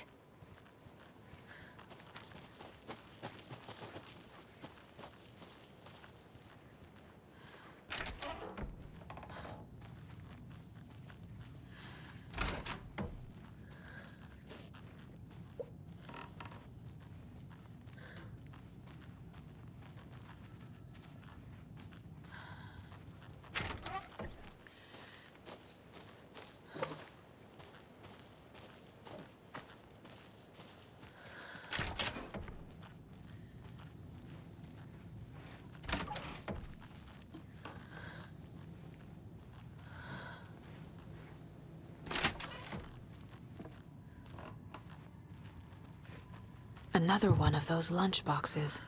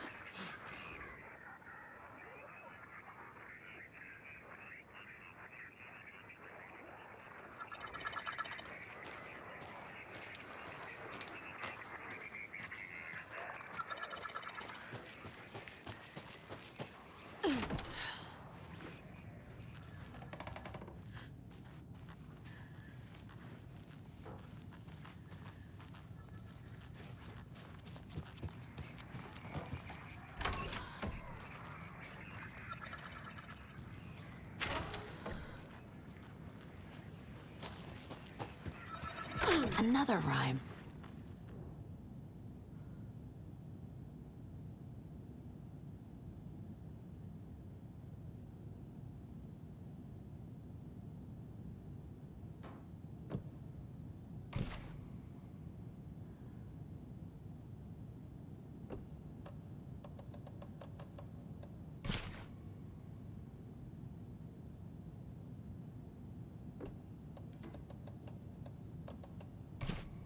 Okay.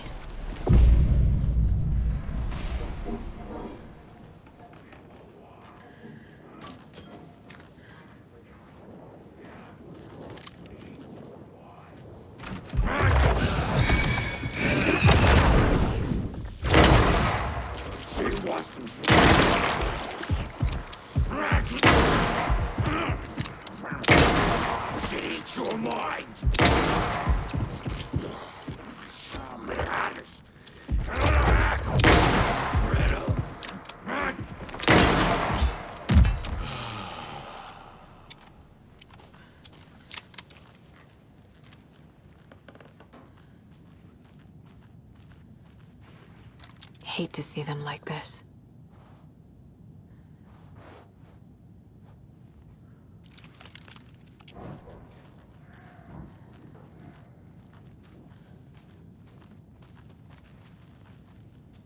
Look at that. Another charm.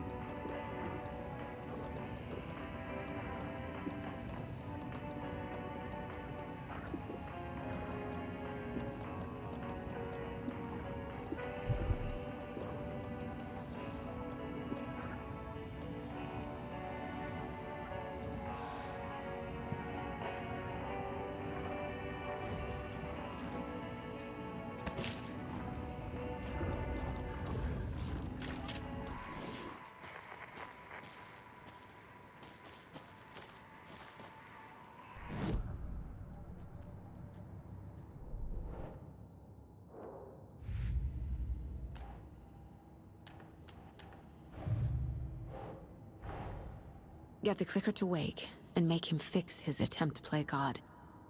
That's the plan. But the FBC have him.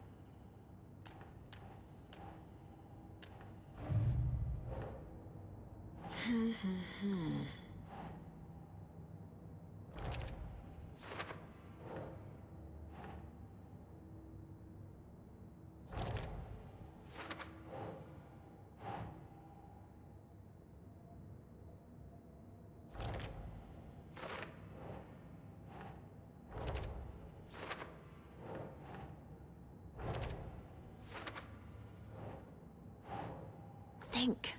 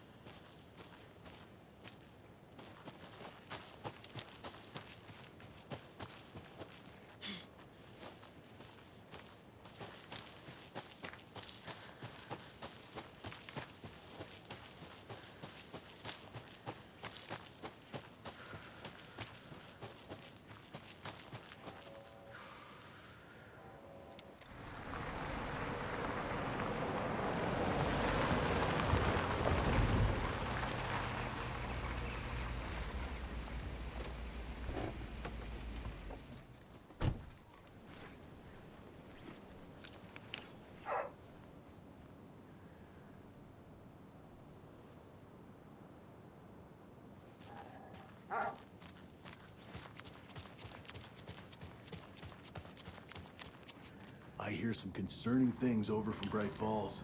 You mean that horrible affair at the lodge? Why is everyone running around shooting at everything nowadays? I thought small towns like ours were supposed to be safe.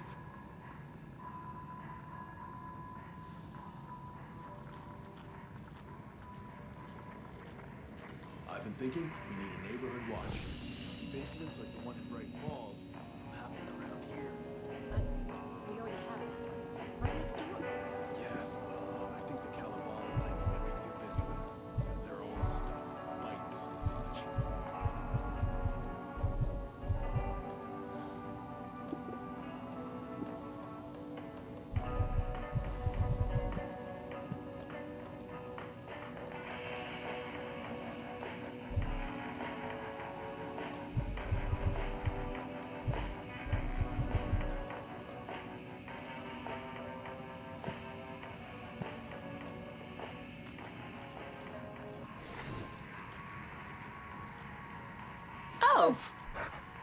Hello, Mare Setter.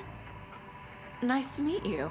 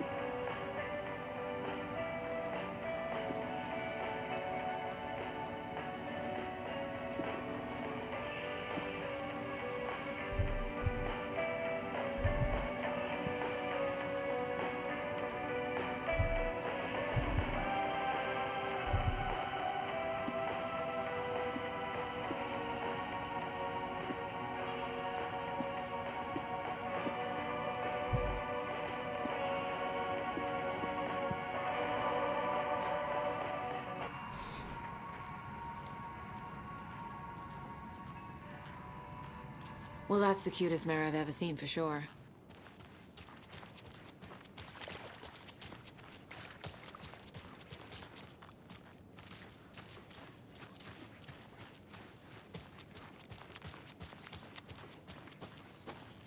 Just a couple more dings.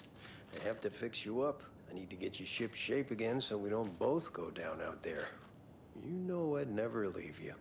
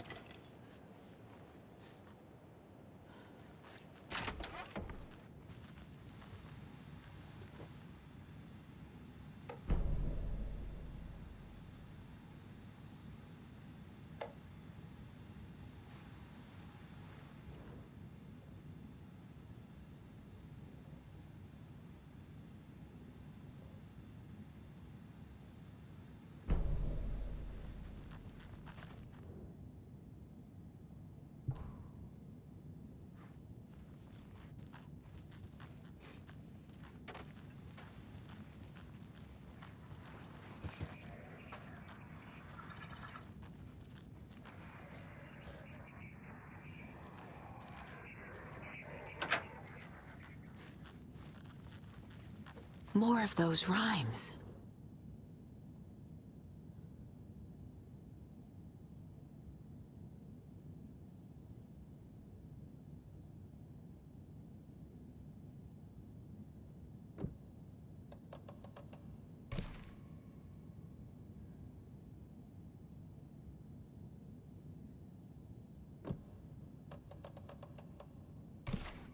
Okay.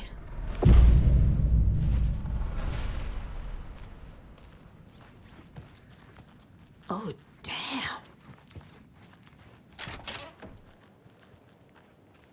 Hey, another charm.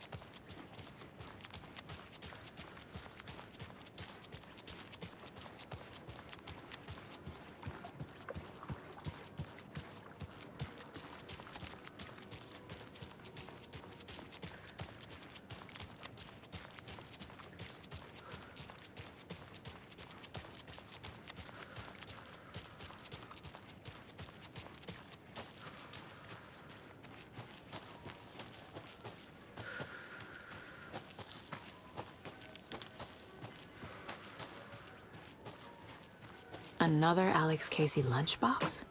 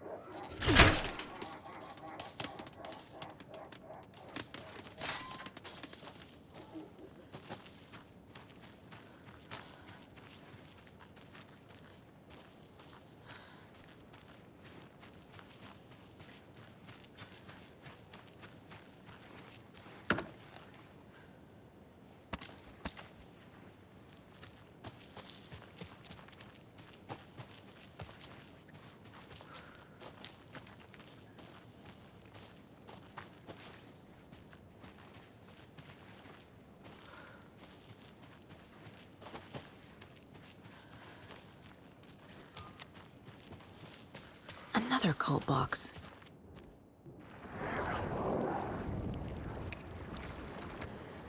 Valhalla nursing home!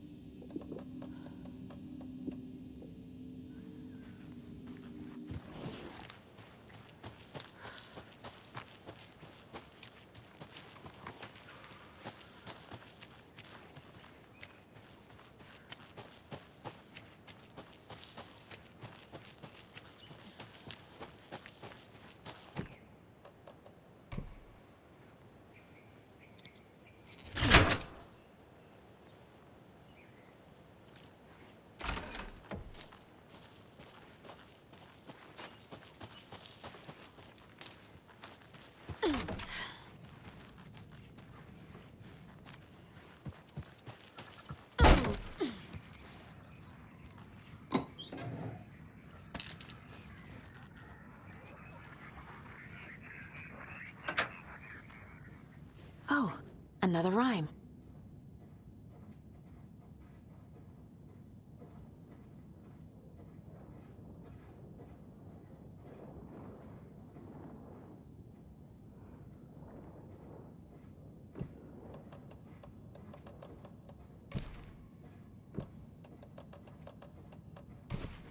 Makes sense.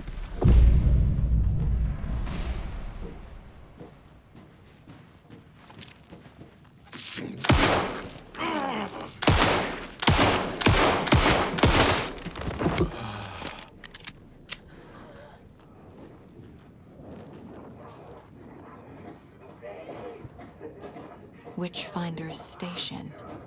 I've been there before. Worth checking out.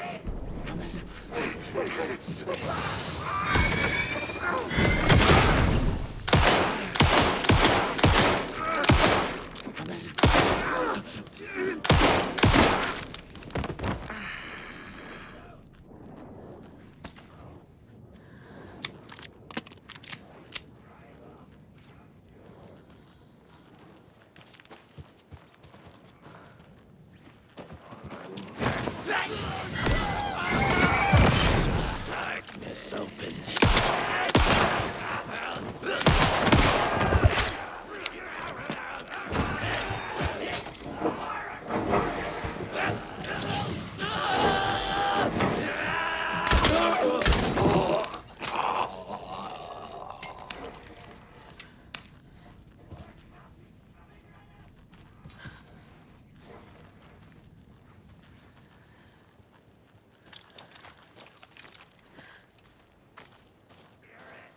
Apologize to the smile. Yes, yes. Yes, you back. Sorry. And another charm.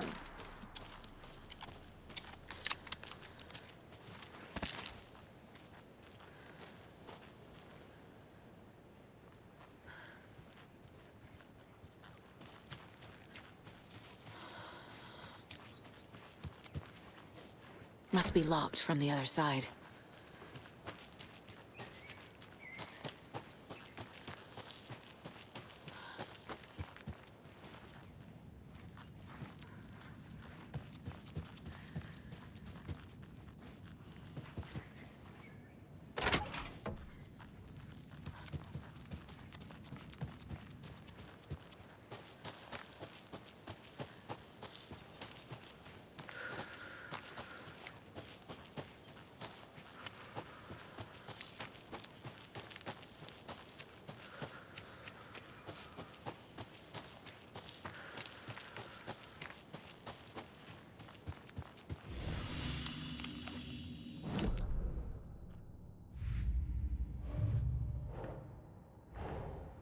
What if I take the weird doll to the place it's not supposed to go?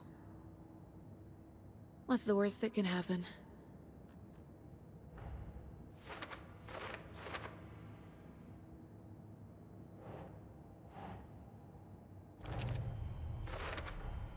They're actually kind of cute the longer you look at them.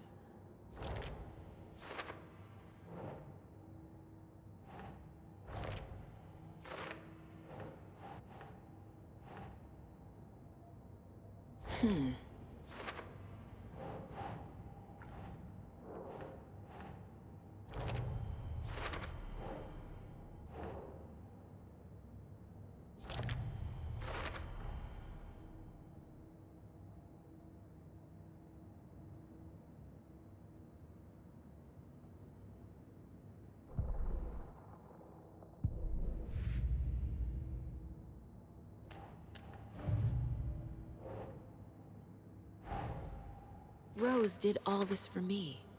She completely believes that I am the hero in Wake's story. She should be a bit more critical of a person who tries to control people's lives.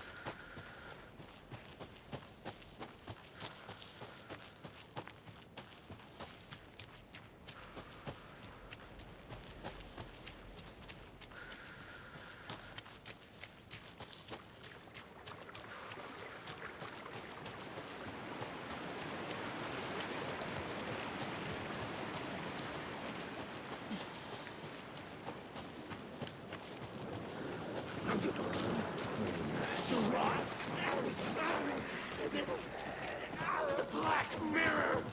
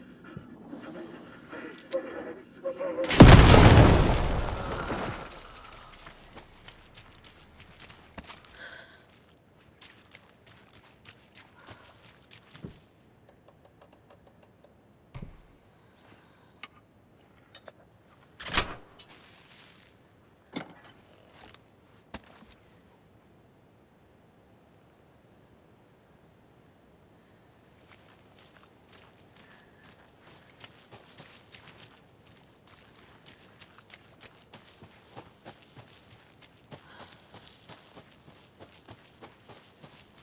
On our hero, the faraway father still kept an eye, and told her not to stand out in the light too bright, while the loving mother and her hatchlings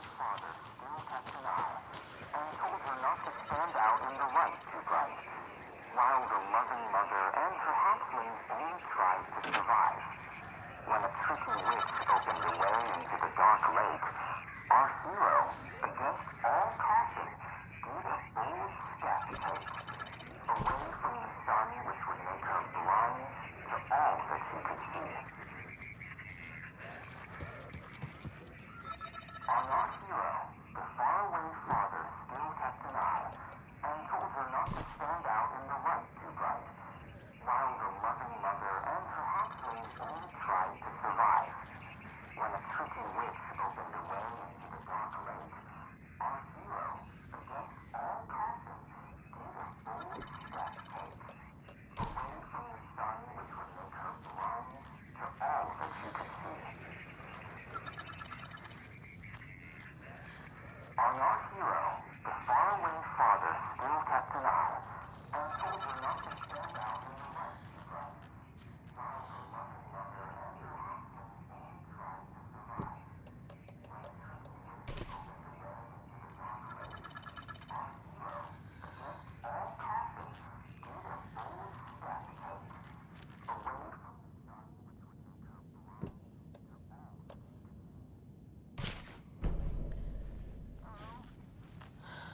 What the?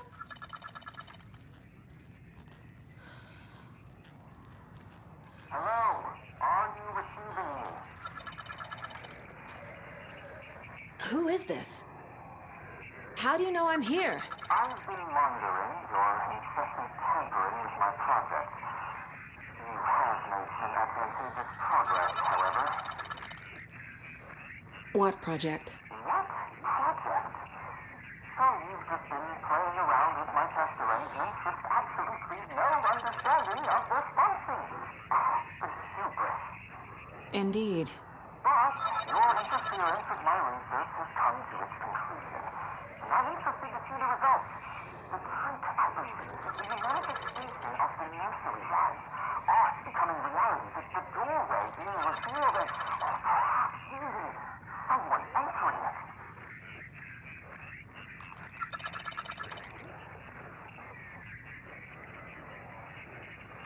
Get to the point. Middleton and rude, I see. The point is that by your unwanted actions, you may have opened the way. And now I'll get to observe what exactly occurs when a subject crosses the threshold. No, wait, that's not right. What is that? Listen. What? Hello? Hey, are you there?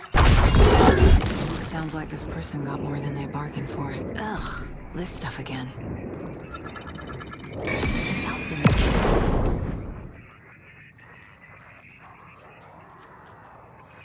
This will be handy.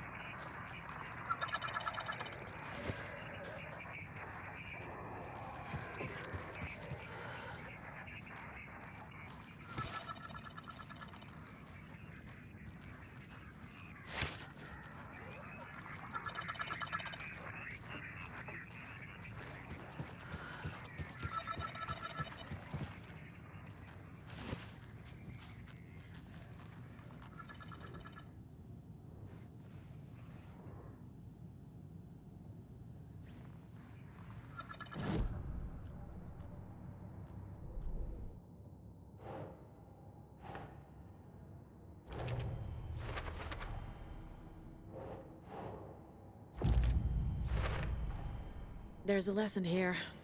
Probably something about hubris. Man in lab coat messes around and finds out. Called it.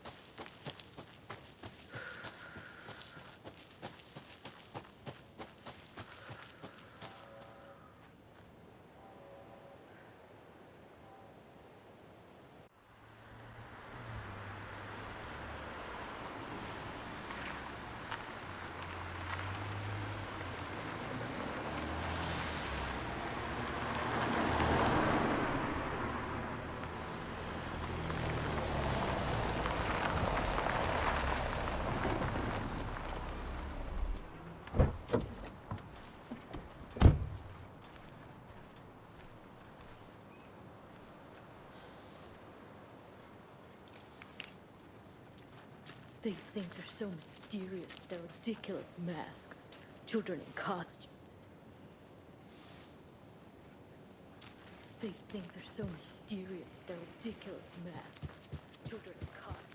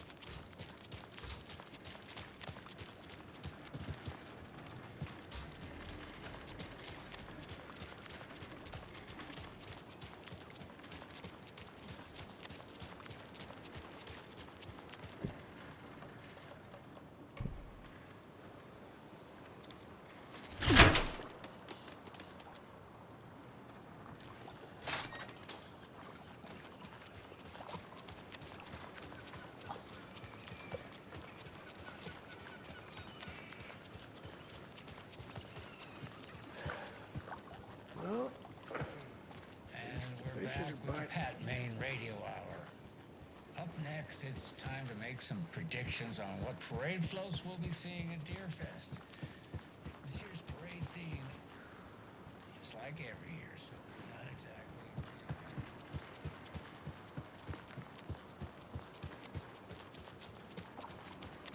exactly. Another locked box.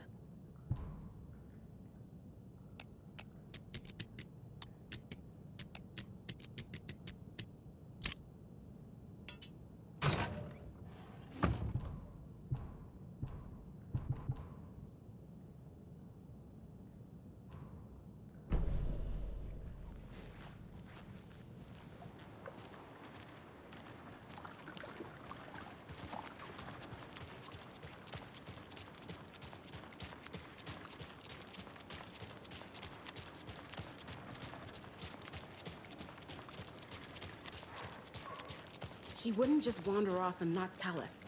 Especially after all the weirdness at the lodge. I'm worried, Jules. Well, I'm fucking worried too. You just had to follow some stupid internet rumors and solve the riddle of Bright Falls. You didn't have to come. It's not my fault we got caught in the middle of an active occurrence. Look, we just need to find Marcy.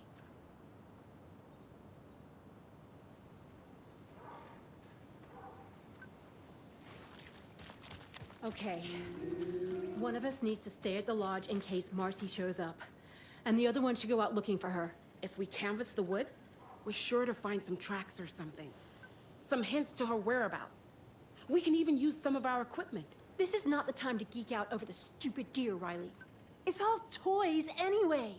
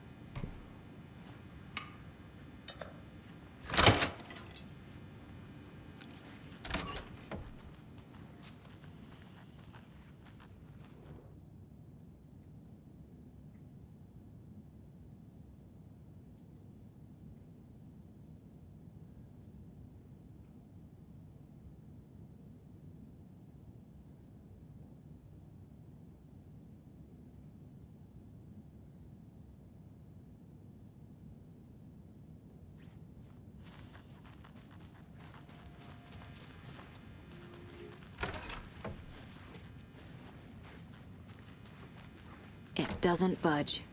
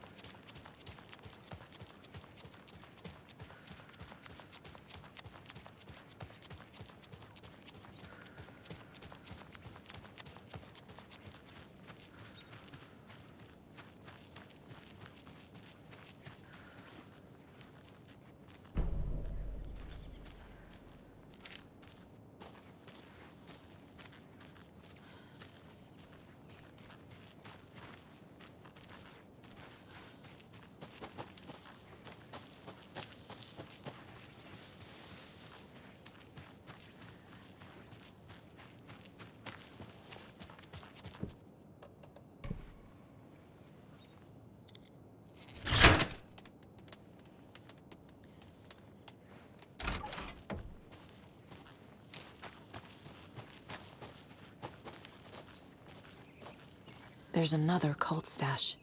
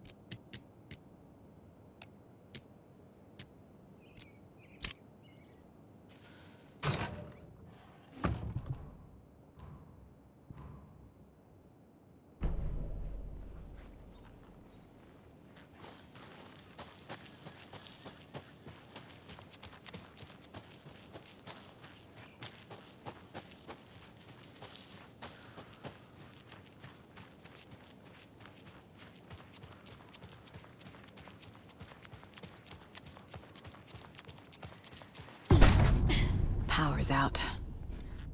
Always a good sign.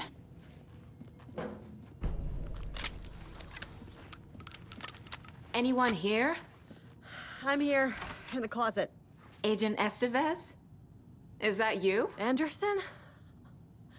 Didn't I tell you to fuck off? Looks like it's a good thing I didn't. Looks like. My leg's busted, so I'm gonna need your help.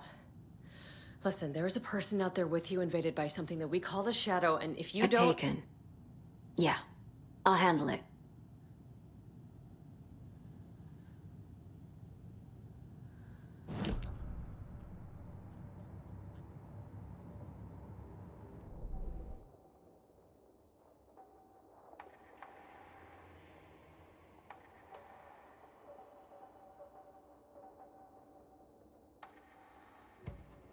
Saga fired the rifle, hit the Taken again, pulled back the bolt to reload. She fired again, another hit, faster, again, yet faster, again.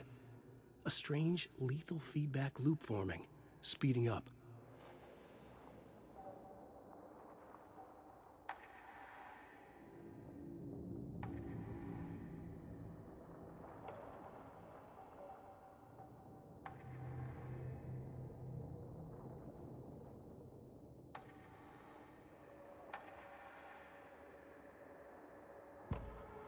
Saga strained to pull the string of the crossbow back as far as she could. To her surprise, the latch adjusted to accommodate her. The next bolt would stop a monster.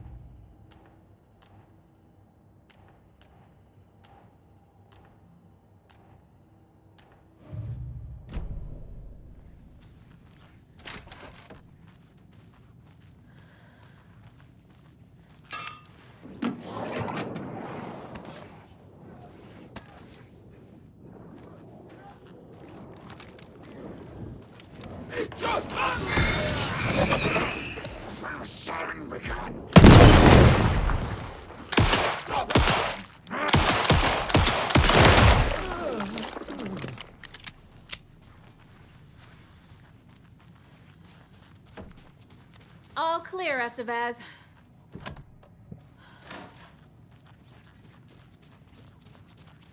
That leg doesn't look good. Feels even worse. But thanks for saving the rest of me. We should talk. Have you found my partner, Agent Casey? Yeah, we found him. Out in the woods.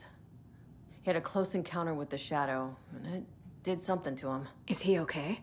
He's alive. We took him down to the morgue for an examination. Haven't heard anything since the attack. What happened here? Where to fucking start? We came to check out a system alert at Cauldron Lake, but it's worse than we could handle. Real boondoggle. The police, my own agents, most were invaded before we could even react. What did the FBC come here to do? Bright Falls is the site of a recurring altered world event. The Shadow is stronger than we expected. We're low on resources, problems at HQ. But we do have equipment for dealing with the shaded threat. We were just caught off guard before we could set it up. Where is Wake? I know what's going on here. Wake can fix this. Alan Wake is a para-utilitarian. The word's a mouthful, so you know it's serious. We have him locked up in the holding cells per protocol. He's connected to the Shadow in some way.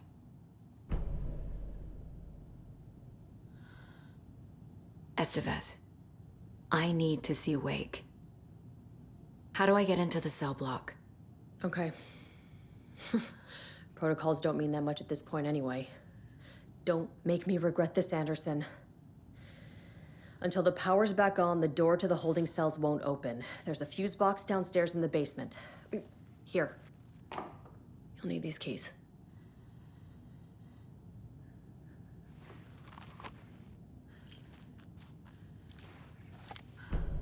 Back into the morgue, huh? Fantastic.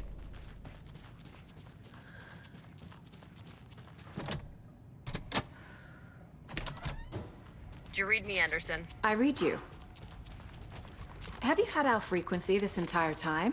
Eavesdropping is a big part of the job. But no, I got it from your partner. Anderson, look for a fuse to replace the blown out one in the fuse box. That should get the power going again. Yeah. On it.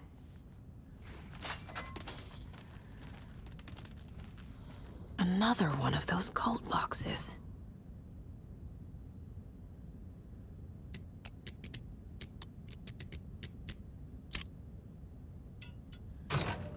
A key? That's new.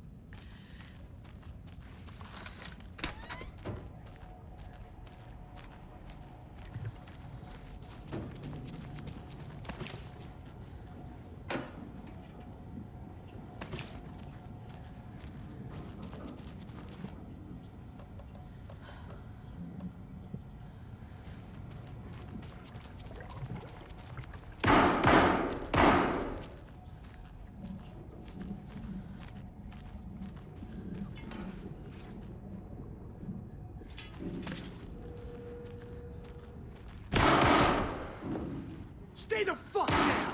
Casey! Is that you? Anderson? Hold your fire! I'm coming in!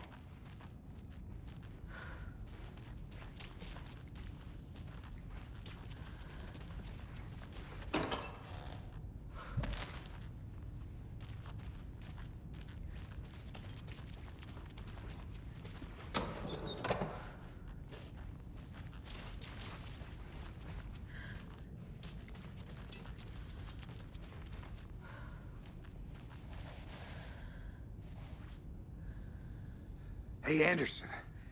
Like what I've done with the place? Could use a bit more light. Funny.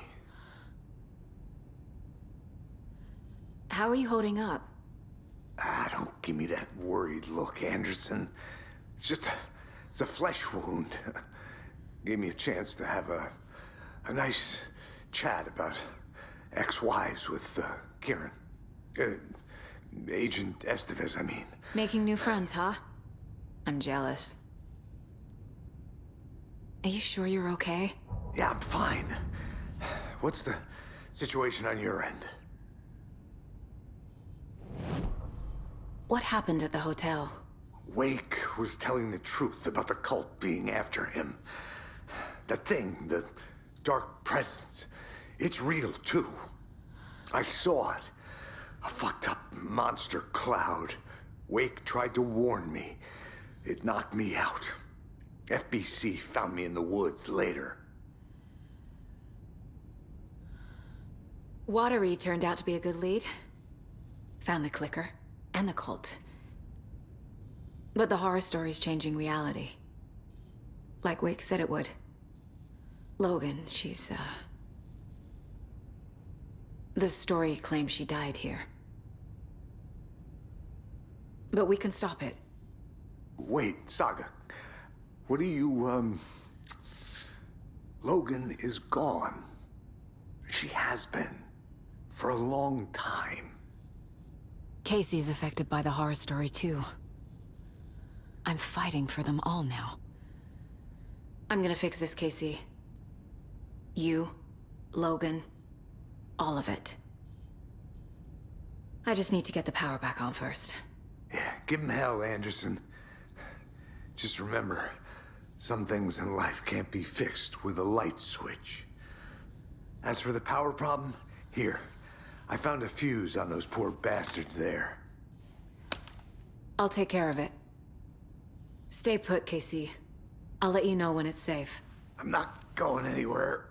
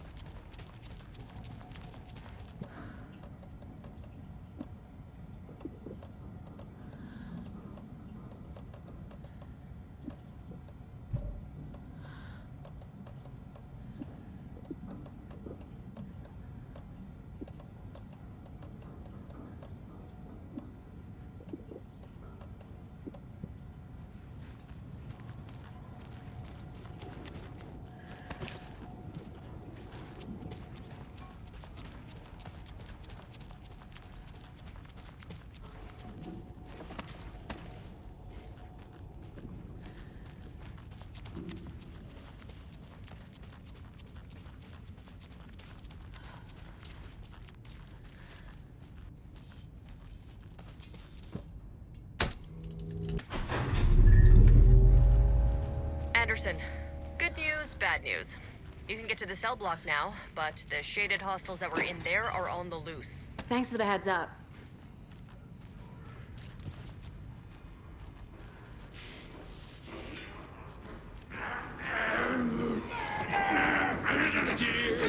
Fast.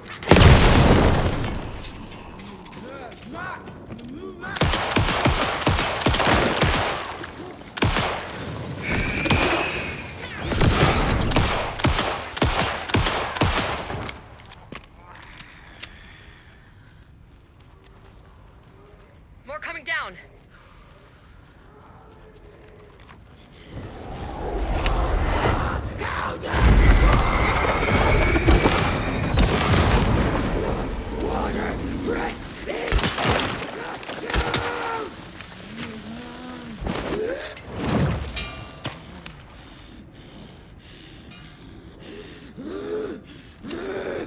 Couldn't escape its gravity.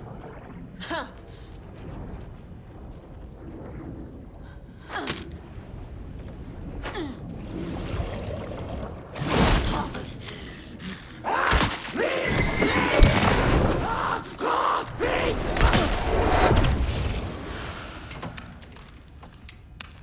Situation is under control, Estevez. Coming back up. Copy.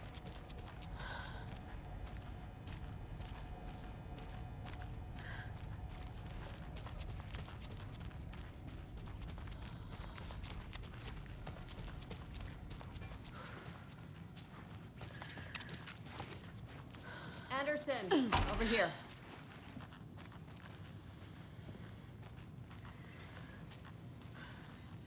Got a little cramped in that closet.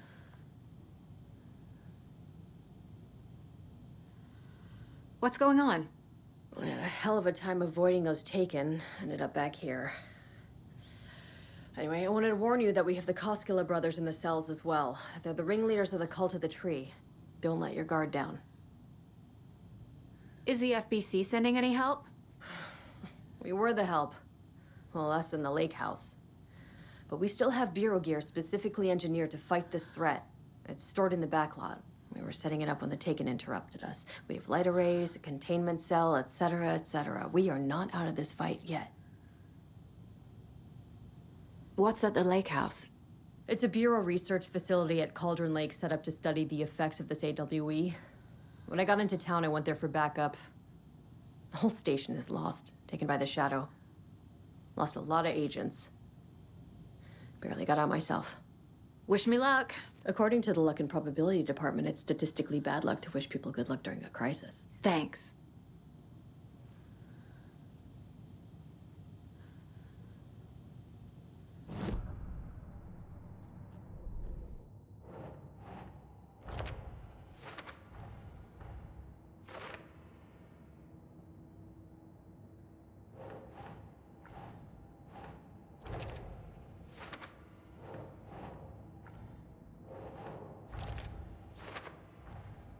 The cell door won't open without power.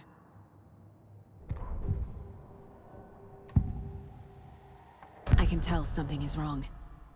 What's happening to Casey? I'm a goner. Swell. A shadow crawling under my skin. In my head. Call my ex. Tell her I'm sorry. Terminal case, Casey. Something is wrong with him. He's hurt worse than he says. He's scared.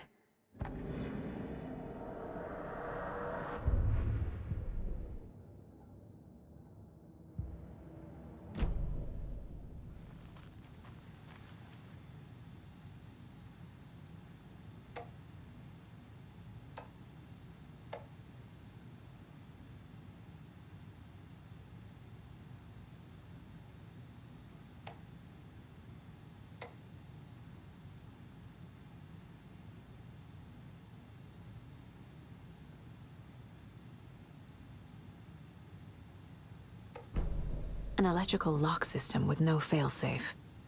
Smart.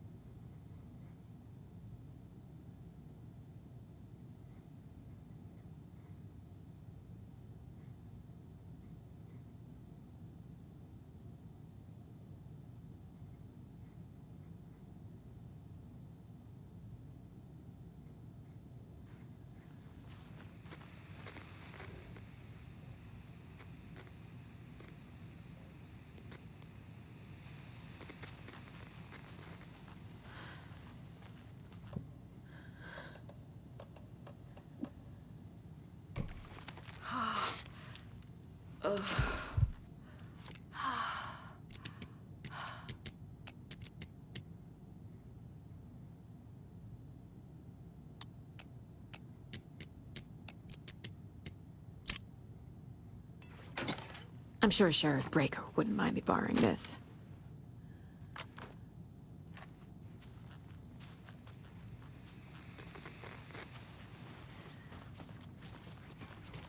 Saga! Fucking FBI, FBC, you government fucks all fucking this up for us! Let us the fuck out! You're the leaders of the cult. You're not going anywhere. Wake will ruin everything! Get rid of him, Saga! You fucking shot me! Typical government stooge. Let me out so I can kill him, that fucker! You come to our town and act like you know what you're dealing with, but you have no fucking idea! Let us out! You can't stop it, none of you can. We can take care of this. We've been preparing for this.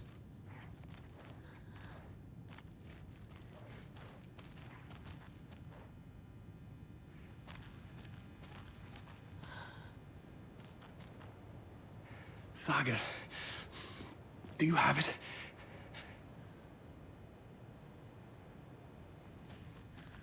I have the clicker.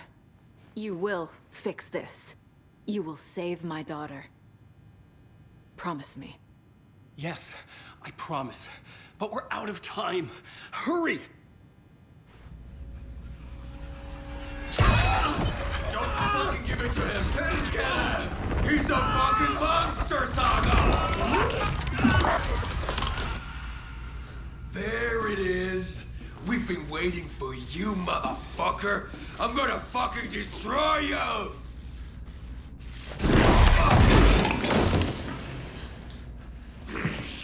Yeah.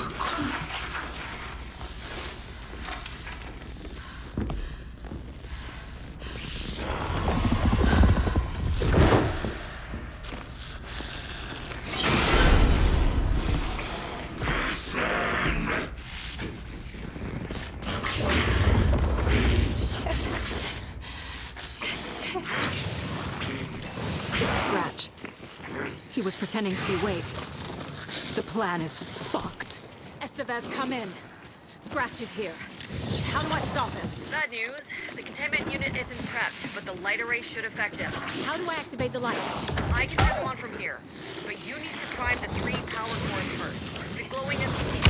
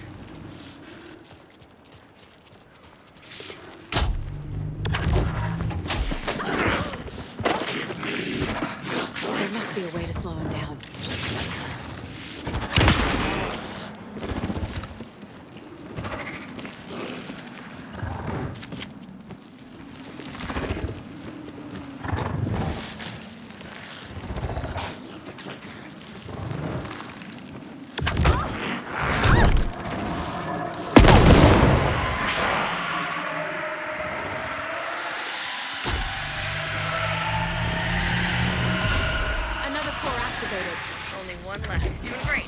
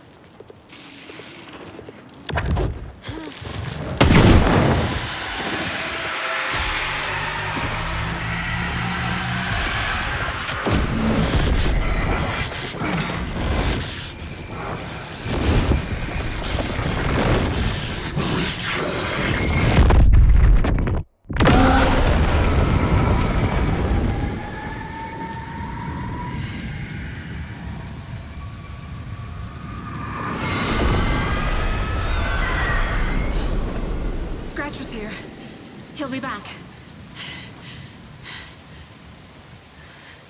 What the fuck do we do now?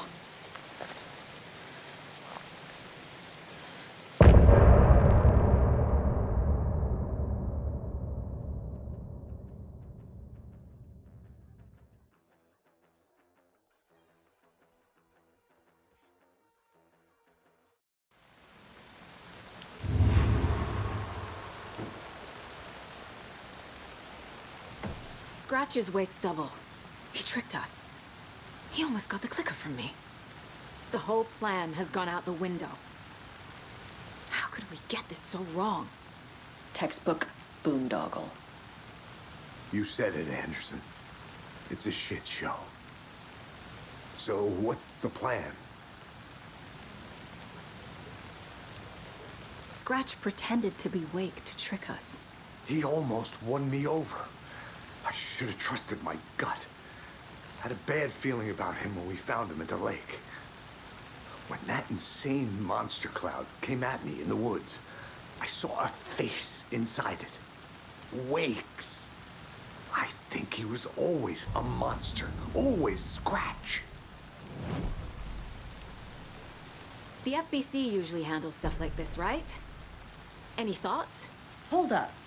You brought a paranatural object in here without telling me and then almost handed it over to a hostile entity? I didn't know if I could trust you. That was a mistake. So was believing Scratch. But it's not too late. I just need to understand more. You got that right. Let's start acting like we're on the same side, yeah? The horror story's changing reality. It made it so my daughter died here, even though she's supposed to be back home in Virginia. Do you know if that's... AWEs are localized distortions of reality. The area outside town might not be affected. Sometimes they expand, sometimes they fizzle out. If we can make sure it's the latter, your kid might be fine. The whole thing is a nightmare. I can't let my family be torn apart. Having family isn't easy in this line of work. The late nights, travel, alternate realities threatening their existence. My ex-wife couldn't take it. Karen, you're better off without her. I know I am. So tell me what I'm missing. The FBC must know something. Good news, we have Bureau intel on all of this. Bad news, it's highly classified. Good news, consider yourself deputized into the Federal Bureau of Control. Here's a key to the cell where we keep the files. Happy reading. Okay. Thanks. Go team.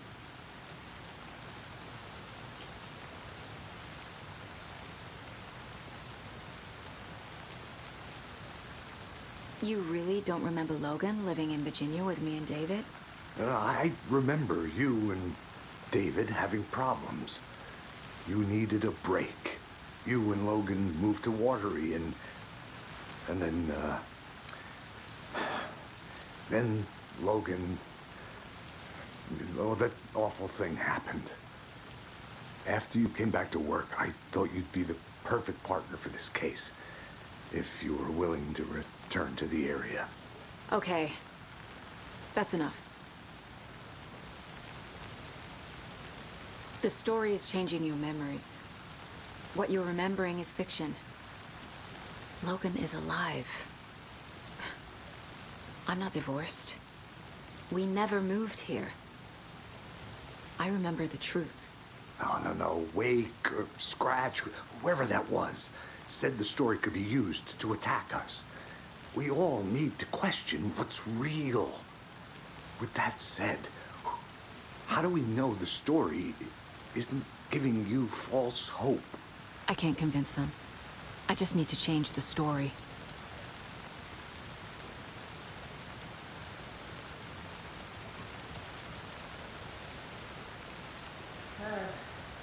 This is the kind of case my ex hated. I want somebody to kill me.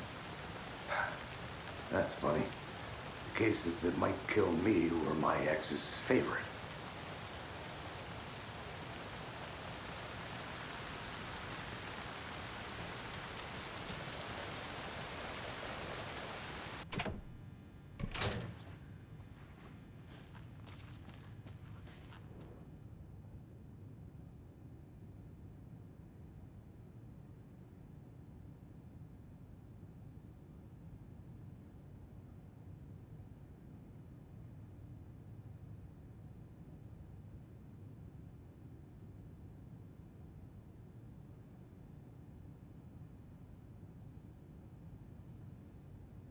Wake isn't the first person the Dark Presence disguised itself as.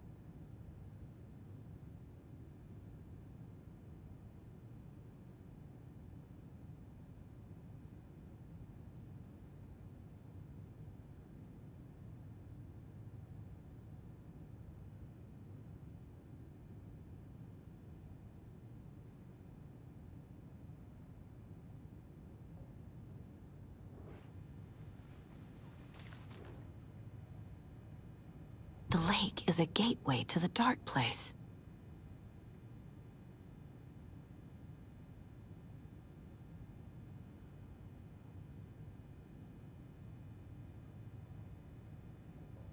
What the hell is a para-utilitarian?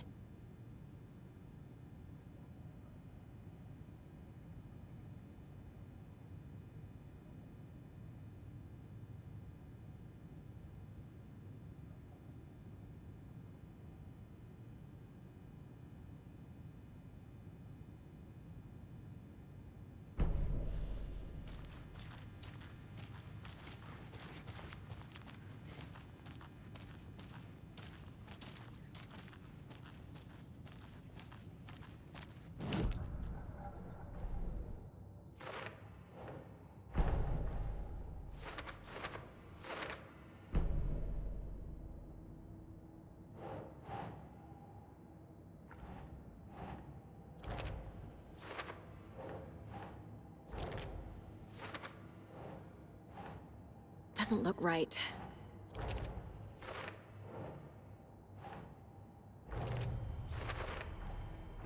I need to know what information I can still trust.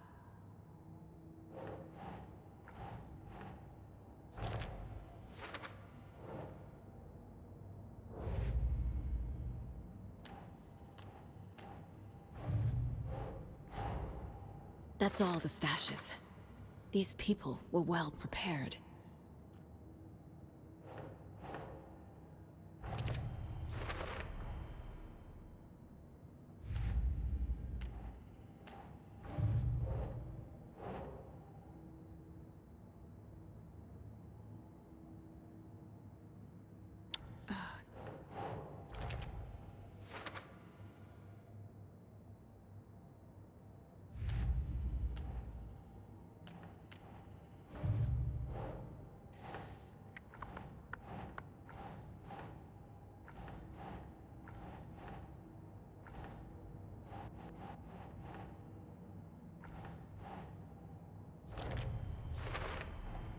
The clicker amplifies any changes to reality suggested by a piece of art.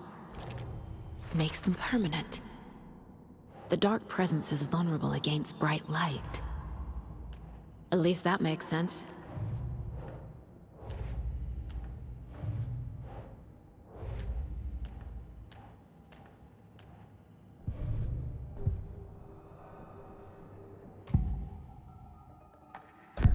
Wake told me the clicker would fix this. But Wake was actually Scratch. How can I trust anything he said? The artist must conclude his work. He rides a storm on your piece. Wake up and smell the danger. We told you already, kiddo. What Tom said about the light switch is true. Don't let the story confuse you. You need him to write the ending you want. The clicker can make that ending come true. But we don't have Wake. Everything we knew about the clicker was true. He wasn't lying.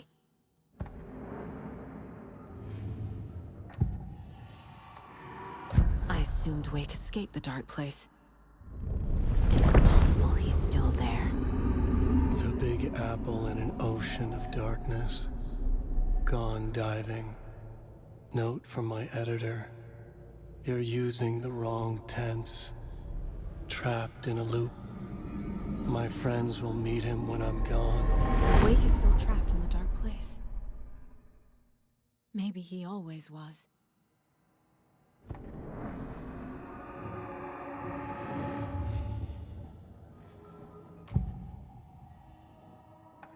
Scratch was pretending to be Wake. Manipulating me. What does he want from me? No! I'm in control here. It's my mind place. He's powerful. Too powerful. Just his presence here makes me feel sick. Like a wave of terror through my head. I feel his single-minded drive to get the clicker.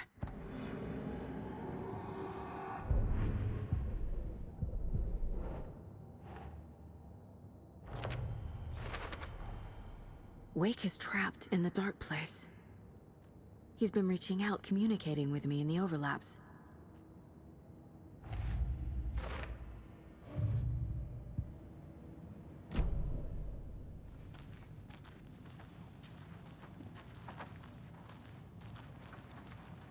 Scratch told me the clicker can be used to change the story.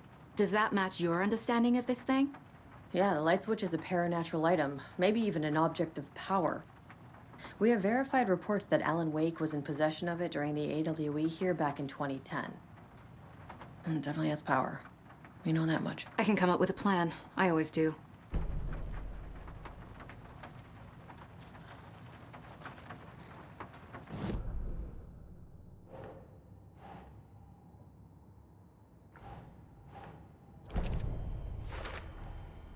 The clicker can fix this, but I can't use it without Wake. Tor knows about this stuff. Maybe he can help.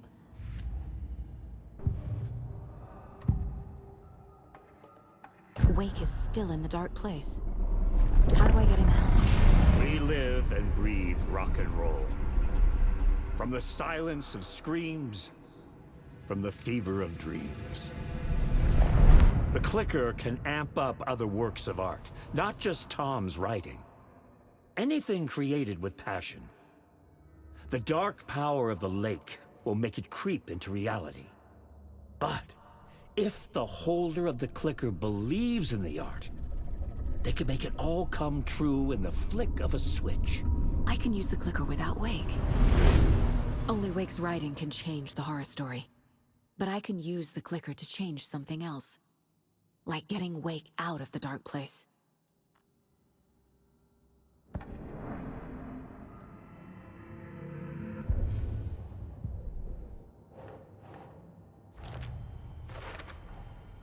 I will use the clicker to change reality, and bring Wake back at Cauldron Lake. I'll need the right work of art, but that won't be a problem.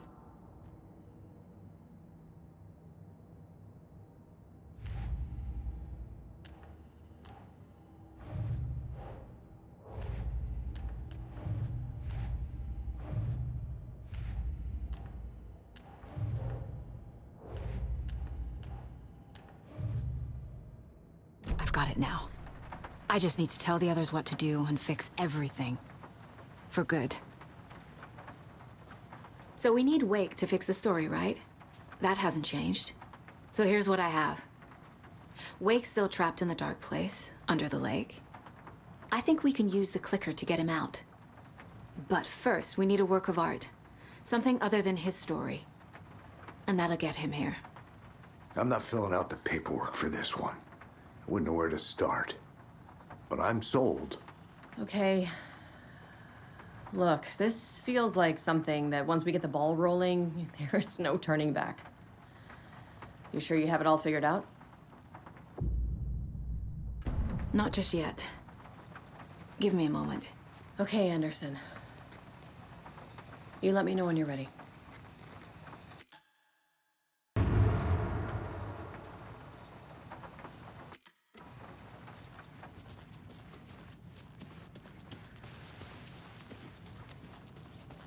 I'm sorry about your brother, Ilmo. Jaakko was all heart. He always went along with my ideas, no matter how stupid they were. Always happy to help. I got carried away. I never think things through. It's my fault. I realize it's a bad time. But I need you to tell me everything about the cult of the tree. The cult is my craziest idea that ever worked. Look, what kind of a cult calls themselves a cult? Exactly. We protect Water in Bright Falls. We're the good guys. A secret neighborhood watch. Well, that was the idea anyways. Look, we've always known about the horror inside the lake. When any Taken come out, we kill them. You don't turn people into Taken. You kill the ones who already have.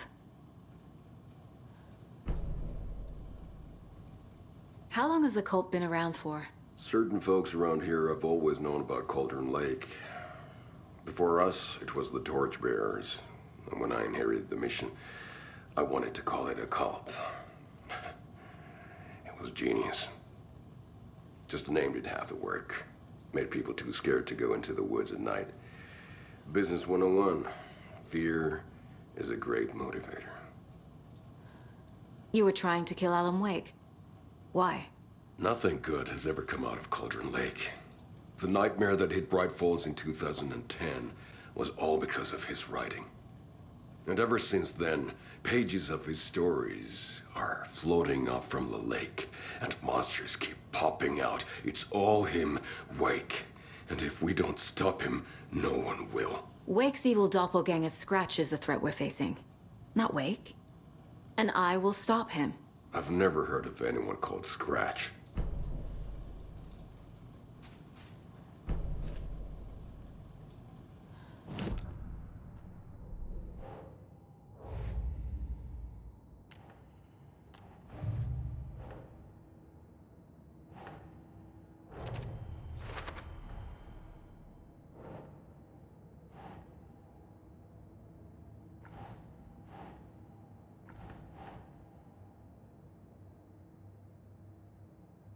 That's not right.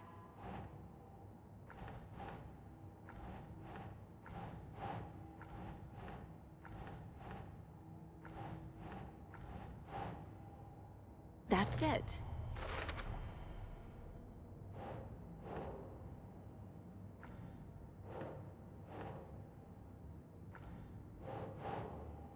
Nah.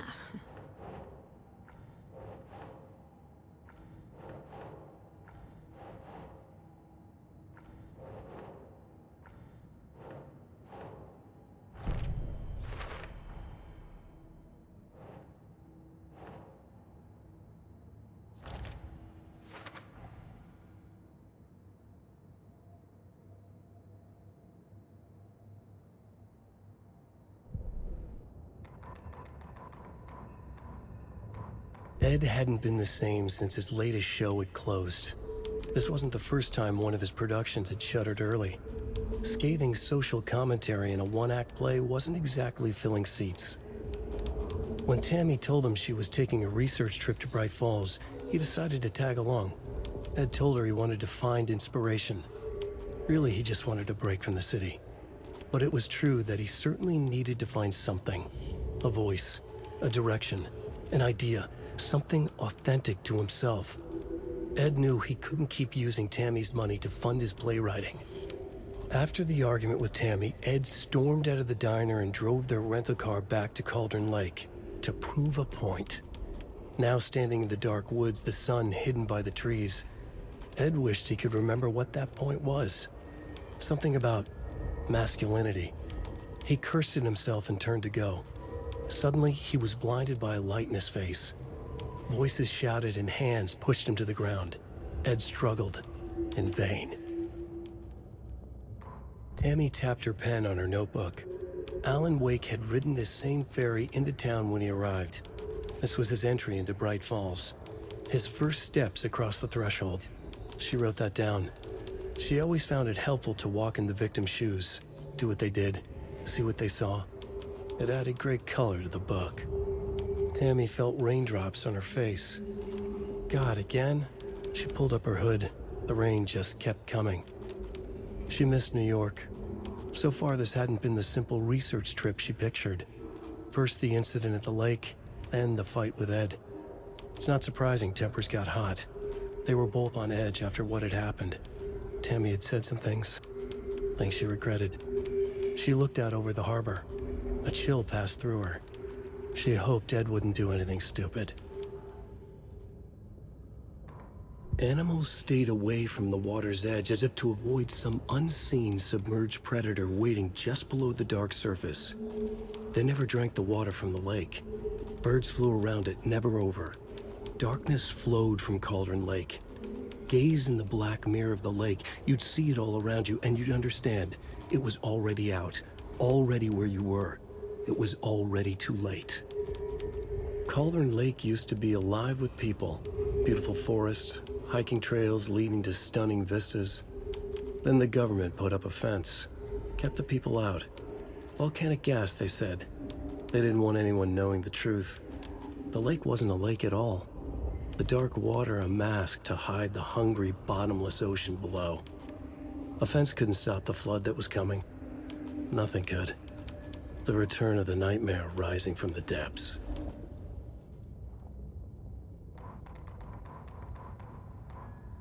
Saga had slid into a nightmare. A growing amount of evidence said her daughter was dead. Saga couldn't accept that. Wake said it could be undone. But Wake was gone, in the custody of the Federal Bureau of Control. Casey, her only ally, was gone too. She was alone.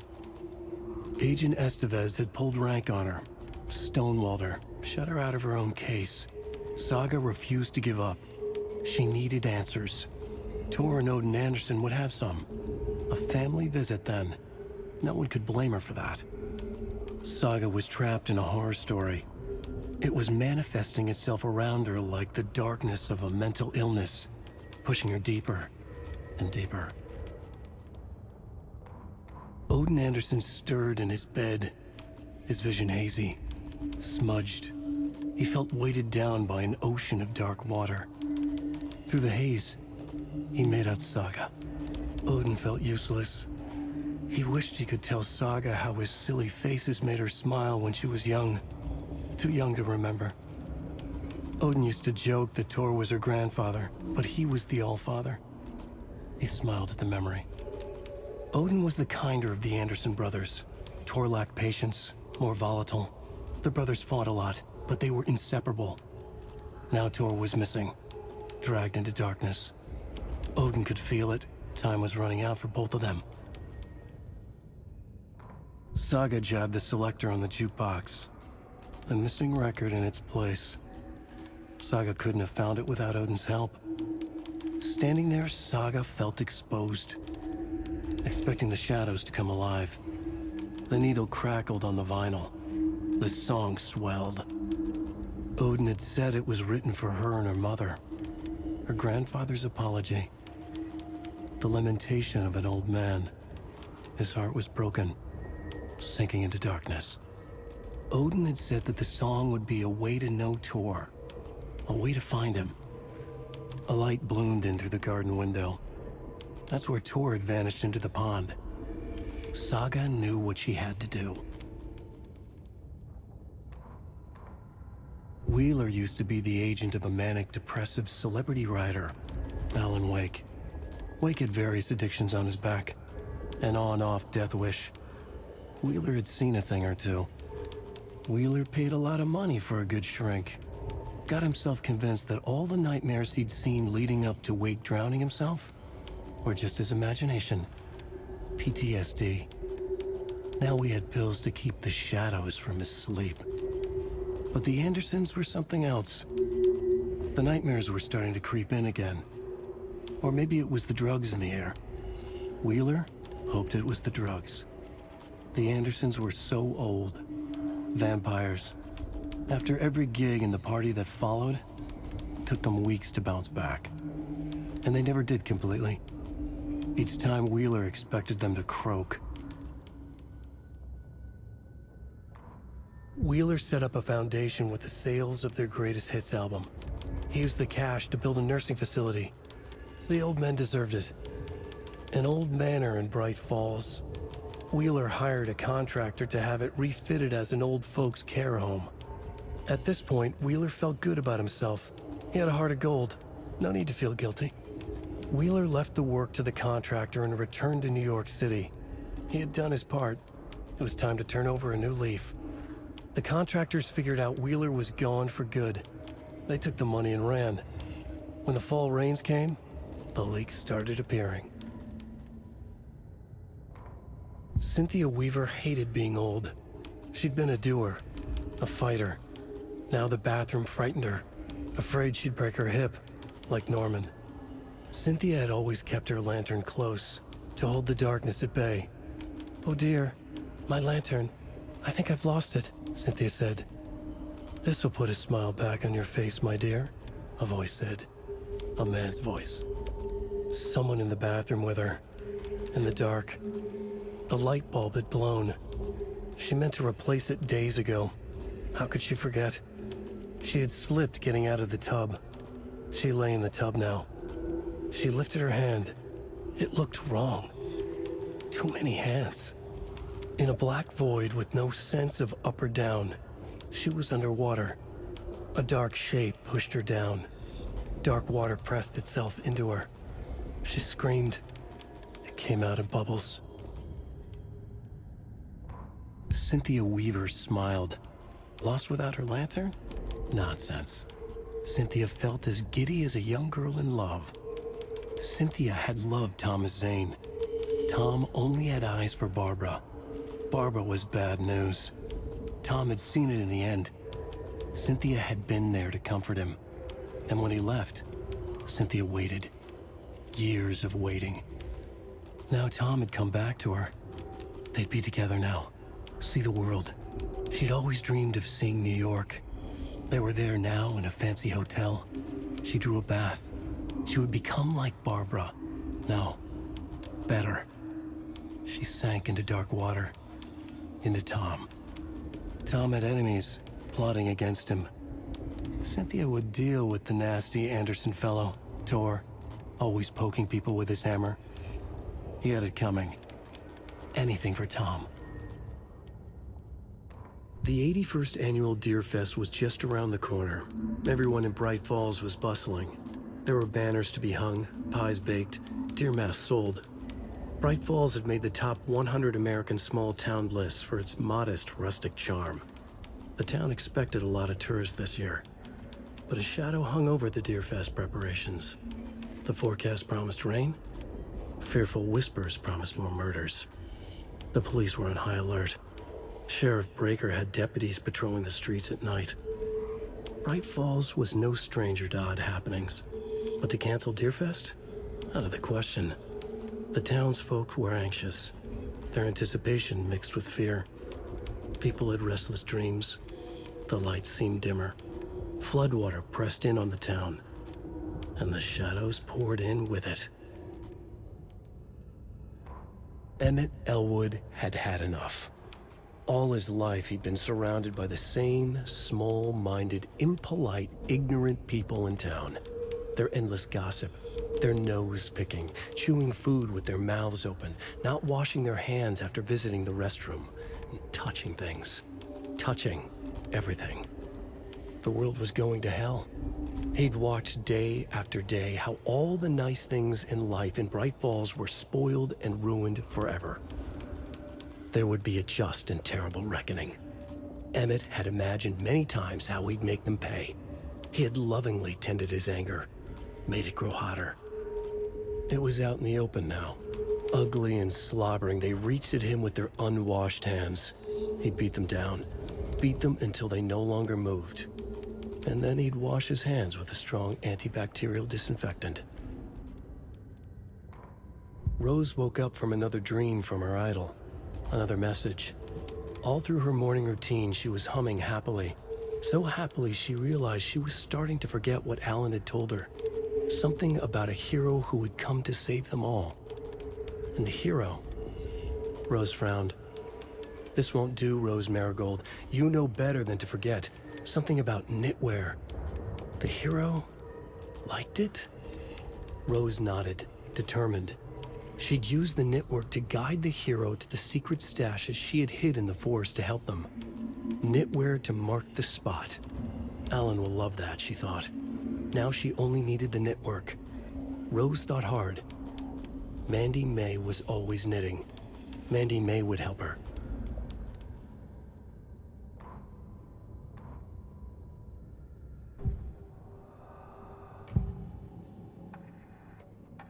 Ilmo said the cult kills Taken.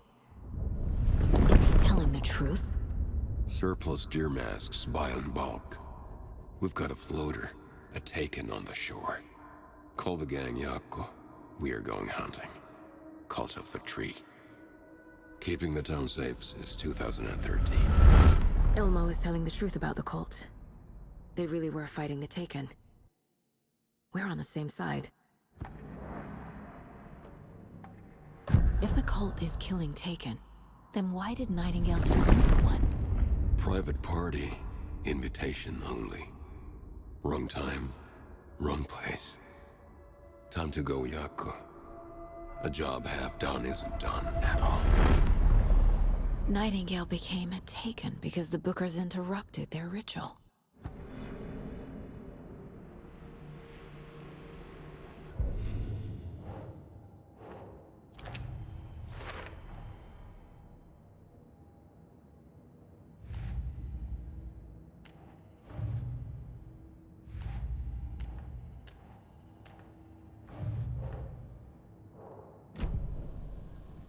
I'm gonna deal with the situation, Ilmo. But the town will need protection until we sort this out. I could use your help. Right. I'll round up the gang. Whoever's left. We won't let these fucking monsters hurt any more of our people. We'll do my brother proud. Thank you, Ilmo.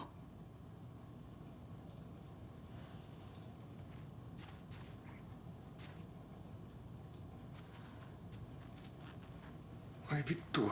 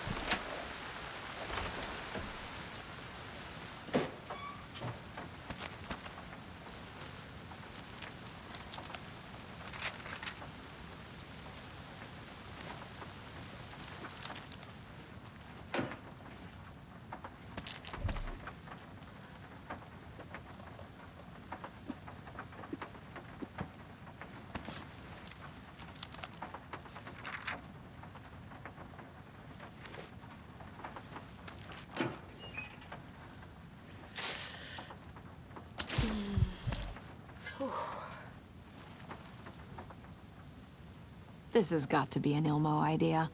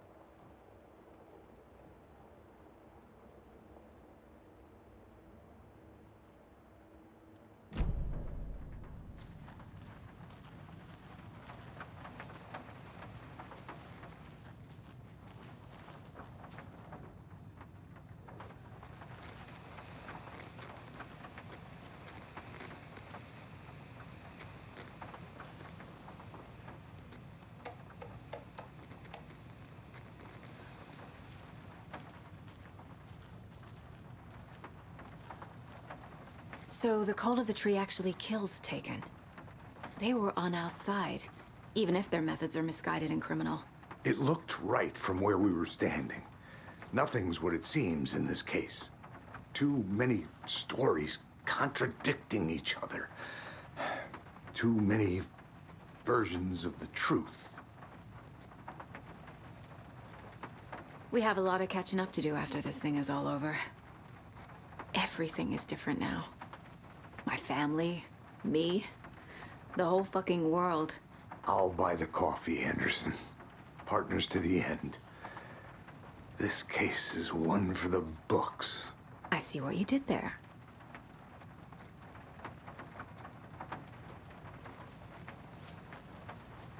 Ready to go?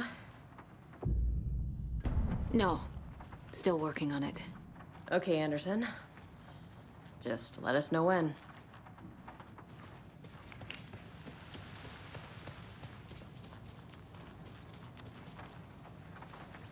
My brother.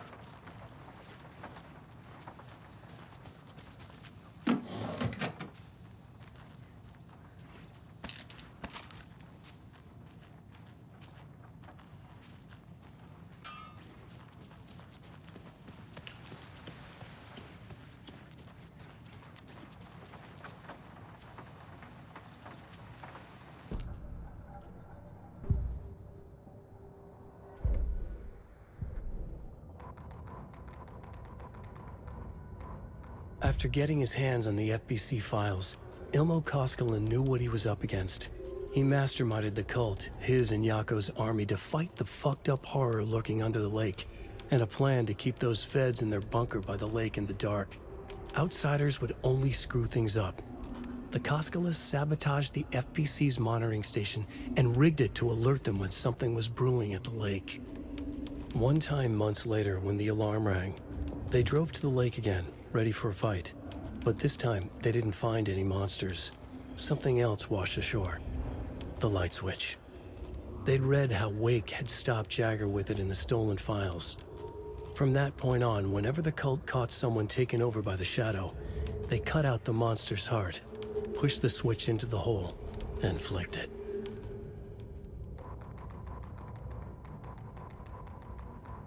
Ilmo Koskela jolted awake from a nightmare. He was drenched in sweat. In the dream, he'd been covered in blood, gleefully murdering people, his friends. When his twin brother had tried to talk sense into him, he had murdered Yako as well. Ilmo slammed his fist into his temple so hard it hurt. The dream made him feel sick. The dark force of the lake was growing stronger. It was trying to make Ilmo and Yako something they were not. Trying to turn them into Ilmari and Jacopi Huatari from the early days of Watery. But they were the Koskela brothers. Their mother had not raised them to become murderers. They had backbone. They had honor. They had finished Zissou. Something bad was coming. The hidden device they had hooked to the FBC station had been intercepting alarms like crazy the past few days. Ilmo would make sure his cult was ready for war. Out in the night, the story seeking to give birth to an overlap in Watery drifted on, looking for another pair of men more prone to corruption.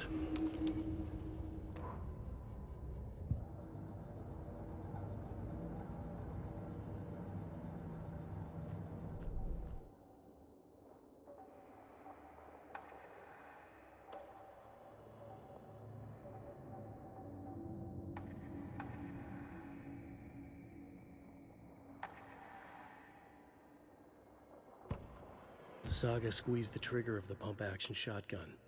The shots poured out, faster and faster in a growing frenzy.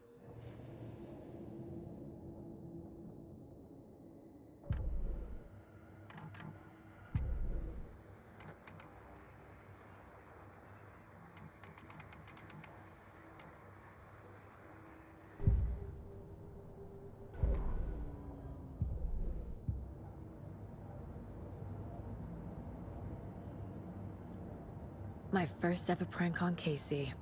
A true classic.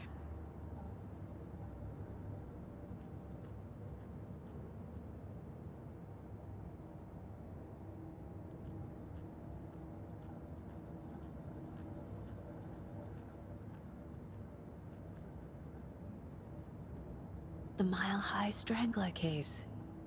Proud of that one.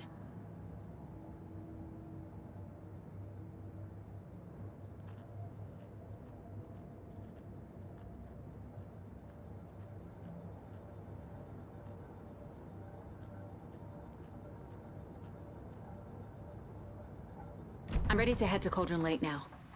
Let's get the plan started. Okay, here we go. We'll be there for you. What do you need from us? I'll head to Cauldron Lake with the clicker. Scratch will try to get you, Anderson. You'll need backup. I can tell there's no talking you out of coming, Casey. Estevez, is there a way to get that light array to the lake? Oh, I've got you covered, so good news there. And we'll bring our mobile containment unit. It's specially built for entities like Scratch. And this work of art, Anderson. What's the plan for that? I'll make some calls on the way. Just meet me at Cauldron Lake.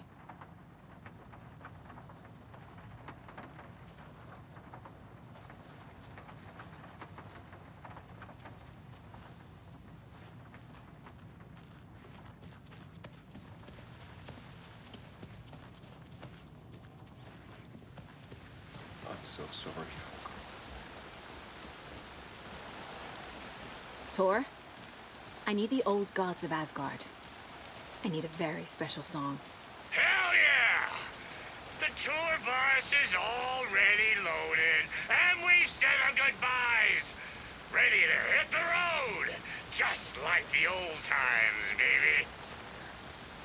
You saw this coming, huh? Of course. I need a song about Alan Wake. About bringing him out of the dark place. A rider. A lake of darkness. Bringing him into the light. It writes itself.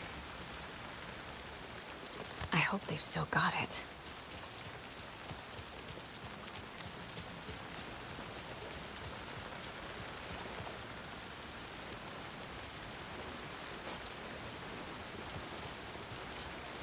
It's empty. There's nothing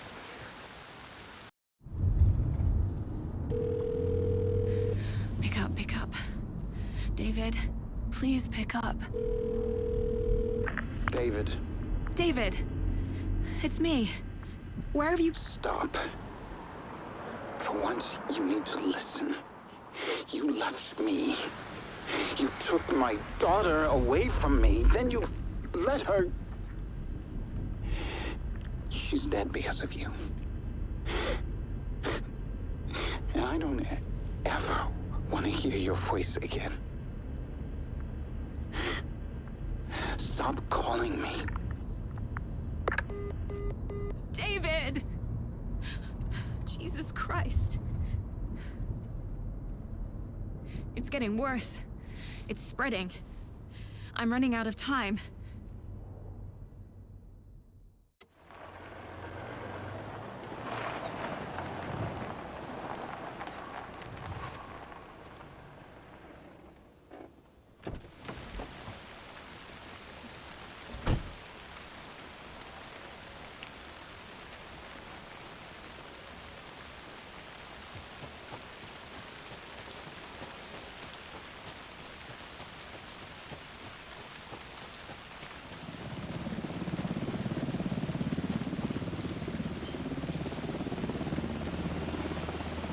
We're incoming with the lights, Anderson. Where do you want them? Set them up on the shore. We need to be ready if Scratch shows up. We'll be ready. Estevez out. Sacrifices.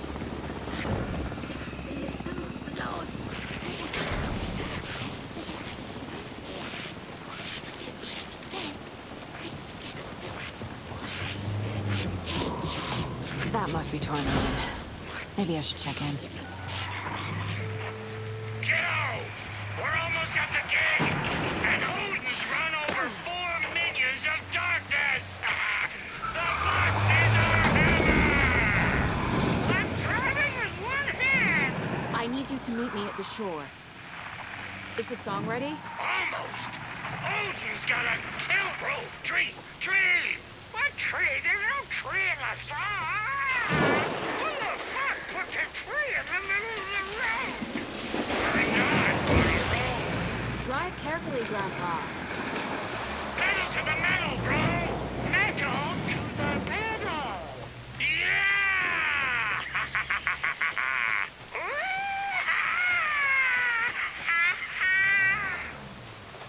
Very rock and roll way to drive.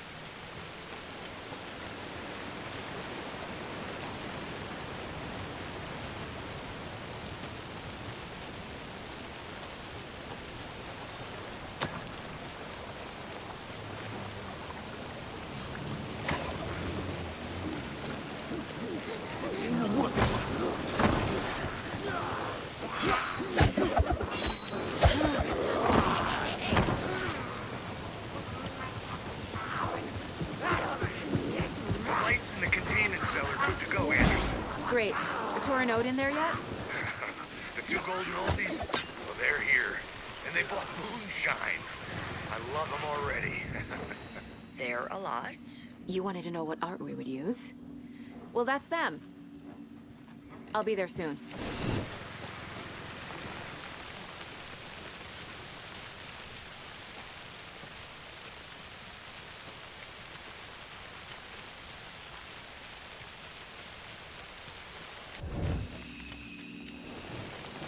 One, two. One, two. How you feeling tonight, Cauldron Lake? Been a while since we played on this shore. Get it!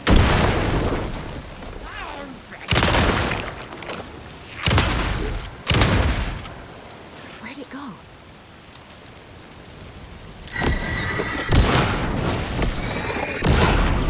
The return of the night!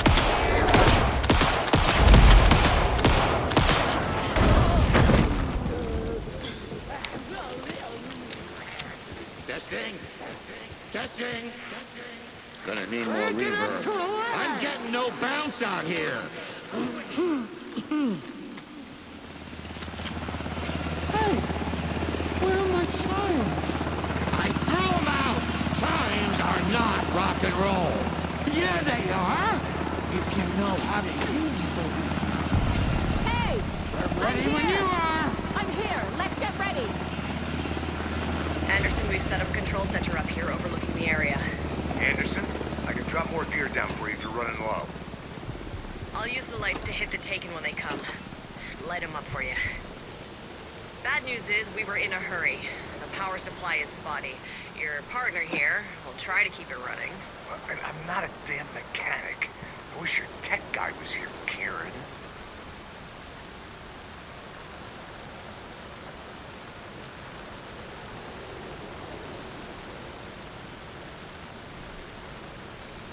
Kiddo, we're ready to rock and roll.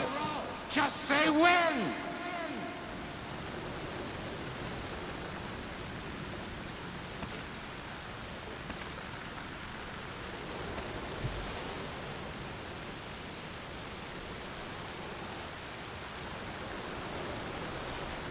Just like old times, right, bro? Fighting the forces of darkness with heavy metal.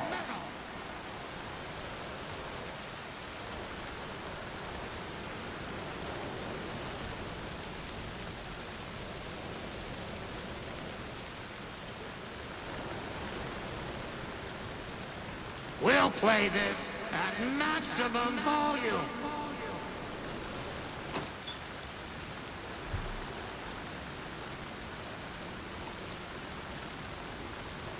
Grandpa, you signal me when the song is done, and I'll use the clicker to bring Wake back. Hit it! Hello, Cauldron Lake.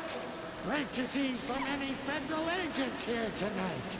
Prepare to experience a soul-searing, mind-frying act of black magic and sorcery. This song goes out to our favorite tortured writer. Let these sweet tunes guide you out of the darkness. It's called Dark Ocean Summoning. Hey, you're making me look bad in front of Saga, bro. Let's try that again.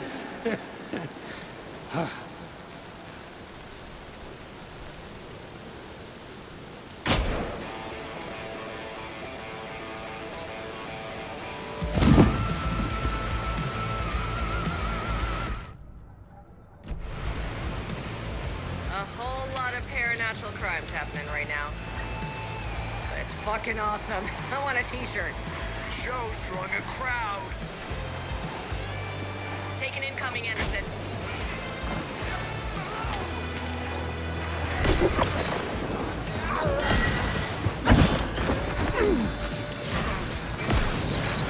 I'll get him into the light.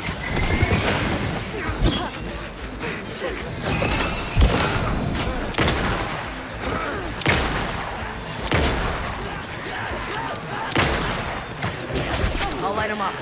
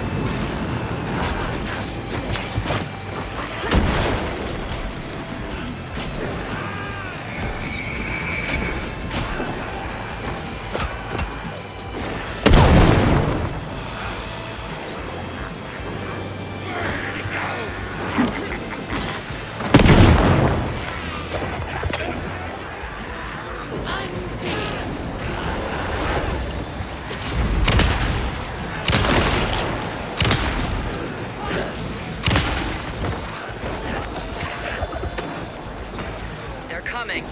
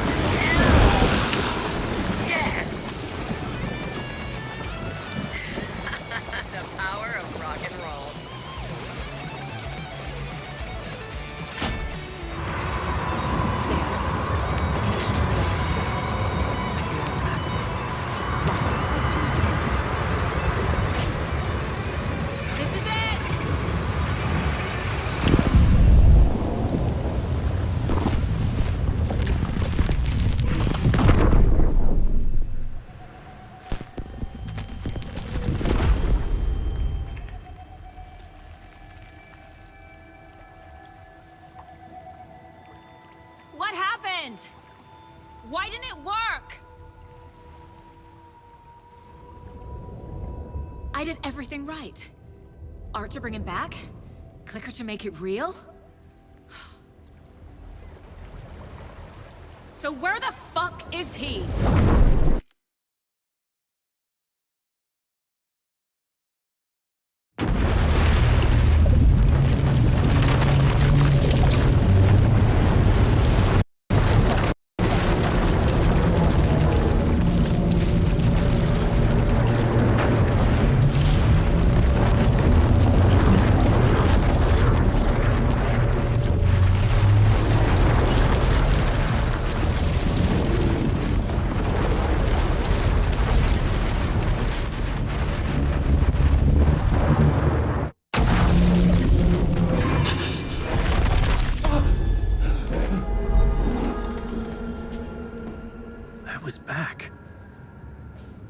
Able to escape. A dark presence had stopped me.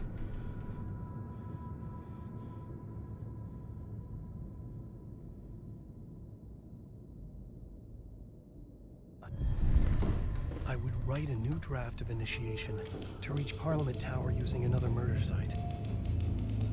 Scratch was reaching out from the dark place to get Alice. She was out, but still in danger.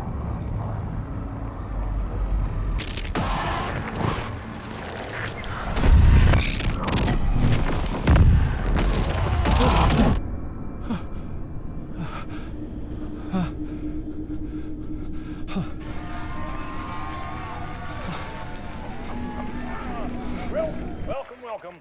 Our guest tonight is Alan Wake.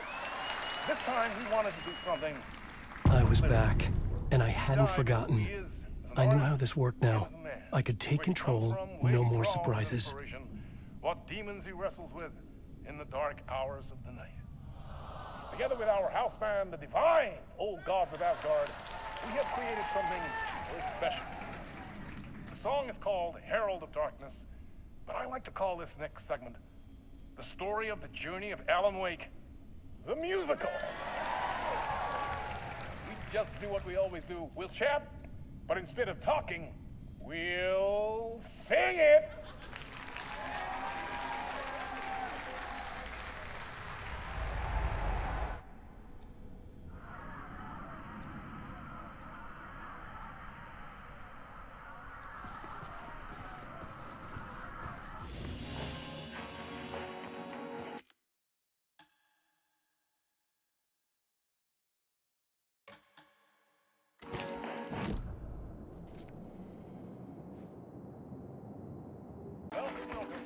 Our guest tonight is Alan Wake. This time he wanted to do something a little different. A deep dive into who he is as an artist and as a man.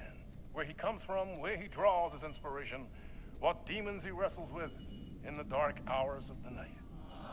Together with our house band, the divine old gods of Asgard, we have created something very special. The song is called Herald of Darkness, but I like to call this next segment the story of the journey of Alan Wake, the musical. We just do what we always do. We'll chat, but instead of talking, we'll sing it.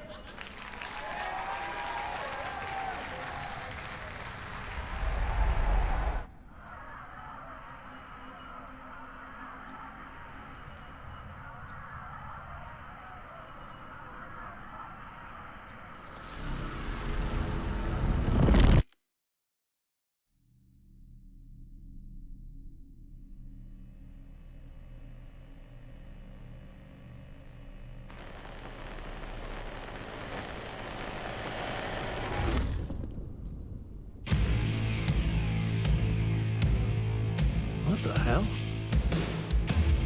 From what I've gathered, you grew up nice and sheltered with mama's pretty stories and your own made-up fury. And mama gave me a magic clicker. Well, yes, I think it's true and fair to say.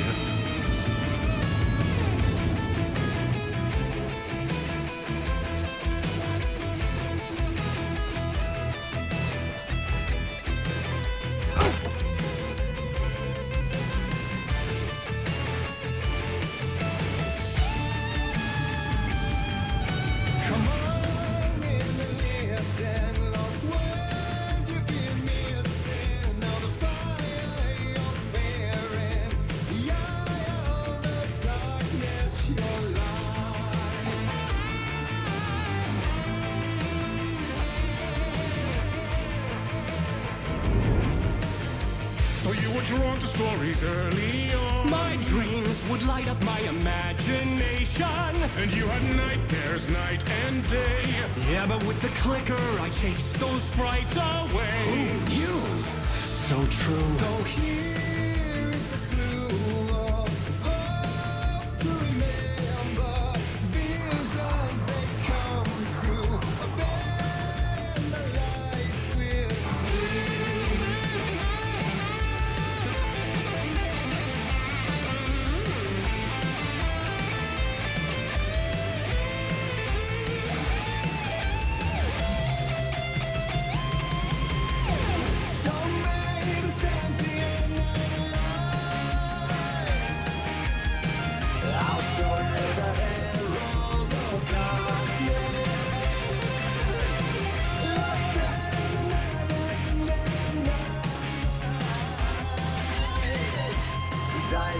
Deep to the surface.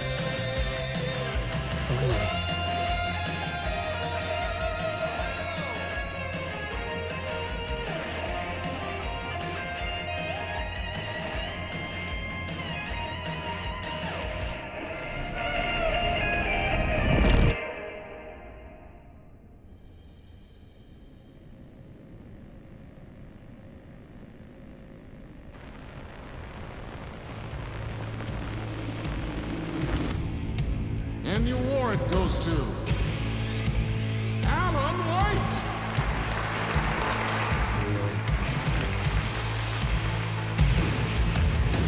And all your stories of crime and chilling thrillers of hard-boiled killers became bestsellers. It was all too much, I had to get away.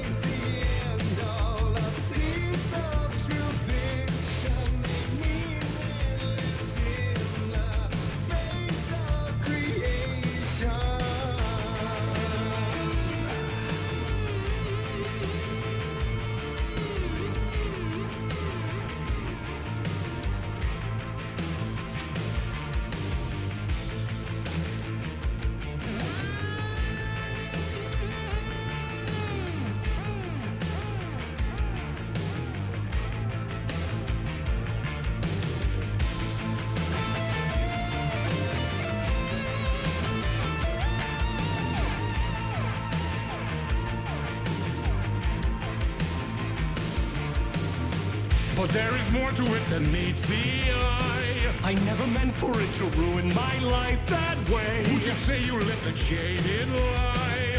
Dark shades could never save the day. So sad, but true.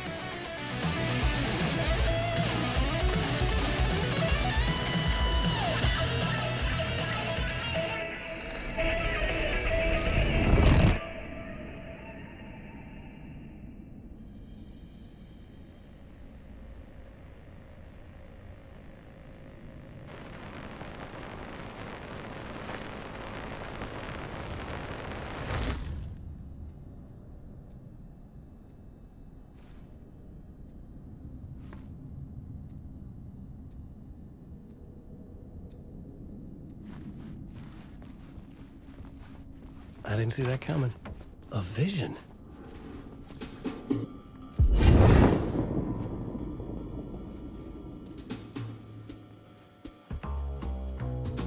Such a dark place, am I trapped in here?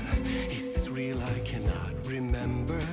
There was a manuscript, it held a key. A vicious cycle I must not surrender to. Echo scenes to seek out again and again until I figure it out to bring this song to its end.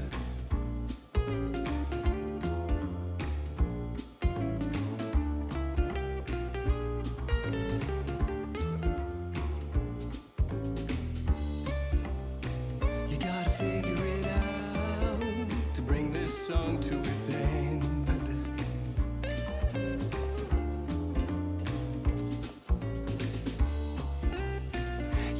Find your way out to bring this song to its end. Is there any way out to bring this song to its end?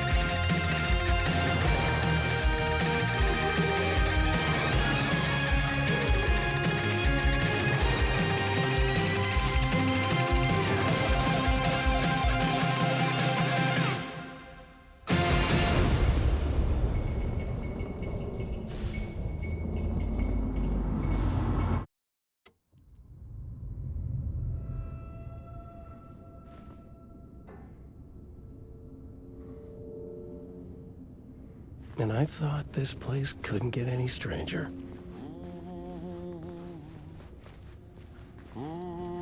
Champion of light.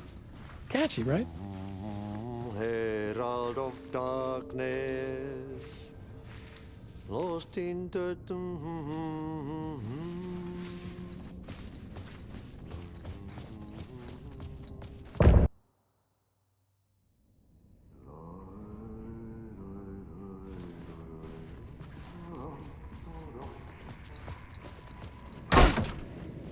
It was all about me.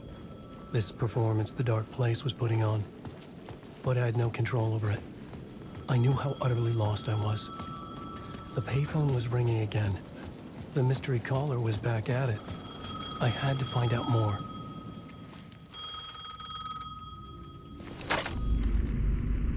Alan Wake? Do you know who I am? How the fuck could I? Whoa! There's that famous temper. Lucky thing I'm not a paparazzi. You keep jerking me around, refusing to tell me who you are. You remember? Oh, fuck me. Alan, listen. Tell me, how much do you remember? Did you visit Parliament Tower? Did you find anything there? Yeah. Alice is in danger. Scratch is reaching out to her, and there's another manuscript. Not initiation, return. I saw the title page. I don't remember writing it. Return? Oh man, this is what we're after. The Scratch can't have it. Our survival, the survival of the fucking cosmic everything depends on this. Come to me. Ocean View Hotel. I left my room key for you. It's right there on the payphone. Remember, the dark place works in loops and rituals. If the waves keep pushing you away, you just need to find another way in. We go with the flow of this ocean. Catch you soon, brother.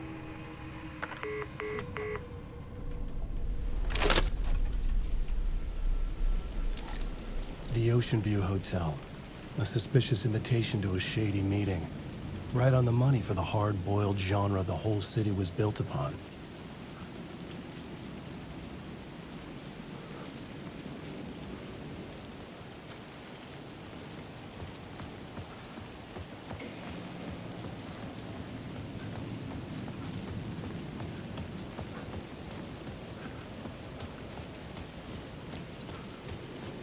The Ocean View Hotel. My destination.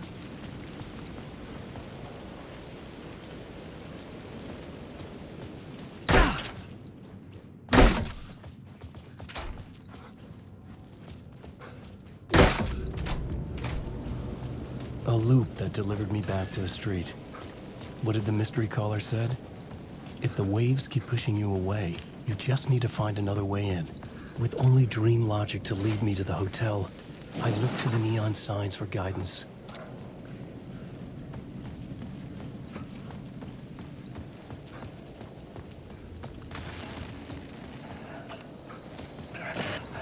It's hunting me. Its spies are always watching. It's trying to catch me. I think it did more than once. It's stealing from me. Stealing my identity. It wants to be me. Replace me. Twisted version of me. Scratch. Mr. Scratch. It's slithering into the story. Once it's in the story, I have to use it to keep the story true. I got in. I have to make the story darker now. But that gives it power. That's bad. I don't want that. But I have no choice.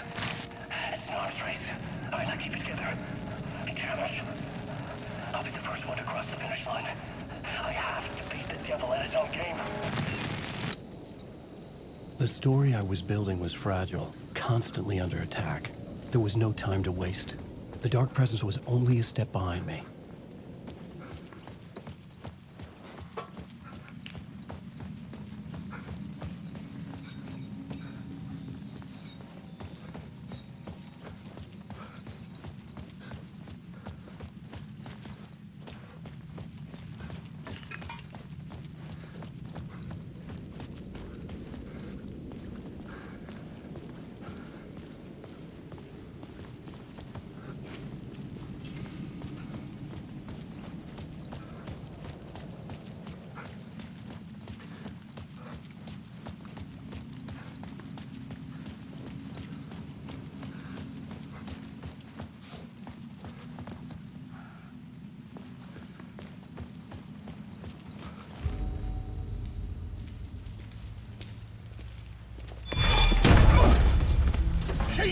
You're the killer, the cult leader. It's in your eyes. No!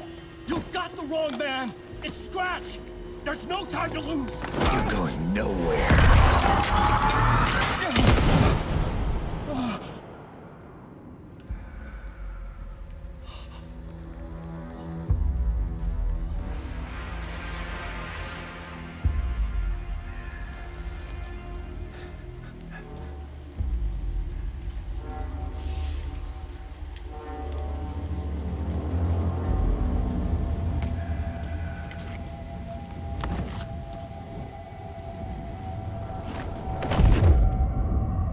Dead tired. I just wanted it to be over. It was all my fault. I'd had this dark place in my head for so long. Sometimes I'd forget the pain was there. Like it was the way you were supposed to feel. I was not in a dark place. I was the dark place. The source of it all. The vessel. Me and the writer, we were the same.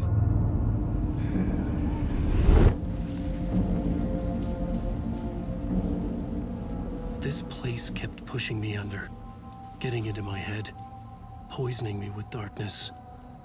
I had to find a way to escape before it was too late. Too late again.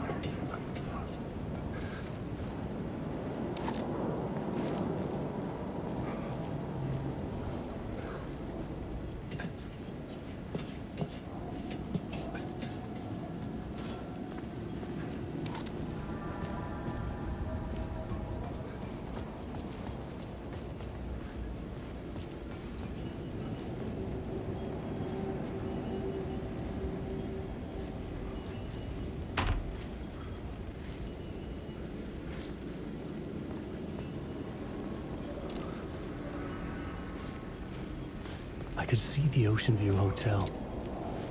I was getting close.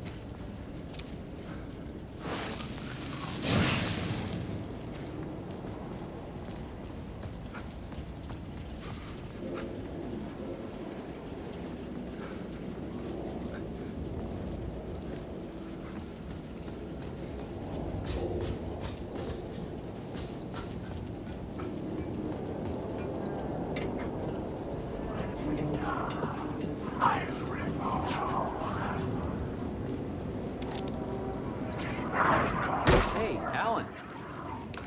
How's the memory doing? Sorry, who are you? Kidding. Good to see you, Tim.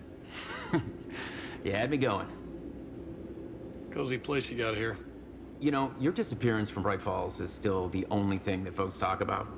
Well, that and Deerfest. Is this where you ended up back in 2010? You know about that? I am the sheriff of Bright Falls.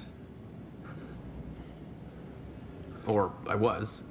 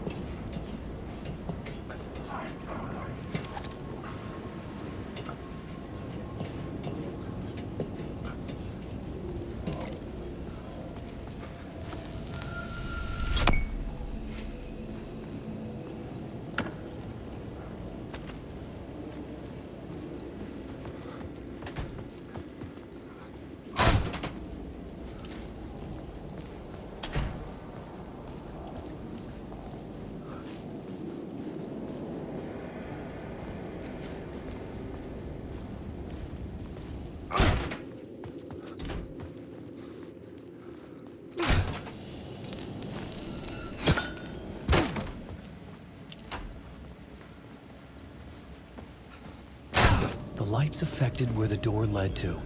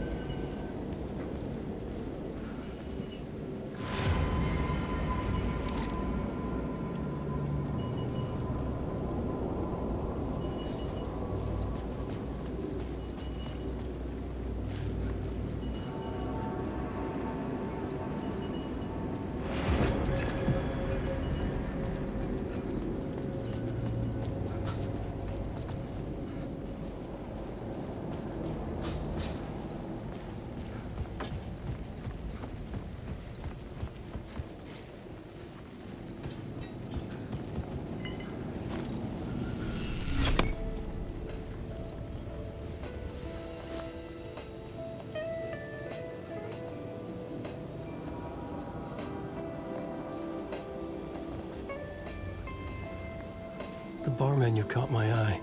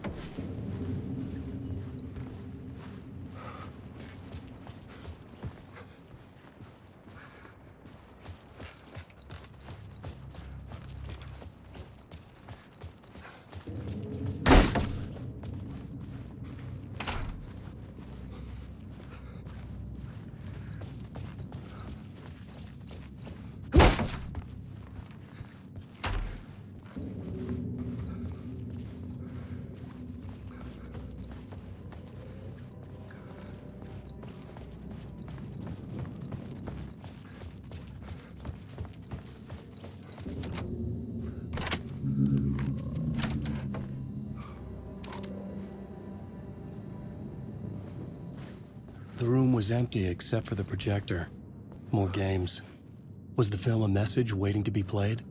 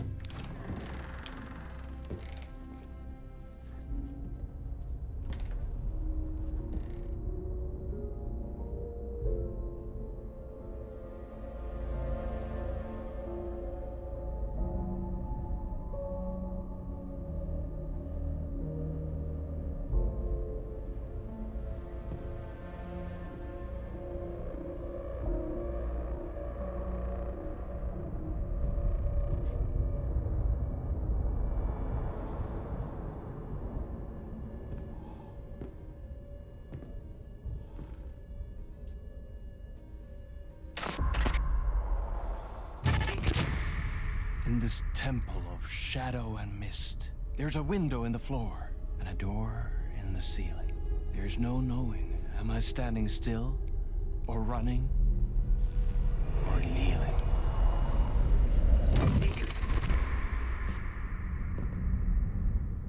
You're the one who's been calling me. Indeed. I'm Tom Zane. Welcome to the House of Zane. The poet. The diver. You look like me. How the hell? Or maybe you look like me, you handsome devil. The diver was a beloved character I played in one of my films. I'm a filmmaker, a celebrated auteur. I need answers. Why is Return so important? What? You always get worked up like this. Come on, I'll fix you a drink. We're in this together. Two artists collaborating, remember? Crafting the keys to our escape. Your magnum opus, Return, and its companion piece, my film. Sharing our life-altering visions, a melding of higher minds. Dreaming up our transcendental work of art. Here, in this room, in this room, in this room, in this room, in this room, in this room.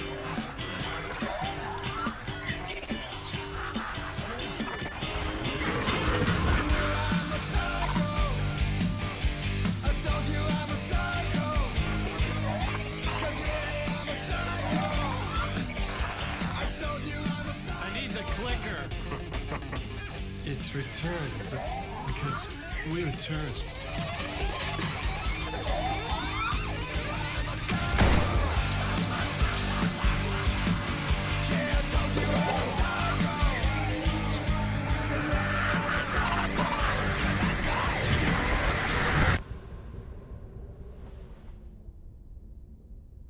that is how the magic happened.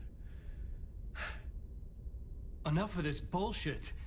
Alice is in danger. I need another murder site to go further. Back to Parliament Tower. Scratchy's... Your wife is safe, back in the real New York. But Scratch is reaching for her through an overlap. Return is the key to escaping the dark place. You need to get it before that freak does. There's a murder site here in the hotel. Let the waves of your writing carry you there. Hello?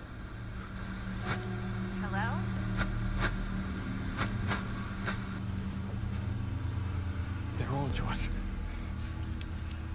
If anyone asks, you were never here.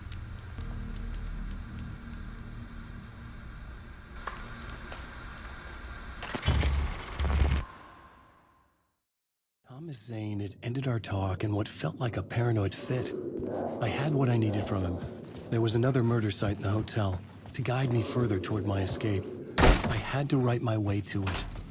An idea nagged at me. I could almost read it.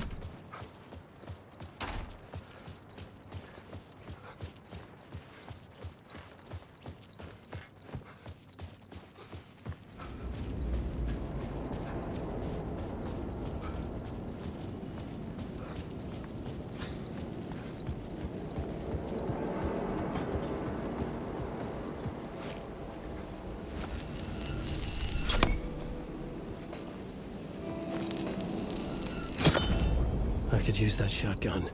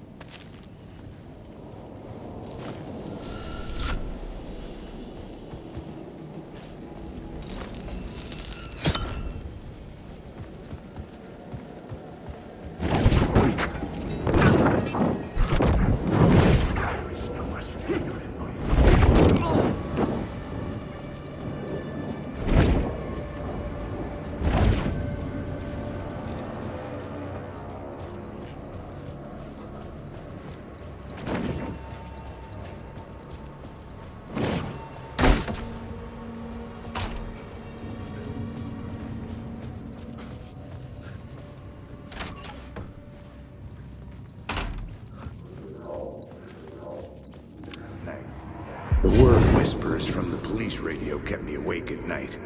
The word through the ether. A murder in the backdrop of a play featuring a murder cult. How meta can you get? He said, looking knowingly at the camera. I could sense the cult of the word in this, and their leader, Mr. Scratch. Rumored to be Alan Wake, the writer who'd gone missing years before. The hotel was a perfect setting for a Casey story. I was on the right path.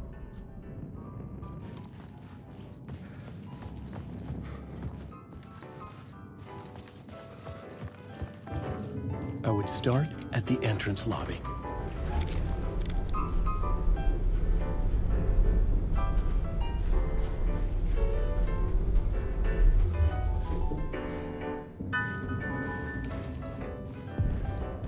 The entrance hall set the mood, where everyone had come in. The victim, the murderer, the detective. An idea, clear as a vision, waited for me here.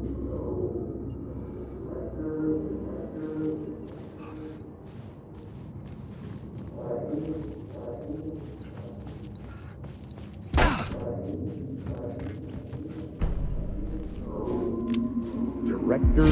So, you were the director of this play? Yeah, that's me. Our performance of the cult was cursed from the pre-show ritual on. The cult is an immersive theatrical experience. You're gonna have to walk me through what that means. Immersive theater. A play where the audience can participate, spread across this hotel. The cult is a legend. The only written copy of the manuscript lost, the play is passed on as oral tradition between theater companies. Each company only performs it once. The play was said to have special power. We were like kids playing with a Ouija board. And when you call for the devil, he will come. The pre-show ritual. That's it. Set it up. Start from the beginning.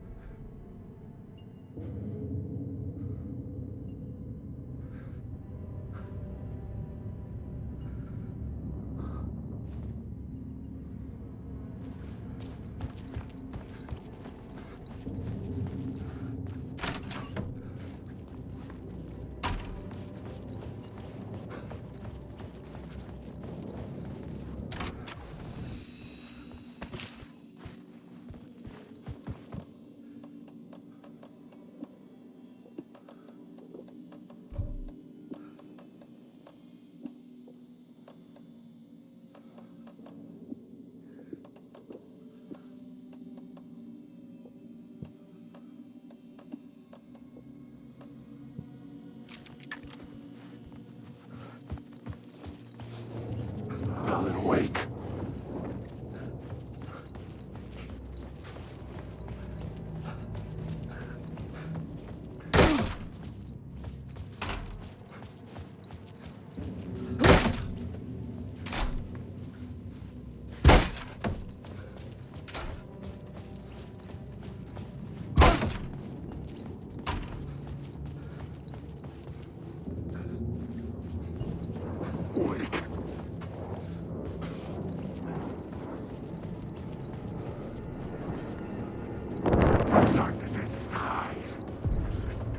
The room at the end of the corridor was closed off. It felt something terrible would happen there.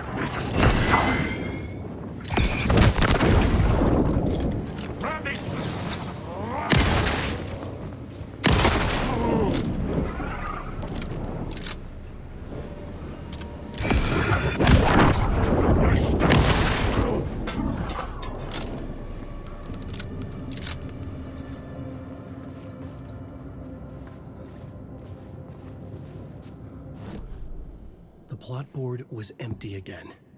I needed a new draft, back at the beginning, but closer to my goal.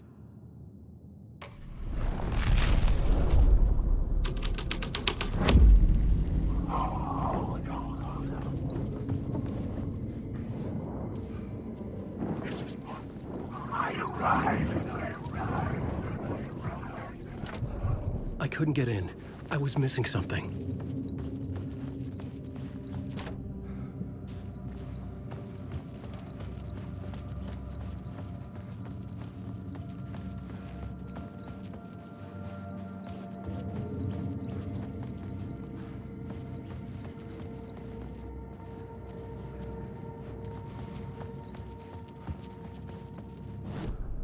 I was both solving the crime and creating it, as every rabbit did.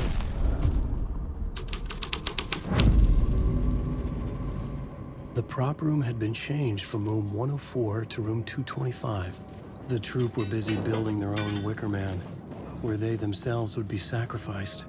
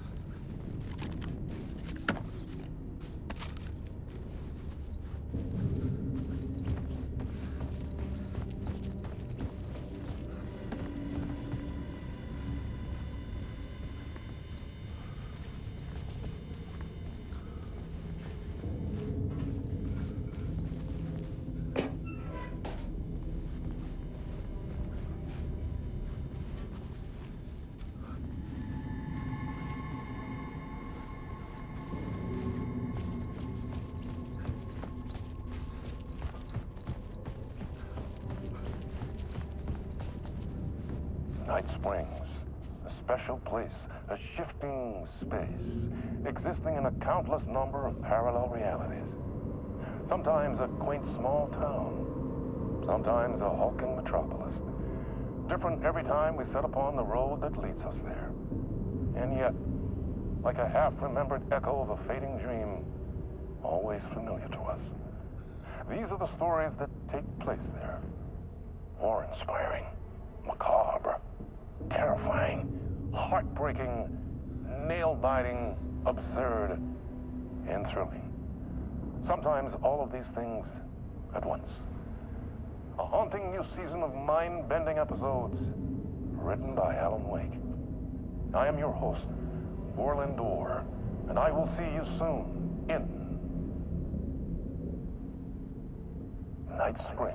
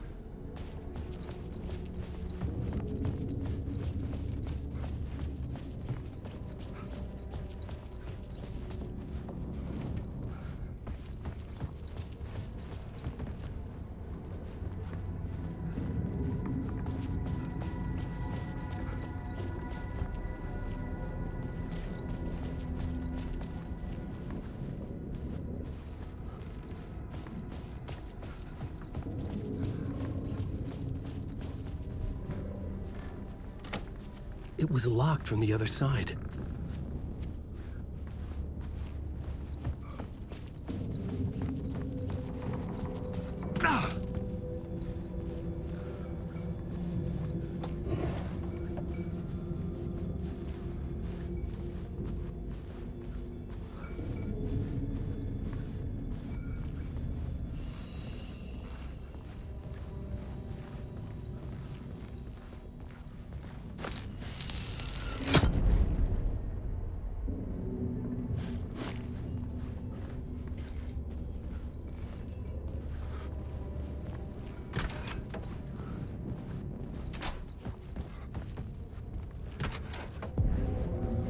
This is where they gathered before the play. This is where it began.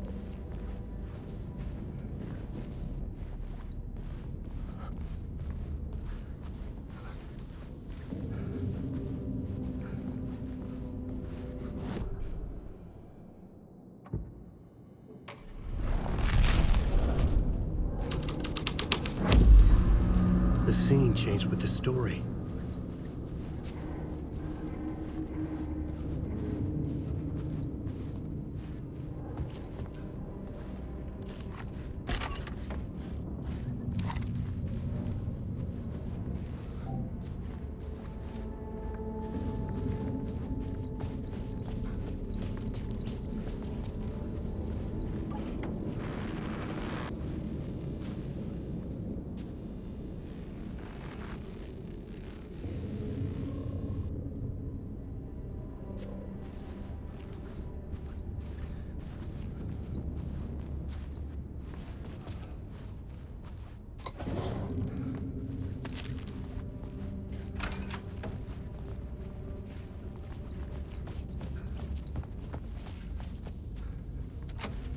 It could not be opened on the side.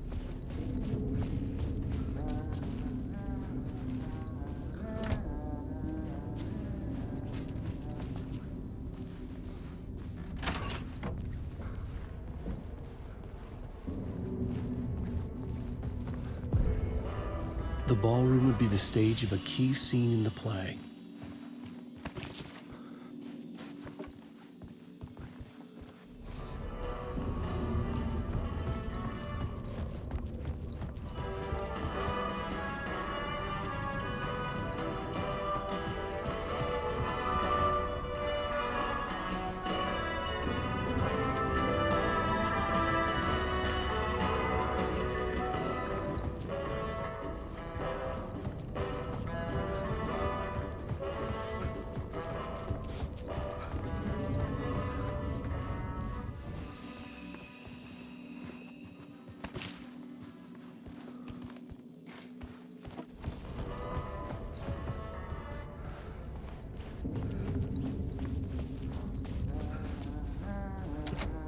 I didn't have the key.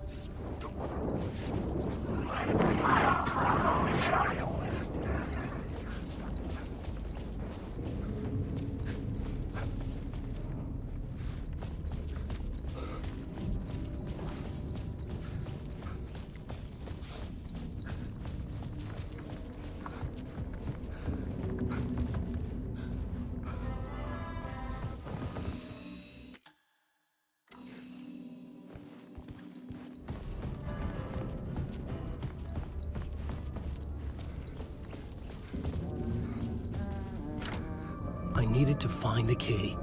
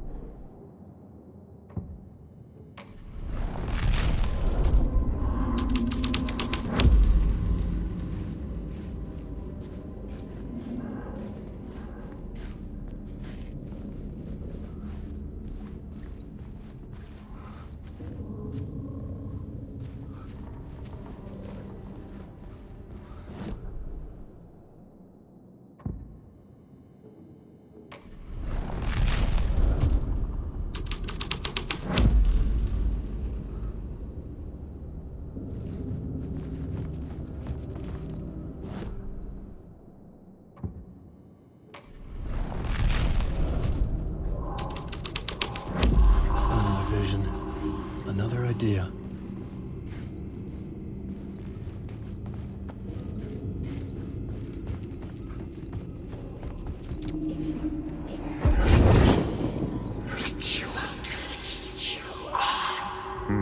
Why set up a play in a hotel? Why this hotel?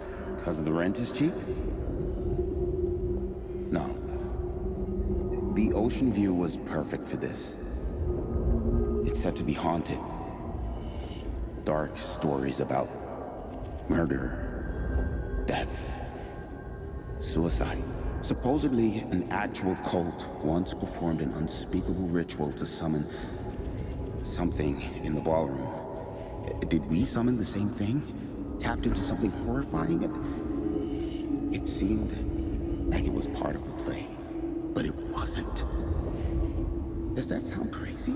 You don't want to ask me about crazy, kid. A haunted hotel Yes.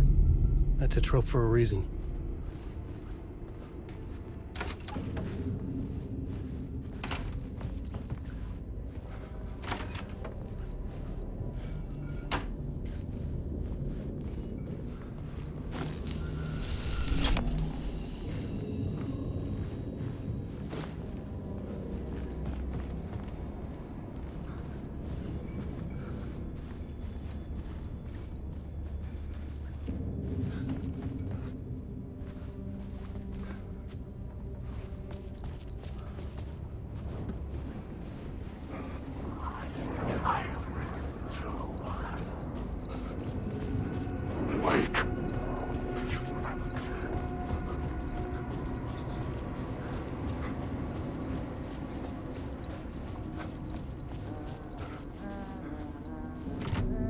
I didn't have the key.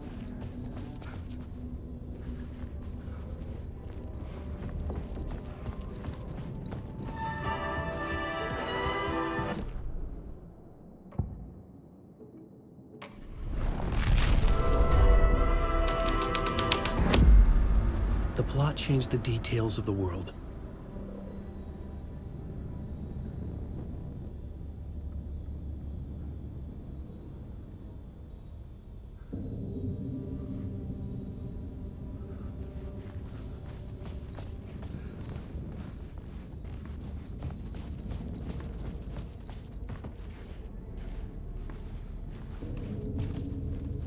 The cult in the play was called the Cult of the Tree.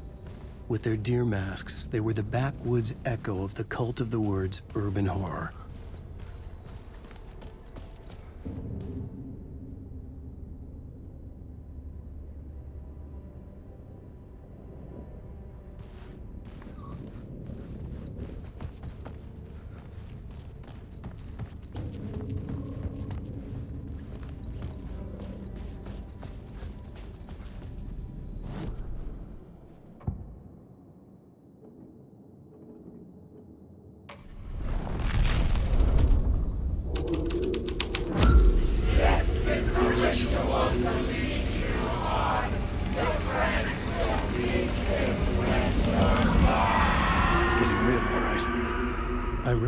My writer's room on the stage.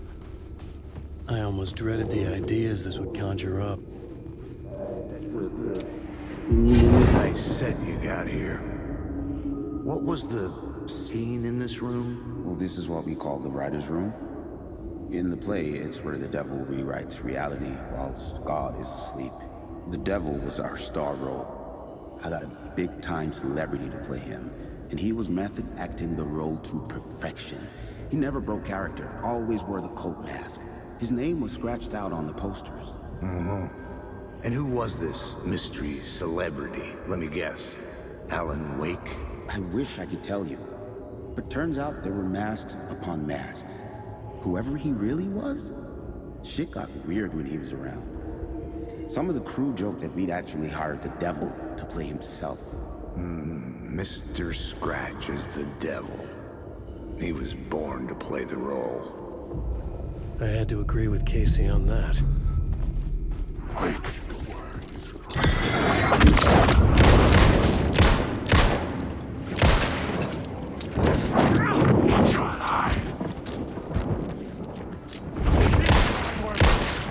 Eyes couldn't follow it.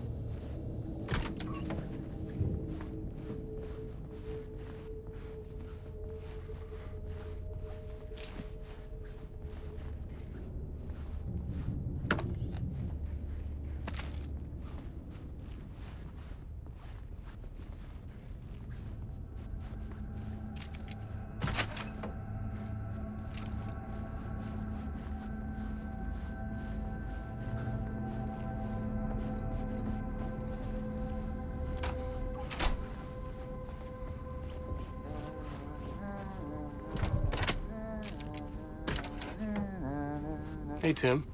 New map, huh? Yep. Look, I've never been to New York, but I can tell you that this ain't it.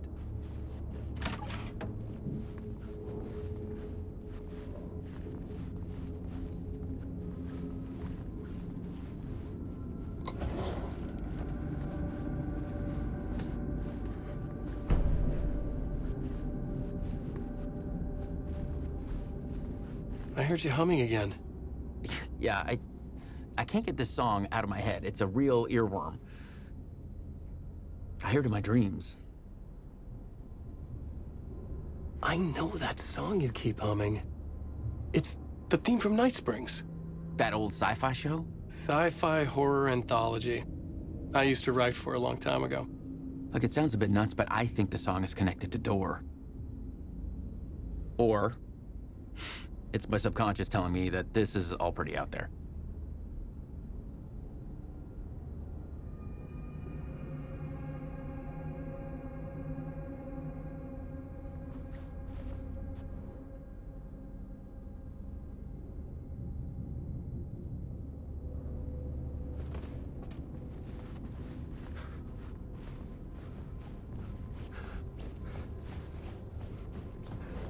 Alan Wake. Darkness inside. Fly away.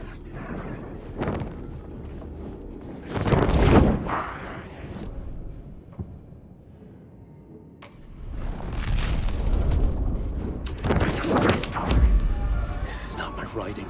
This is Scratch mocking me.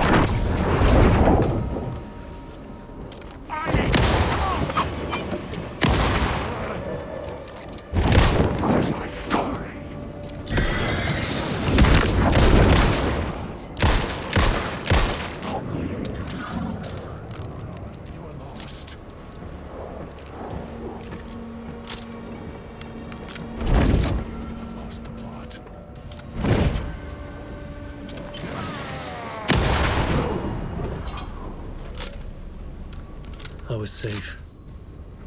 But the restless shadows would return.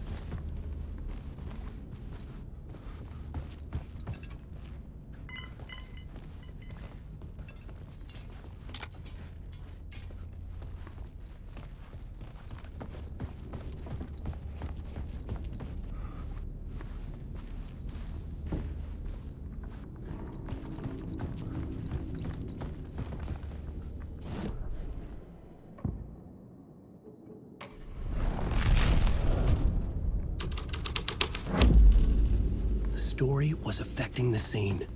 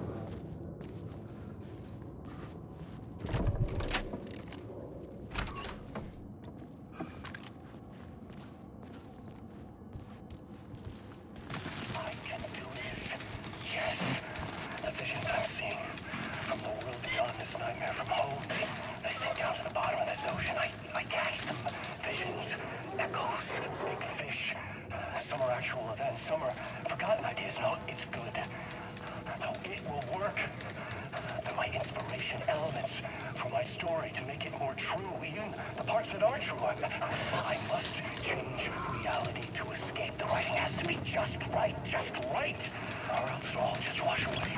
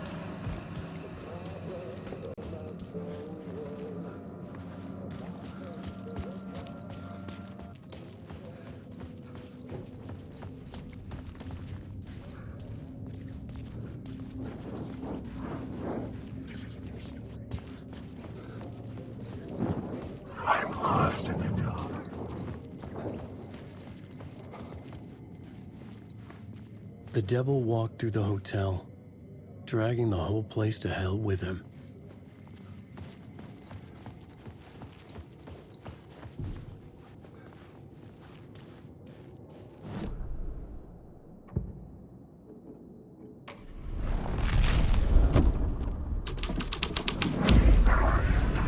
Changes shape the world around him. The devil's path up the staircase was not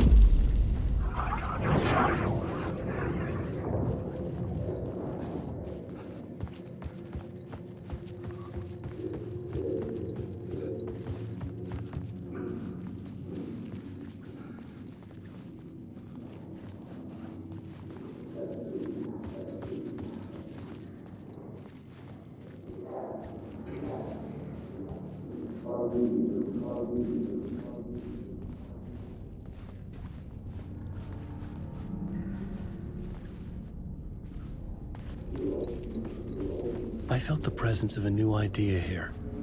The actor playing the devil was Mr. Scratch, if that's who the actor playing the devil was, had stayed in the hotel. Asking around at reception got me a room number. 666. He had requested that room, specifically. The devil had a sense of humor. Or he really didn't. It was funny either way. According to the director, the actor hadn't mingled with the rest of the cast. He had only come out for the play. And always in character.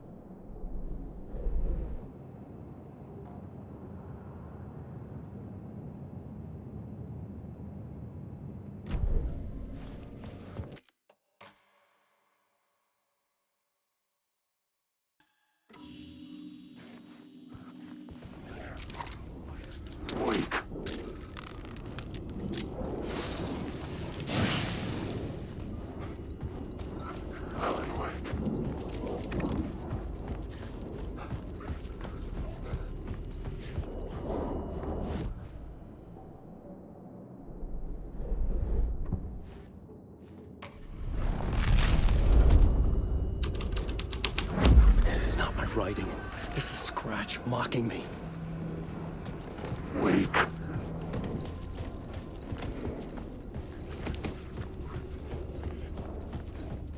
Wake.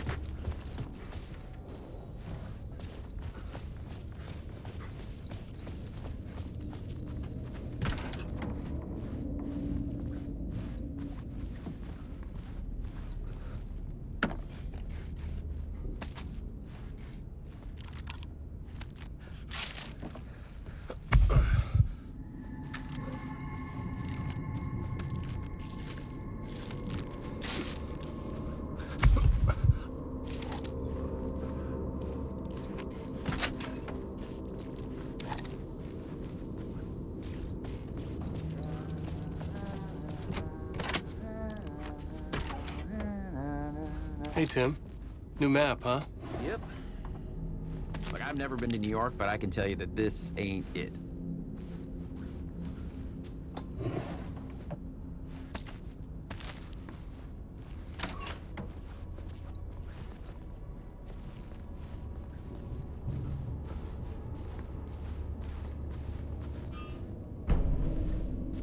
I heard you humming again.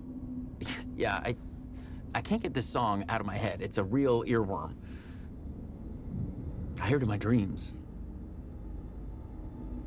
I know that song you keep humming. It's the theme from Night Springs. That old sci-fi show? Sci-fi horror anthology. I used to write for a long time ago. Look, it sounds a bit nuts, but I think the song is connected to Door. Or it's my subconscious telling me that this is all pretty out there.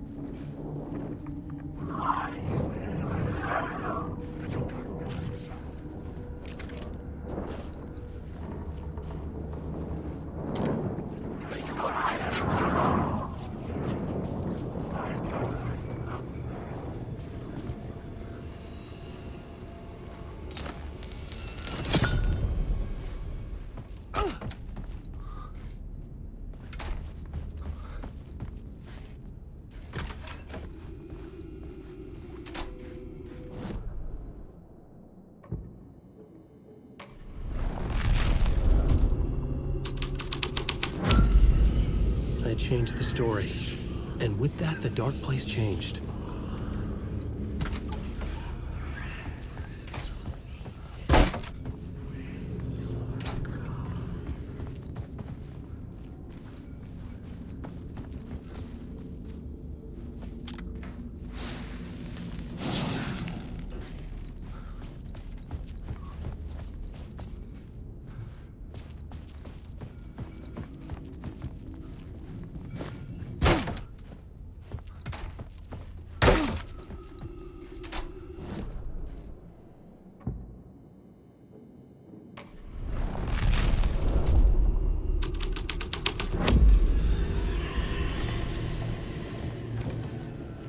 This was not the ritual murder site I was looking for.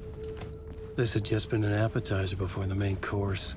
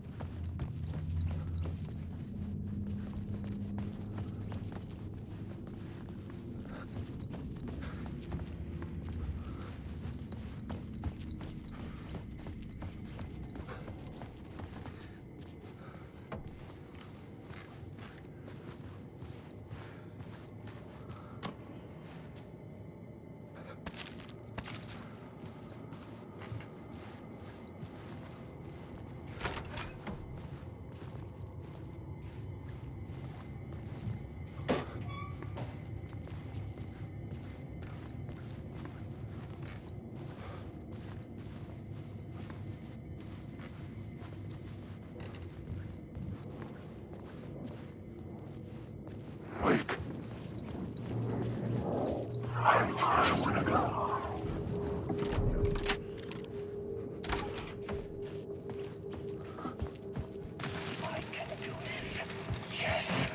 The visions I'm seeing from the world beyond this nightmare from home, they sink down to the bottom of this ocean. I catch them. Visions, echoes, big fish. Some are actual events, some are forgotten ideas. No, it's good. No, it will work. They're my inspiration, elements for my story to make it more true, even the parts that are true. I must change reality to escape. The writing has to be just right, or else it'll all just wash away.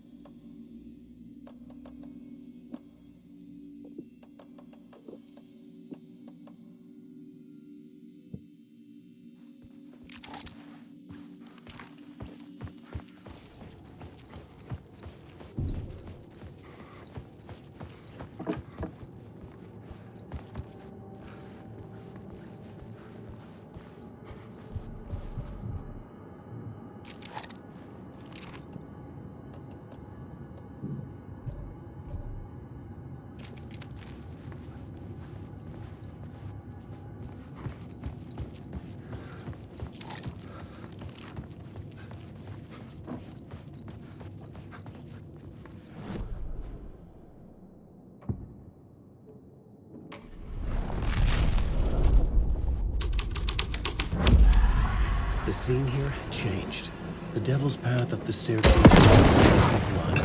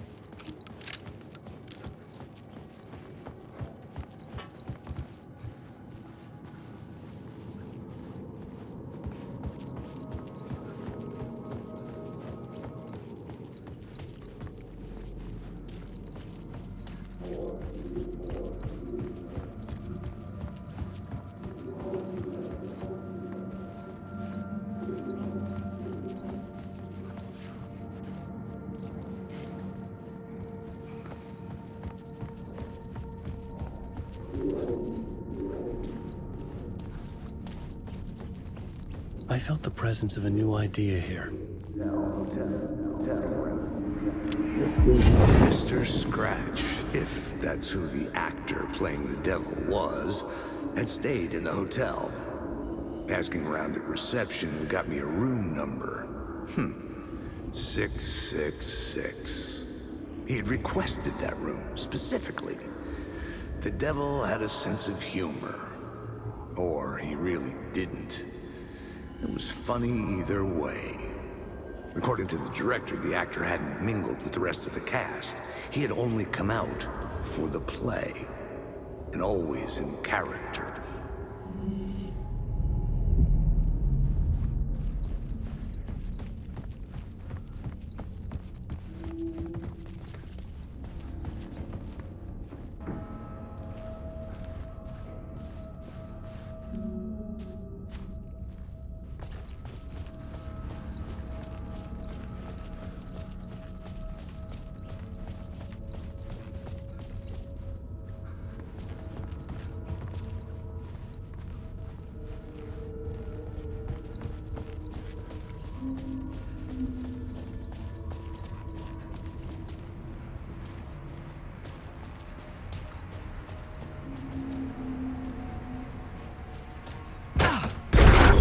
Scratch had been here.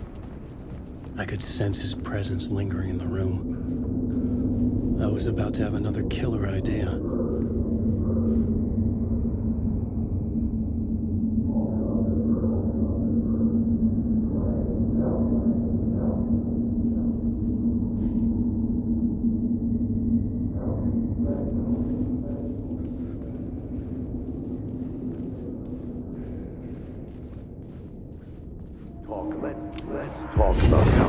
Let's talk about the murder victim, the lady.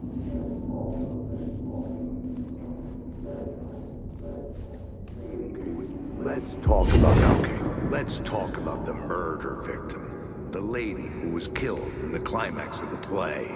The leading lady. Oh, it was an honor to get to work with her. A grand dame for sure. She went back a long time. Kept insisting she had seen the long-lost original script of the play. She'd been with this mysterious writer, his muse. That was her role in the play. The muse.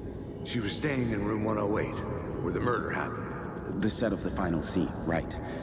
The devil comes, an unstoppable force crashing through the hotel through each scene, executed with devastating mastery, and all leading up to him meeting his muse. Turns out he knew her. He had only joined the play.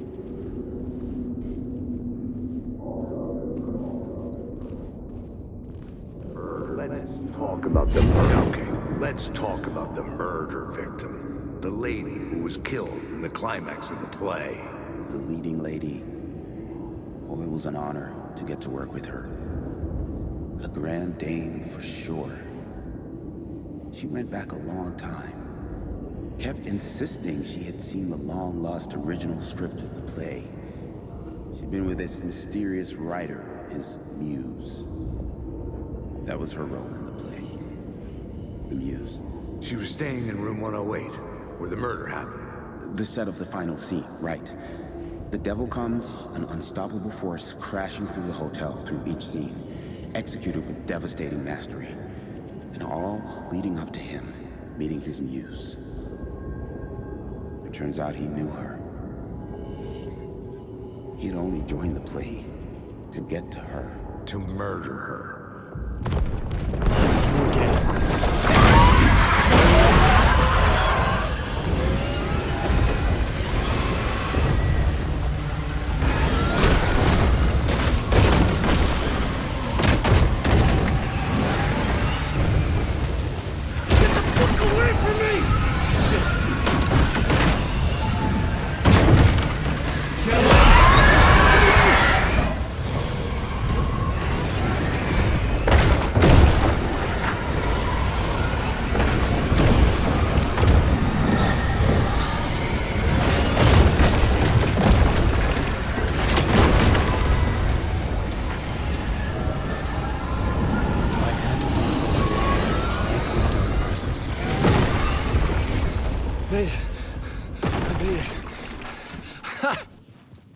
The dark presence had come for me.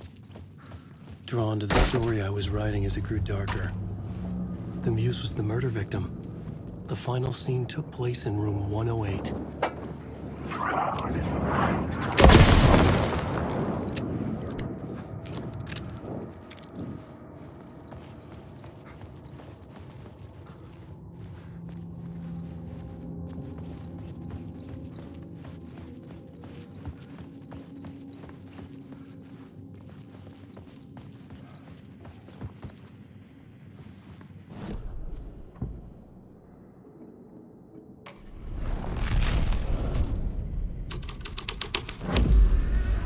Story was affecting the scene.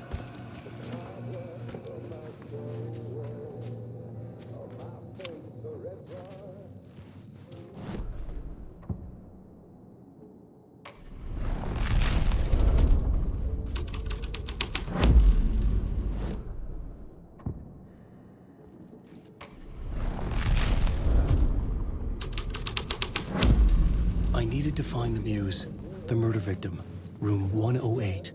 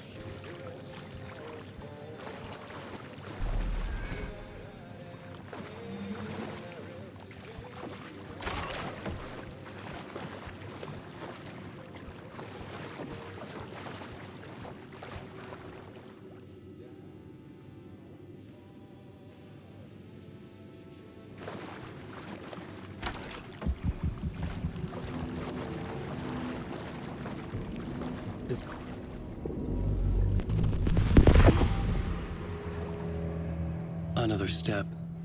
Somehow I was closer to home. Closer than ever before. It's you again. The FBI agent. Saga Anderson. I'm closer now. I can feel it. You helped me get closer to escaping. Wake? Are we still trapped? The clicker. We can... You know about the clicker? It can help us. I destroyed the dark presence with it last time. You can help. You can find it. You must find it. I can get it to you. I have to understand. Did you write the story? Alice is in danger. I have to stop Scratch. I have to find Return. I need to get back to my apartment. I'm writing a story to get through. Initiation. It's the only way. The story. You can do that. You can write out...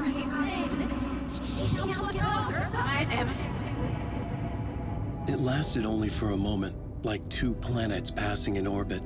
Saga Anderson was helping me go deeper, closer to escape, somehow.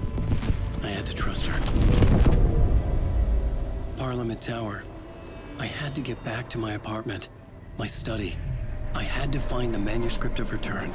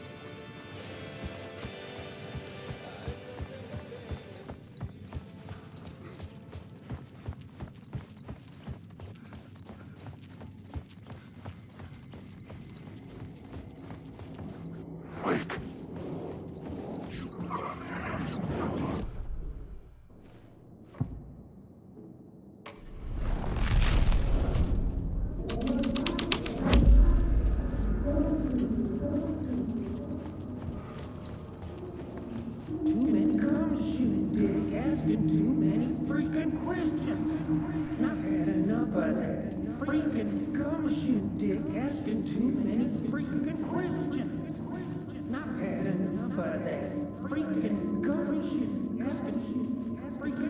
freaking questions. I've had enough of that. Freaking gumshoe dick asking too many I've had enough of that freaking gumshoe dick asking too many freaking questions. Not letting us proper police take care of it. This is our chance to make the powers that be happy. We'll be set for life. Part of the inner circle. Well, amen to that, partner. I like it. And so the fraternity, the club, the word. Our dear friends with many names. The way I see it, it was a lone nut job. A junkie out of his mind on some fancy new designer drug. Open and shut case. All we gotta do now is dump the evidence from room 108 in the usual place in the alley.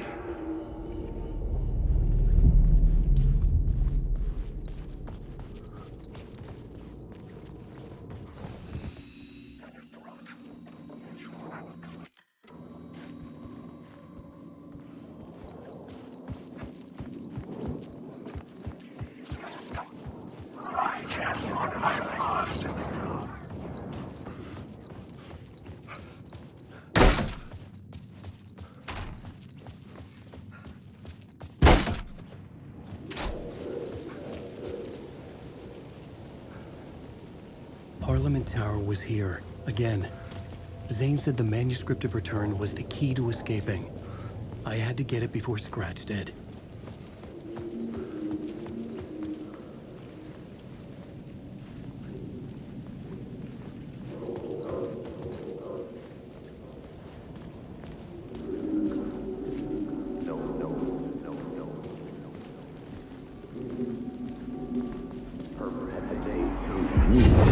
Chosen to pursue the cult, or had they chosen me for some unknowable purpose? To be a demon, to sort the clues based on my interpretation, to change that which I observed. It was all a play.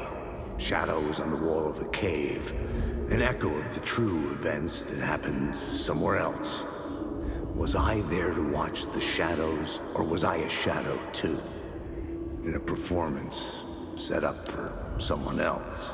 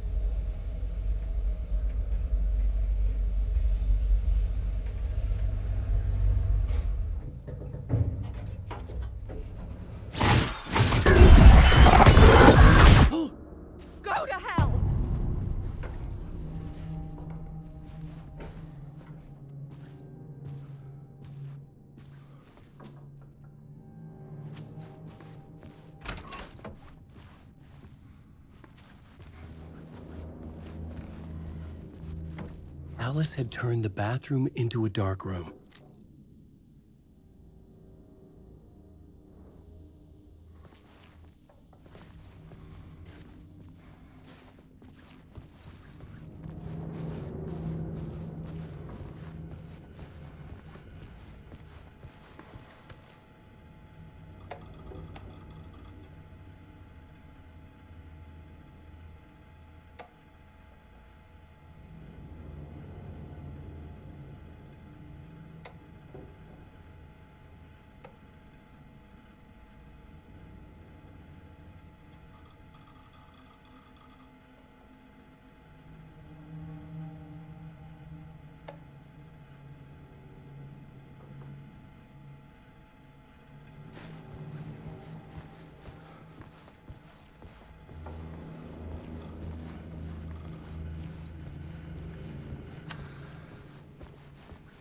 For months after Ellen died, I didn't leave the apartment.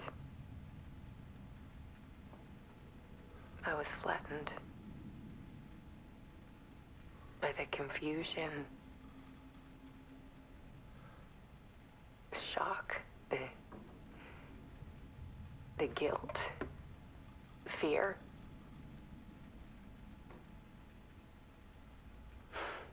I could barely get out of bed. Barry Wheeler started visiting. He even cooked me meals. I couldn't stand the guy when I first met him, but he's a better friend than I gave him credit for. And he still checks in, even after he moved out west.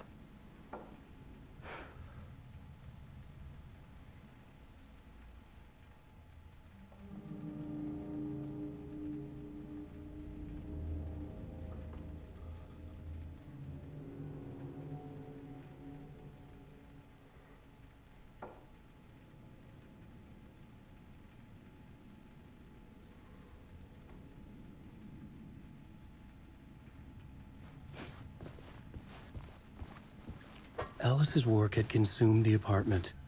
Her whole life.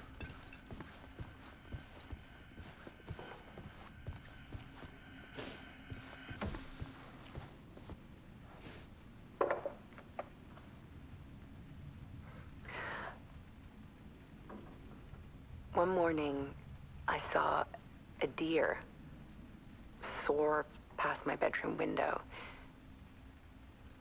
It was a balloon of some cartoon animal. And I looked out at the street below, and I saw a little girl crying. Like losing that balloon had just ended her whole world. It was the perfect image of the horror of caring. And that's when I got myself out of bed. And I picked up my camera.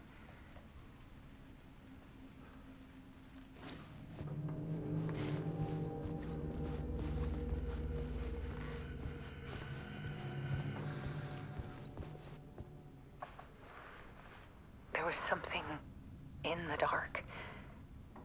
Something I needed to see, to show. The more shadows I photographed and filmed, the more I felt like I was on the verge of a breakthrough. I submerged myself in it. I only went out at night. My search became obsessive, but I still had no idea what I was looking for.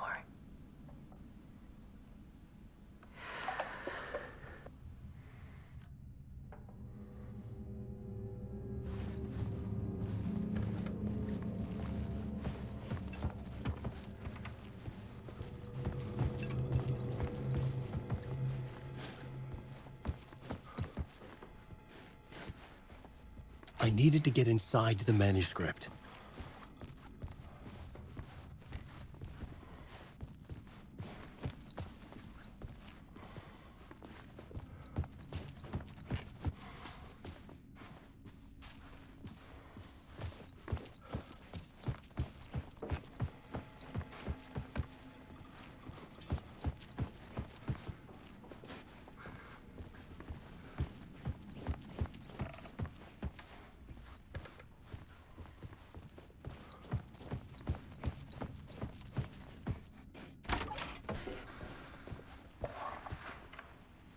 There's a world hidden behind ours. A dark tide ebbing and flowing against reality. Faces in the shadows. Fear of the dark is really just fear of what could be, that vast, paralyzing ocean. But photography can freeze reality in a snapshot, put a cage around the infinite and capture it. I need to prove those faces are really there.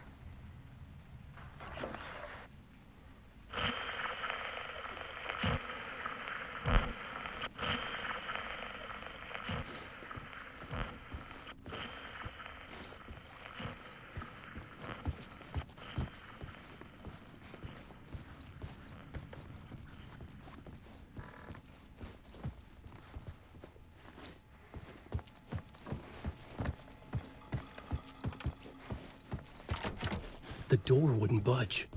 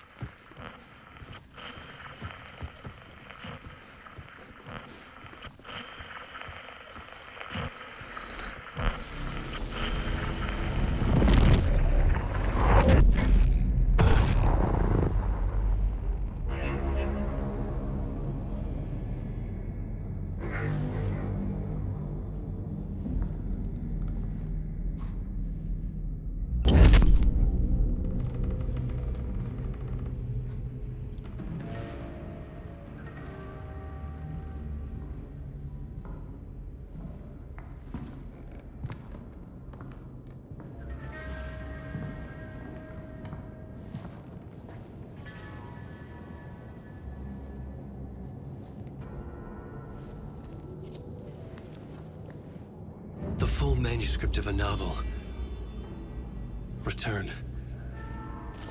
A horror story about the dark presence escaping from the dark place, taking over Bright Falls. I couldn't remember writing it. I had not written it. I would never write this. I knew who had. Scratch. A monster with my face. If this story came true, Scratch would get out, people would die. Destroying the manuscript, it wouldn't stop it from happening. I would have to fix it, edit it. I could not change the genre of the story. I'd have to work within the constraints set by Scratch. I needed someone in the story to fight the darkness. Saga Anderson. I kept seeing her in my visions. She was already in Bright Falls, already involved, but she was not in Return. Not yet. I'd write her in. Try to stop Scratch within the limits of the horror story. It was almost impossible. It was taking too long. I had not reached the end.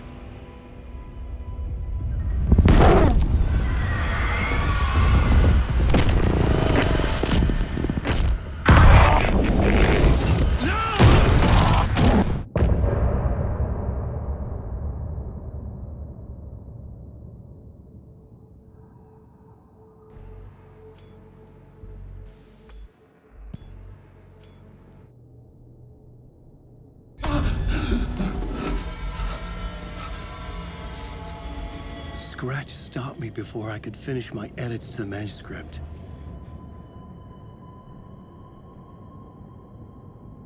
The memory of my edits was already fading. Terrible things would happen if the manuscript came true. Scratch was there, at Parliament Tower, undoing my work. He could use the story to escape. He could go after Alice.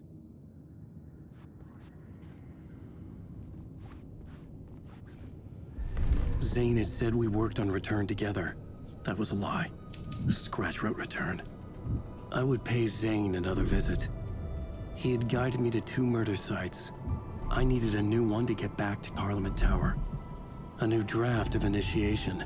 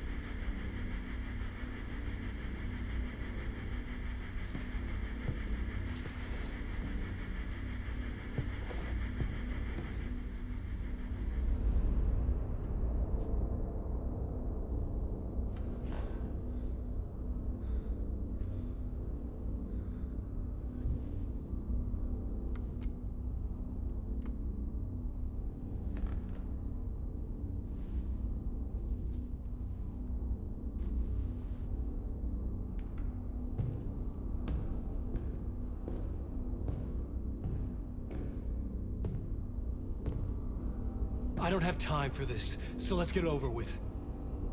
tell me, was this all fake? A show? No one said otherwise, Mr. Wake.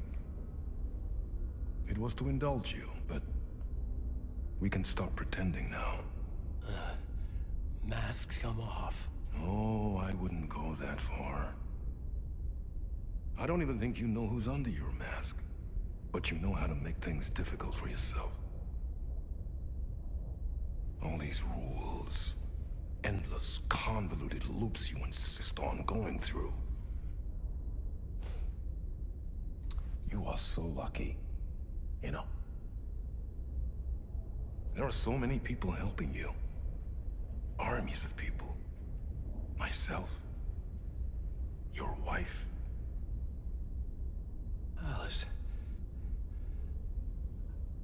I need to get to her. She's in danger. She is. Because of you. And so is someone important to me, someone you pulled into this. You keep opening doors. Peeking in. Reaching through to get what you want, and that puts you in my path. I don't know what you're talking about. I have to go now. Maybe you will make it through this time. This has gone on long enough. This and our night springs. It was a nice distraction. It's time someone gave me a straight answer here. The next time we meet, the circumstances will be very different. And you would do well to return the favor by playing your part. Or stay out of my way, Mr. Wake.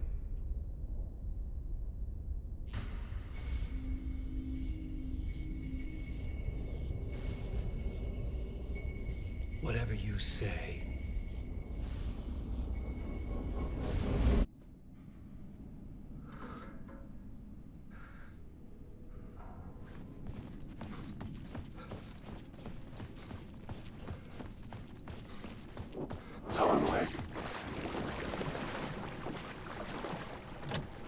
I couldn't force it open.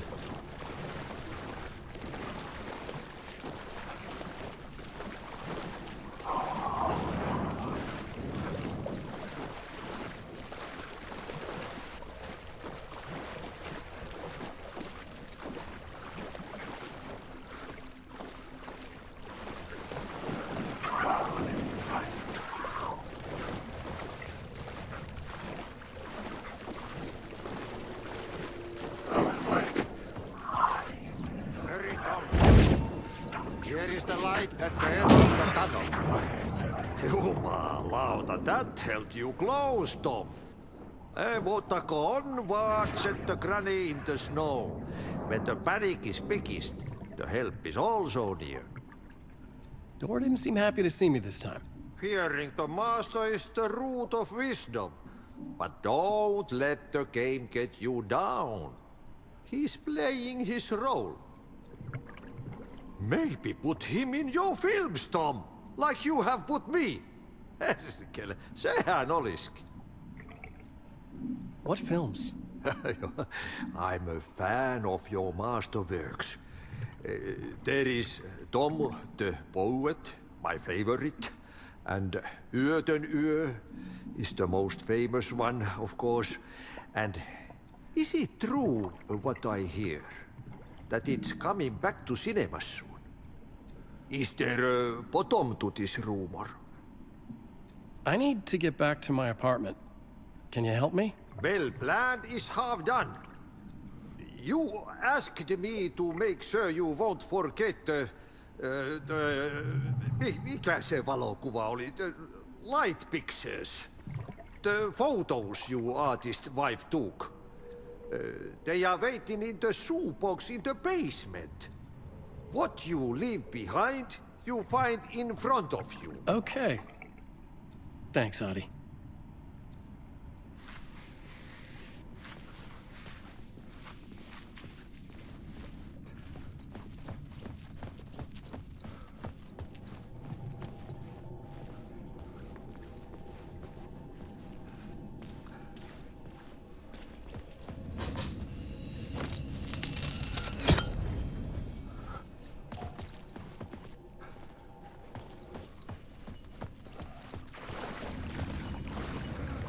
I would find Alice's photos in a shoebox.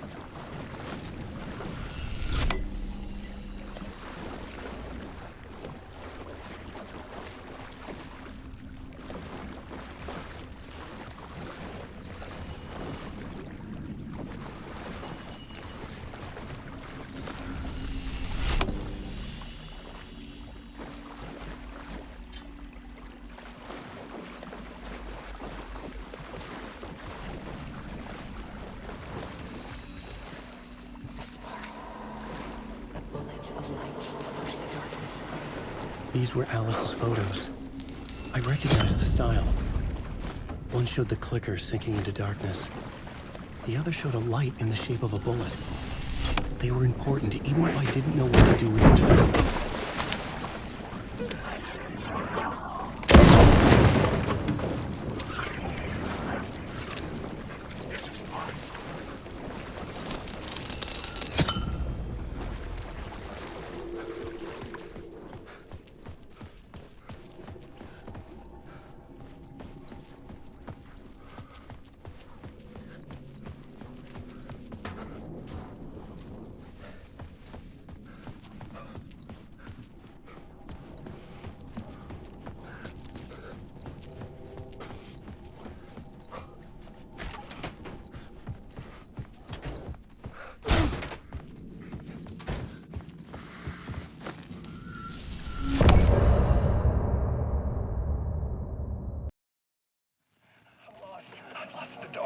I'm drowning.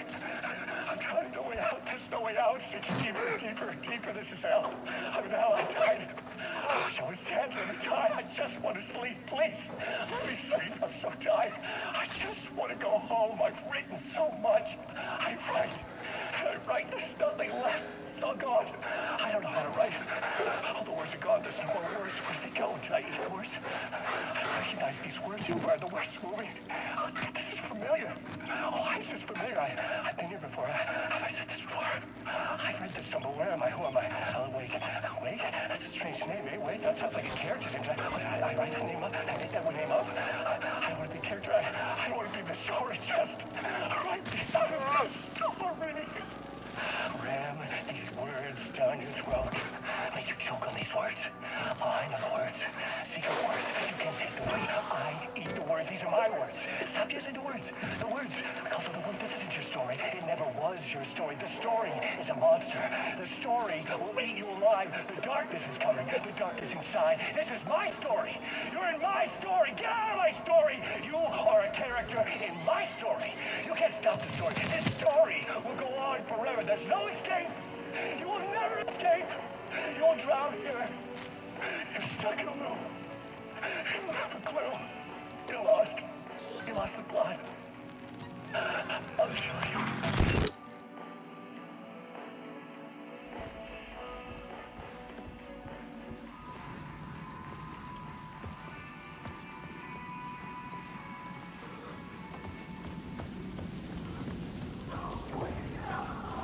To get to Parliament Tower, I needed to find a murder site.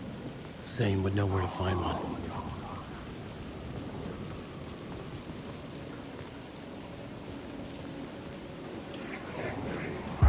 Inside this messy maze of blood trails I was chasing the cult through, I ran into the filmmaker, Thomas Zane, an esoteric bohemian with a hard-on for acts of cruelty performed in the name of occult nonsense.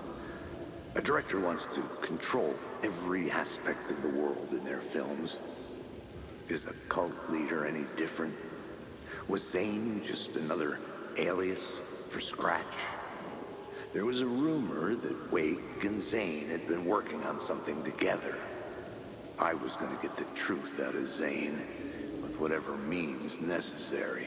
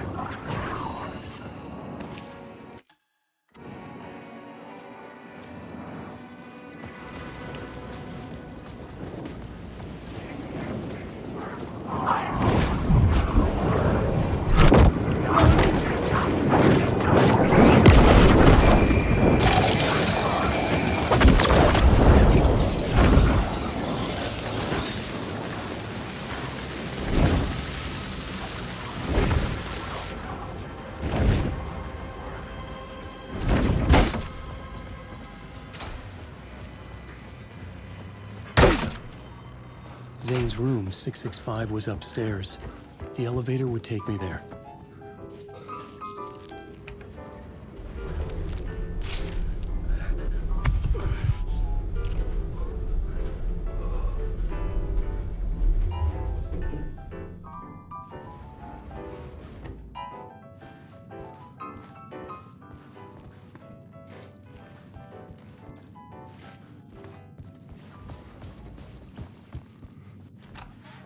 Something told me Zane wouldn't be happy to see me this time.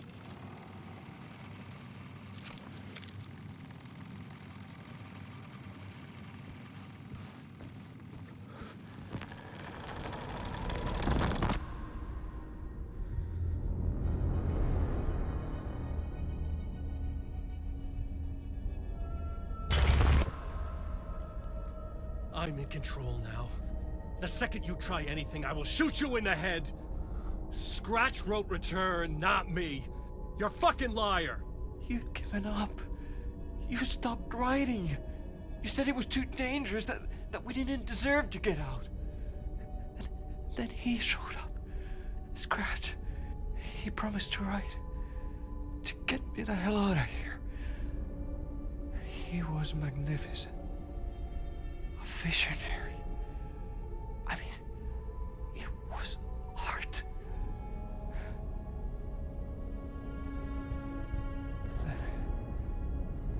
When he finished, he took return and left me behind. It's still here, and so is he. I know I fucked up. But you can still catch him before he gets out, before he gets to your wife.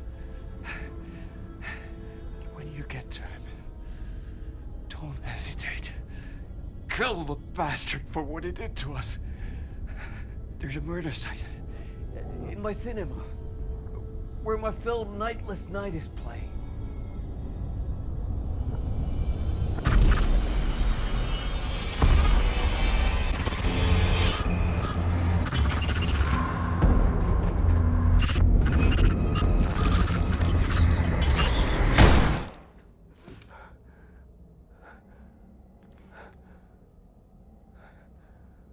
I told you not to try anything!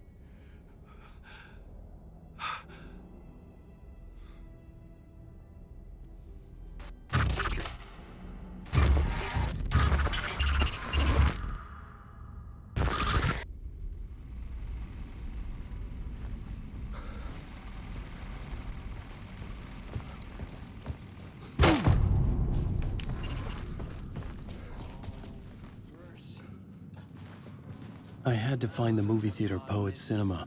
The next murder site was there. Zane had created the film in tandem with Return to escape the dark place.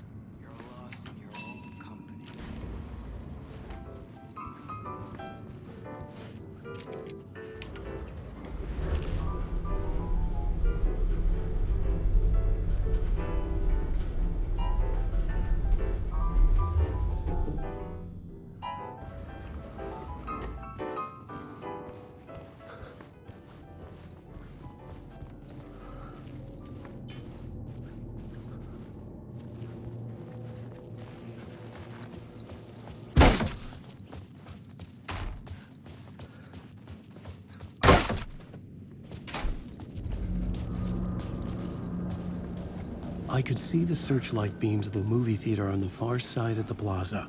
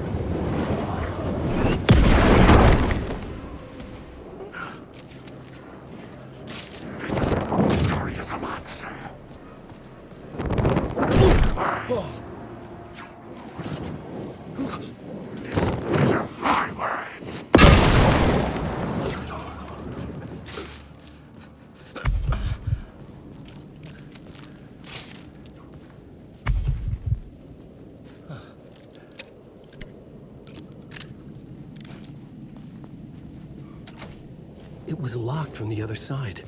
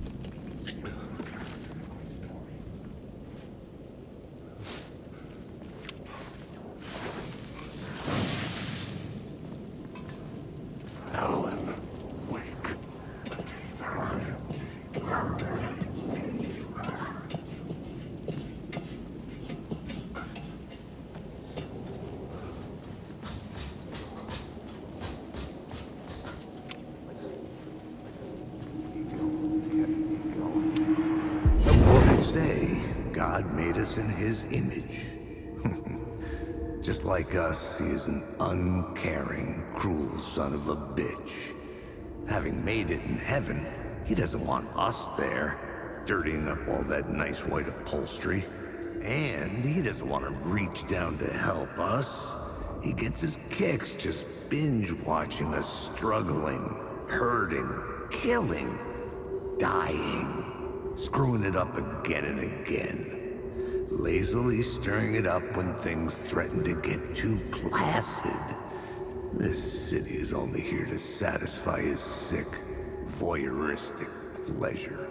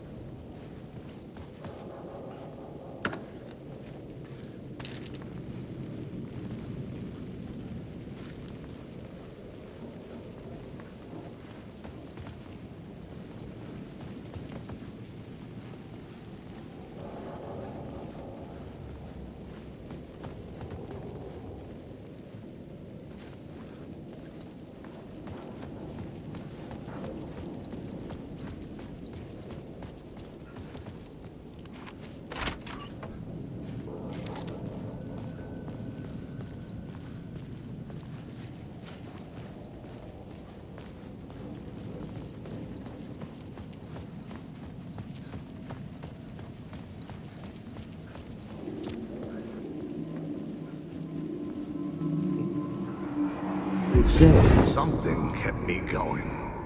A broken man. No hope, no prospects, no love. Too stubborn to die.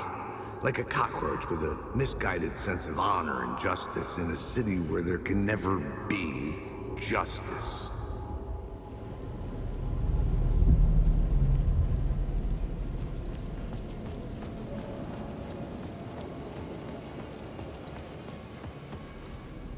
The theater appeared to be closed. Maybe the ticket could still get me in.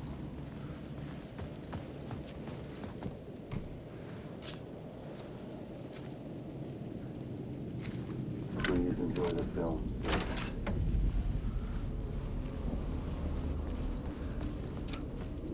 The cinema lobby was a gateway to other realities on the silver screen. I could set a scene here.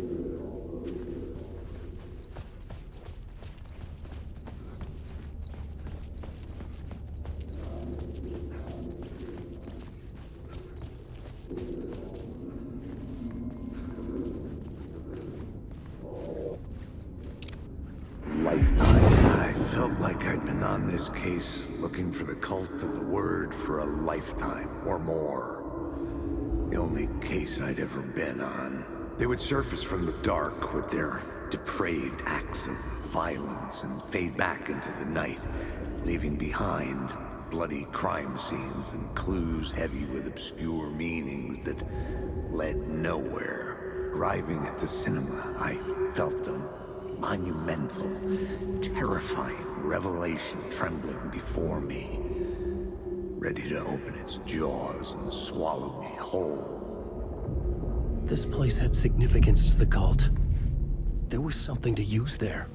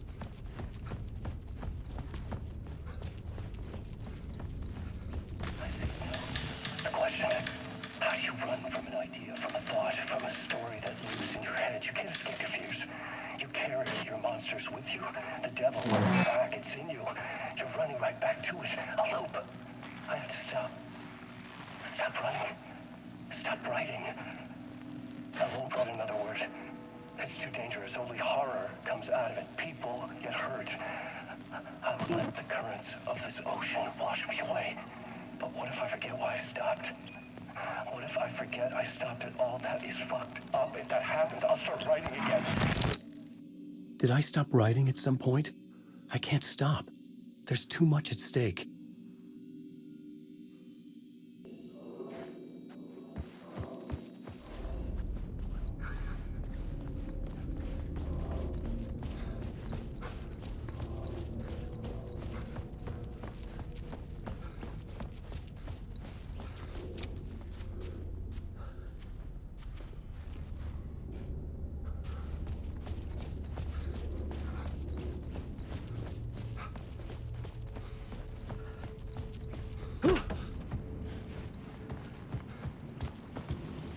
I was missing something.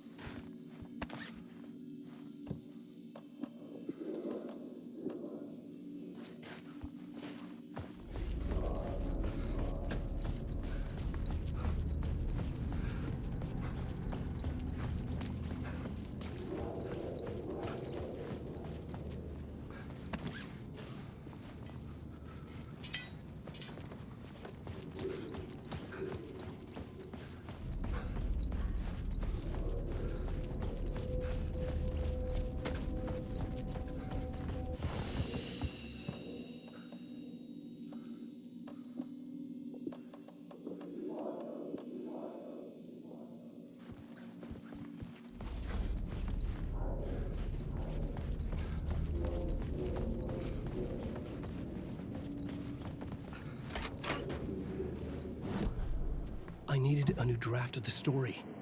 One that would get me ahead of Scratch. The first step toward the murder site. I was making progress. Do you a lot of good to talk, buddy. It was an initiation ceremony. Or so we made our new members believe. 2 of New York's finest.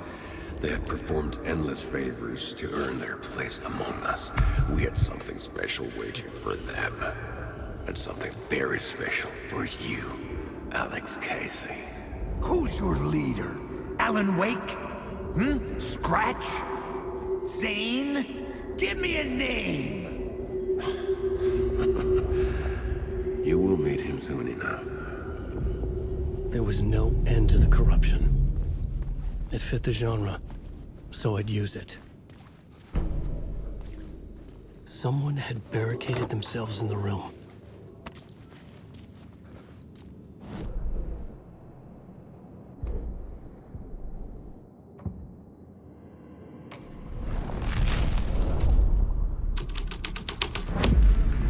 The scene changed with the story.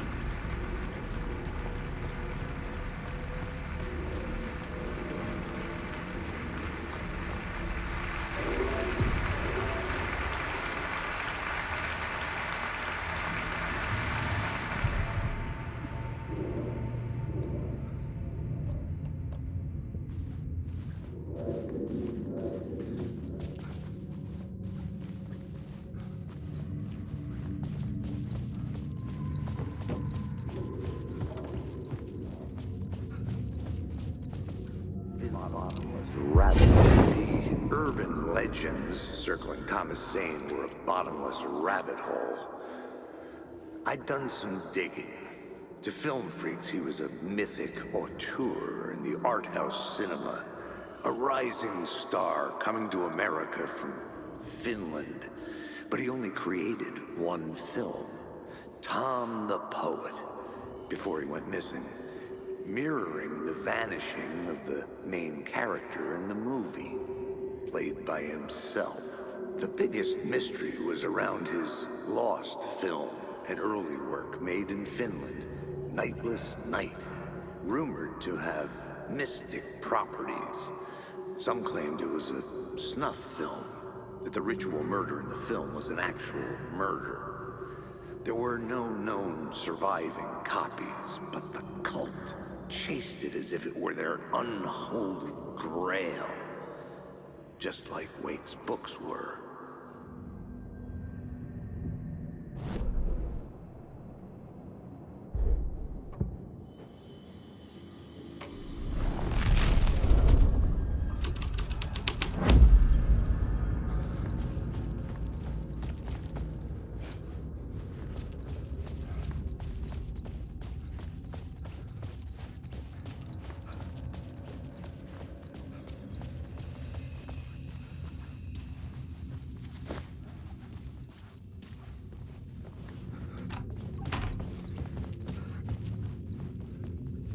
The cops had gotten their 15 minutes of fame with the cult, and it had been a scream. They were the murder victims. I had to find a way into the projection booth somehow.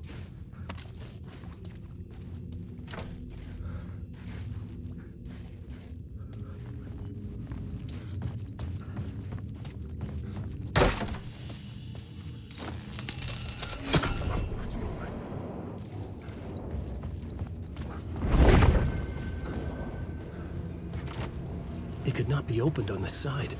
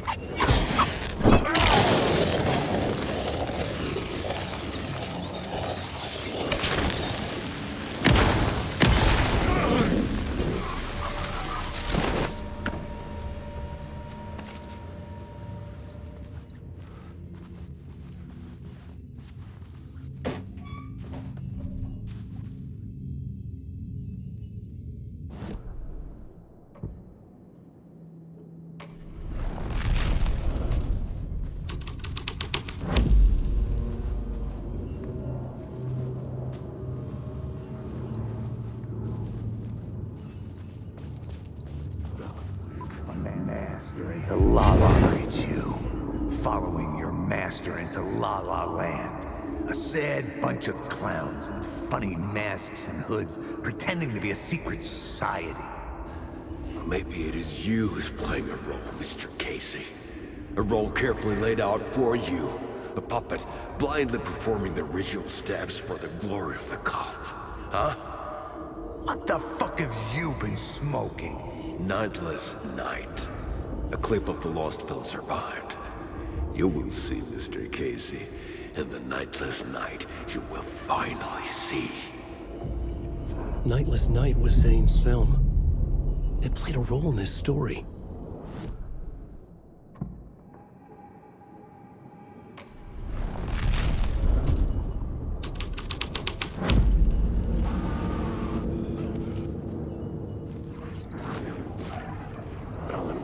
What is this?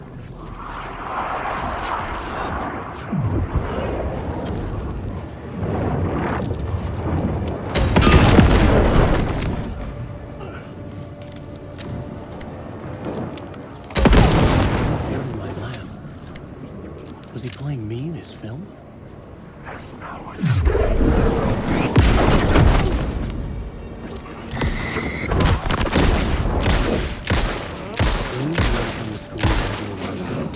I could transfer the light in my lamp to his.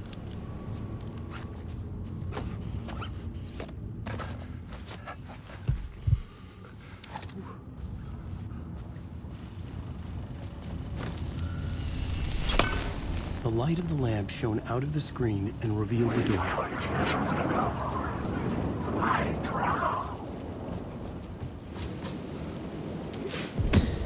I was back out into the night. The seedy alley away from prying eyes was a good scene for dark deeds.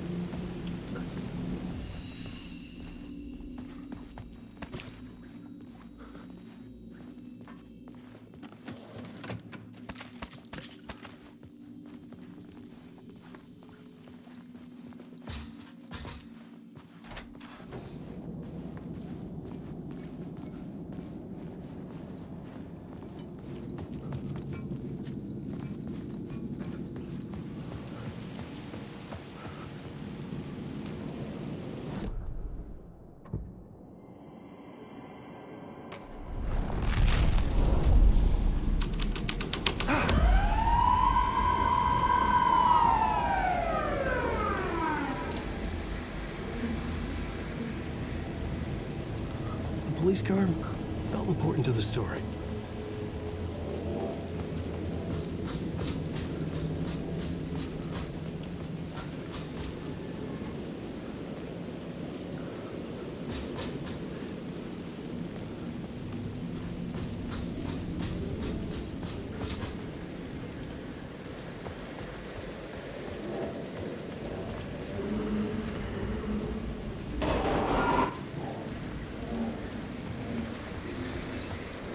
Moving the lights with my lamp had to be the key.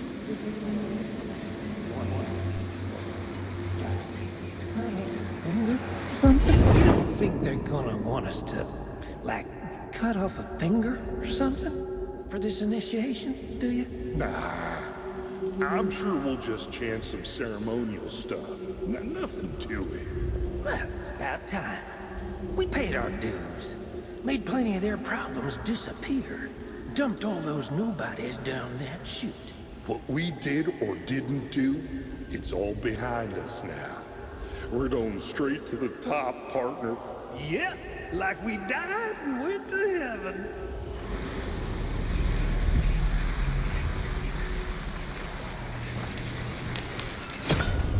I was making progress.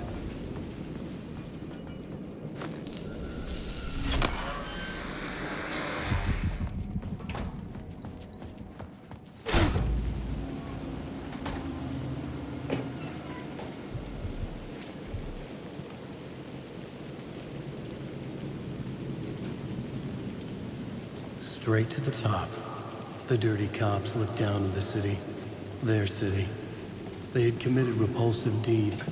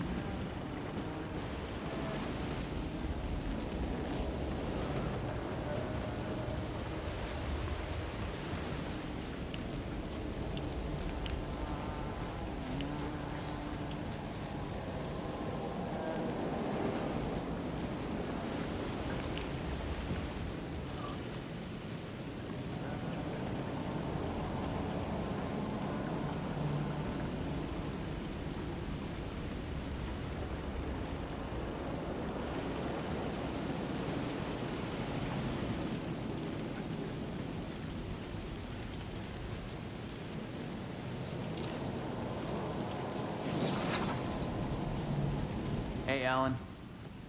It's good to see another sane face. Not sure how sane I'm feeling. Be careful out there, Tim. If you see me, make sure it's really me, not some psycho wearing my face. Sounds like you've been having a rough go. I've been there. The missing time, the aliens. Missing time? It's the same thing I've been saying. The dreams. Sometimes I wake up in a completely different place, missing entire days. I have no idea what happened, but I'm trying to find out. Things always get better if you just keep moving forward, Alan. Wait, what's this about aliens? Oh, I was just convinced that everything going on with me was because of aliens. Abductions, signals beamed into my head, that kind of thing. Now I know it's been Door all along. I haven't ruled out him being an alien, though.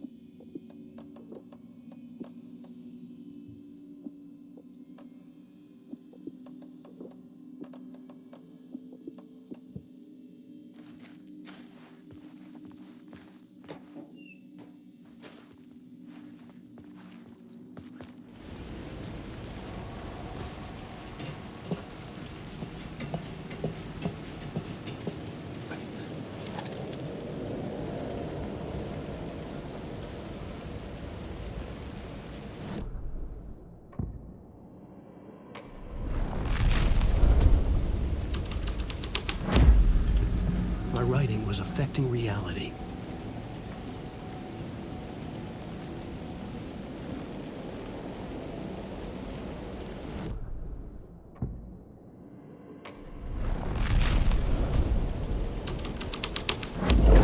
Someone had fallen to their death from the rooftop. Don't you fucking move, or I'll blow you away. You got me, Mr. Casey. I'm all yours. Go ahead. Ask that burning question in your mind. How did you do it? How did you get me into that film clip without my remembering it? Talk to me, damn it! You've seen the film? Good, good. Now you're ready to meet the Grandmaster. He's waiting for you in the projection booth where everything will be revealed, where he will project a new reality onto this one. And now, Mr. Casey, I've played my part to the end. No! Crazy bastard! Why'd he jump? The projection booth. Was that where I'd find the murder site?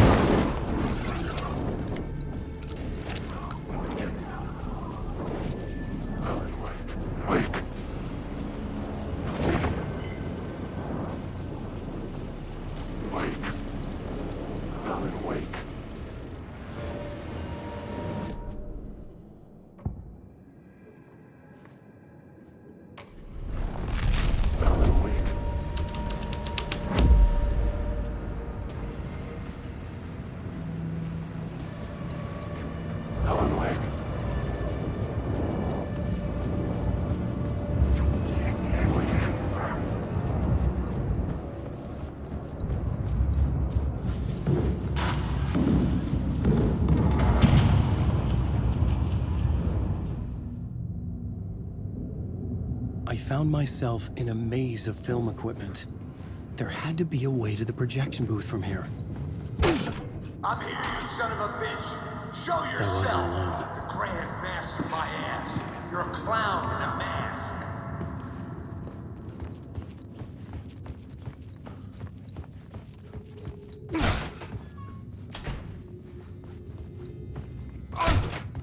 I was back where I started. A loop within a loop. I had to keep going. I'm here, you son of a bitch! Show yourself! Who was it? Who said that? The grand master of my ass! You're a clown in a mask! I'm not the one wearing a mask here, you moron! The Casey in the story was losing it. I wasn't far behind.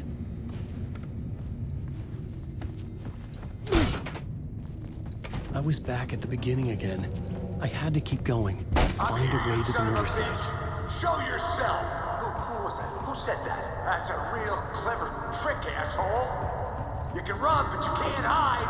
The Grand Master, my ass. You're a clown in a mask. I'm not the one wearing a mask here, you moron! Why don't you come here and say that to my face, buddy? Then we'll see who's the moron.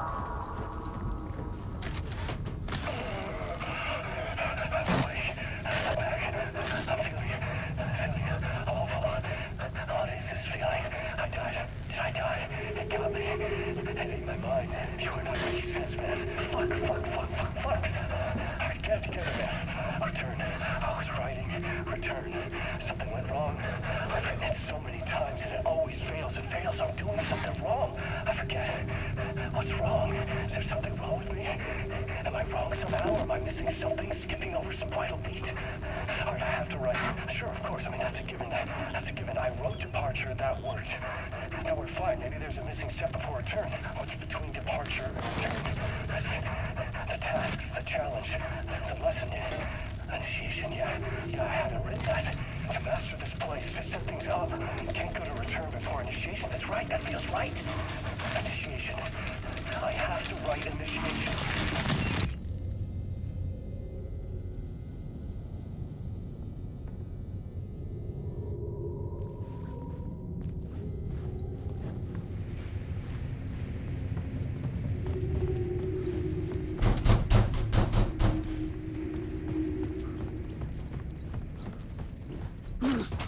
I was back at the beginning again. I had to keep going. Find a way to the murder site. I'm here, you son of a bitch! Show yourself! Who was that? Who said that?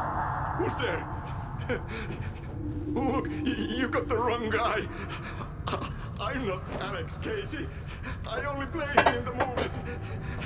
He's just a fictional character. What's going on here? You don't have to kill me. You don't have to go get that knife and stab me. You can just give up and go back. Forget about the ritual sacrifice to open the way forward. The ritual sacrifice to open the way? No. Don't do it. You don't have to become a monster. Just leave the knife where it is, in the back. And go! A knife in the back? Everything about this was absurd. Our dialogue forced and ridiculous. In desperate need of another pass. But I'd play along to see where it took me.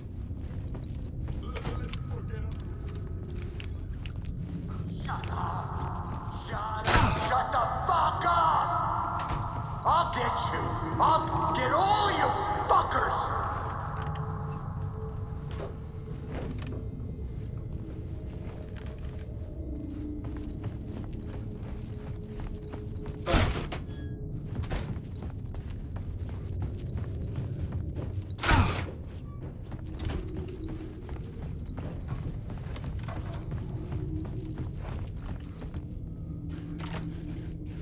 Knife. Oh no! Oh no, you don't! What the fuck?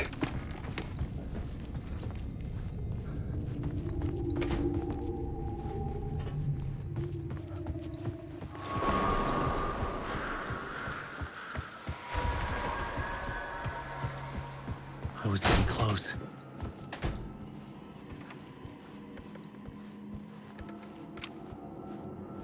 Welcome, Alex Casey. You've done well. You've played your role perfectly. Everything out of your mouth is a damn lie. The only place any of this makes any sense is in your psychotic brain. As a fictional character in a story, you fulfilled your purpose. You brought the writer of the story here. You can go now, Casey. No, I'm not going anywhere before I get some answers. How was I in that movie? Why does all this feel so familiar? What? Who the fuck are you? Who the fuck am I? No! And welcome to you, Alan Wake. What the hell? This is the ritual to lead you on. We are just one step away from your final destination, Mr. Wake. But first, here is an unanswered mystery for you. If Casey was fictional, and you assumed his role as the detective, are you now fictional too?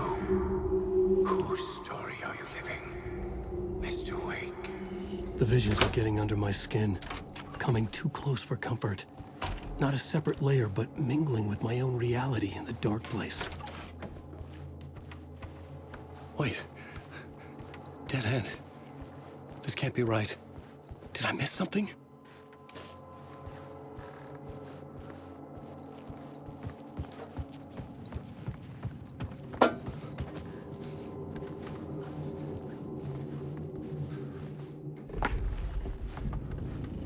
A murder site.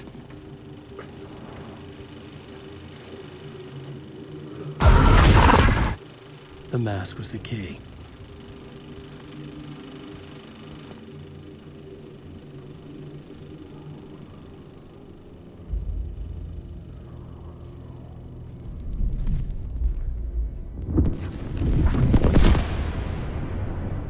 This is how I could help her.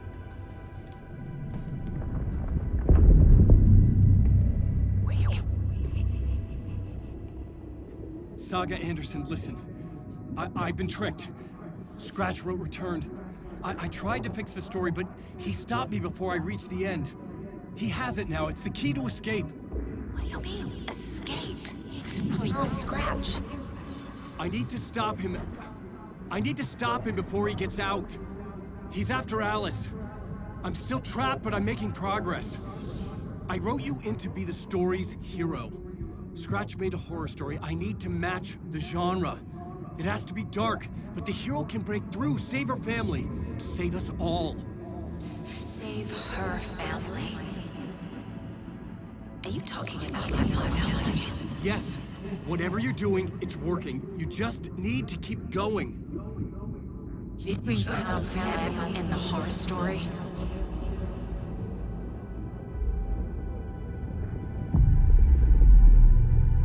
I was closer now. Closer than ever before. But there was no time to lose. Everything was hanging in the balance. I could still lose it all. Parliament Tower. I had to make it work this time. I could stop Scratch, get the manuscript, fix its ending.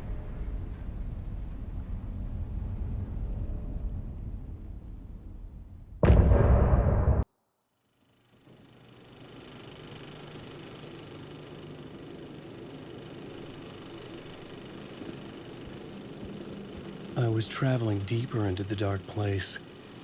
The poem on the wall was growing at the same pace, dogging my footsteps, like my unwanted shadow moving in the corner of my eye. It wasn't my writing. I didn't know what it was. A terrible prophecy, a curse, looming over me.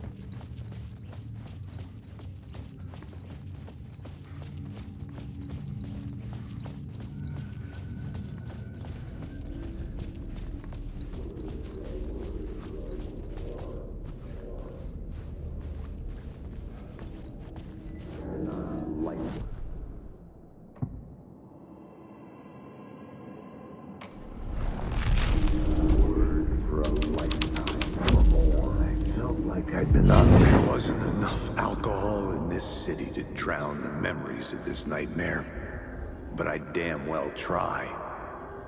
This case would never be closed. I had more questions now than at the start. The irony of being trapped in a postmodern detective story. I felt watched. The eyes of some unseen audience on me. I wanted to turn to the hidden camera and tell them to fuck off. But I didn't know where to look to break the fourth wall. There would always be another case for Casey. A million stories in this dark city. The night opened up to welcome me. I walked into her arms. Roll credits.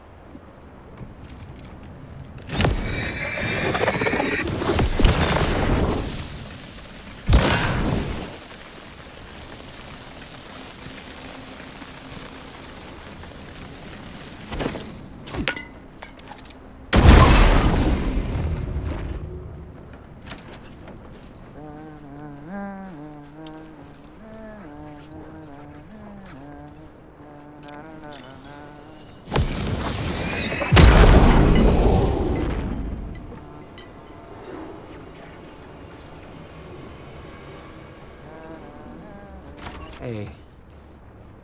You're Alan this time, right? Just making sure. It's me, Tim. You ran into Scratch, didn't you? My double. Well, it's hard to say, but he sure looked like you. It was weird because I heard that you got out of this place. I guess that was just a rumor.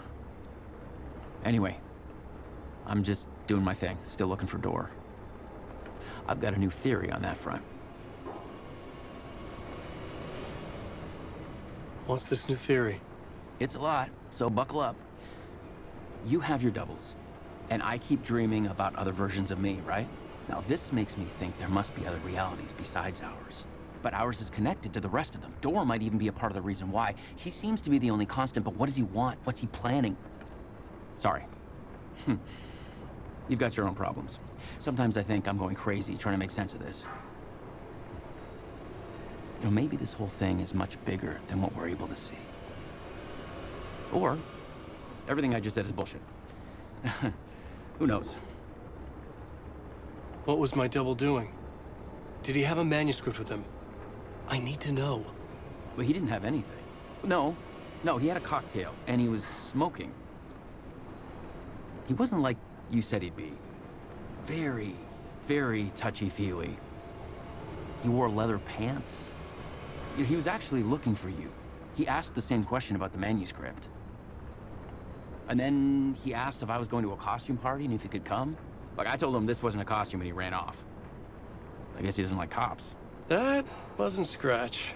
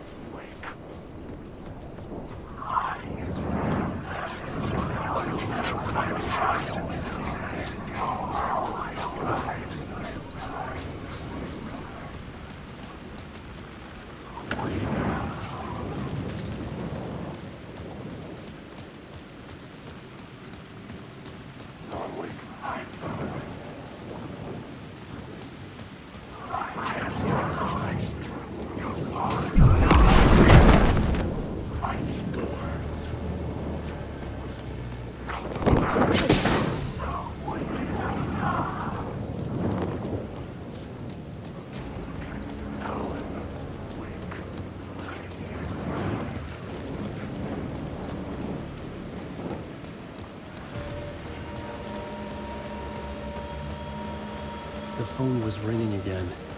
Somehow I sensed it wasn't Zane this time.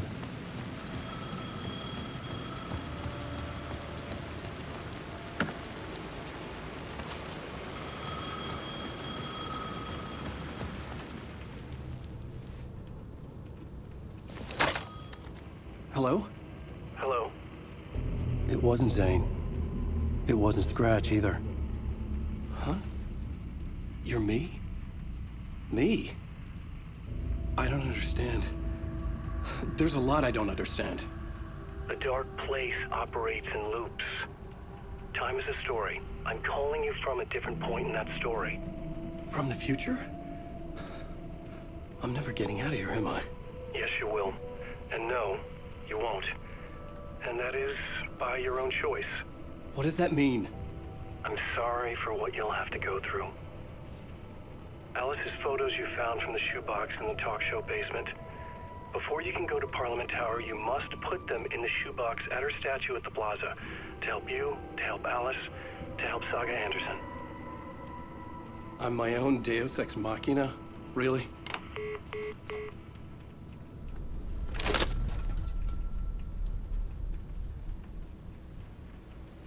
How many writers does it take to finish a story? One for each draft. It's the same writer, but in a different point in time.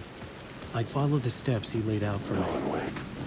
Alice's photos in her talk show building basement. Adi had guided me there. I bring the photos to the shoebox by the statue.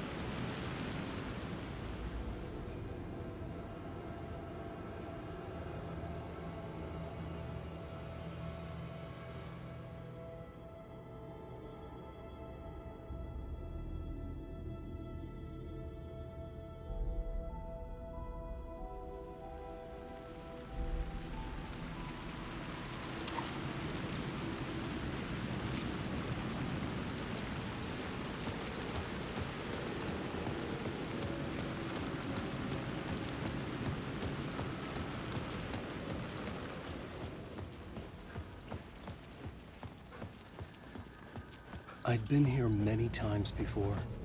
I didn't know how many. This felt different, like my last chance, if it wasn't already too late.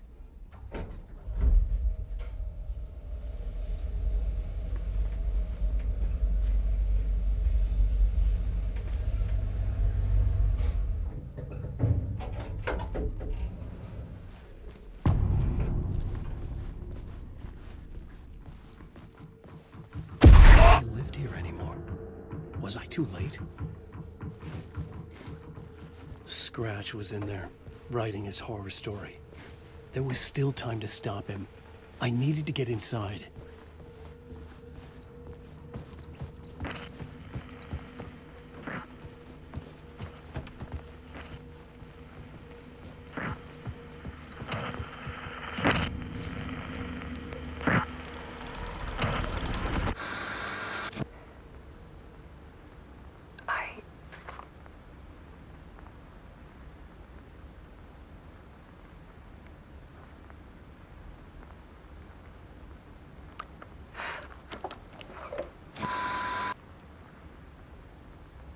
It won't end.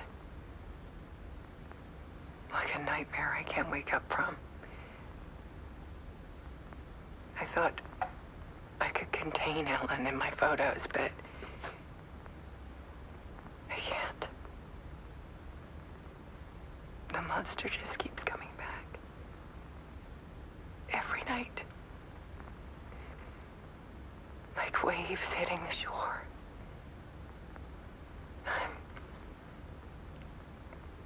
I'm so tired.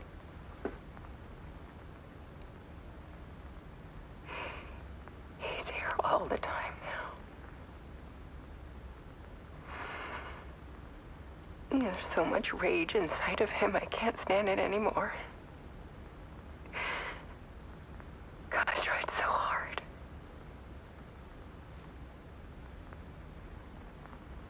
I can't.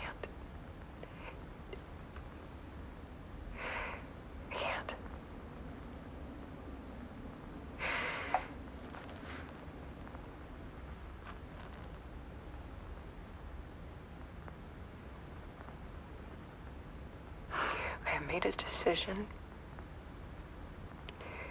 most of you won't understand.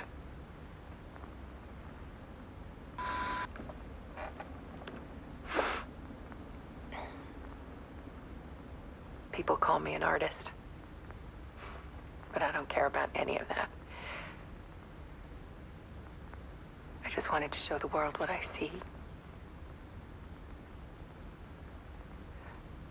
I can't keep going like I have been. It's time for a perspective shift. To go from photographer to subject. From artist to art.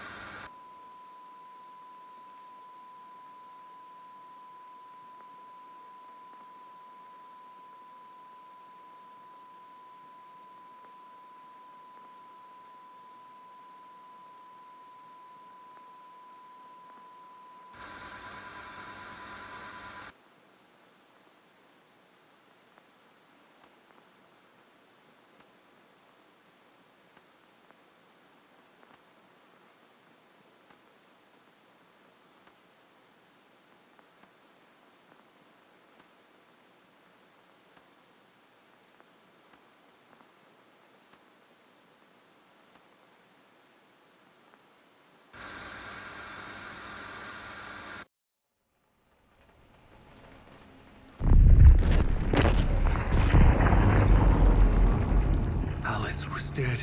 Scratch tortured her until she couldn't stand it anymore. Until she broke. And all that time, she thought it was me. Scratch was still here.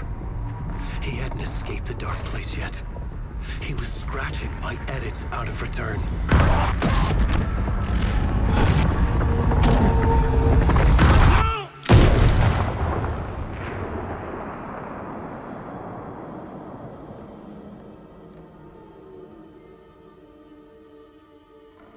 I had seen this before. This was not Scratch. This was me. Caught in a loop. I had stopped myself trying to fix the manuscript. I was the one haunting Alice. It was always me. I killed her.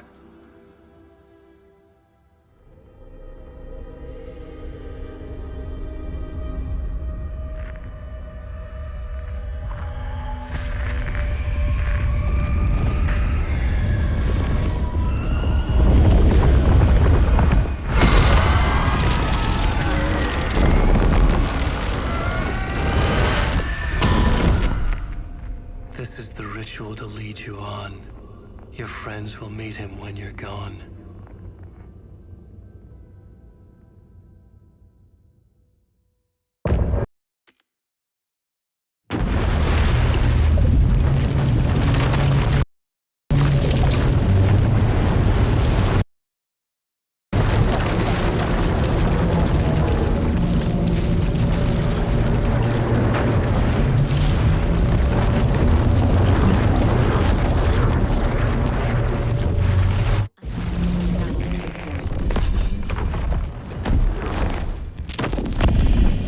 Bring Wake back from the dark place with the song and the clicker.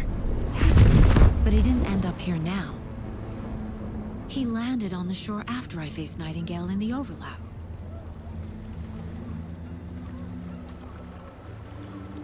Hey!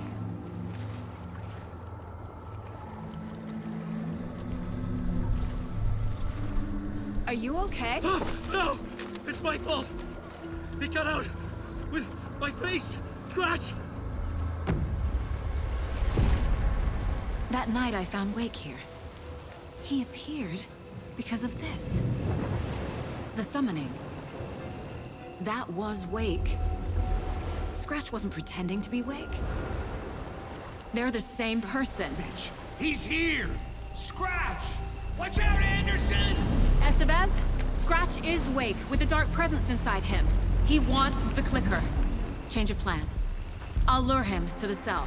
When we're inside, lock it, and blast it with all you got.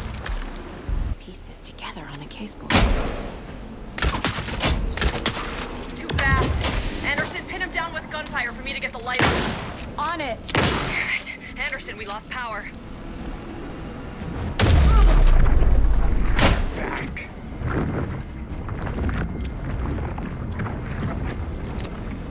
Hit him where it hurts, kiddo. Teach him a lesson. Use the light on him.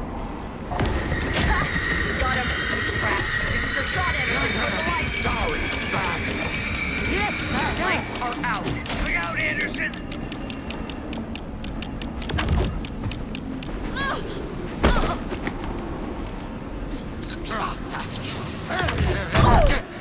You picked a family to mess with, devil. Anderson, I dropped gear for you. It's back on. You got fucking blood in you! You're going down, devil! He's too fast. Shoot him to pin him down. Now! I got this one. We got power. There. The lights are ready. Power is out. He's coming for you. I'll fix it. We can hit him again. Need to rotate the lights.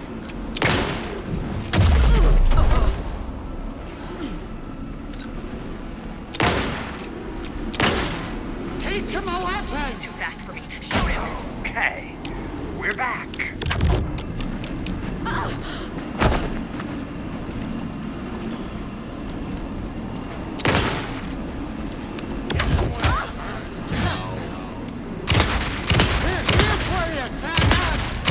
Now, Estevez!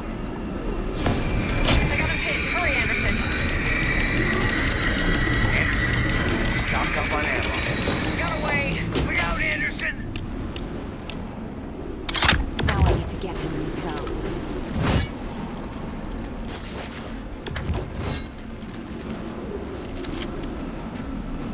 Gotta lure Scratch into that cell. Get away, devil! Come on! Estevez, Casey, now!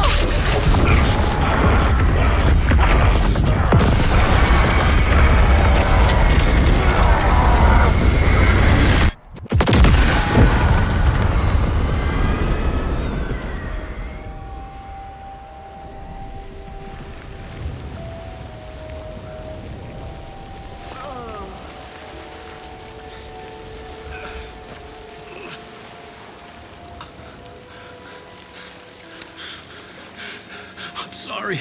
Wait. Is it you? Oh, so sorry. Did it work? Casey? Casey! Scratch!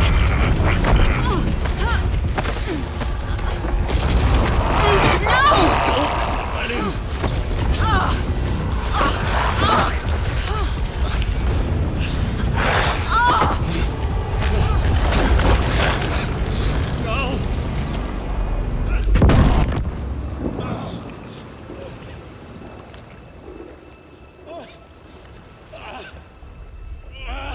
To be the bearer of bad news, folks, but it's official. Tear Fest is canceled. Today, Bright Falls feels a little less bright.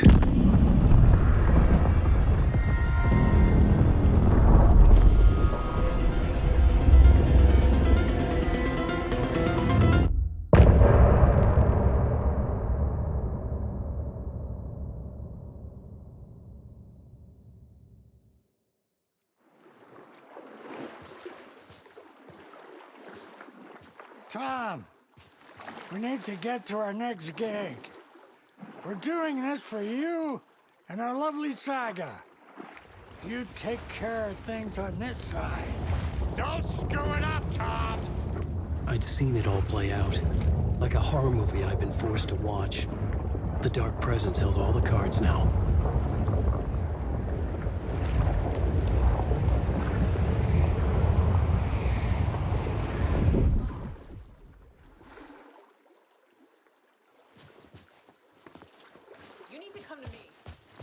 done.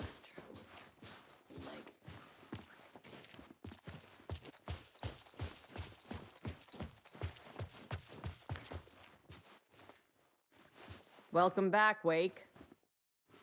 You are Wake now, right? With the shadow out of you? Some good news, at least.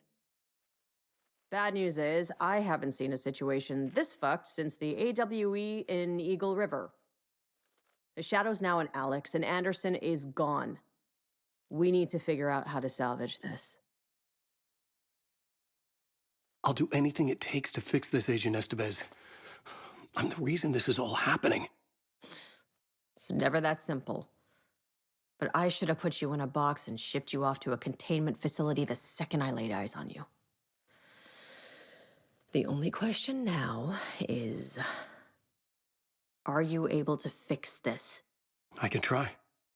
Not the most encouraging answer, but we'll make it work. Scratch. The dark presence inside Casey. It threw Saga into the lake. If she ends up in the dark place, she could be there forever. It took me 13 years to get out. Zane never did. Tor and Odin went in after her, right? Maybe they'll get her out. With the power of rock and roll. I saw them when I was trapped there. They performed in my musical. I'm immediately less optimistic about this. What's the situation? I've never seen an entity break a bureau containment unit like that. And now the dark presence is occupying Agent Casey? When it attacked him in the woods, it must have been preparing for this. And now he has the clicker. Scratch will go to Bright Falls and use the clicker to bring about the horrific ending he wrote for Return. But I can still fix this. How? Scratch must have the manuscript. If I can read the ending, I can rewrite it. I need to go after him. Well, you won't get very far without these. This plan is a real Hail Mary, Wake. I wish I could help, but this is all on you. I got you every kind of weapon we have available. Don't fuck it up.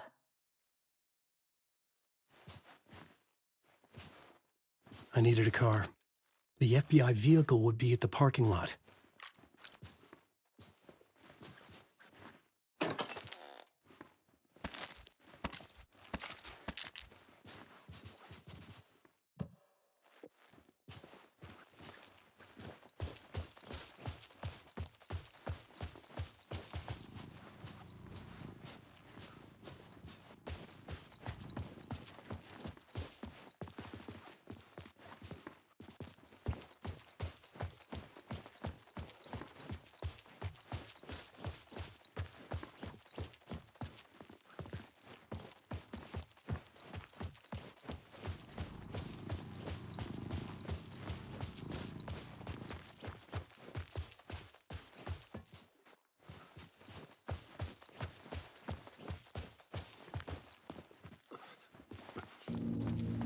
I was awake again, clear-headed for the first time in what felt like a lifetime. I was back exactly where I left. A dark forest outside Bright Falls. A gun in one hand, a flashlight in the other. Haunted by my own writing. Alice taken from me. I knew what I had to do.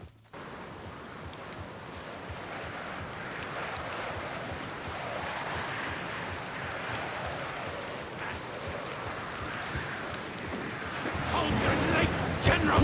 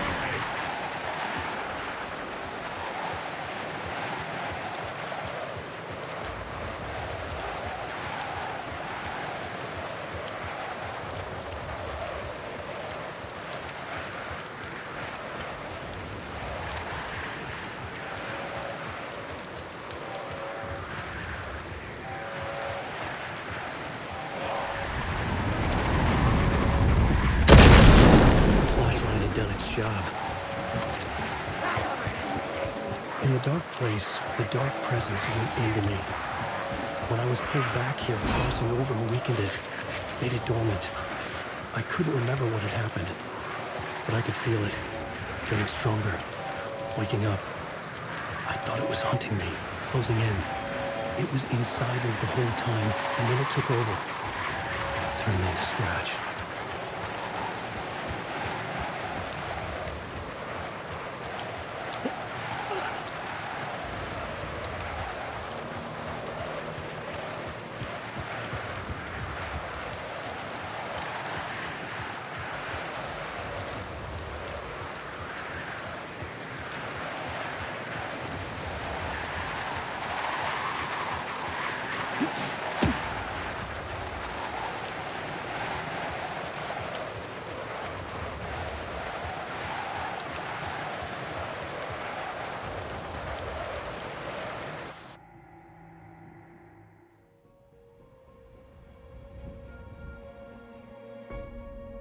I brought Saga Anderson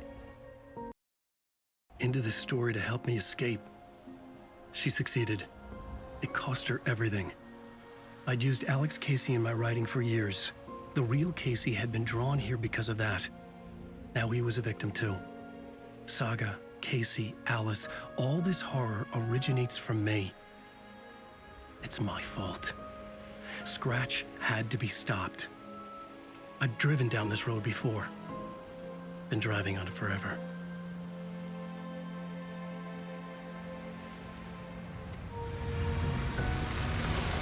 If Scratch had brought the dark place here, this would take me back inside. In 2010, I dived in, a leap of faith for Alice, with no idea that the cost would be a nightmare worse than death. It had taken me 13 years to get out. Now Alice was dead, because of me.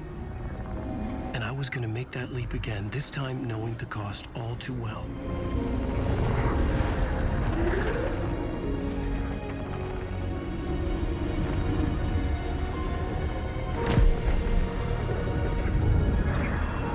Another way to look at it, I had brought the dark place here with me. I never had gotten out. Maybe after this I finally could. It was a fool's hope. I had no choice. I had to do it. That didn't make me any less terrified.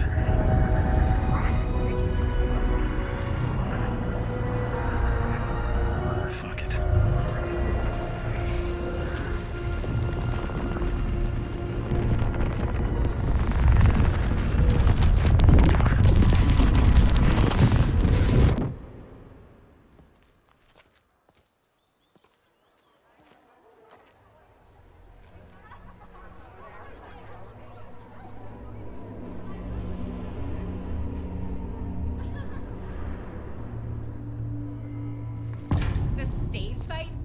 Departure is one-upped by the absolute This is not what I expected. Summoning.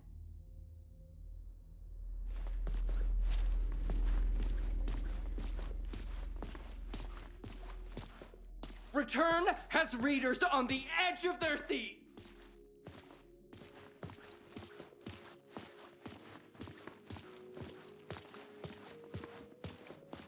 A spellbinding tour de force. I needed to get a copy of Return.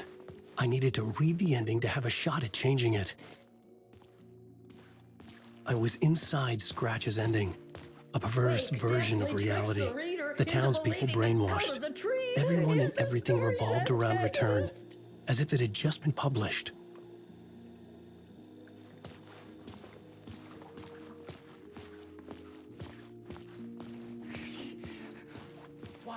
The tragedy of Saga losing her family is a blatant commentary on a woman's struggle to balance her personal and professional lives.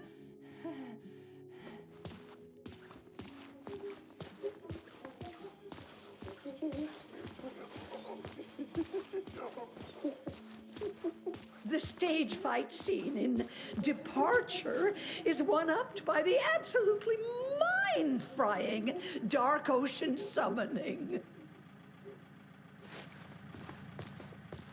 The gut-wrenching ending in which Saga is left to die in the lake is modern horror at its finest! Setting the trilogy's exciting conclusion at Deer Crest. Oh, Richard.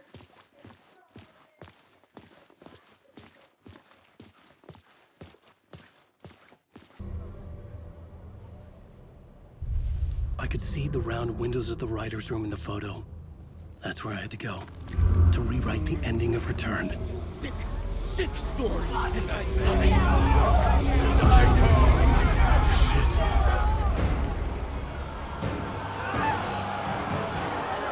could get out to the back.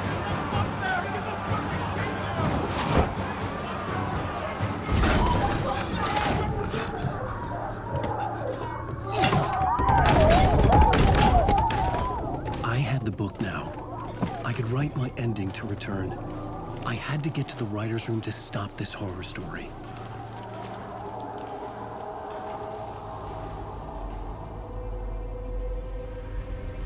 This was an obsessive, egocentric nightmare, all revolving around a vain monster of a writer and his final divine work of art, the novel Return come true. It wouldn't stop here. It would keep spreading.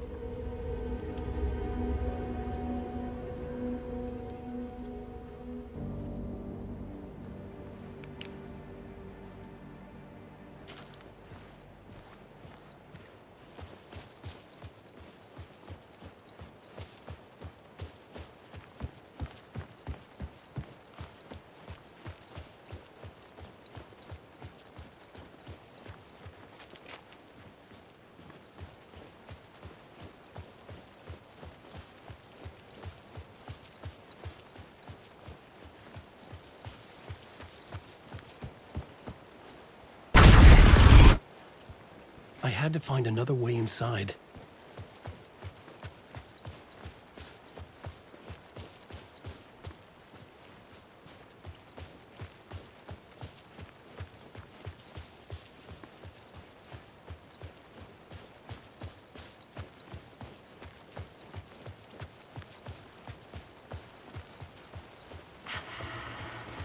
Alice? What was that? Alice was dead. Was this a trap? Or was Scratch torturing me?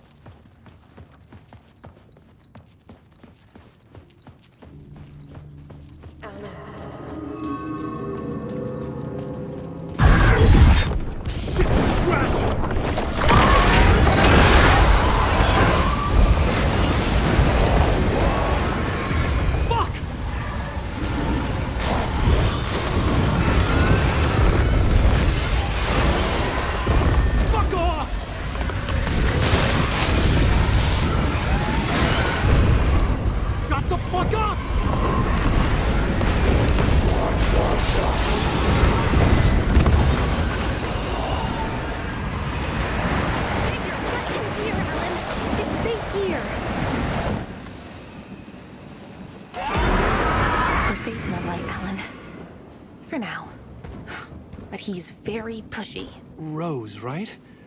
From the diner. How are you here? I'm here to save you, silly. I got your instructions. I found every hidden message you left for me. In the radio, in the wind, in the forums on my Alan Wake fan site. What? No, Rose, I haven't been leaving you any messages.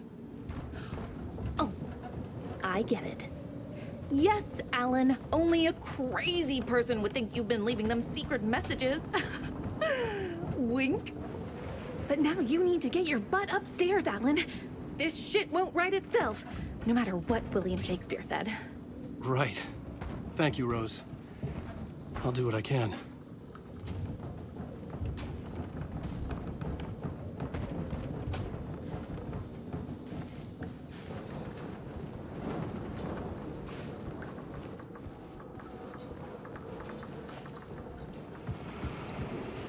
Upstairs. The writer's room must be in the attic. That's where the windows were.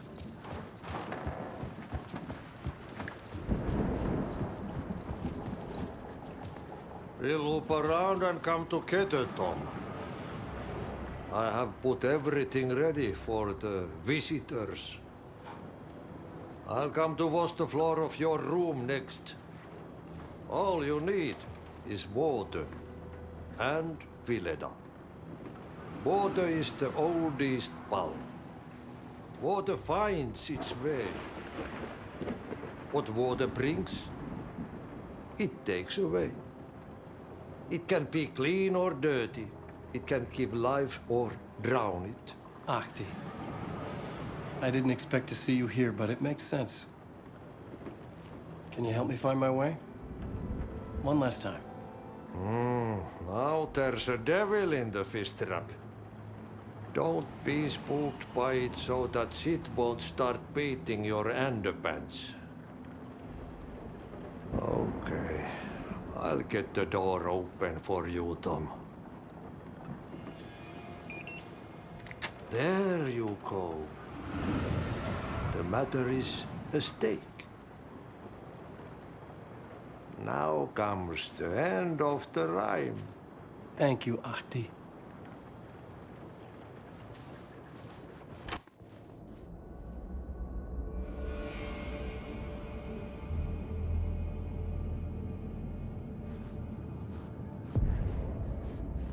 I was here. I needed to write the ending. I only had one chance to get this right. Return's ending was an eternal deerfest that would keep spreading. Given time, Scratch would plunge the world into his nightmare. I had to stop that from happening. I had to write one more chapter for Return.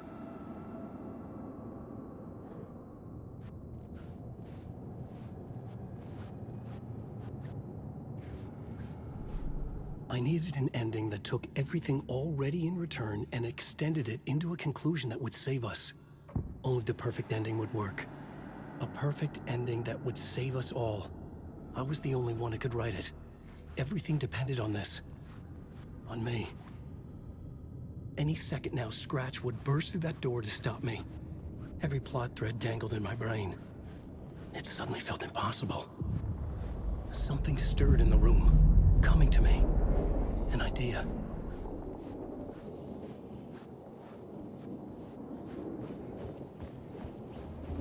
And monsters. The ending has to fit the genre if it's going to work. In a horror story, there's only victims and monsters. If there is a hero, they will ultimately pay a heavy price. I won't let the horror story take Logan and Casey. They were dragged into this. They need to survive. Non-negotiable. Not just them. We need to try to save everyone. The ending will have to be dark no matter what. The more people we save, the greater the cost. And the hero must pay the price. The scales always need to balance.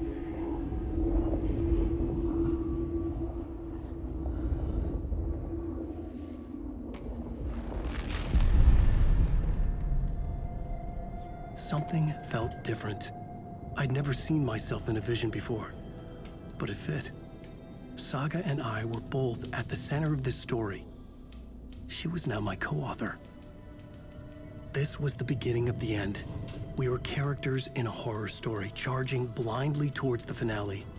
We still didn't have everything we needed. This would not work without the clicker.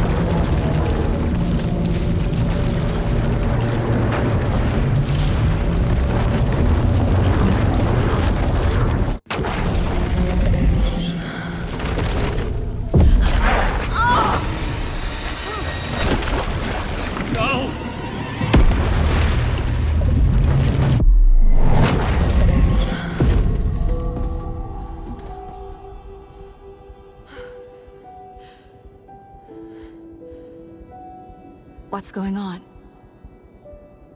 Am I in the field office?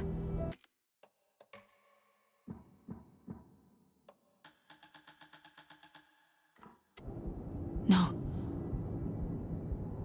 It's the mine place. My work. It's all gone. What the hell is happening? Where is everything? Nothing's working. I can't think straight.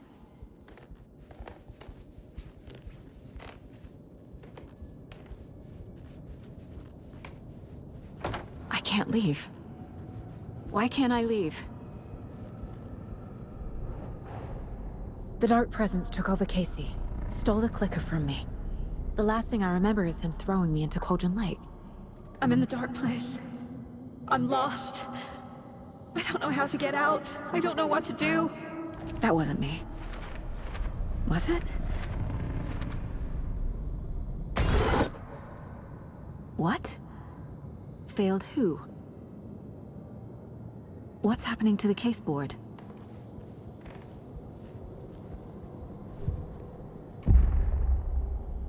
The board says I failed them. Who's them?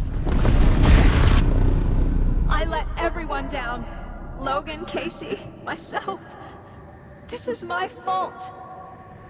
My daughter is dead. My partner was taken over by a monster. I'm trapped in the dark place. Powerless. I'm not powerless. What is happening here?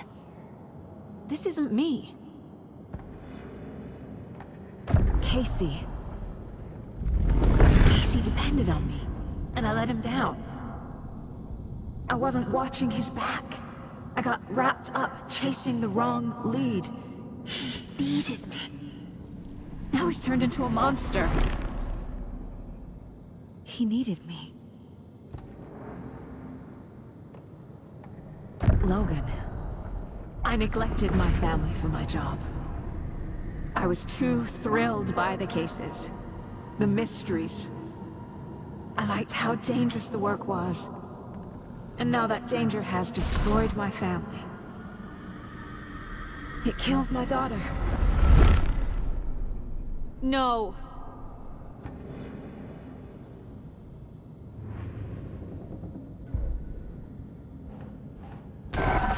I'm a terrible mother.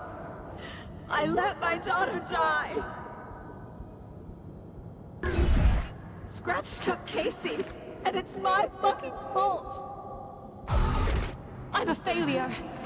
This is what I deserve. The story. My life, my family is just part of a book. Another white asshole deciding what I get to do, how I get to do it. He took my daughter from me. I'll never be free of this story from him. He used her.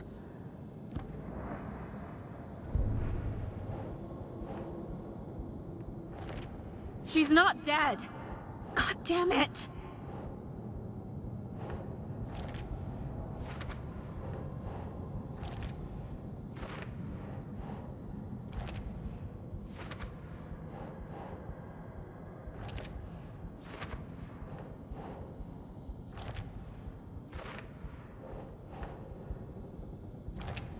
No!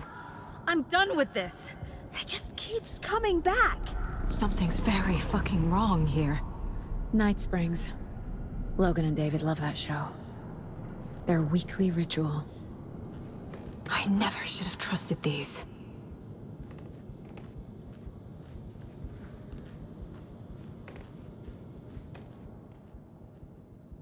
Casey was being corrupted and I did nothing. Scratch was Wake. How could I miss that?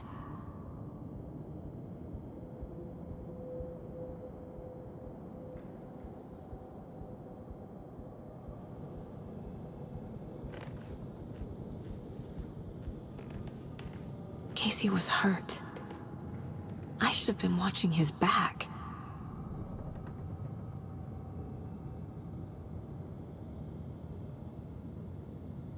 This case, this room, Is any of it even real?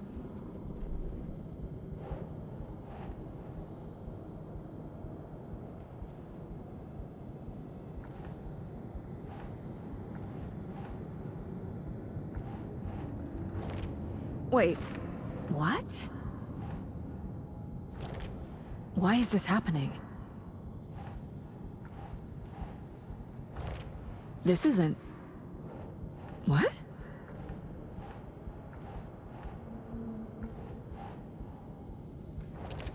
What is this?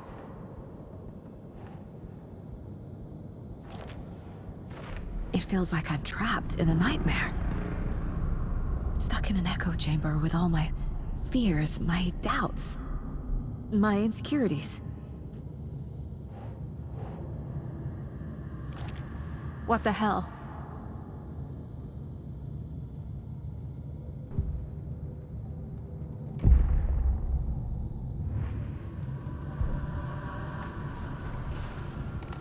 It was so obvious the Koskela brothers were behind the cult. Logan. The horror story used her. I've had it with you cultist maniacs! I never should have left Casey at the hotel by himself. I spent too much time away from Logan. The cult was just the beginning of the spiral.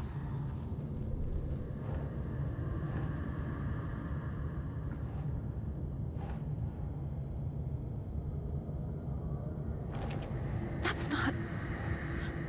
No. What's happening to me?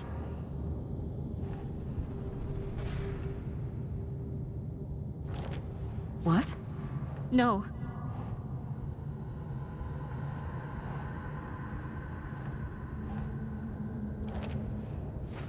I hate this, but it's all true. I had tried to silence these thoughts. Focus on the case. But I can't escape them anymore. I'm drowning. I need a way out before I'm dragged under.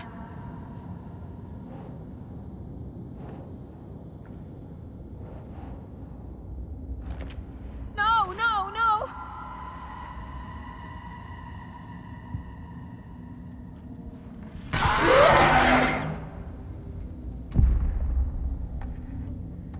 No. There has to be a way out. I need a way out. Oh, God. None of this is real. I've lost it. I'm not even here. The mind place isn't real. A case about supernatural darkness. I'm having a full-on psychotic break. I dragged Logan away to a tin can in Watery. She's dead because of me. There has to be a way out. I need a way out. It's over. There's no point trying. Everything is lost. There's no way out. No way to fix this. There's no way out. I'm stuck here forever. Just me and my past. My guilt. My mistakes.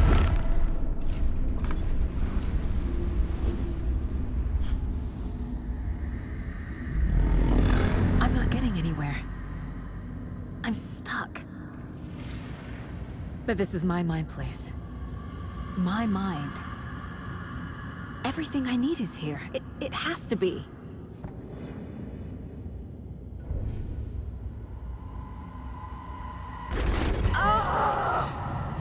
The lights! No. No. I'm not giving up. Focus, Saga. The answers I need are here somewhere. I just have to look. My badge. Never should have taken this case.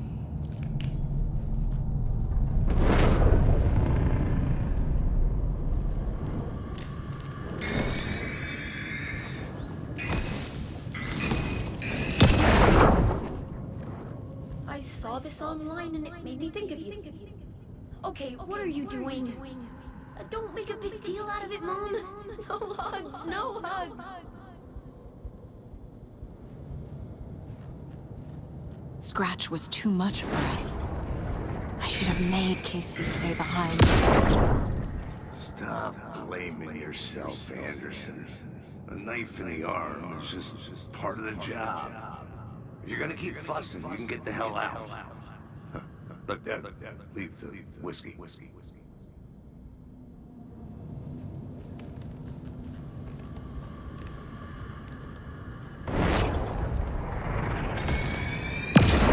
Hey. Just calling to say thanks for your note. Oh, sometimes I just get in my head too much. So, thanks for pulling me out. You're really the best, Mom. Really. Okay. Talk soon.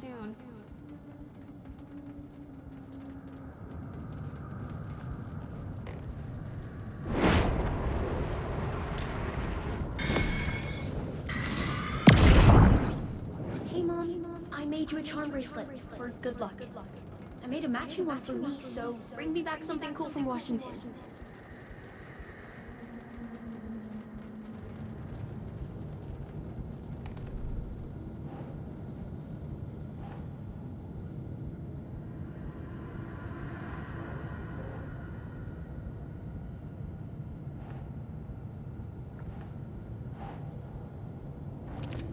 Logan isn't anyone's plot device. She's my daughter. And she's not dead. Dead! She's dead! I didn't save her. No, no, no! No. This is all real. I know it is. The FBI will kick me out. I'll have nothing. Our job is dangerous. Casey himself told me that. It's no one's fault. Fault! It is! I can't do this! It's not too late.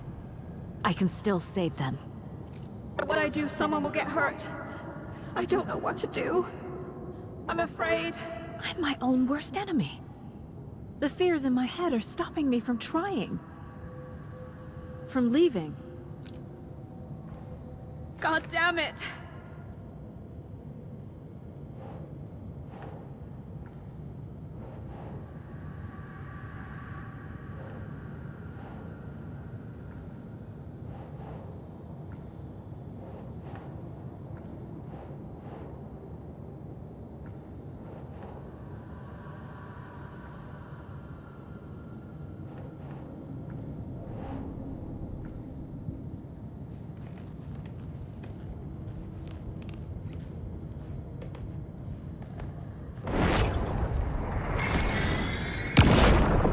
Anderson, look, after Miranda left, it was, well, I was in a bad place. You dragging me to those dinners at your house with your family, it really, meant a lot. Thank you.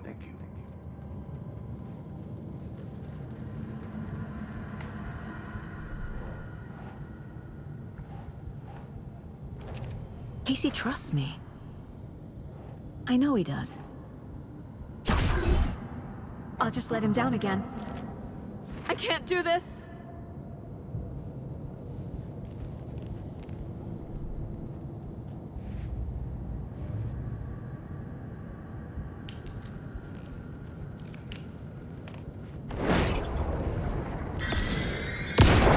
I am honored by this award. Thank you. While our agency must continue to improve, the work we do here, protecting communities, pursuing the truth, it's the most important work there is.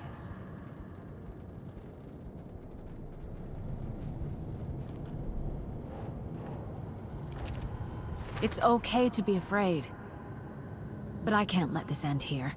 I can't! I just want it to stop! Giving up won't make this stop. Logan needs me. Casey needs me. I can't do this.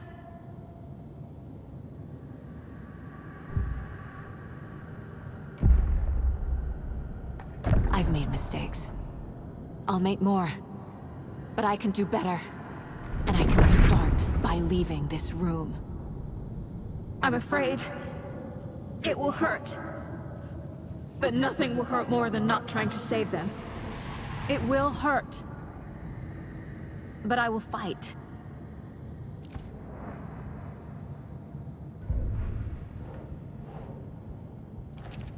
God damn it! The dark place tried to trap me here. The only way to leave is facing it head-on. Wake called it a nightmare. I need to dive into that nightmare and find a way back home.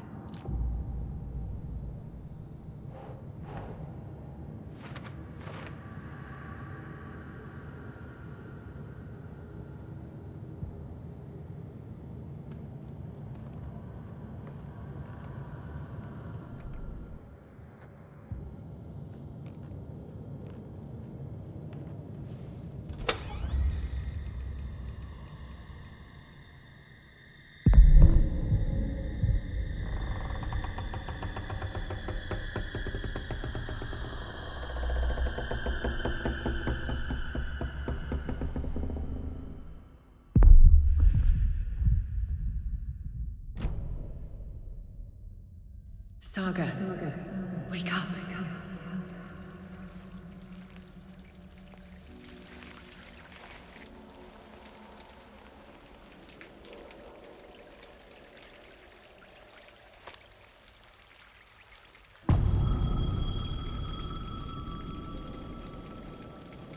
The payphone was ringing. Somehow I knew the call was for me.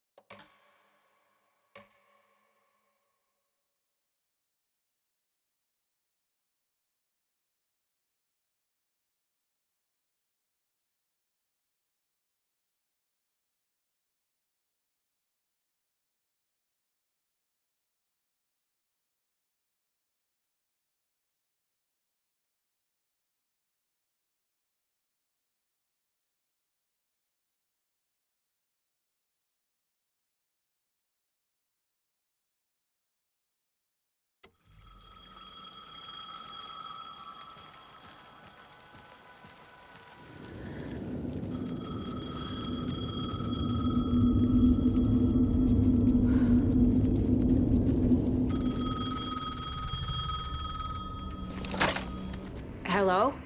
It's me again. You need to go to the statue of Parliament Tower Plaza. To make your ending come true, you will need what's inside the shoebox there.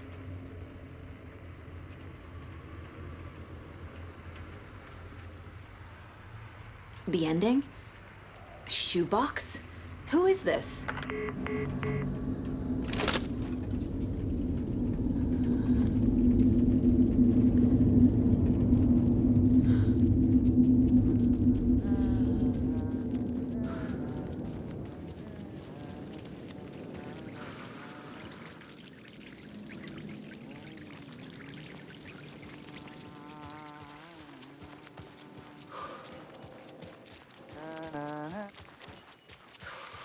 Agent Anderson.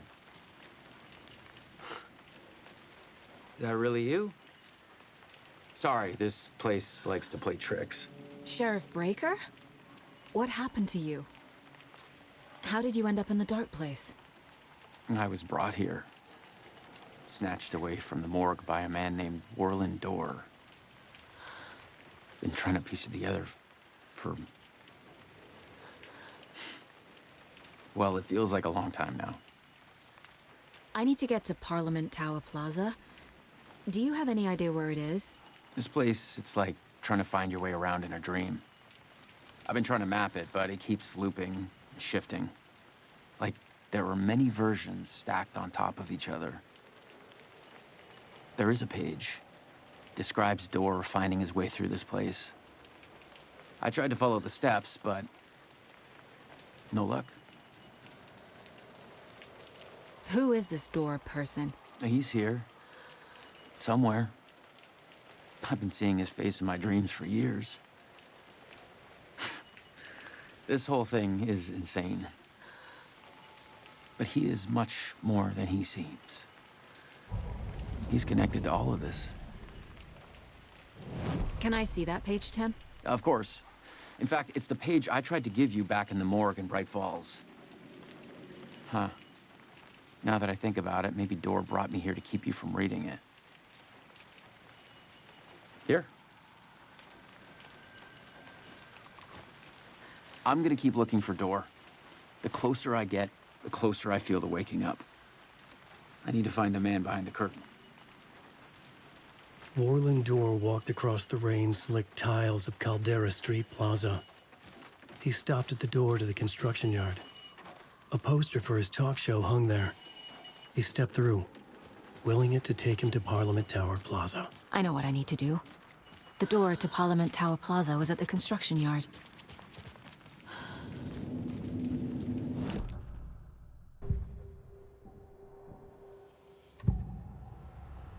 This is the first time I've seen a page about Warland Dorr.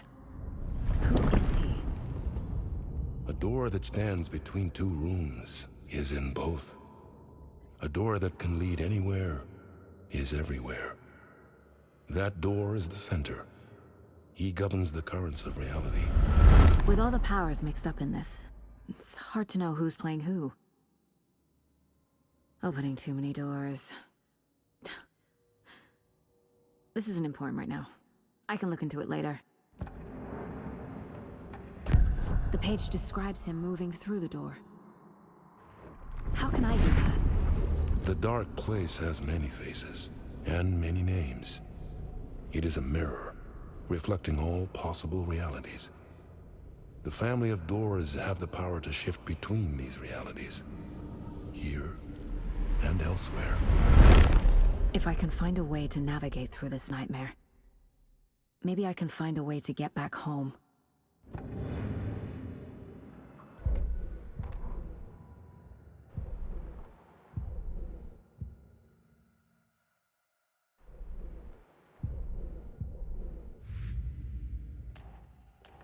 Figured all this out already. So this goes here, and that goes there.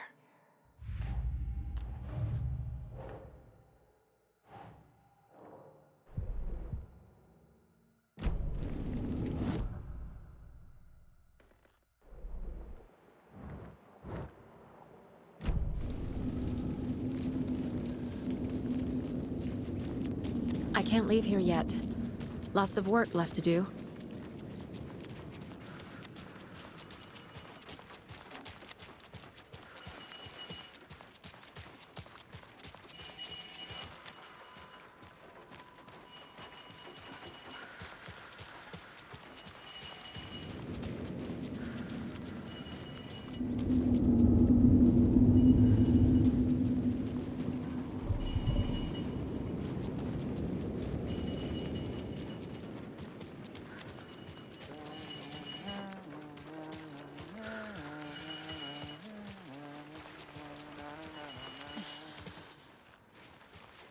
This place loops back in on itself. Need to find another way through.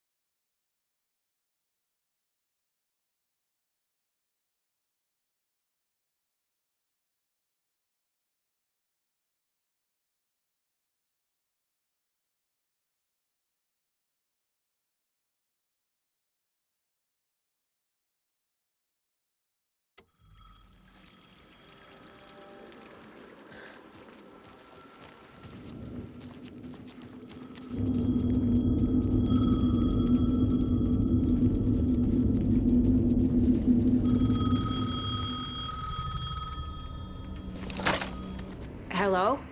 It's me again. You need to go to the statue of Parliament Tower Plaza. To make your ending come true, you will need what's inside the shoebox there.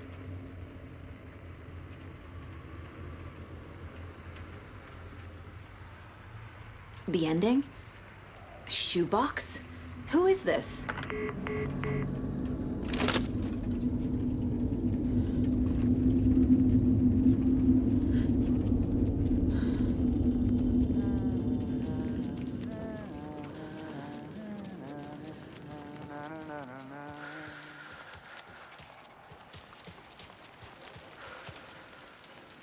Agent Anderson. Is that really you? Sorry, this place likes to play tricks. Sheriff Breaker? What happened to you? How did you end up in the dark place? I was brought here. Snatched away from the morgue by a man named Warland Dorr. Been trying to piece it together for... well, it feels like a long time now. I need to get to Parliament Tower Plaza. Do you have any idea where it is? This place, it's like trying to find your way around in a dream. I've been trying to map it, but it keeps looping and shifting. Like there were many versions stacked on top of each other. There is a page. Describes Dorr finding his way through this place. I tried to follow the steps, but no luck. Who is this Dorr person? He's here. Somewhere. I've been seeing his face in my dreams for years. This whole thing is insane. But he is much more than he seems. He's connected to all of this. Can I see that page, Tim? Of course. In fact, it's the page I tried to give you back in the morgue in Bright Falls. Huh. Now that I think about it, maybe Dorr brought me here to keep you from reading it. Here.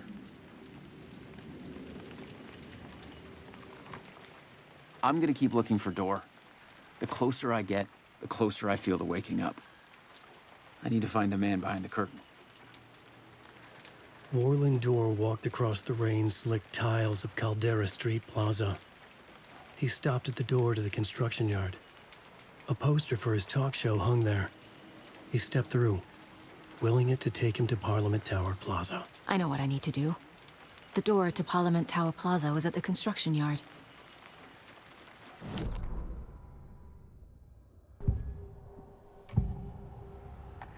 This is the first time I've seen a page about Warland Dorr.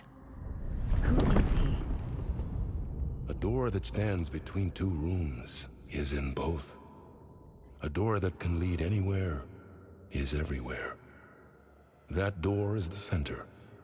He governs the currents of reality. With all the powers mixed up in this, it's hard to know who's playing who. Opening too many doors. This isn't important right now. I can look into it later. The page describes him moving through the door. How can I do that? The dark place has many faces, and many names. It is a mirror, reflecting all possible realities.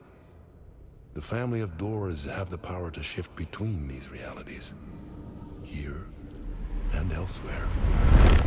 If I can find a way to navigate through this nightmare, maybe I can find a way to get back home.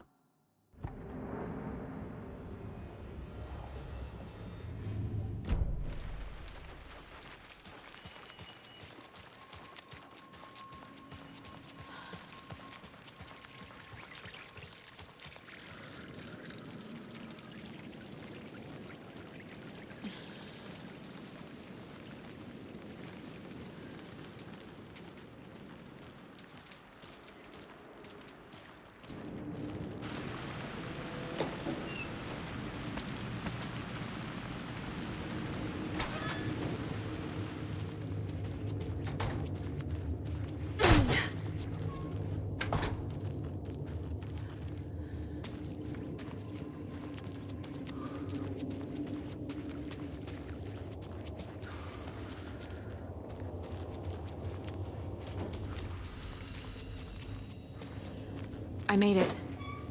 I need to get up to the street and find that statue. You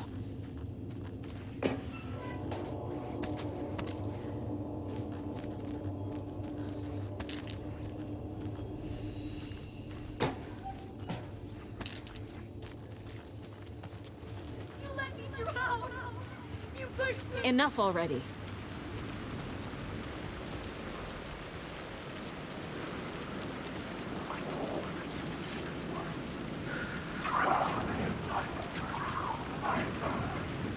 There's the shoebox. The clicker. And some kind of bullet. Shiny bullet. How did the clicker get here from Washington? He is a monster.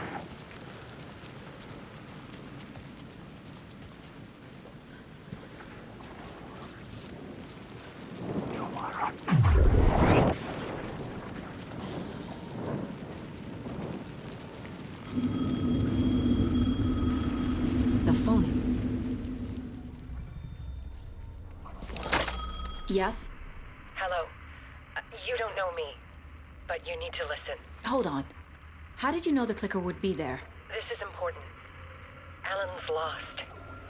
He doesn't have the ending. He needs your help to finish the story. How am I supposed to help him from here?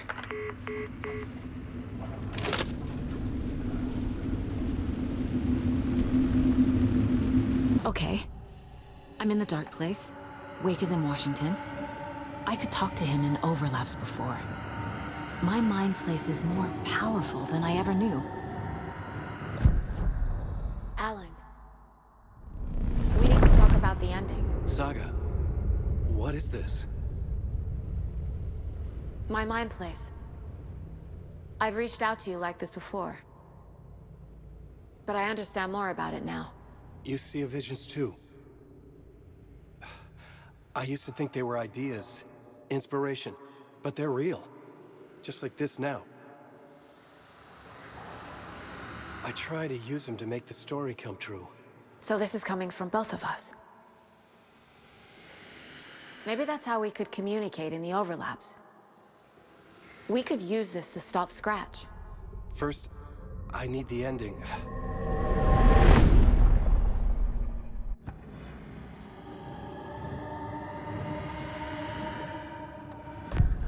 So there's a problem with the ending? I don't have the ending. It has to be perfect, but I don't have time to figure it out. I don't know what to do. Fuck. I'm so sorry. This whole thing is a fucking mess. I agree. But we can still figure this out. And what exactly does perfect mean? The elements of the ending need to come from the story's pre-existing parts. To make matters worse, this is a horror story.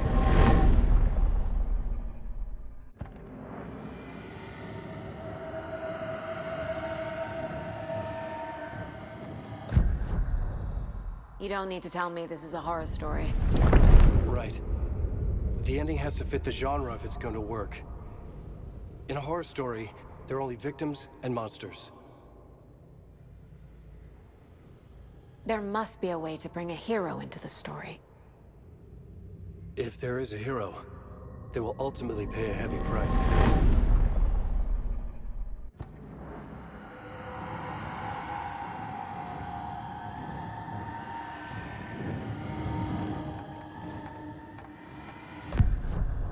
So the ending has to be earned, set up by the story. You can't build a case without supporting evidence. That's the only way to make it stick.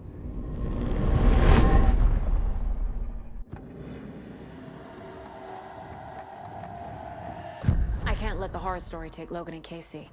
They were dragged into this. They need to survive. Non-negotiable. Not just them. We need to try to save everyone. I have an idea how to help Casey. He's a real person who I twisted into a character. He isn't my creation, so he isn't a suitable host for the Dark Presence. I can write that into the ending to drive that fucking thing out of him.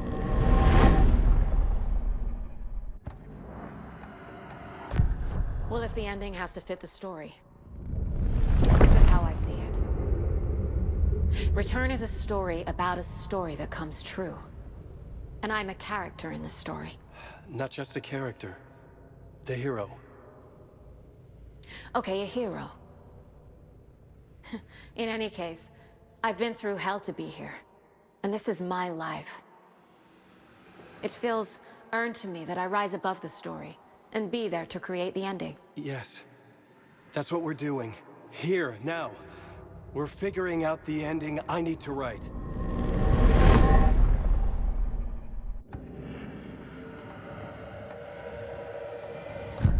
This isn't Scratch's ending. But this isn't your ending either. This is our ending. You aren't the only one deciding these things anymore. You're right. I can't do this alone. Every time I write, things only get worse. You beat this thing back in 2010, Alan. And here you are doing the same again. You're a hero too. We're in this together. Then let's bring it home.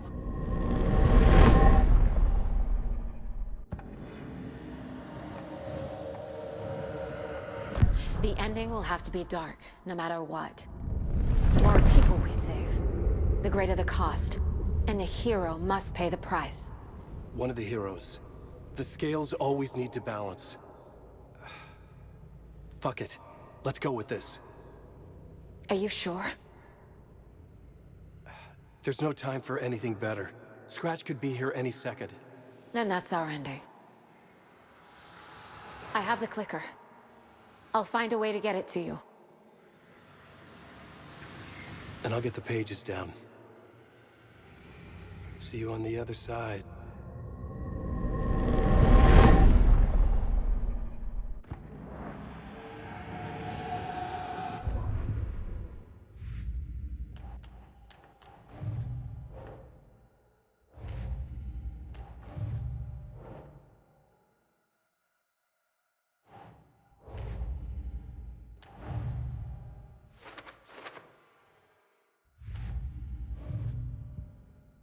I need to retrace my steps back to Caldera Street Plaza. I arrived in the dark place through the fountain. Maybe I can leave that way too.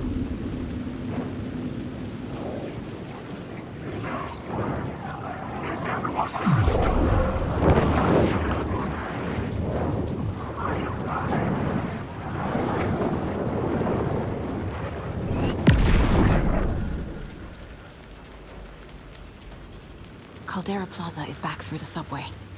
I have to hurry.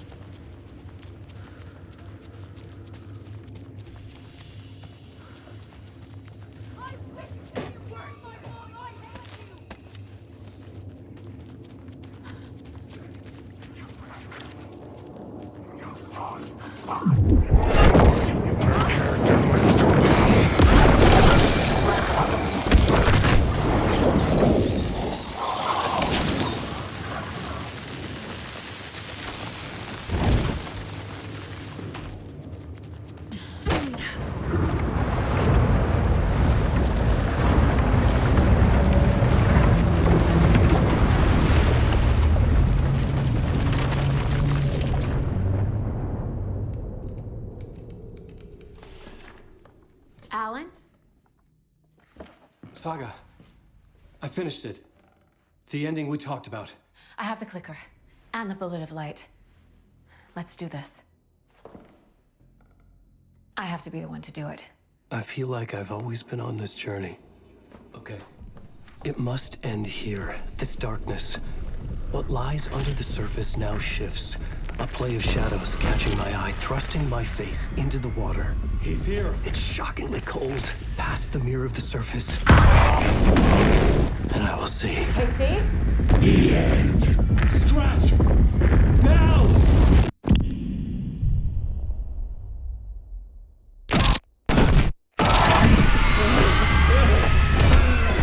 A white, searing light of truth that for a flash pierces the shadows and reveals the hidden horror. And in that moment of silence, the whispered message finally heard.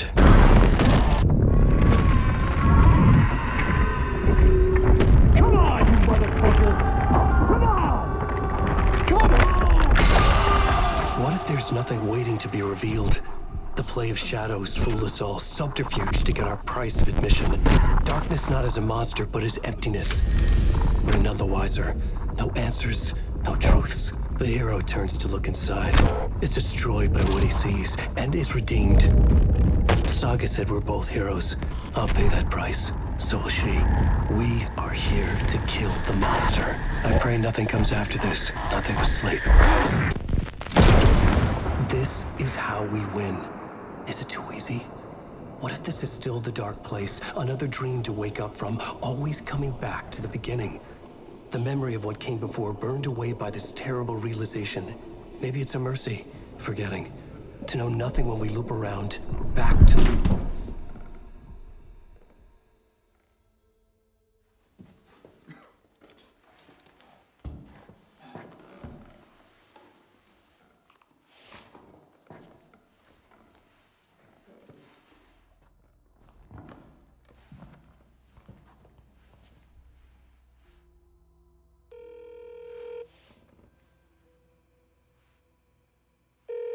Is it over? Anderson?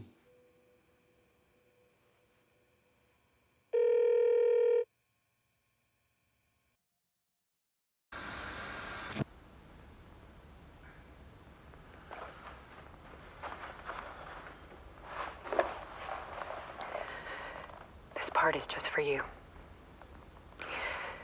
After the haunting started, I got in touch with an organization that was still looking into what happened in Bright Falls. I went to their offices and something happened there. After I got home, I could suddenly remember everything. I remembered being trapped inside that lake. A dark ocean with echoes of myself, my fears, my photos. Inside a dark tide of madness, the same events and images looping again and again. And then I saw a light. Your light. You dove in just as I swam out. You never drowned. And you're still there reaching out. That is what the haunting is. I can see you because I've been there too. I chose to come back to the dark place. That is why I put on this exhibition. I had to mislead you, so that I could get you to where you needed to be. The only way out of your loop is destruction or ascension, light or dark. And we've covered the destruction part many times over. And we're getting to the ascension bit by bit. Time means nothing here. You'll still need to go through the loop. But I will keep showing you the images you need to see, the light you need to see, until you're ready. Ellen, I think we're getting close.